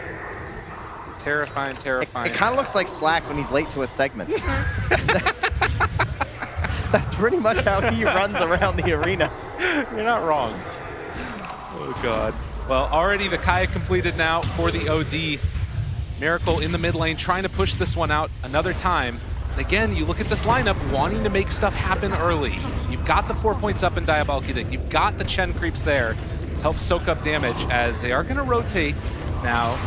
Move Zai into the area, and that kind of puts the kibosh on the pressure. Well, I feel like Zai's been playing down there for a long time, too, with mid one, right? Where they were maybe hoping to force this tower, couldn't find anything up top. Now Puppey forced to toss with the Maledict. A little bit of a net moving in. They will finally collapse there onto the Witch Doctor, who will just get dropped. Weehaw finding the final touch. And they're still pressuring mid. I mean, they're grabbing a kill up top, but it's not necessarily slowing down the rest of Liquid. They are keeping that Edict pressure on. They say, bring all of your heroes or we're not stopping. Moving in for it. Do they get the deny? At the very least, they will. Omni Knight Zai makes it happen. Now the Magnetize on his Emerald. Do the Heavenly Grace, but mid one just drops. They find the kill, and now Zai trying to turn this one back around. Miracle is still living with a decent mana pool. Echo Slim connecting, but it's not enough damage. Weehaw lives through it. They roll through again, and Liquid making it happen. They take down Yapsor as well, possibly running through the trees, trying to run away. They know he's in there, and the net's eventually going to find the kill. So GH winds up with the double kill as he takes Zion. Yapsor Kuro gets the kill onto mid one, and Weehaw takes the kill onto Puppey. So Secret dropping all over the map. And hey, you know, not even just tier 1 tower damage, they're going to take some damage onto tier 2. I mean, this is... hello? Anybody? This damage coming out from Meepo at this stage of the game. They just use Echo Slam. This is 11 minutes now as they pressure onto this tier 2 tower. I mean, Mind Control's still sitting here with Ravage. Haven't had to use it. They know there's no sanities. The net. This is looking like some Alchemist Dota. It is a monster. They just take that tower, back out afterwards. Oh, pressure on Yapsor, I think, this game to try and get that Blink. I mean, the Blink's not an end-all, be-all sort of an item here, of course, versus the Meepo. You still need a lot of follow-up damage, but he is racing towards it, already up to 1,250 gold. I mean, in a way, it just feels like the bigger thing he needs too is just levels. Like, getting up to that level 2 Echo, if at all possible, which is obviously a far way away. He's the lowest level in the game, though. They just don't have the control or the damage to deal with it. And another tower taken. I feel like I see a bunch of Liquid gather around a tower, and it falls, and then instantly they're just somewhere else. Yeah. Right? This Chen, he still has Divine Favor ready for any of these Meepos if he needs it. GH is actually going to TP top to try and support Weehaw, but he doesn't even need it. He just solo killed Nisha. Dude, this is... That's a lot of gold. This is disgusting. They're just running it over and over. And again, this is before that first big item comes from Weehaw. When he gets the E-Blade, the amount of damage that you pick up on it is absurd. I am definitely a big fan of the position 1 Leshrac, something that China's been doing quite a bit over the past couple months, right? They love to flex this hero across all the roles and all the lanes. I mean, this guy, probably the only true hero I feel like that can be played 1 to 5 right now. And it feels good to me. It's just the ability to pressure like this and just take down towers with such ease gives you so much strength into that mid game if you can keep it. Fissure for what? As Liquid take a 5,000 gold lead at 13.5 minutes. They have not taken their foot off the pedal, and Secret have not come up with an answer. Well, now the question becomes, where do you go from here? Possibly up towards that tier 1 tower, I guess, invade the jungle. Do you need to set up Feroce this early? Right, well, we're getting a what the little... hell do you do? Secret, they know. They've seen the IO, right? Okay. We've had games exactly like this. The first games that the carry IO came out, I heard Grant and Kyle and BSJ, and they're just like, guys, they're really losing with this core IO. How does this thing work? And, well, eventually it kicked into place, right? And to get the level 15 talent, once you have the Aghanim Scepter, those are massive tools to actually get some damage out from this hero. So, Secret, they're trying to get there as fast as they can. Taking away this space is super important because knocking down towers makes it harder for Nisha to farm, so that's partly why he's so far down on the net worth chart. This is so important right here as well. Yeah, Moving in and taking the first Roshan. There's no way they're getting in on this one. I mean, the Meepo being able to pick up this Aegis is just so key. And actually, Puppey might just die. He's getting hit by an illusion. You can poof onto those afterwards. Is Puppey going to get controlled up for the moment as GH still has him in the sights, and they're going to be able to poof in afterwards if they want. Yeah. As Roche already goes down, Weehaw finds Puppey, and now an Aegis, an E-Blade. Weehaw is doing whatever he damn pleases. All right, so E-Blade, this game, what do we have? Yapzor, he's still 400 gold away-ish from that Blink Dagger, so Planetfall, gonna have to figure it out pretty soon here. They want to stay in this one. Mid one's BKB, going to be a good tool to try and actually fight into these engagements. He's still going to be backed up by Zai there on the Omni. He's trying to split push, get away from this, but you can see, I mean, I think 37% is a little generous considering like the pace at which Liquid are going, but that's basically the idea of respecting the high ground, right? It is hard to go high ground versus some of these heroes. But mostly it's just hard to not give away big streaks as Zai. I mean, look at this damage that comes out. He's just going to get rooted afterwards. They have the E-Blade there, continuing to control this Omni Knight as he tries to hide away. And I don't think that this juke is eventually going to work as they find Zai and kill him off. I mean, right now, the Meepo has 150 damage base. That's more than any of the heroes on Secret. And he's got a bunch of them. He's got more than a few, Trent. Yeah, he's got a whole crew. Oh, the whole crew also going to run into mid one here. Who it's God, not again. Mid one trying to run. Mind control. He can chase down with the Ravage if he wants to. He knows there's no Astral. Mid one in a pickle as they run him down. Ravage going to be used. Split Earth afterwards. This is destruction. I am a fan of that Ravage. Don't give him any opportunity for some big sanities on you because you got 27 int right now. No thanks. Finish it off, set up the Split Earth easy, take us high ground, and you know that guy's going for a BKB. He just bought out. They are owning and taking down the tier 3 tower. Nisha just hoping to try and hold off, if at all possible. Still 500 gold away from that Aghanim Scepter on the IO as Liquid hit their timing just that much harder. Wow, I can't wait to see how strong IO Aghanims is. Because if it can bring you back from this, it is truly busted. And they're trying, they're hoping. They're waiting. Creeps are coming in just a moment, and Weehaw still holding on, not at all afraid. I mean, Nisha is relocating to farm waves. Okay, the Fissure already thrown out. They used the Death Ward, but there's nothing there for the follow-up. Astral used as well. Now mid one in a lot of trouble as they're healing back up from the ransack. They're not doing enough damage. Is it quite enough? They can't even kill him off once. Hand of God comes out. Secret is getting completely run over. The balls are online. Are you kidding me? Possibly. They need it. They need it right now more than anything. The roll through as well. Zai, they try to take down Weehaw. He is going to pop. But in the meantime, Secret now. Can you kill him a second time? Round 2. Ding, ding, ding. And Secret not ready for the fight. He's trying to drive them back, but indeed they will have to just give up that mid lane of Rax. Zai gets the deny at least. Some small solace. Liquid? Oh, okay. I like this. They want to test it themselves, I think. All right. How good is this thing? You know, what can Nisha really do here? They don't have Ravage. They do have the pipe, though, on mind control. And I believe, as you saw earlier in the IO game, it was about 90% of the damage from Nisha was magical. It's a scary moment. They're scouting with that Helm creep. And again, how often have we seen teams fall to the high ground push? Well, they didn't fall that time. That's for sure. But there will be some more high ground pushes out here from Liquid. And I think that's why you see Liquid hold back there. You know, wait for your next round of items to come online. They've already got a 10,000 gold lead. They've got the Aegis a while ago. They're ready to go again. Yeah, next big items will be the BKB for Miracle, so he can try and play up in the fights alongside Weehaw, who is going for that Scotty to give him some more balanced stats here. Uh-oh. Mr. Zai. They don't quite catch him, but Weeha now spots him out, and the root's going to be there. Zai is also going to be in trouble as they will just beat him down into the ground. Team Secret just getting rolled on by GH and Liquid as a whole. They came to play today. Oh, they did indeed. Is Nisha still just struggling? I mean, he's the big thing, right? You just want to see, can he get to 15? Can he add that additional spirits damage there? It's gonna be a grind, but it does feel like this possibly could be the answer for the IO draft. Oh, just play meatballs. Just hit harder. play faster is certainly. I think that's what we saw tried earlier today too, right? Yeah. Well, actually, that's not true. I thought they were going to try and play faster, and then they last picked a Medusa. So that was not what was attempted by VG Gaming.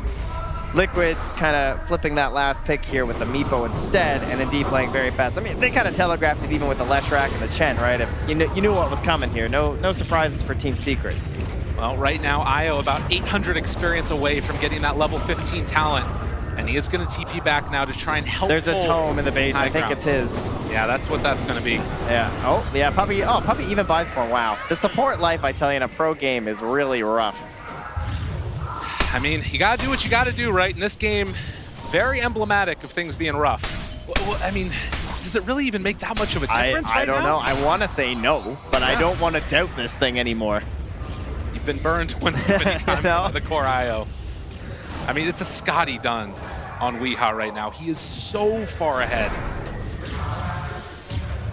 Another 5,000 gold item above the next core on Team Secret. There's just really big timings coming up, right? The BKB, the next Aegis, all of that should be coming together for Liquid. I don't think anything in that same window will be as powerful for Secret now the IO's already reached level 15. Right. So if you're Liquid, you just hold out, control the plateau, keep both those mid and top lanes going in your favor, control Secret, use the lanes for information, as well as these great wards, by the way, that are just outside the Secret base, right? It is spotting exactly what they're trying to do.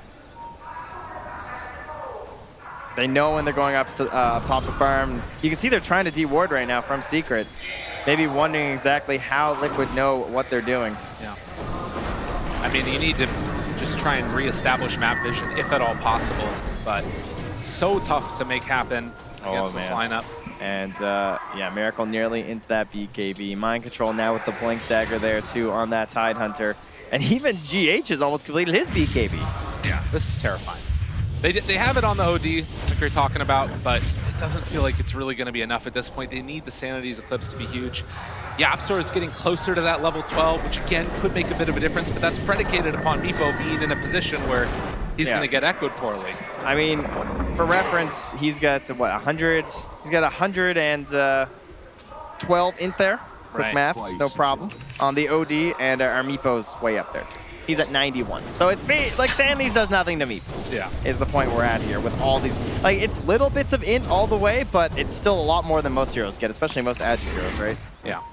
Well, and now the one plus side of this, if your Team Secret... You found a plus side. This I'm excited for. So, oftentimes, you know, BKBs, they get countered by the Earthshaker because he's got that instant initiation. And now, speaking of which, Yapsor back behind. He can jump in if he wants to. Thinking about it, be sure to open up GH. The Echo Slam. Is it quite going to be enough? They have the Ravage to try and turn it. Weeha so freaking low, but not looking quite low enough. They do manage to kill him off, but they lose the Earthshaker and the IO. Mid one falling low. The Hemp Stomp, it connects as well as they all are getting torn apart. Nisha ended up buying back into this fight, and Miracle trying to take him down. Is it going to be quite enough? Yule Scepter left up at the very last second to keep Miracle alive. Puppy wanting to take down the mid from Liquid, and he does die to the Maledict. 3 gone. Zai, the last one left alive, but the buyback comes. They know there are buybacks coming from Secret. Jeez, Puppy played his heart on that, but he actually did so much damage on the Witch Doctor, 4,798.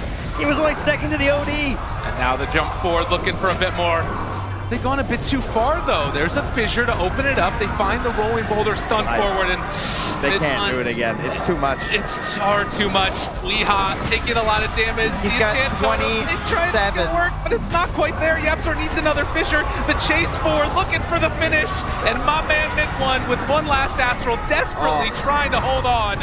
He does manage to get the walk away again, but the root's there. Turn around the BKB. He's actually looking through this one. Mid one, can he do it? The right click's coming through. It's all too much damage.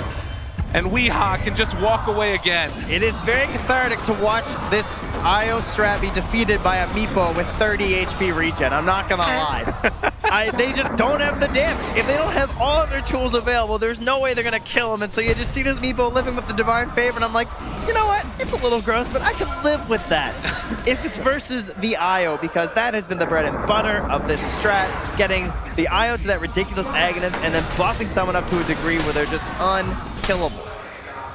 And right now, needing to come up with an answer to their own. Team Secret, Liquid just going to run into the pit and try and finish off Roshan. In the meantime, Nisha can go for some split push plays with the relocate, but this is another Aegis and now Cheese on Liquid as they find Yapzor. The one hero that was supposed to be a solace for them, but is not, as Miracle pops the BKB and is just going to walk at him. Secret don't really have an answer as they chase forward, find the splitter there. A quick jump in for the save coming from Nisha. As they get the fissure, the follow-up is there. A lot of damage onto Mind Control, who is starting to drop with that Maledict down. Might be enough for the Miracle. Also, very far forward. They do manage to bring down the latch. It looks like MC will get out. Oh, Pearl's found. Okay, and that follow-up. They found themselves a fight without their Meepo.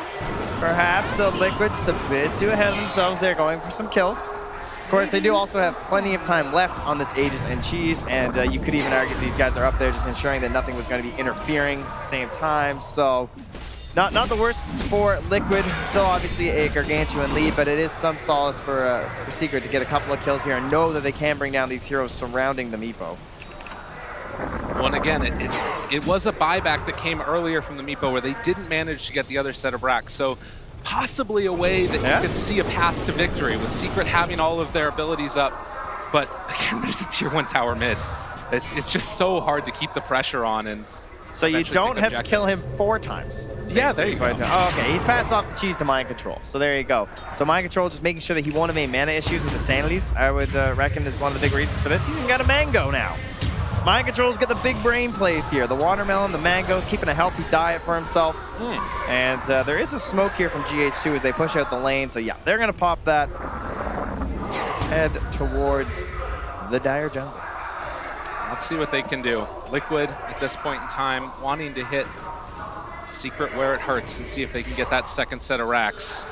Miracle in his natural habitat here, lying in wait. See if someone wants to poke at this wave and give him the old Yules. Puppy walking around just cool as a cucumber. I would not be that cavalier with my movement if I was in this game, but well, the jump forward, and that's why Ravage connects onto all of them. They are going to be able to find the silence afterwards onto Zai, so no hope for a save. GA comes out finally as they try and get a turnaround. Roll forward coming from GA to control the rest of the fight. The E-Blade is there to make sure that none of the Meepos go down. Zai is control. Liquid still running forward. A buyback comes from the Witch Doctor. But with no OD, Liquid have a path towards victory here. They're going to take down another set of racks. Get your IO strat out of my game. OD, no buyback. Weehaw, everything. Find it everywhere you want. An ultra kill for Weehaw, who continues to just run ransack through this game. They're going to give him the rampage. No, stolen away by Miracle. He has to take one for himself this time around. As Liquid do not look phased in the least bit. No buybacks on any of these heroes. This is only Nisha and Yapzor left to defend. Tier 4 towers being assaulted. Ladies and gentlemen, stick a fork in them because at least for this game, Secret are looking done as GG is called. My God, that was dominant. Team Liquid, I can tell you there's nothing we want to do more, I'm sure, than play Meepo on this stage. Brought back here again from the Shanghai Major. Last time he was up here and competing, and finds himself another victory. Liquid remaining undefeated as they move throughout the lower bracket. I mean, that's really one of the craziest stories ever. Could you imagine the run? You think back again to this team's TI9 run, and it was the same type of thing, being dropped down so early on in the bracket and making that amazing run, and here even more so. It's impressive to try and handicap yourself one round further. I have to give them credit. It does explain those group stage games. Absolutely. Well, ladies and gentlemen, we're going to see what happens in game number 2. But first, we got to head back to Shiva and the panel, see what they thought about that game number 1. Yes, thank you very much, Trent and Lyrical. What a dominant performance from Team Liquid in game number 1 of this best-of-3 series. The winner will move on to be in the top 3 and, of course, in the lower bracket finals tomorrow. Loser will be eliminated 4th place. And before I'm going to let you guys break down the game and talk about these two teams, what are you doing? Oh, I'm petting Mind Control's head. He did a good job. Oh, okay, great. I'm actually looking forward to hearing what the draft panel thought on that first game. Hey, Kev.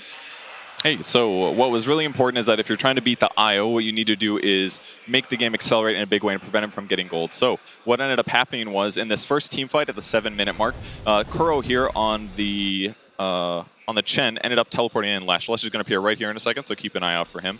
He pops in. He's now level 6 coming from the safe lane. He had a lot of golden experience that he got from being in a dual lane where he got to pressure the Omni. And after he got that rotation kill, he instantly starts pressuring the lane, which is really effective. And more importantly, he rotates around, Puppey TPs back in and gets killed instantly. So not only did he rotate into this lane, but he also set tempo by killing him and killing this tower immediately afterwards. That's a huge advantage because now they can move through the jungle. And with this jungle pressure, if you take a look over here, we ended up seeing a relocate coming from the IO. So what they're looking to do is trying to see which of these camps IO ends up coming back into, where the place that he ended up coming back to was over here. Miracle missed a crucial stun, but he instantly comes back from Fountain and he's already at like 40% health, which is going to decrease his farm speed. And he ends up dying in this, but it's still very good because if you look on the map, everybody else on Liquid is still farming. They're getting their gold and that's going to help them stay ahead of the IO. And now once he teleports back in, he's just running between the mid lane into the jungle to spot for the IO. They don't want to let him get any gold and he wants to keep putting Diabolic Edicts on this mid tower. So he keeps doing that and that's going to force secret rotations. At the end of this clip, the Omni Knight ends up having to teleport here and they use their glyph. So, in the next rotation over, look how many heroes are here. It's Miracle, and it's a support. And when this fight starts, Meepo TPs. They're doing this tower push, and they kill the tower with just 2 heroes. It ends up going well for them. They kill the OD, and now they're just in a rundown situation. So they end up staying ahead, killing all the outer towers, and that means that the IO just doesn't have a place on the map to farm. And that's why he wasn't able to snowball this game. And the draft utilizes gold so efficiently. They're going high ground at 18 minutes. There's no Ags on the Wisp. They have a pipe, they have a mech. Meepo has 3 Wraith Brands and an E-Blade. It's about as if, like, as far as peaking at a certain timing, the entire Liquid draft is built to crush by 20 minutes, and that's exactly what they did. You can also see by Miracle's playstyle, they understand the Wisp a little. A lot of teams are kind of using the Wisp on Dire a lot better than Radiant because of how the jungle works with Spirits. You can pull 2 large camps much easier. So since he's a Radiant, he's playing in the Dire jungle and stopping him from farming. Yeah, well, that's why they won the game. I'll send it back over to Shiver. All right, thank you guys. Indeed, that IO did not work out the way that Team Secret was expecting to. And I mean, we talk a lot about the IO, and we talk about the Chen. Weeha's Meepo definitely showed up on the main stage there too. And again, it was Weeha that got kicked right after the Shanghai Major. We haven't really mentioned that, but there's a little bit of beef there too. He got kicked right after winning the Shanghai Major, and apparently it was a rough one because it was 2 days or something before roster lock, and Weeha was forced to join a Misfits team of leftovers that, by the way, ended up coming second at the International. I feel like there's a trend here too, Yep, people getting kicked and or left out to dry. But a great performance by him, 12, 2, and 7 there, as you can see on his KDA. Yeah, and I just love like how they did the lanes, right? Because usually you think about, oh, the 5's going to go bottom, the 4's going to go top. You had the Lesh Earth Spirit bottom, so you had kill potential. You had the Chen up top, so who went early head dress, no boots. So Tidehunter wasn't taking any damage because he always had the Ice Ogre. They just won both side lanes because they laned it perfectly. And I'm glad we get a chance to really highlight Weeha's play in this, just because, he's a player that has had his moments of brilliance, and then, like, especially with Digital Chaos and what happened afterwards, people may have assumed that, like, oh, that was, like, a one-hit wonder. This sort of mid-players are going to be able to come back into the Tier 1 scene again. But, Blitz, you got a lot of opportunity with him. He can be kind of stubborn in his ideas about Dota, right? Oh, yeah. He's maybe the most stubborn person I've ever met in my entire life. Like, he doesn't look stubborn. No, he is. He is. One time we did a scrim. It was like, Misery was like, you got to talk to this boy. Like, I can't handle it right now. So he just leaves the room. And so I come to me. I was like, let's go outside and chat. And I was like, you know what you did was wrong. Here's what he did. He bet a Midas on Quap. He died solo, and then he left the game in the middle of a scrim. I was like, you know you can't do that, right? I was like, it's not good. And he's like, I know it's not good, but if you tell me it's not good, I'll think it's good. And I was like, what the hell kind of logic is that? And he said, my father's the same way. You see that car right there? It's red. If you tell me it's red, it's blue. 100%. That was the analogy he used.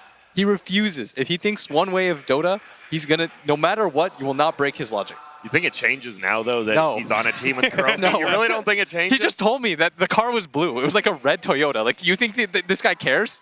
Apparently not. Reality doesn't matter. So, so surely somebody else's opinion He has about to Dota. he has to come to the conclusion first, is what I learned. You can like sort of guide him and trick him in a little bit of a way. Yeah. Like I just started straight up lying to him, but like you can get him there. Well, it feels like Kuro, you know, he's guided him to the right place, right? He's in the right mindset. He's lucky. He's happy. I mean, they talked about it, right? He wanted that pure mid player, a player who plays these broods and these meepos. They just got a pretty much free game because it's Weehaw instead of Matu. Yeah, and that was only game 1. Now, I do think that this is one of the strats that, you know, Secret wanted to try out once, and I don't think they're going to see it again. It's one of the strats that OG has tried a lot, and everybody has tried to theorize, like, what do you do against this IO core? Liquid thought about it, executed its plan of strategy, and, you know, here we go. So I'm thinking Team Secret's going to come with something different for the next game. Oh, yeah, absolutely. I also don't think they're going to give Weehaw the opportunity to get that Meepo as well towards the end of the draft. Even if they have an Earthshaker, like the support Earthshaker is going to be good enough. I thought there was a chance they might have actually switched over to Core Shaker just to try and address the Meepo a little bit better, but that wasn't the case. And now Liquid just one game away from eliminating Secret like they've done so many times in the past. Time. I don't know what happened between Puppy and Kuro, but maybe Kuro is holding still a bit of a grudge. I think he might be, but we're going to take a short break because the International is full of surprises. We got another one for you. Special announcement coming up. Long have my celestial brothers beckoned, but I abhor the blindness of the mortal plane. From the void, nothing escapes my notice. No secret lies beyond my grasp. Yet, soon I must finally step from my hidden bastion to wage battle alongside my brothers and save them for a greater cause to come.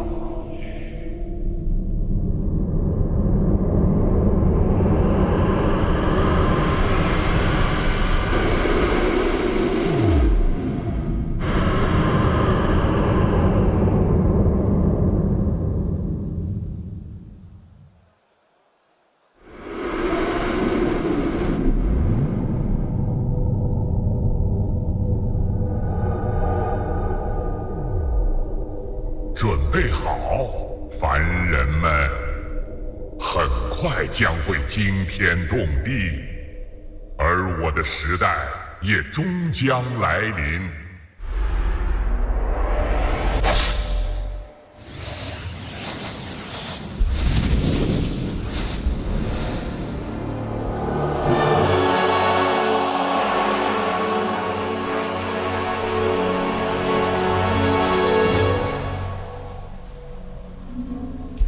Void Spirit, and the rumors were true. Everybody was already saying, you know, at the start of the opening ceremony of TI, we saw the 4 colors, and it's like, well, we understand green, blue, and red, but what's that purple doing there? And the rumors are true. I'm happy, and it looks like he can teleport.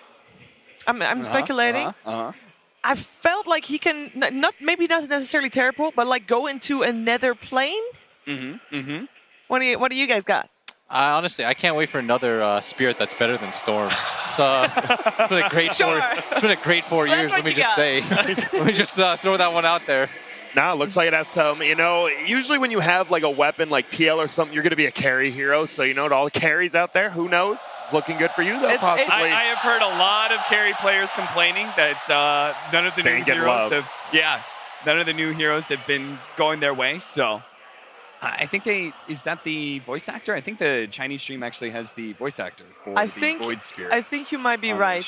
There were some question marks there, but yes. We have Cap. I think it, you know, it would be making sense. Void Spirit. You got a core and a support. You know, you got Snapfire, and Void Spirit. What do you think of the name Void Spirit? Storm Spirit, Ember Spirit, Earth Spirit, Void Spirit. Grant, I know you're a lore master. Indeed. What exactly is the Void? The Void. It is a dark temporal plane that many of us human beings cannot go to. Okay. So what is he doing in the Void? What kind of things are there? I mean, just like every human, he has to eat food, right? He's got an oven, he bakes some cookies, lives the good life out there. You know, it's a normal guy. He's just a normal guy in a different realm of reality. Get away from me, Cap.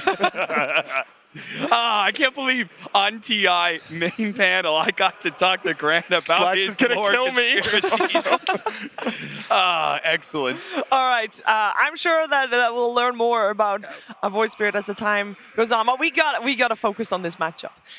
Team Secret is on the verge of potentially getting eliminated here by Team Liquid if they lose the next game. It is one game between them and sticking at 4th place, which it's not actually all bad for Secret. I know it sounds like they want to get number 1, but Puppy has never been 4th in his life.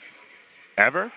Not like he's been to every TI. He's been 1st. He's been 2nd. He probably wants to keep it that way then. 5th and 6th, 7th, 8th. He's been last. But he's never been 4th or 3rd. Yeah, that Boba, the Envy squad. Yeah. I always forget about that. I'm sure Puppy wishes we did too. I'm sure everybody. Has he ever been 3rd? No. Are we including like DPC events and everything? No. I'm including TIs only. Just TI. I mean, he's been to a lot of TIs, so a couple. I'm sure he would still rather take 1st or 2nd over this newly found 4th that he is just one step away from being. Yeah, and I mean, he's got to switch it up because we saw, if you haven't noticed, in pretty much every game today, first pick has been chosen by each team. Yeah. And I actually forgot who took the pick last time, but if you're not first pick, it feels like you're at a little bit of a deficit. All right. Guys, here come the teams out again, ready for game 2, ready to battle Team Liquid. Team Secret head-to-head in the main stage of the Mercedes-Benz Arena in Shanghai for the International 2019. Crowd cheering them on. And you know what? All games that we've seen from Liquid have been dominating for them. They have been crushing it. For Secret, it has been rough. Yeah. They have been behind. And to be honest, they have had a large amount of comebacks in all the games they played. Yeah, you can't really plan for that, though. Like, that's not a good strat. They burned through their 2nd and 3rd and 4th chances long ago. They are a resilient team, at least, but they got to come in with a winning strategy this time around. I think that's what's so scary about this TI is there's so many of these pickups. Like we saw LGD lose to the Alchemist Chen, right? We just saw Secret losing to the Meepo. Like, there are so many of these gotcha heroes. And that's the advantage of picking up Weehaw, right? Is being able to have access to even more of them. Yep. What's going to change? Is it all drafting? Because before the series started, I asked you guys, I asked Grant, I asked you what's most important. You said timings is most important when it comes to these two teams. And we saw the timings of Liquid were pretty... they're pretty fast. Yeah, I think Secret definitely wants to change it. I think they honestly look best when they have 2 to 3 late game heroes, right? They were first picking the Void. When they were doing stuff like that, you have an Earthshaker, you have this Enigma. You take it to the late game while still having an early game presence. I think that's best. And last game, you first pick an IO as well as an Omni. And it's like, you're probably not going to have these late game team fights because you already have 2 of your cores in the first 2. Yeah. We also talked earlier this tournament, we talked about Royal Roaders. We gave it a name. That is everybody after TI3, sorry Alliance, Navi, and IG. Everybody after TI3 that has won an international in the first try. And there's not that many people. It was Wings, GH, Sumail, and Thompson. Yes. Right? It is a rarefied list. Yes. Now, there's only one potential Royal Roader left in the whole competition, and that's Nisha. This is his first international. I feel like that's such a special thing. It is in Korean esports to be one of one. That's where you're legendary. You did it in your first try. No one else will come after that like that. We have less than 10 people that have done that total. And that includes that random Wings thing, right? That they kind of fill up the list right there. But Nisha, I feel like he's played very well at his first international. Definitely has played at a top 4 level. What I actually think they need to change is they need to figure out a way to enable mid one. I think that's something that Liquid did really well in that draft. They took away the potential for him to carry. They made it so that when they took the Meepo, it was the OD is not going to be a factor in the game. He can't astral dodge it out. When you BKB, he just gets on top of you and hits you. He doesn't really care about that insteal. They need to figure out a better way to get this guy online. He is, for the large part of Secret's run, he's been their superstar, and they need to let that show. Yeah, he didn't even have that bad of a lane, right? But it's just the matchup in the game. Like, mid one showed he could play that, and then the problem is you die once at that middle tower, your game's just over right there. Even like the status resistance of the Omni Knight, which is supposed to be able to protect the OD against this Meepo who just gets ensnare after ensnare, it just doesn't feel like it actually does anything for you. Yeah, Nisha, mid one, this is his 4th international, by the way. On his first international, he did end 4th. So he's already been at this result, and he hopes that he can improve it. But to do that, he needs to win the next game with his team. Let's find out what's going to happen in Game 2 of Team Liquid versus Secret. Team Liquid versus Team Secret. Game 2. Welcome back to the next draft here. It's going to be a huge game. This is really important for Secret, especially after that first Game 1 defeat. How do they bounce back? Do they switch up their strategies? Dude, you are... I don't even know how to get into the draft yet because the emotions going into this, right? Nisha was not a Wisp player before this tournament. You've now given away a game, facing elimination, knowing in the back of your mind that last year, who knocked me out of TI? It was Liquid 2-0 over Secret. The year before that, Liquid not only won TI, but they beat Secret on the way, 2-1. You've been here before, and you've failed, and now your back is against the wall. I don't know. I think it comes down to this draft. The drafting at this TI, I think, is like one of the most complex, probably, of many like the most recent TIs. There's a lot of, on first pick, there's like, 2, 3, 4 heroes that are game-winning. Yeah. On 10th pick, there's 2, 3, 4, 5 heroes that are game-winning. So both sides, like both first pick and second pick, have advantages. Yeah. Both early picks and late picks have advantages. You have to pick your poison for both teams. I think the panel touched on something important where Liquid is consistently their last picking Wee's hero, right? Secret, they keep going for Yap Source. Do you want to activate mid one here? Give him a chance to shine? I feel like that might be an answer. Well, Kyle, it was pretty ironic that they instantly picked Weeha's hero in the first pick. Miracle. Miracle. Oh, okay. Right. They usually, most teams have been running safe lane Alk. I think Miracle has played it on Liquid more than Weeha recently. But Weeha will play it. Weeha has played it. You can say what you were going to say, Kyle. Well, you're always wrong. Is that true? Look, if there's a guy that can do it, all right, it's Puppy. The original Team Secret, right? You want to know something crazy? All 5 of those players, S4, Fly, No Tail, Puppy, and I'm missing one. Kuroki? Exactly, he's in the tournament. There, thanks, Gunnar. What they all finished top 6 last TI, right? Yeah. At this tournament, they're all again top 6. 3 of them are captains of teams in the top 4. Like, pretty crazy. You can't lose another game, sure, but this is a good way to start it off. I think ET is probably the best hero to early phase right now, especially for a team like Secret. Well, this is kind of reminiscent of the OG versus LGD series. OG was running Alchemist, and on the other side, LGD grabbed Elder Titan, and they grabbed a lot of magic damage heroes, including a fast-building Veil Sand King. Do you think that kind of a draft was effective against the Alch? It seemed okay to me, but is it going to work here? It was okay. I think Shadow Demon's better than anything else they can pick here. Creating illusions of Alk in the mid game's decent, but it's more the W. Is it though? Because you don't get the radiance if you toggle it.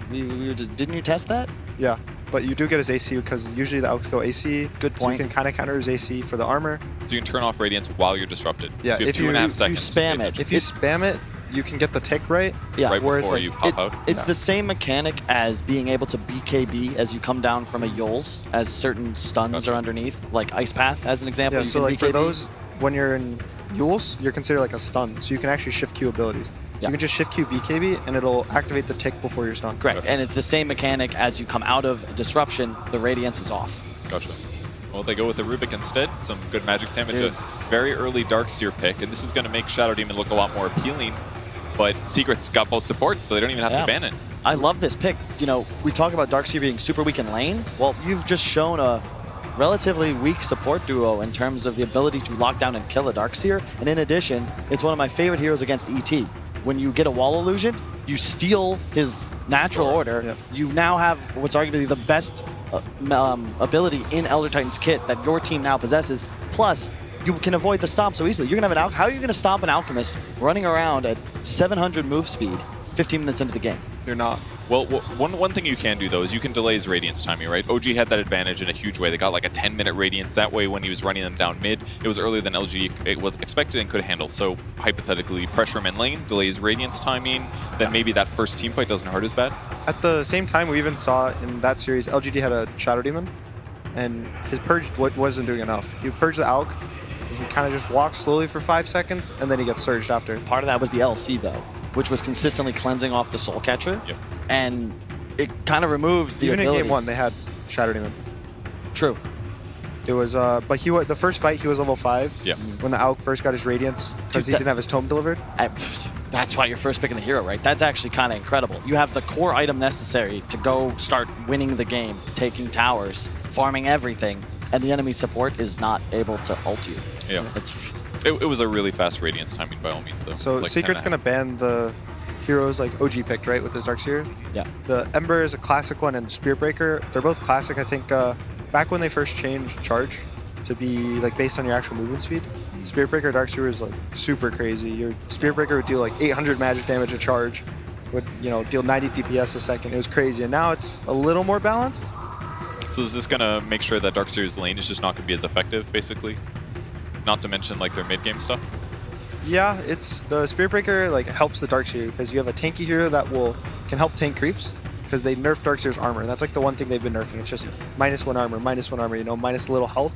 But the Spirit Breaker has so much armor and HP that he can tank the creeps for you. It's just concerning to me that Secret's draft right now has a significantly higher degree of execution required to win. You're facing elimination. You got to think about which team is more comfortable, who has the easier time playing Dota. A lot of the games, especially at this level, with the stakes so high, is about feel. Liquid, you Ion Shell your Alchemist, you follow him into battle. You have Rasta as well now. 2 easy point-and-click disables. Team Secret, imagine playing Magnus in this game, Gunnar. Like, so much stress, so much reliant upon you if you want to win your team the game. And same with an ET, you don't have these easy to land disables, a natural way of moving around the map early game to find kills. You're on the back foot. And Liquid once again have this ability to just hit 15 minutes and just go. Like, let's say theoretically they pick some like Lifestealer right here, and they have a feeling they need to like just RP this Alk and kill him, right? Same with the Wraith King, right? They want to just RP this Alk and kill him. They haven't even shown their 5 on Liquid. There's still an Oracle in the pool for save. I think Shadow Demon's still in the pool for save. They have like all these saves that they can pick as their 5. That's still in the pick. That's a great point because Secret right now, they need to burst someone. You need to kill the Alk to your point. If you just have a minor combo breaker and you can just negate the RP, negate the Earth Splitter, really any element of Secret's damage output, your Alchemist is going to survive. And then he's going to kill everyone. And a lot of skeletons for a lot of gold too. Yes. Might be a nice advantage. But it's a great point. You get it double as well. When they respawn, you kill him again for the bonus 36. But on the bright side, Wraith King is going to give Team Secret the ability to push towers and pressure. Similar to a Leshrac. Like, he can go... So Kunkka, yeah, I was going to say, they're going to pick Kunkka. It helps. More so, it's for the RP. If he gets a boat during the RP, your Alchemist isn't going to take damage. And your first life is trading for the Wraith King's life. Usually the Wraith King's first life is going to be for your BKBs and for like half your health and damage. But now his first life is like 20% of your health. You don't even have to BKB. Yeah. You're respawning and 50% damage reduction for 12 seconds. Like, I love 10 seconds. It's lower earlier. It's like 40. Yeah. It's 40, 45, 50, yeah. Still, it's a crap load for sure. They don't, I guess now that's like 2 frontliners too. Kunkka's also free to go different item builds. He doesn't have to go the Radiance build, so he could go like double Bracer Halberd really fast and be ready to fight. And Secret's lineup is, it's necessary that they have this 2-3 formation in a sense, because you need to protect your Mag and your Rubik and your Elder Titan. You don't want to be in a scenario where they can immediately be jumped upon. And unfortunately, Liquid's draft is built to just get into the back lines. Alchemist, Kunkka, Darkseer, they welcome damage, and right now Secret don't really have a proper damage soaker.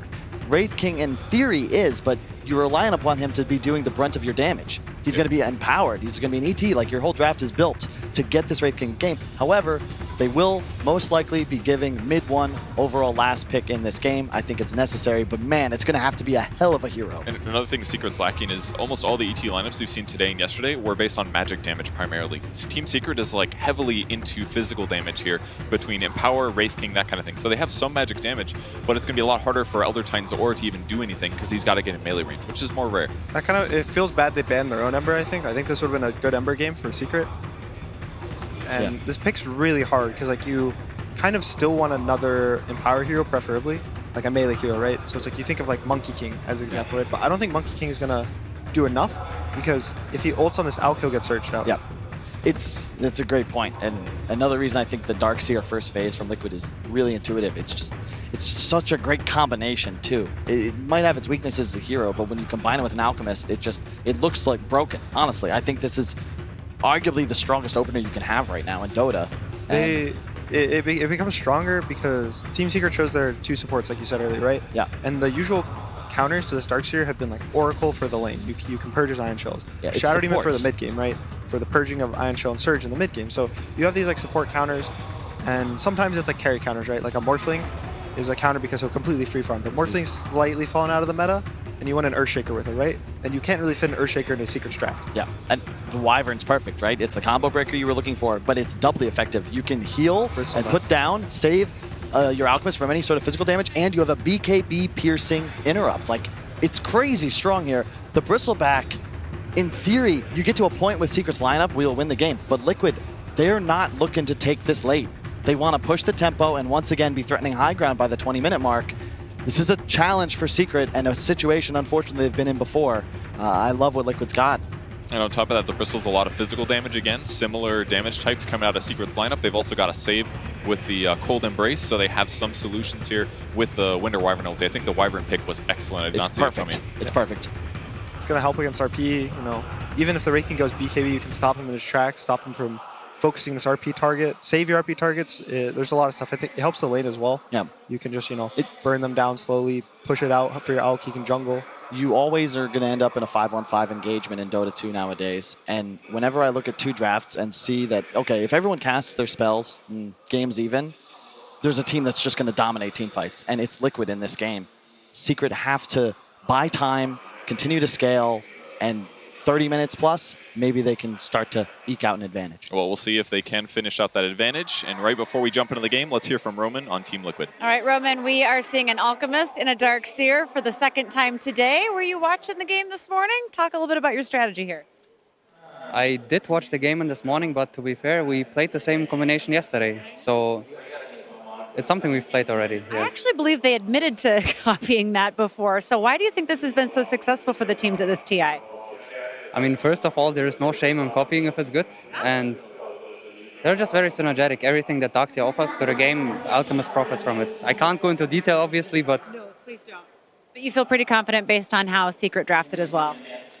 I mean, I have to say Secret's draft in Game 2 is way better than in Game 1 this time. So they will put up a good fight, I'm sure. All right, thank you for your insight. Appreciate it. Thank you. Good luck. Back to you. Oh my goodness, gracious ladies and gentlemen, here on the floor of the Mercedes-Benz Arena, Trent, the coach, feels like it's a better draft for Secret. Do you agree? How you feeling? I mean, it's Alchemist, right? It was IO before, though, and that's kind of what I was thinking. I was like, oh, geez, I don't want to see this again. But now the Alchemist, I'm not going to lie, I was a little disappointed. I came back to the stage, I saw that big Alk on the screen, but it's okay. I like what Liquid have done, but I like what Secret have done, too. Okay. So we'll see if the Bristle that I've heard their coach talk so much about is going to be the actual answer here to it, but I have to say I am leaning towards that Ion-Shelled Alchemist once again here. I mean, it's just terrifying. You Ion Shell, you get surged around, you're running at like max movement speed, and basically at that point, it's all about you. You know, this is where this guy likes to sit, and mind control on this Darkseer, going to try and get off to a hot start. I will say that's one of the ways in which we've seen teams deal with Darkseers in the past is try and disrupt that laning stage, as it is Weeha playing on the Alk. As the battle for the bounty runes begin, Nisha putting up his hand for the high five, and a lot of damage being traded back around. Kuro in some trouble as the punches come from Buffy, but not quite enough. And in fact, Nisha's going to be the one that's going to be ran down here. Does he go down first, or is it Kuro as the chase continues? One more punch against our Fairy Fire. Kuro able to walk away, and now taking the shots over to the side as well. Now Yapsar's gone a bit too far. a little bit of a clowny beginning to this game as Kuro's going to salve back up. And in the end, nobody dies.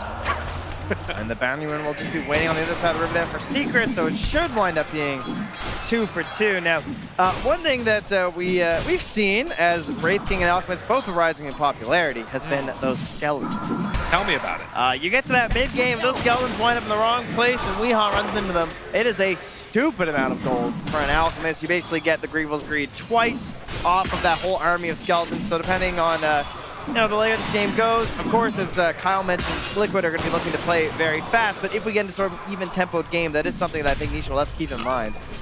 Absolutely, and of course you want to keep spamming out those skeletons because it's what helps you to accelerate so much in terms of farm. Mind Control not quite pulled there back into tower range, but this one could be a little bit of a tough matchup for Zai if the levels start to build up for Mind Control. Ion Shell obviously level 1, the damage has been nerfed significantly, but still could be a problem as you get to the higher levels. I mean, usually it's the Darkseer that cuts creeps, right? But you might see Zai just like going away from the Darkseer at points here in this laning stage. We've seen some offlaners, or in this case, offlaner playing in the safe lane, with creative solutions to some of these matchups like this, where the Darkseer, he kind of has his gimmick with the Ion Shell, but it can be solved.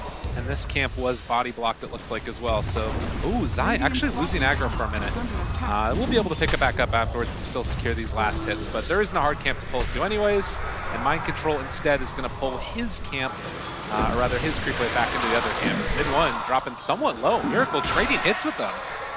And does have a fair few quill stacks onto him. We'll see if mid 1 wants to try and push the... Oh, mid 1 wants that bottle. Oh, that refilled there too, so yeah, we'll be able to get over there. Big win for him in the mid lane here as he ups his regen. Of course, Kunkka has his own shenanigans when it comes to TPs and X's and stuff, so he'll be able to have his own sources in the regen battle. Yeah, shouldn't run into too many issues either. Having that magic stick already online, 10 charges means he's got a ton of regen available to himself. So he'll farm out this medium camp while simultaneously being able to get back in time to defend his tower. Top lane, haven't talked about it a bunch, but it's a tri-lane on tri-lane. Now, one of these, maybe start finding the sticks lanes, right? Team Secret already has 3. Meanwhile, I don't see any on the side of it. Oh, Kuro's got 1, but the other 2 are not rocking sticks right now. So the spell spam will be in favor of Team Secret. And we talked about this Darkseer pick coming in and the idea of just like, usually it's supports that counter it, right? As a mid 1 and Miracle continue to trade the mid lane here. Oh, Miracle even have to play it a little bit safe there with the X-Torrent. Oh, it's close. He's at 40 HP. Gonna salve up afterwards, but does miss some last hits. He did the math, right? But I mean, one of the reasons why they had these support duo picked up early is that I think Yapzor is just, this might be his last game at TI. If you had to pick a hero for Yapzor, what is it gonna be, right? There's no doubt. It's the Rubik. This is, when I think Yapzor, I think Rubik. He's taking it, possibly his last game. So, although it did open up to like some counter picks, I think it is a support that's going to get banned in that second phase if it looks relatively good in the match at all. Definitely. Not only just the comfort on the hero, but it's not bad necessarily in this tri-lane either. Get the damage reduction onto all of these heroes, then you can trade hits more effectively. So far, so good for Team Secret. The one thing that we always need to keep our eyes on, though, is how much farm does Weehaw manage to pick up? How can they deal with this Alchemist? As Miracle going to step on over and pick up a very fortuitous haste rune and gives him the dance away afterwards. Yeah, I'd say that's worthy of a jig. Denying a bottle and getting yourself out of a sticky situation there and some goo. So again, 4-minute mark, still no kills. As some of these games have kind of looked like that no-rush 10-minute style of Dota that we became very familiar with in the group stages. But at least for my money, it feels like Secret are going to need to be the ones that keep that pressure onto the Alk and make sure they're also blocking out the camps so there is no stacks coming out there later on. Yeah, even if he falls behind a little bit in the laning stage, of course, the Alchemist just looking for those levels so that he can try and gain well back in the jungle. And they have 4 very good heroes for making space across the map, right?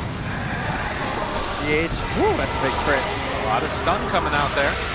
Chase comes through. They're sitting in the acid spray. With the ET moving in, this actually might be First Blood. Possibly needs the stun to come through. Not quite on the edge. And who else could it be but Yapzor picking up the First Blood? All right, 2 games in a row. He'll take it. It wasn't enough previously, but we'll see if this Crimson will do it for him. And 3 for 1 on the bounty runes with Mind Control in a little bit of trouble, but the Surge away should be enough. Skewer. Ooh, just barely off the mark. Yeah, Zai's going for big plays. It's a level 2 surge, so Zai's still going to at least get one more shockwave on him, and his bottle's already used. Yeah. Attempting, but not enough. Wasn't quite able to finish off Mind Control, who does just head back to the shrine now. And Zai just getting level 6 after, I'm sure, you know, maybe, but it is 200 mana, so hard to keep that one going before the Arcane Boots. But a much better start to this game, it feels like, for Team Secret, as it does look like they're doing quite well in these levels. Now, Miracle does have level 6, as mid one is just going to try and keep outlast hitting him here in the mid lane, get 2 range creep denies while simultaneously leveling out that harassment. And it does look like it's going to be Invis Rune up top, spawning and picked up by mid one. Torrent still picks it up in the bottle. Yeah. Yeah, so they're just to help protect too. So mid one with his level 6, he's making a bit of a rotation here. Dire Vision, they don't have anything nearby, but they will be able to just say like, hey, he's gone. And then if YapzOr shows in the lane, which he just did, then they're gonna know that something's up. Yeah, need to be wary. Mid one, they drop down that sentry ward. It's not quite gonna be on the mark, and turn on to GH. Is level 3, does not have any points up in the Cold Embrace. You can see Liquid, they're just playing so safe. They know that this could be coming. And mid one now, just sort of hanging out for a little while. They're scanning to see if he's jungling, yeah. right? They're in there. Because if Bristle's missing, that's where he's got to be. But then he reveals himself. Just is going to pull this creep wave back and now try and apply some pressure onto Wii. I really like this move a lot because YapzOr gets some time to himself, and now they can try and shut down this Alchemist's farm. Yeah, and Weehaw, not a lot of options when he's stuck back here. He has a Quelling Blade, but Nisha, he's carving his way in there too. He's got the phase boots. Does he look left? He goes right. Nisha not realizing he's over there to the side.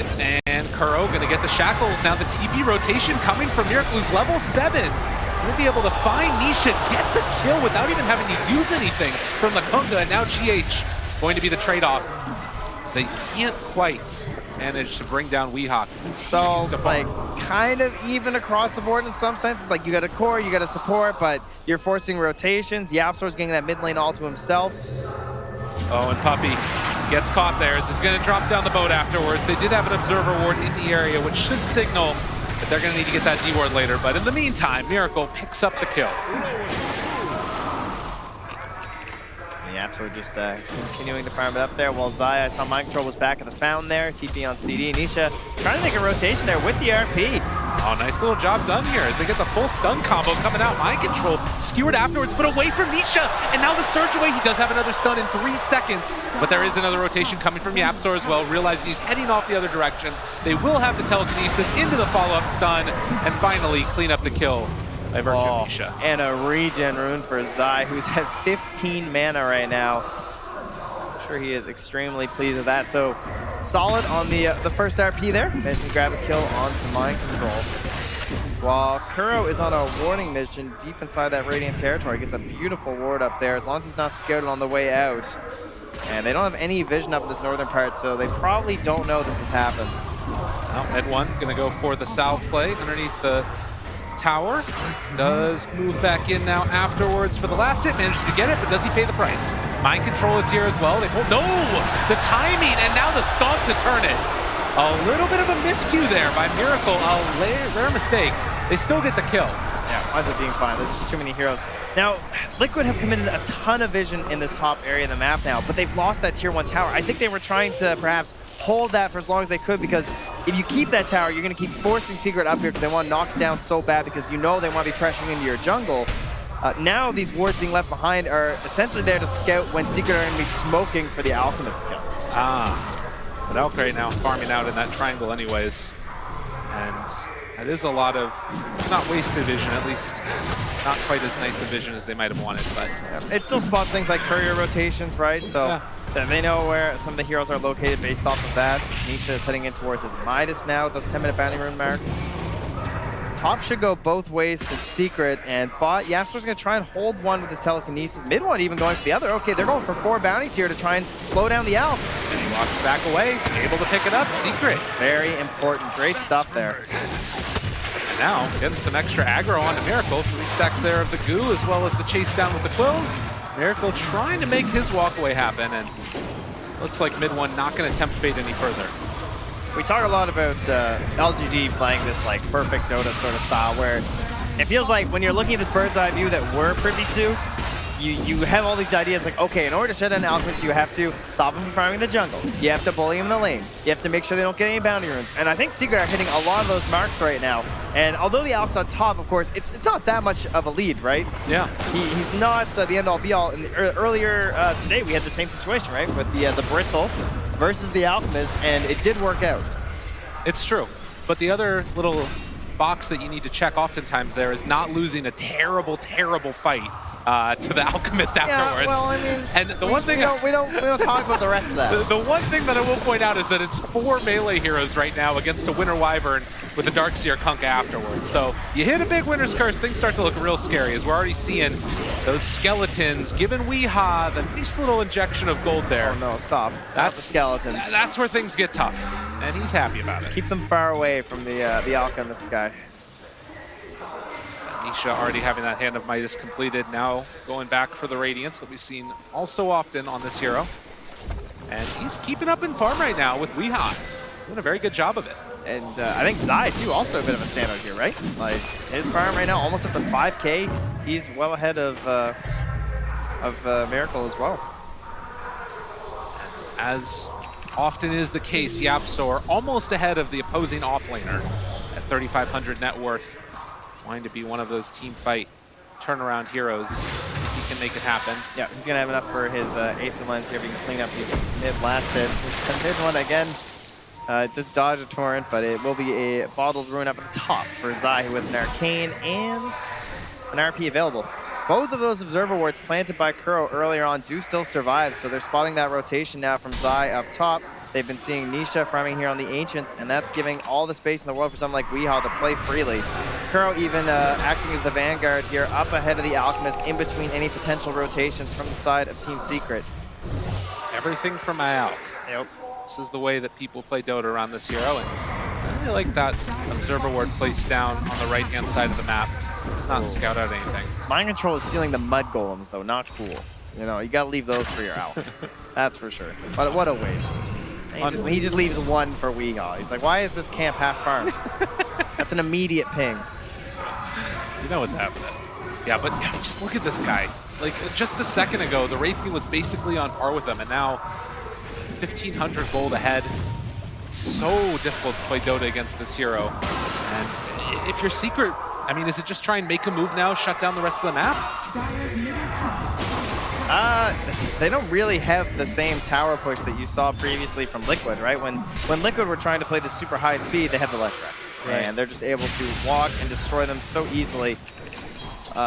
Secret, it's a longer effort. I mean, how long has YapzOr just been mid?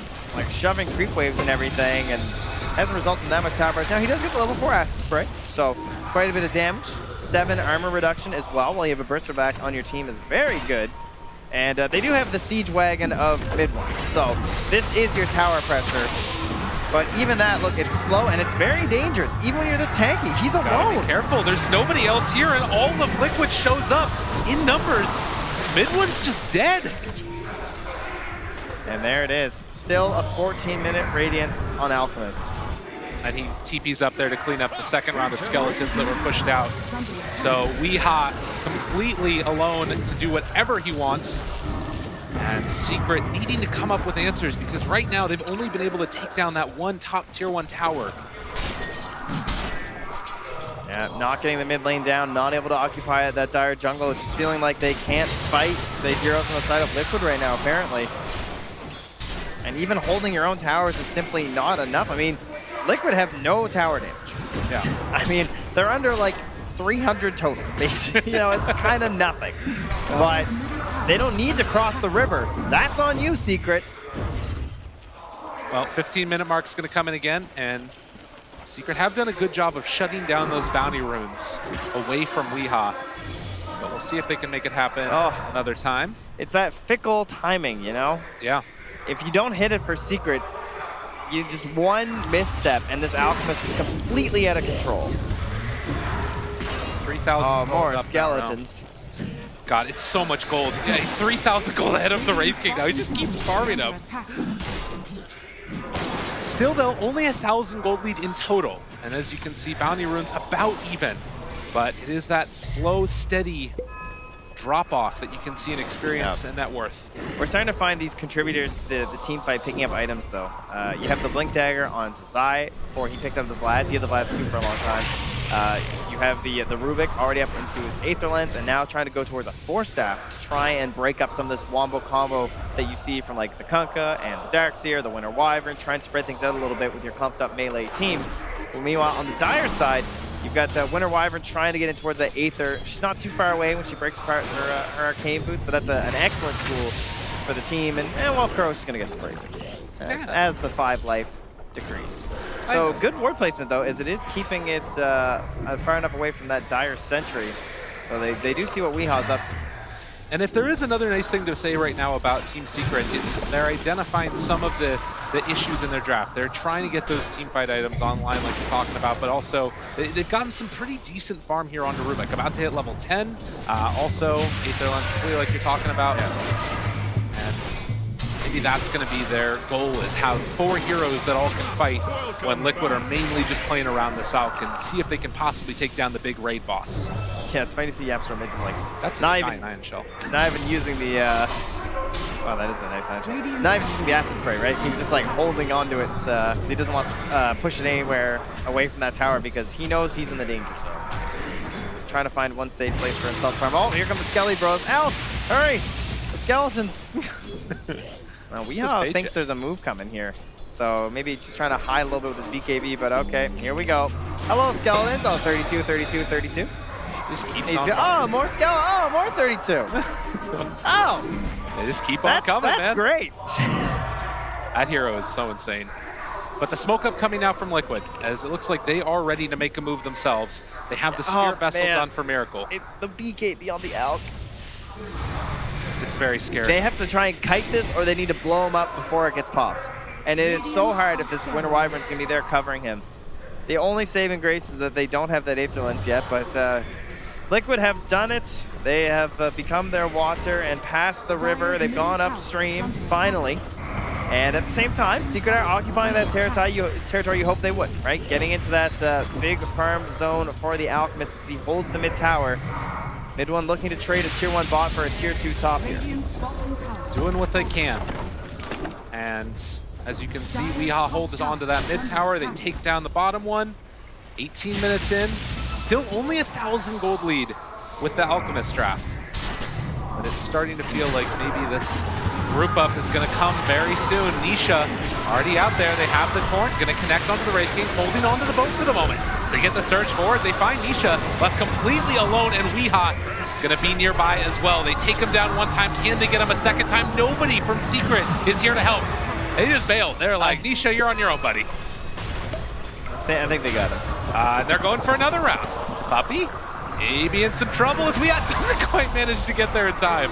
And we'll pick up the Illusion Rune, start to spread out the things. But you can see Liquid, they're just raring to go. They're ready to fight. Look at this surged up Miracle right now. 4 points in the X. They are so lucky he didn't find anybody. Now he grabs mid one. Oh, there's no shrine nearby either. Already throwing down that acid spray. They have the stun connection. Can they bring him down in time? They don't have the chemical rage, but I'm not sure if it's going to matter. Yapstor trying to play spoiler. They get a pretty nice, well, actually, RP, and now to turn it back around. Mid one still barely living. We are trying to run him down, and with the Spirit Vessel, as well as the Radiance Burn, it's going to be enough to take down mid one. And I was wrong. The RP was not good enough. The RP, the Earth Splitter, these spells just, they're a lot harder to hit than Iron Shell Surge. You ain't wrong. Little less skill involved and just as powerful, if not more so. They try and lurk behind the tower there, see if anybody wants to come and defend this, but yeah, it ain't happening. And again, you talk about it, it's the ease of execution that you want to have in this lineup. Kyle talked about it on the panel that this lineup from Liquid, they group together, they buy the team fight items, get the BKB onto Weehaw, and just run at you. And perhaps the most frightening of times versus an Alchemist when that Blink Dagger comes out when he's getting close to level 15. Damage or health, however he feels the game is going. Both of those talents just helping him out so much. Holding on to that mid-tier 1 tower still. 20-minute mark. Does look like Bounty Rune's going to be picked up. 2 apiece there. Secret actually able to get on that third one, so. Guardian Greaves done for the Darkseer. More regen. Yapzor in trouble. Jumps forward with the stun onto 2. Weeha does not really care right now. Celestial Chemical Rage pops it immediately. Yapzor tries to run away. His puppy is just going to get barreled underneath this tier 1 tower. They do manage to find the stun, but immediately afterwards, there's going to be the vacuum back, the pull in onto 2. Weeha realizes the rest of my team is fighting there. Probably get together with them as the Surge keeps Kuro alive. Zai still chasing, wanting to find this pesky Shadow Shaman, but the Hex comes out afterwards, and now the heal coming through. Torrent is going to connect, but they managed to take down 1, and now Mind Control. His Surge should be wearing off soon. Does he still go for the chase down? Do they decide to follow it up? Mid 1, looking for the punches. This is looking okay right now for Secret, but they can't quite find the finish. And now the buyback. Okay, they're coming in with the Shadow Shaman. He's got another round of Hex. The Stomp's going to connect. And it looks like with that Secret are going to try and retreat, but they find the X again onto Yapzor. Another 4-staff save in the day. Earth Splitter comes through. It's not quite enough. He's there. He jumps in again, finds Yapzor, trying to get that kill, and he will be able to get it with the RP onto 3, but the turnaround comes. The curse is there to interrupt, and they don't have an answer. Torrent both gonna connect on Anisha after the stun. The walkaway happens in mid 1, trying to be this big bad boss in the middle of it all, and he is doing a good chunk of damage, taking down GH barely. No, he's able to walk away again. They can't keep getting away with this. Liquid making the fight last long enough for them to win it as they burn through the ulti of the Wraith King. And right now, Secret, they still can't take that tier 1 tower. How about another X? The pullback gets him again, and Magnus not able to save the day. Back out of the skewer. Where are you going? Get over here. As the Torrent is going to land, and Nisha trying to run again. Another round of those Spirit Vessels. Liquid, well and truly doing it. These fights around the 20-minute mark, this Alchemist Blink Dagger are just devastating. He's just in and out of the fight. It's so hard to keep him locked down. They're trying to target those heroes on the side. They took down Kuro twice. They nearly get GH, but GH with a masterful Winner's Curse there to stop that big RP that came in from Zai. He caught 3, and he had Nisha right there, empowered on the Wraith King, looking for the damage, and then there was nothing. And you can see Nisha's doing what he can as the Radiance going. Yeah, let's just smoke him and go again. Why not? Got an Arcane Rune on our Alchemist. You guys done? You want to fight some more? Sure. This Surged Kunkka is perhaps more terrifying than the Surged Alchemist. This time he's going to have to do it himself, though. Oh my god, and they find him. The Wraith King just going to drop, and that is another thing.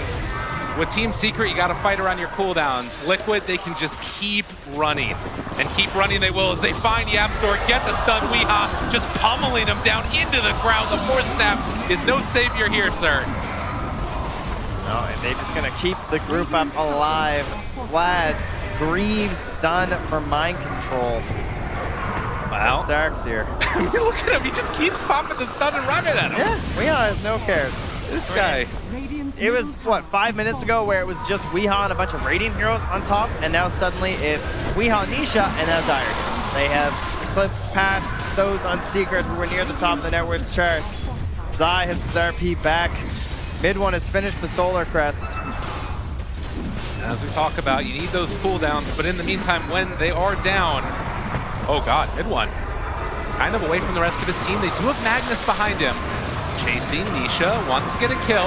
Shadow Shaman gonna be searched and go for the walkway. They drop the Serpent Wards down, and Weeha turns, finds the first kill on the Wraith King. Can they get him again? Yapzor trying to steal what he can. They already have the boat down, giving him that bonus, and now the X marks the spot. There's a pretty good combination coming out with the RP, but it's not enough. It's not nearly enough. It's not even close to enough. Zai trying to run. Weeha has him in his sights. Do they dive past the tier 3 tower? No. It's gonna back down to the low ground. Mind Control. Cosplaying this Scorpion right now. That was an Ether Shot here from Yapzor, but not enough to do anything.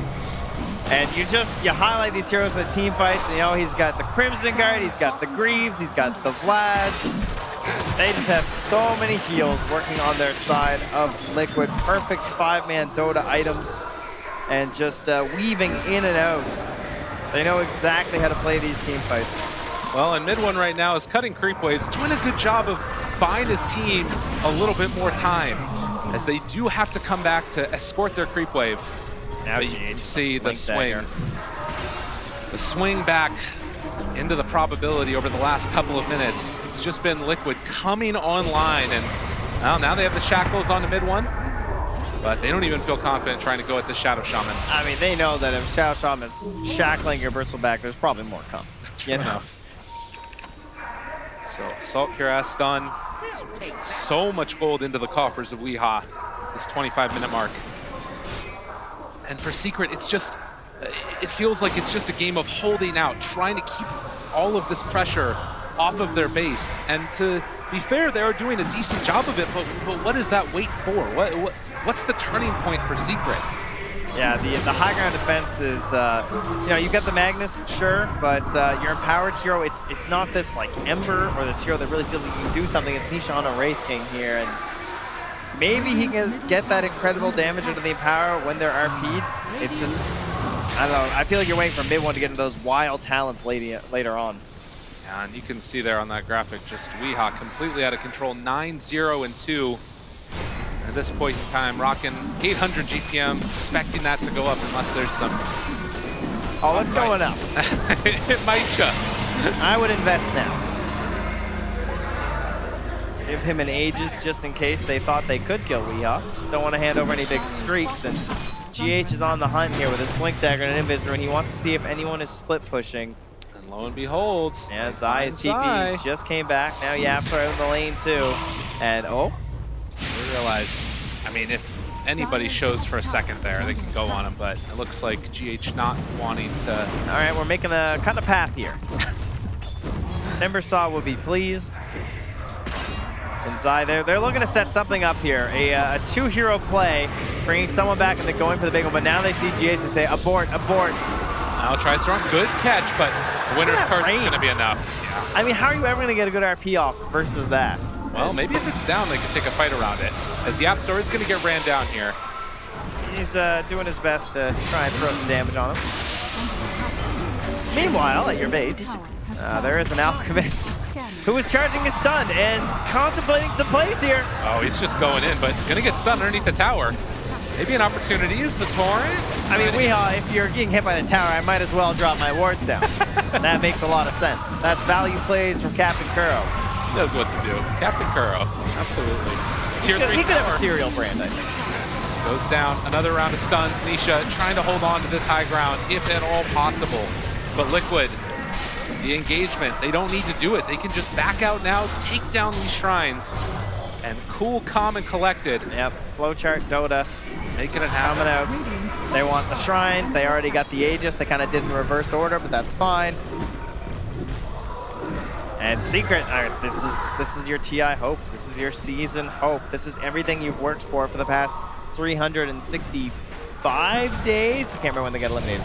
But either way, it's a long time. It's every day. It's every night. It's what you think about as a TI player. And I'm sure they're feeling it in there right now. You know?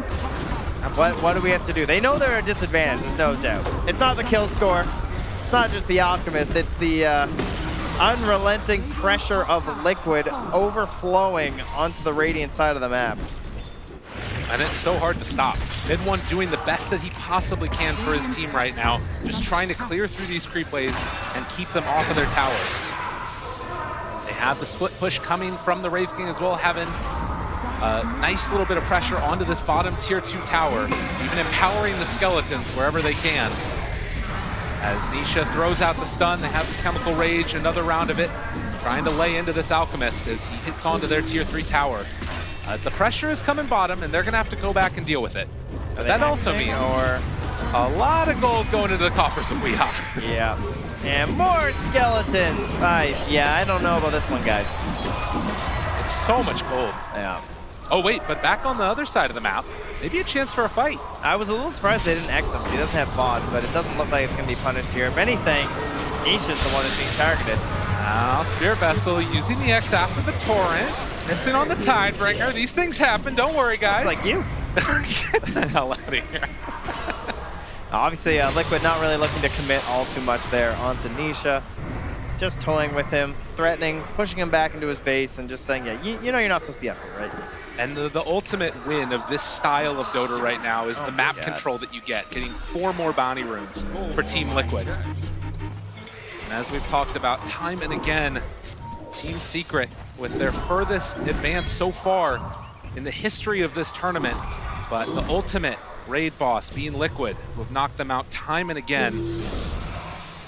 Looking like it could happen here again in game number 2 unless something changes. And they have the Satanic now swapped in for Weehaw. So their big plan in order to try and kill this Alchemist is either like eliminate everyone else around him and then try and fight him, which, you know, that's obviously the harder one to do, or you try and burst him down all in one. So he's protecting himself from the RP with his dash resistance. Be careful. Chase down coming. They've got a lot of control onto this guy. The boat is going to land afterwards, but he does have the walk away. Another round of X, another round of stun. 4 staff, keeping mid 1 alive.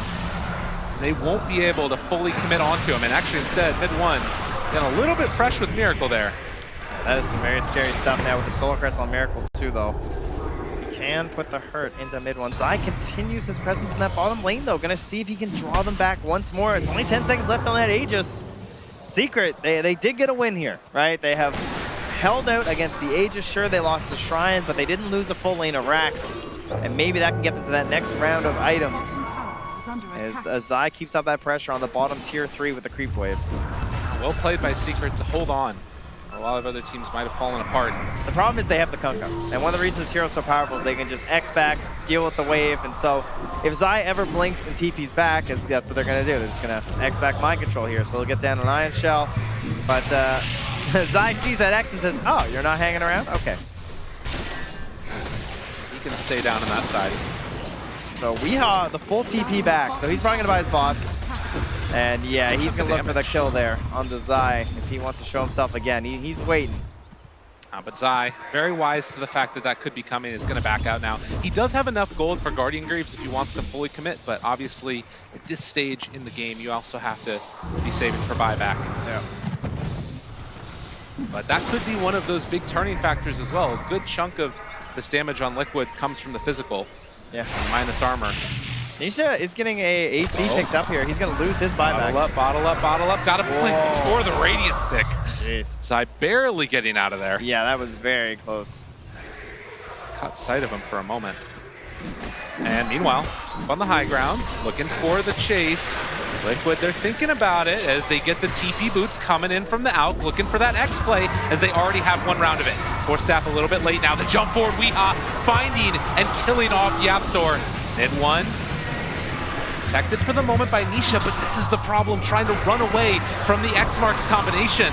Level 20, he's not going to end up running into any issues with knocking his ultimate off, but losing the ultimate at this stage is bad enough. Zai pulls back in 1. This is a nice way to start this fight. They have to stop to follow it up as well. They don't want to jump onto mid 1. Nisha able to get the walk away. Zai thought about it. Trying to hold that buyback on Yapzor. They don't want to burn it right now. They just say, we can trade 1 for 1. We'll take it. But that was a great jump by Weehaw, right? Although they're all jumping on a mid 1, he sees that mid 1's being helped out by someone, and he knows I can just blow over that back line instantly. This is, you know, again, 13,000 lead, but maybe a wave, maybe a chance. They're initiating already. The pullback, a pretty nice combination there as they have the sleep as well. So at least onto 1 with the vacuum wall, and now they've got some more heroes of their own. The chase forward, looking for it. Zai in trouble, does not have buyback. He fully committed in with the items. As mind control looking like he's in some trouble himself. Mid 1 popping the BKB, looking to chase, but isn't going to be able to find that Alchemist. Now, will they try and turn without the BKB, or does Nisha have enough damage to threaten them out here? I mean, they don't have Zai. They don't have a lot of their team fight items with that. And the Torrent. Oh, to interrupt. Makes it happen. Jeez, that could have been dangerous with the Spirit Vessel still there for Miracle. Yeah, really well played by Yapzor to able to make that turnaround happen.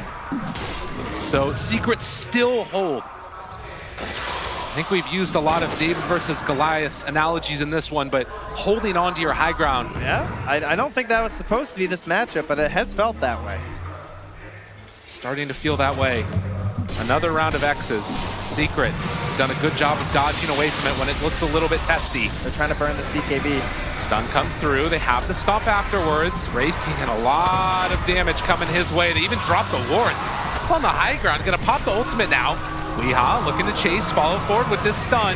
Do they have anything else to save it? It doesn't look like it right now. In some trouble, Nisha turns to fight, able to pop the BKB and go for the walk away. So Liquid, not able to break high ground. I think with the pressure on Liquid to go high ground, their BKB timers are actually more valuable than secrets. So if I'm trading that out for the Wraith King, I'm taking it. Yeah. Every time right now, because maybe we'll get a window where we can actually deal with this guy. It's down to 6 seconds now onto Weehaw. And how much does the complexion of this game change if that BKB wears down to the 5-second mark? Like, does Secret have this in the later stages? I mean, it's still big plays on big plays. Like, when's the last time we've even seen GH have the blink, right? Good one. Needs to be careful. Yapzor able to steal something there. It's the acid spray. Lay it down the other direction. That's a lot of minus armor paired together with the bristleback. What can they do? They're in trouble and going to drop. Mid one dead, 80 seconds without buyback, and Nisha, the next one on the plate. He's 17 seconds away from having his BKB, but they're going to be there first. Liquid chasing forward, have themselves the stun. They control the Wraith King. He's going to come back in a second. 7 seconds until BKB, but it's looking like it might not be enough as they have the Hex there. The follow-up coming with the shackles afterwards. Don't even need it. They take down the Wraith King. Well, 50 seconds still with no bristle, and that means the Roche will be respawning. Liquid not going to rush anything. They're TPing back top, pushing the wave. Secret went for the push mid because they knew that they were focusing on Denisha there, but Puppy might feed for it. Yeah, he's just giving up his life at this point to try and take down the creeps, it feels like, but they will not be dissuaded. He wants more. Doesn't quite get the vision there. He went for the health talent, so not going to have any advantage at nighttime versus Zai. And Zai sees that and says, oh, that was close. Yeah. I'm out of here. Time to run away. Wyvern even finishing off the Aeon disc, so there's no way that...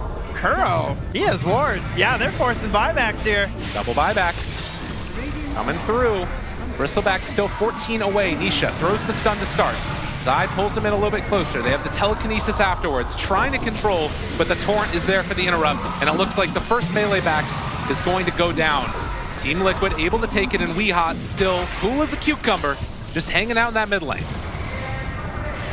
Yeah, very hard to deal with these wards when you only have one ranged hero, and the last thing Yapzor wants to do is reveal his positioning. So they would be more than happy to jump right on top of him with Weehaw. So back for an Aegis and a Cheese. Typically the game-ending Roche here. And when you have a 20k lead, Liquid have every opportunity to close this one out with it.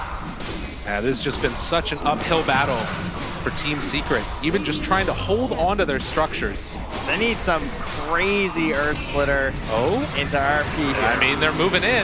Already Wraith King getting the Hex out mid one there, but they've got the Aegis, and now Secret are fully committed. They've got they got to go in. This is Danger Town as they find Zai. Forstaff trying to keep him alive, if at all possible. Skewer to run, he's still alive there. They did kill off the Shadow Shaman, but the buyback comes, and Zai another round. Glimmer Cape keeping him alive. Can they make this work? They might be able to find a big RP, if at all possible. Looking for the opening. Zai making the play. It's a pretty good one with the Winter Wyvern ulti to interrupt. The Ghost Ship gonna lay it, stolen from Yapzor. Everybody from Secret playing their absolute hearts out, and they're able to make it happen. It's only on Akuro, but now Miracle may be going down as well. They pop the BKB from mid one, still looking for the chase. They take down Zai. He buys back. Buyback coming also from Mind Control. Weehaw under fire. Maybe the crowd feeling a little bit of a sign of life if they can make it happen. But Weehaw, he gets the cheese off, able to run away afterwards. The stun is gonna come out in just a moment. They find themselves this ET. The boat's gonna land.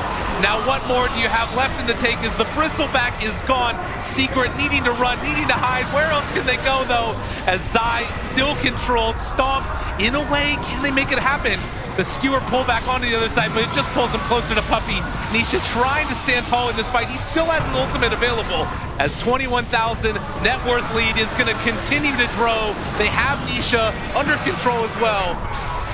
And just like that, Team Liquid looking to finish off this carry one more time. The Torrent is going to land. The Cold Embrace keeps them survivable. They have an X onto Zai. Liquid just running through Secret at this point as Zai tries to run, but get back here again. Mind Control continues to control. And that is going to be 4 dead and Liquid ready to run down a lane. Secret did so much in that team fight. That's a fight that should not look nearly that close. 16,414 damage there from the Wraith King, but that's largely because he was just walking around trying to help burn them down. But GH is too good. I mean, he's waiting for that RP. He knows that that's their big way back into this one, and he won't let them have it. You feel it, ladies and gentlemen. They're trying to pull Miracle into the fountain, do whatever at all possible, but Miracle, he smells it. He wants to go on. He wants to play further in this tournament, and the Ancient is falling as Liquid again are going to knock Secret out of TI. All right, well, OG, you take the high road, and I'll take the low road. Way down in the lower bracket for Team Liquid, but it looks just fine for them. Undefeated as they now 2-0 Team Secret. Again, they have eliminated them here in the lower bracket of the International. And what an unbelievable series. Team Liquid, a great story for them, and obviously all the respect in the world for their competitors, Team Secret. Oh, the hug. You love to see it. Like I said, there's just so much respect and admiration between these two teams. And while it hurts to go out now, I'm sure they wouldn't have wanted to any other way for Team Liquid as they exchange embraces. So here we are. We're down to 3. One more day. That's it. One Two last more day series. of TI. We have Liquid. Coming back tomorrow, we'll have LGD, and of course, the returning champions, OG, are here to defend their ages.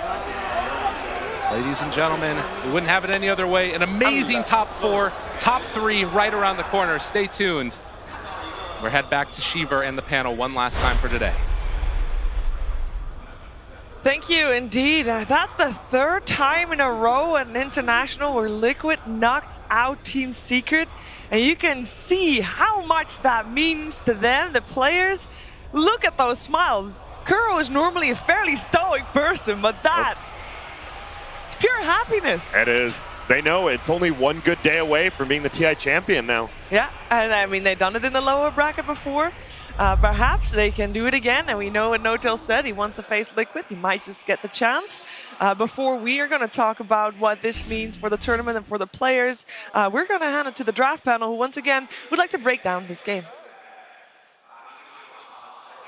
Hey guys, one of the benefits of the Magnus is that it allows you to accelerate your cores farm. So we wanted to compare the Wraith King as well as the Alchemist and see what they had in terms of net worth. There was a big jump there before Radiance comes out, and what that was the skeletons from the Wraith King being killed by Alchemist. He gets bonus gold for all of these, and it's a huge help to the match. It gets him ahead with every single one that gets killed, and it really accelerates him in a big way. So on the opposite side, Nisha ends up going for Ancient stacks using Cleave and things like that. That's also a really good way to accelerate, but it's not as fast as what Alchemist puts out, which ultimately is going to leave him farther behind. Exactly, and if we watch how this first big fight with Secret and Liquid in the mid lane comes down, I'm going to pause in just a moment. Weeha, huge net worth advantage. Radiance, Blink, BKB. He's at his peak strength, and you're going to watch as the Liquid cores fully commit, immediately just going deep into the side of Secret. This allows GH on the corner here, as you'll notice as this fight develops, to play from complete safety on the side. There's no stuns in the area, and this huge RP by Zai, immediately it's combo broke. There's no way Secret can win this fight because Liquid just remove RP from the game.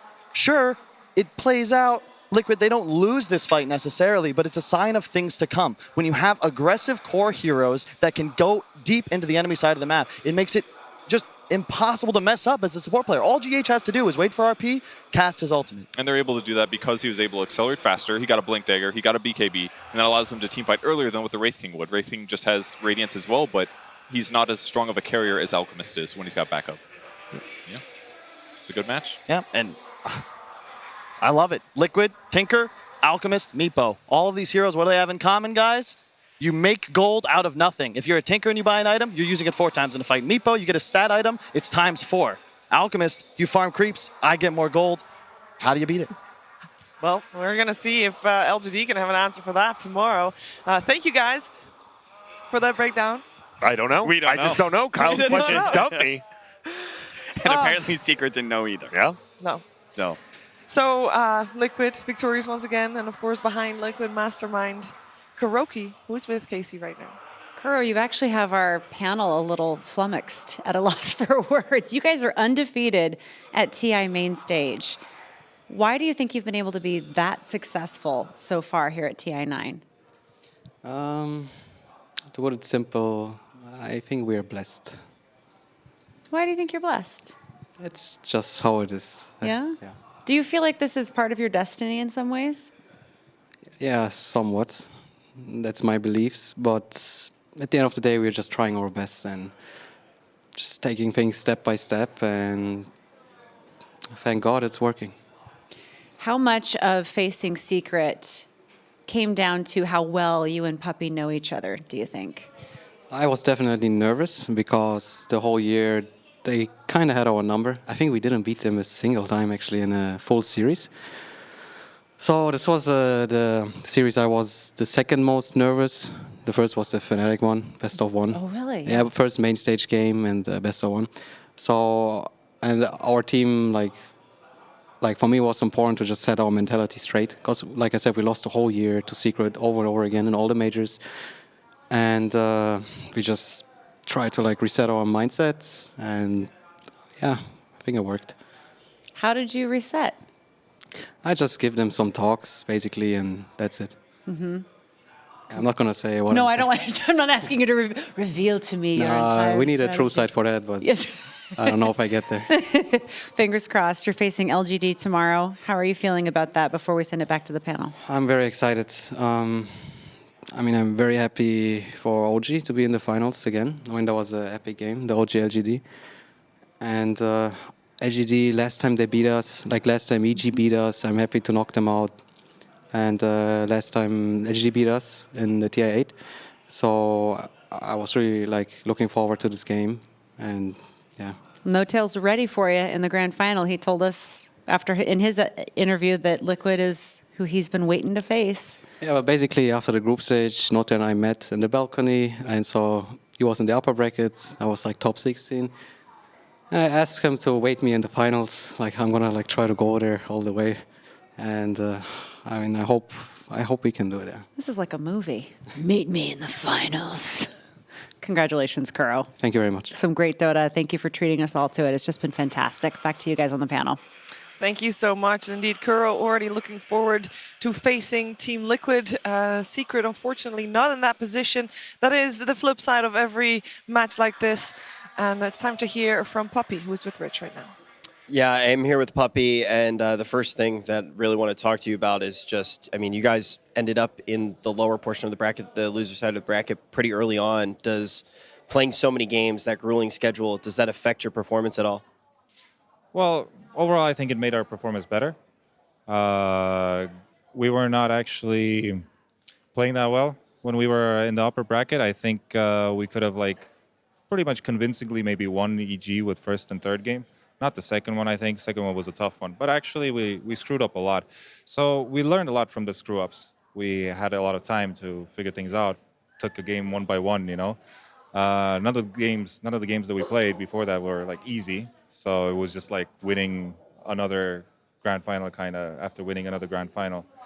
So yeah, no, it made us a better team. And therefore, we got, I think, further. Well, when you look at the rest of the season, it didn't really seem like you needed to do any learning on the fly. A relatively dominant season. Why do you think when you get here to TI, there's some shakiness? The thing is, it's kind of like a pressure tournament. It's not the same as anything else. Everybody knows everything's about TI, and emotions take over. If your emotions are very, you know, in the right place, you will play pretty well. You will know everything that you need to do. And to be fair, the international brings out new strategies, like very fast, new pace strategies that are just like, or maybe not fast paced, but it depends on the meta, right? And a lot of the times, the pressure is not something that people are used to playing against. And usually it's like the players, like in my opinion, like Hector and stuff, like they play on pressure in a way where they farm so much and then they go, right? It's this type of style. And these heroes like Alchemist, the Wisp, and Chen, like a lot of pressure on you in order to do, like if you do something wrong, you might lose the game. These things come out. We don't see that a lot of the times the whole year, and therefore we don't get really practice in it. So the best practice for TI is actually playing TI.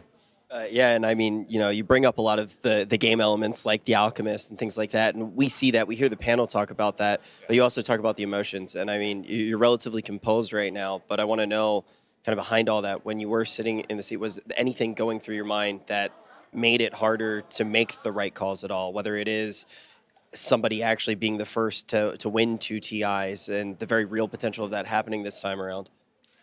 Nah, these games were pretty quick in a way. Like we were already making like a lot of mistakes individually, and the whole team, and we already made like a big flop on the first game of like actually misunderstanding what hero was better.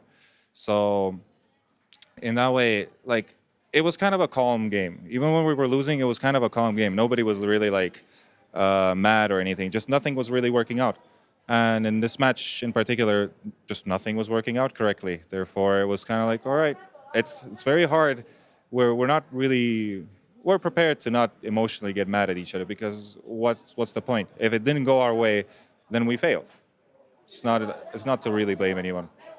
The clarity in which you kind of explained everything, it really shows just how well you are able to look at the game, and I thank you so much for the interview. We're going to go back to the desk. Thank you so much, Rich. Indeed, Puppy will have to say goodbye to the International 2019, leaving one game short of 200 all-time games at the International. KuroKy will guaranteed be the first to hit 200. Oh, that's one short? One short? One short. Oh, man. That feels bad. Didn't even have to win this series, just push it to a game 3. But I mean, ultimately, the bigger loss is dropping out of TI, but it showed, Puppy showed a lot of maturity, and I think maybe some of that comes from his previous experiences out of TI. There was a lot of talk about, that secret roster and the emotions that went into it and things that were said, and, here he talks about, like, there's no use in being mad at anybody. Things just didn't go our way, and accepting that. And I think that's really mature of him and the whole team to be able to do that. I think that is a thing in Dota 2. I mean, not just even in competitive Dota 2, but just overall when you're playing. Nobody is intentionally trying to lose in most cases. I don't think you've played NA, man. Oh, goodness. I mean, as I said it was like, well, you guys are all NA servers. You probably have different experience. That's completely the opposite. This was the wrong panel for that. Sorry, guys. Glad we ended on a high note. We can take a look also at the stats from that last game. It has been, it started out very even. Actually, it started out me thinking, you know what? Seekers got themselves a fighting chance. They gave away Alchemist, and they know how to deal with it. But as you can see, Weeha, KDA, 11-0-9, never dying on that. Yeah, crazy. I like what Puppy said in his interview, too. He's like, we didn't ban the right hero. They thought it was the Chen. Like, they straight up thought this Alk wasn't the problem. It was the Chen. The fact he can admit that is, like, it kind of shows. And also, I'm sure a lot of the other teams are listening to his interview, and they're like, okay, Alk's out. See you later. Yeah, I'm beginning to think that surely nobody else is going to challenge the Alchemist right now. I also want to point out Weeha, like his choice as a player, most of the people have been going for that 25 talent, the attack speed, because everyone's farming on that Alk, but he actually opted for the unstable concoction cooldown, and he used it to great success, and that is just, I think, something that individually you can show some of your personality in the game, and I think Weeha showed it with his Alchemist and the way he played the game. Will, did you see this result coming after the first game? I don't know. It felt really weird, because I actually thought, like, Secret's idea of the game, like, they were evolving and they were getting better, but Liquid just feels like a freight train right now. It feels so hard to stop them. 9-0. Yeah, I mean, they feel like they've got these, like, really nice concepts. They understand how to trap teams in the draft. It feels like they have a very good idea of what's good and bad. I mean, they pick Alk. They sort of learned from every other series today that every team that had Alk won, and that stays pretty consistent. But no, I didn't think it was going to be a 2-0. I thought it would definitely. I was almost sure that it would be a 2-1. But you know who did predict it? Is their manager. He straight up told me, if we play them before the grand finals, we will win. And I thought he was bullshitting. I was like, okay, man, you've lost to them like every other time. But no, he said if we play them before the grand finals, we're going to win. What did he say about their potential for facing LGD?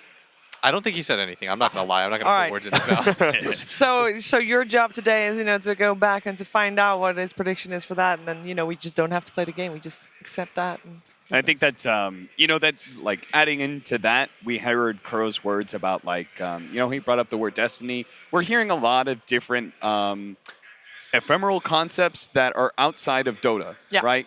Confidence, not having that nervousness, this destiny, all these sorts of things. And it really goes to show that the mindset of the players going into this. And I like Destiny just because, you know, Destiny, we have the curse that goes on in Dota 2 that happened for so long until last year. There's, you know, there's no player being able to win 2 TIs in a row. There's so many concepts like this that believing in something like Destiny can really empower you and give you this fearlessness that maybe you need at a TI. Yeah, we have also said indeed goodbye to our Royal Roader potential, so that his destiny, or it wasn't his destiny. That's how that works, right? It's like if it wasn't meant to be for Nisha and his squad. Today has been an exciting day of Dota 2. We had to say goodbye to 2 teams. We said goodbye to Vici and Team Secret. And in case you missed any of the matches that were played today on the main stage, here's a recap. Revealing himself, but Yapsol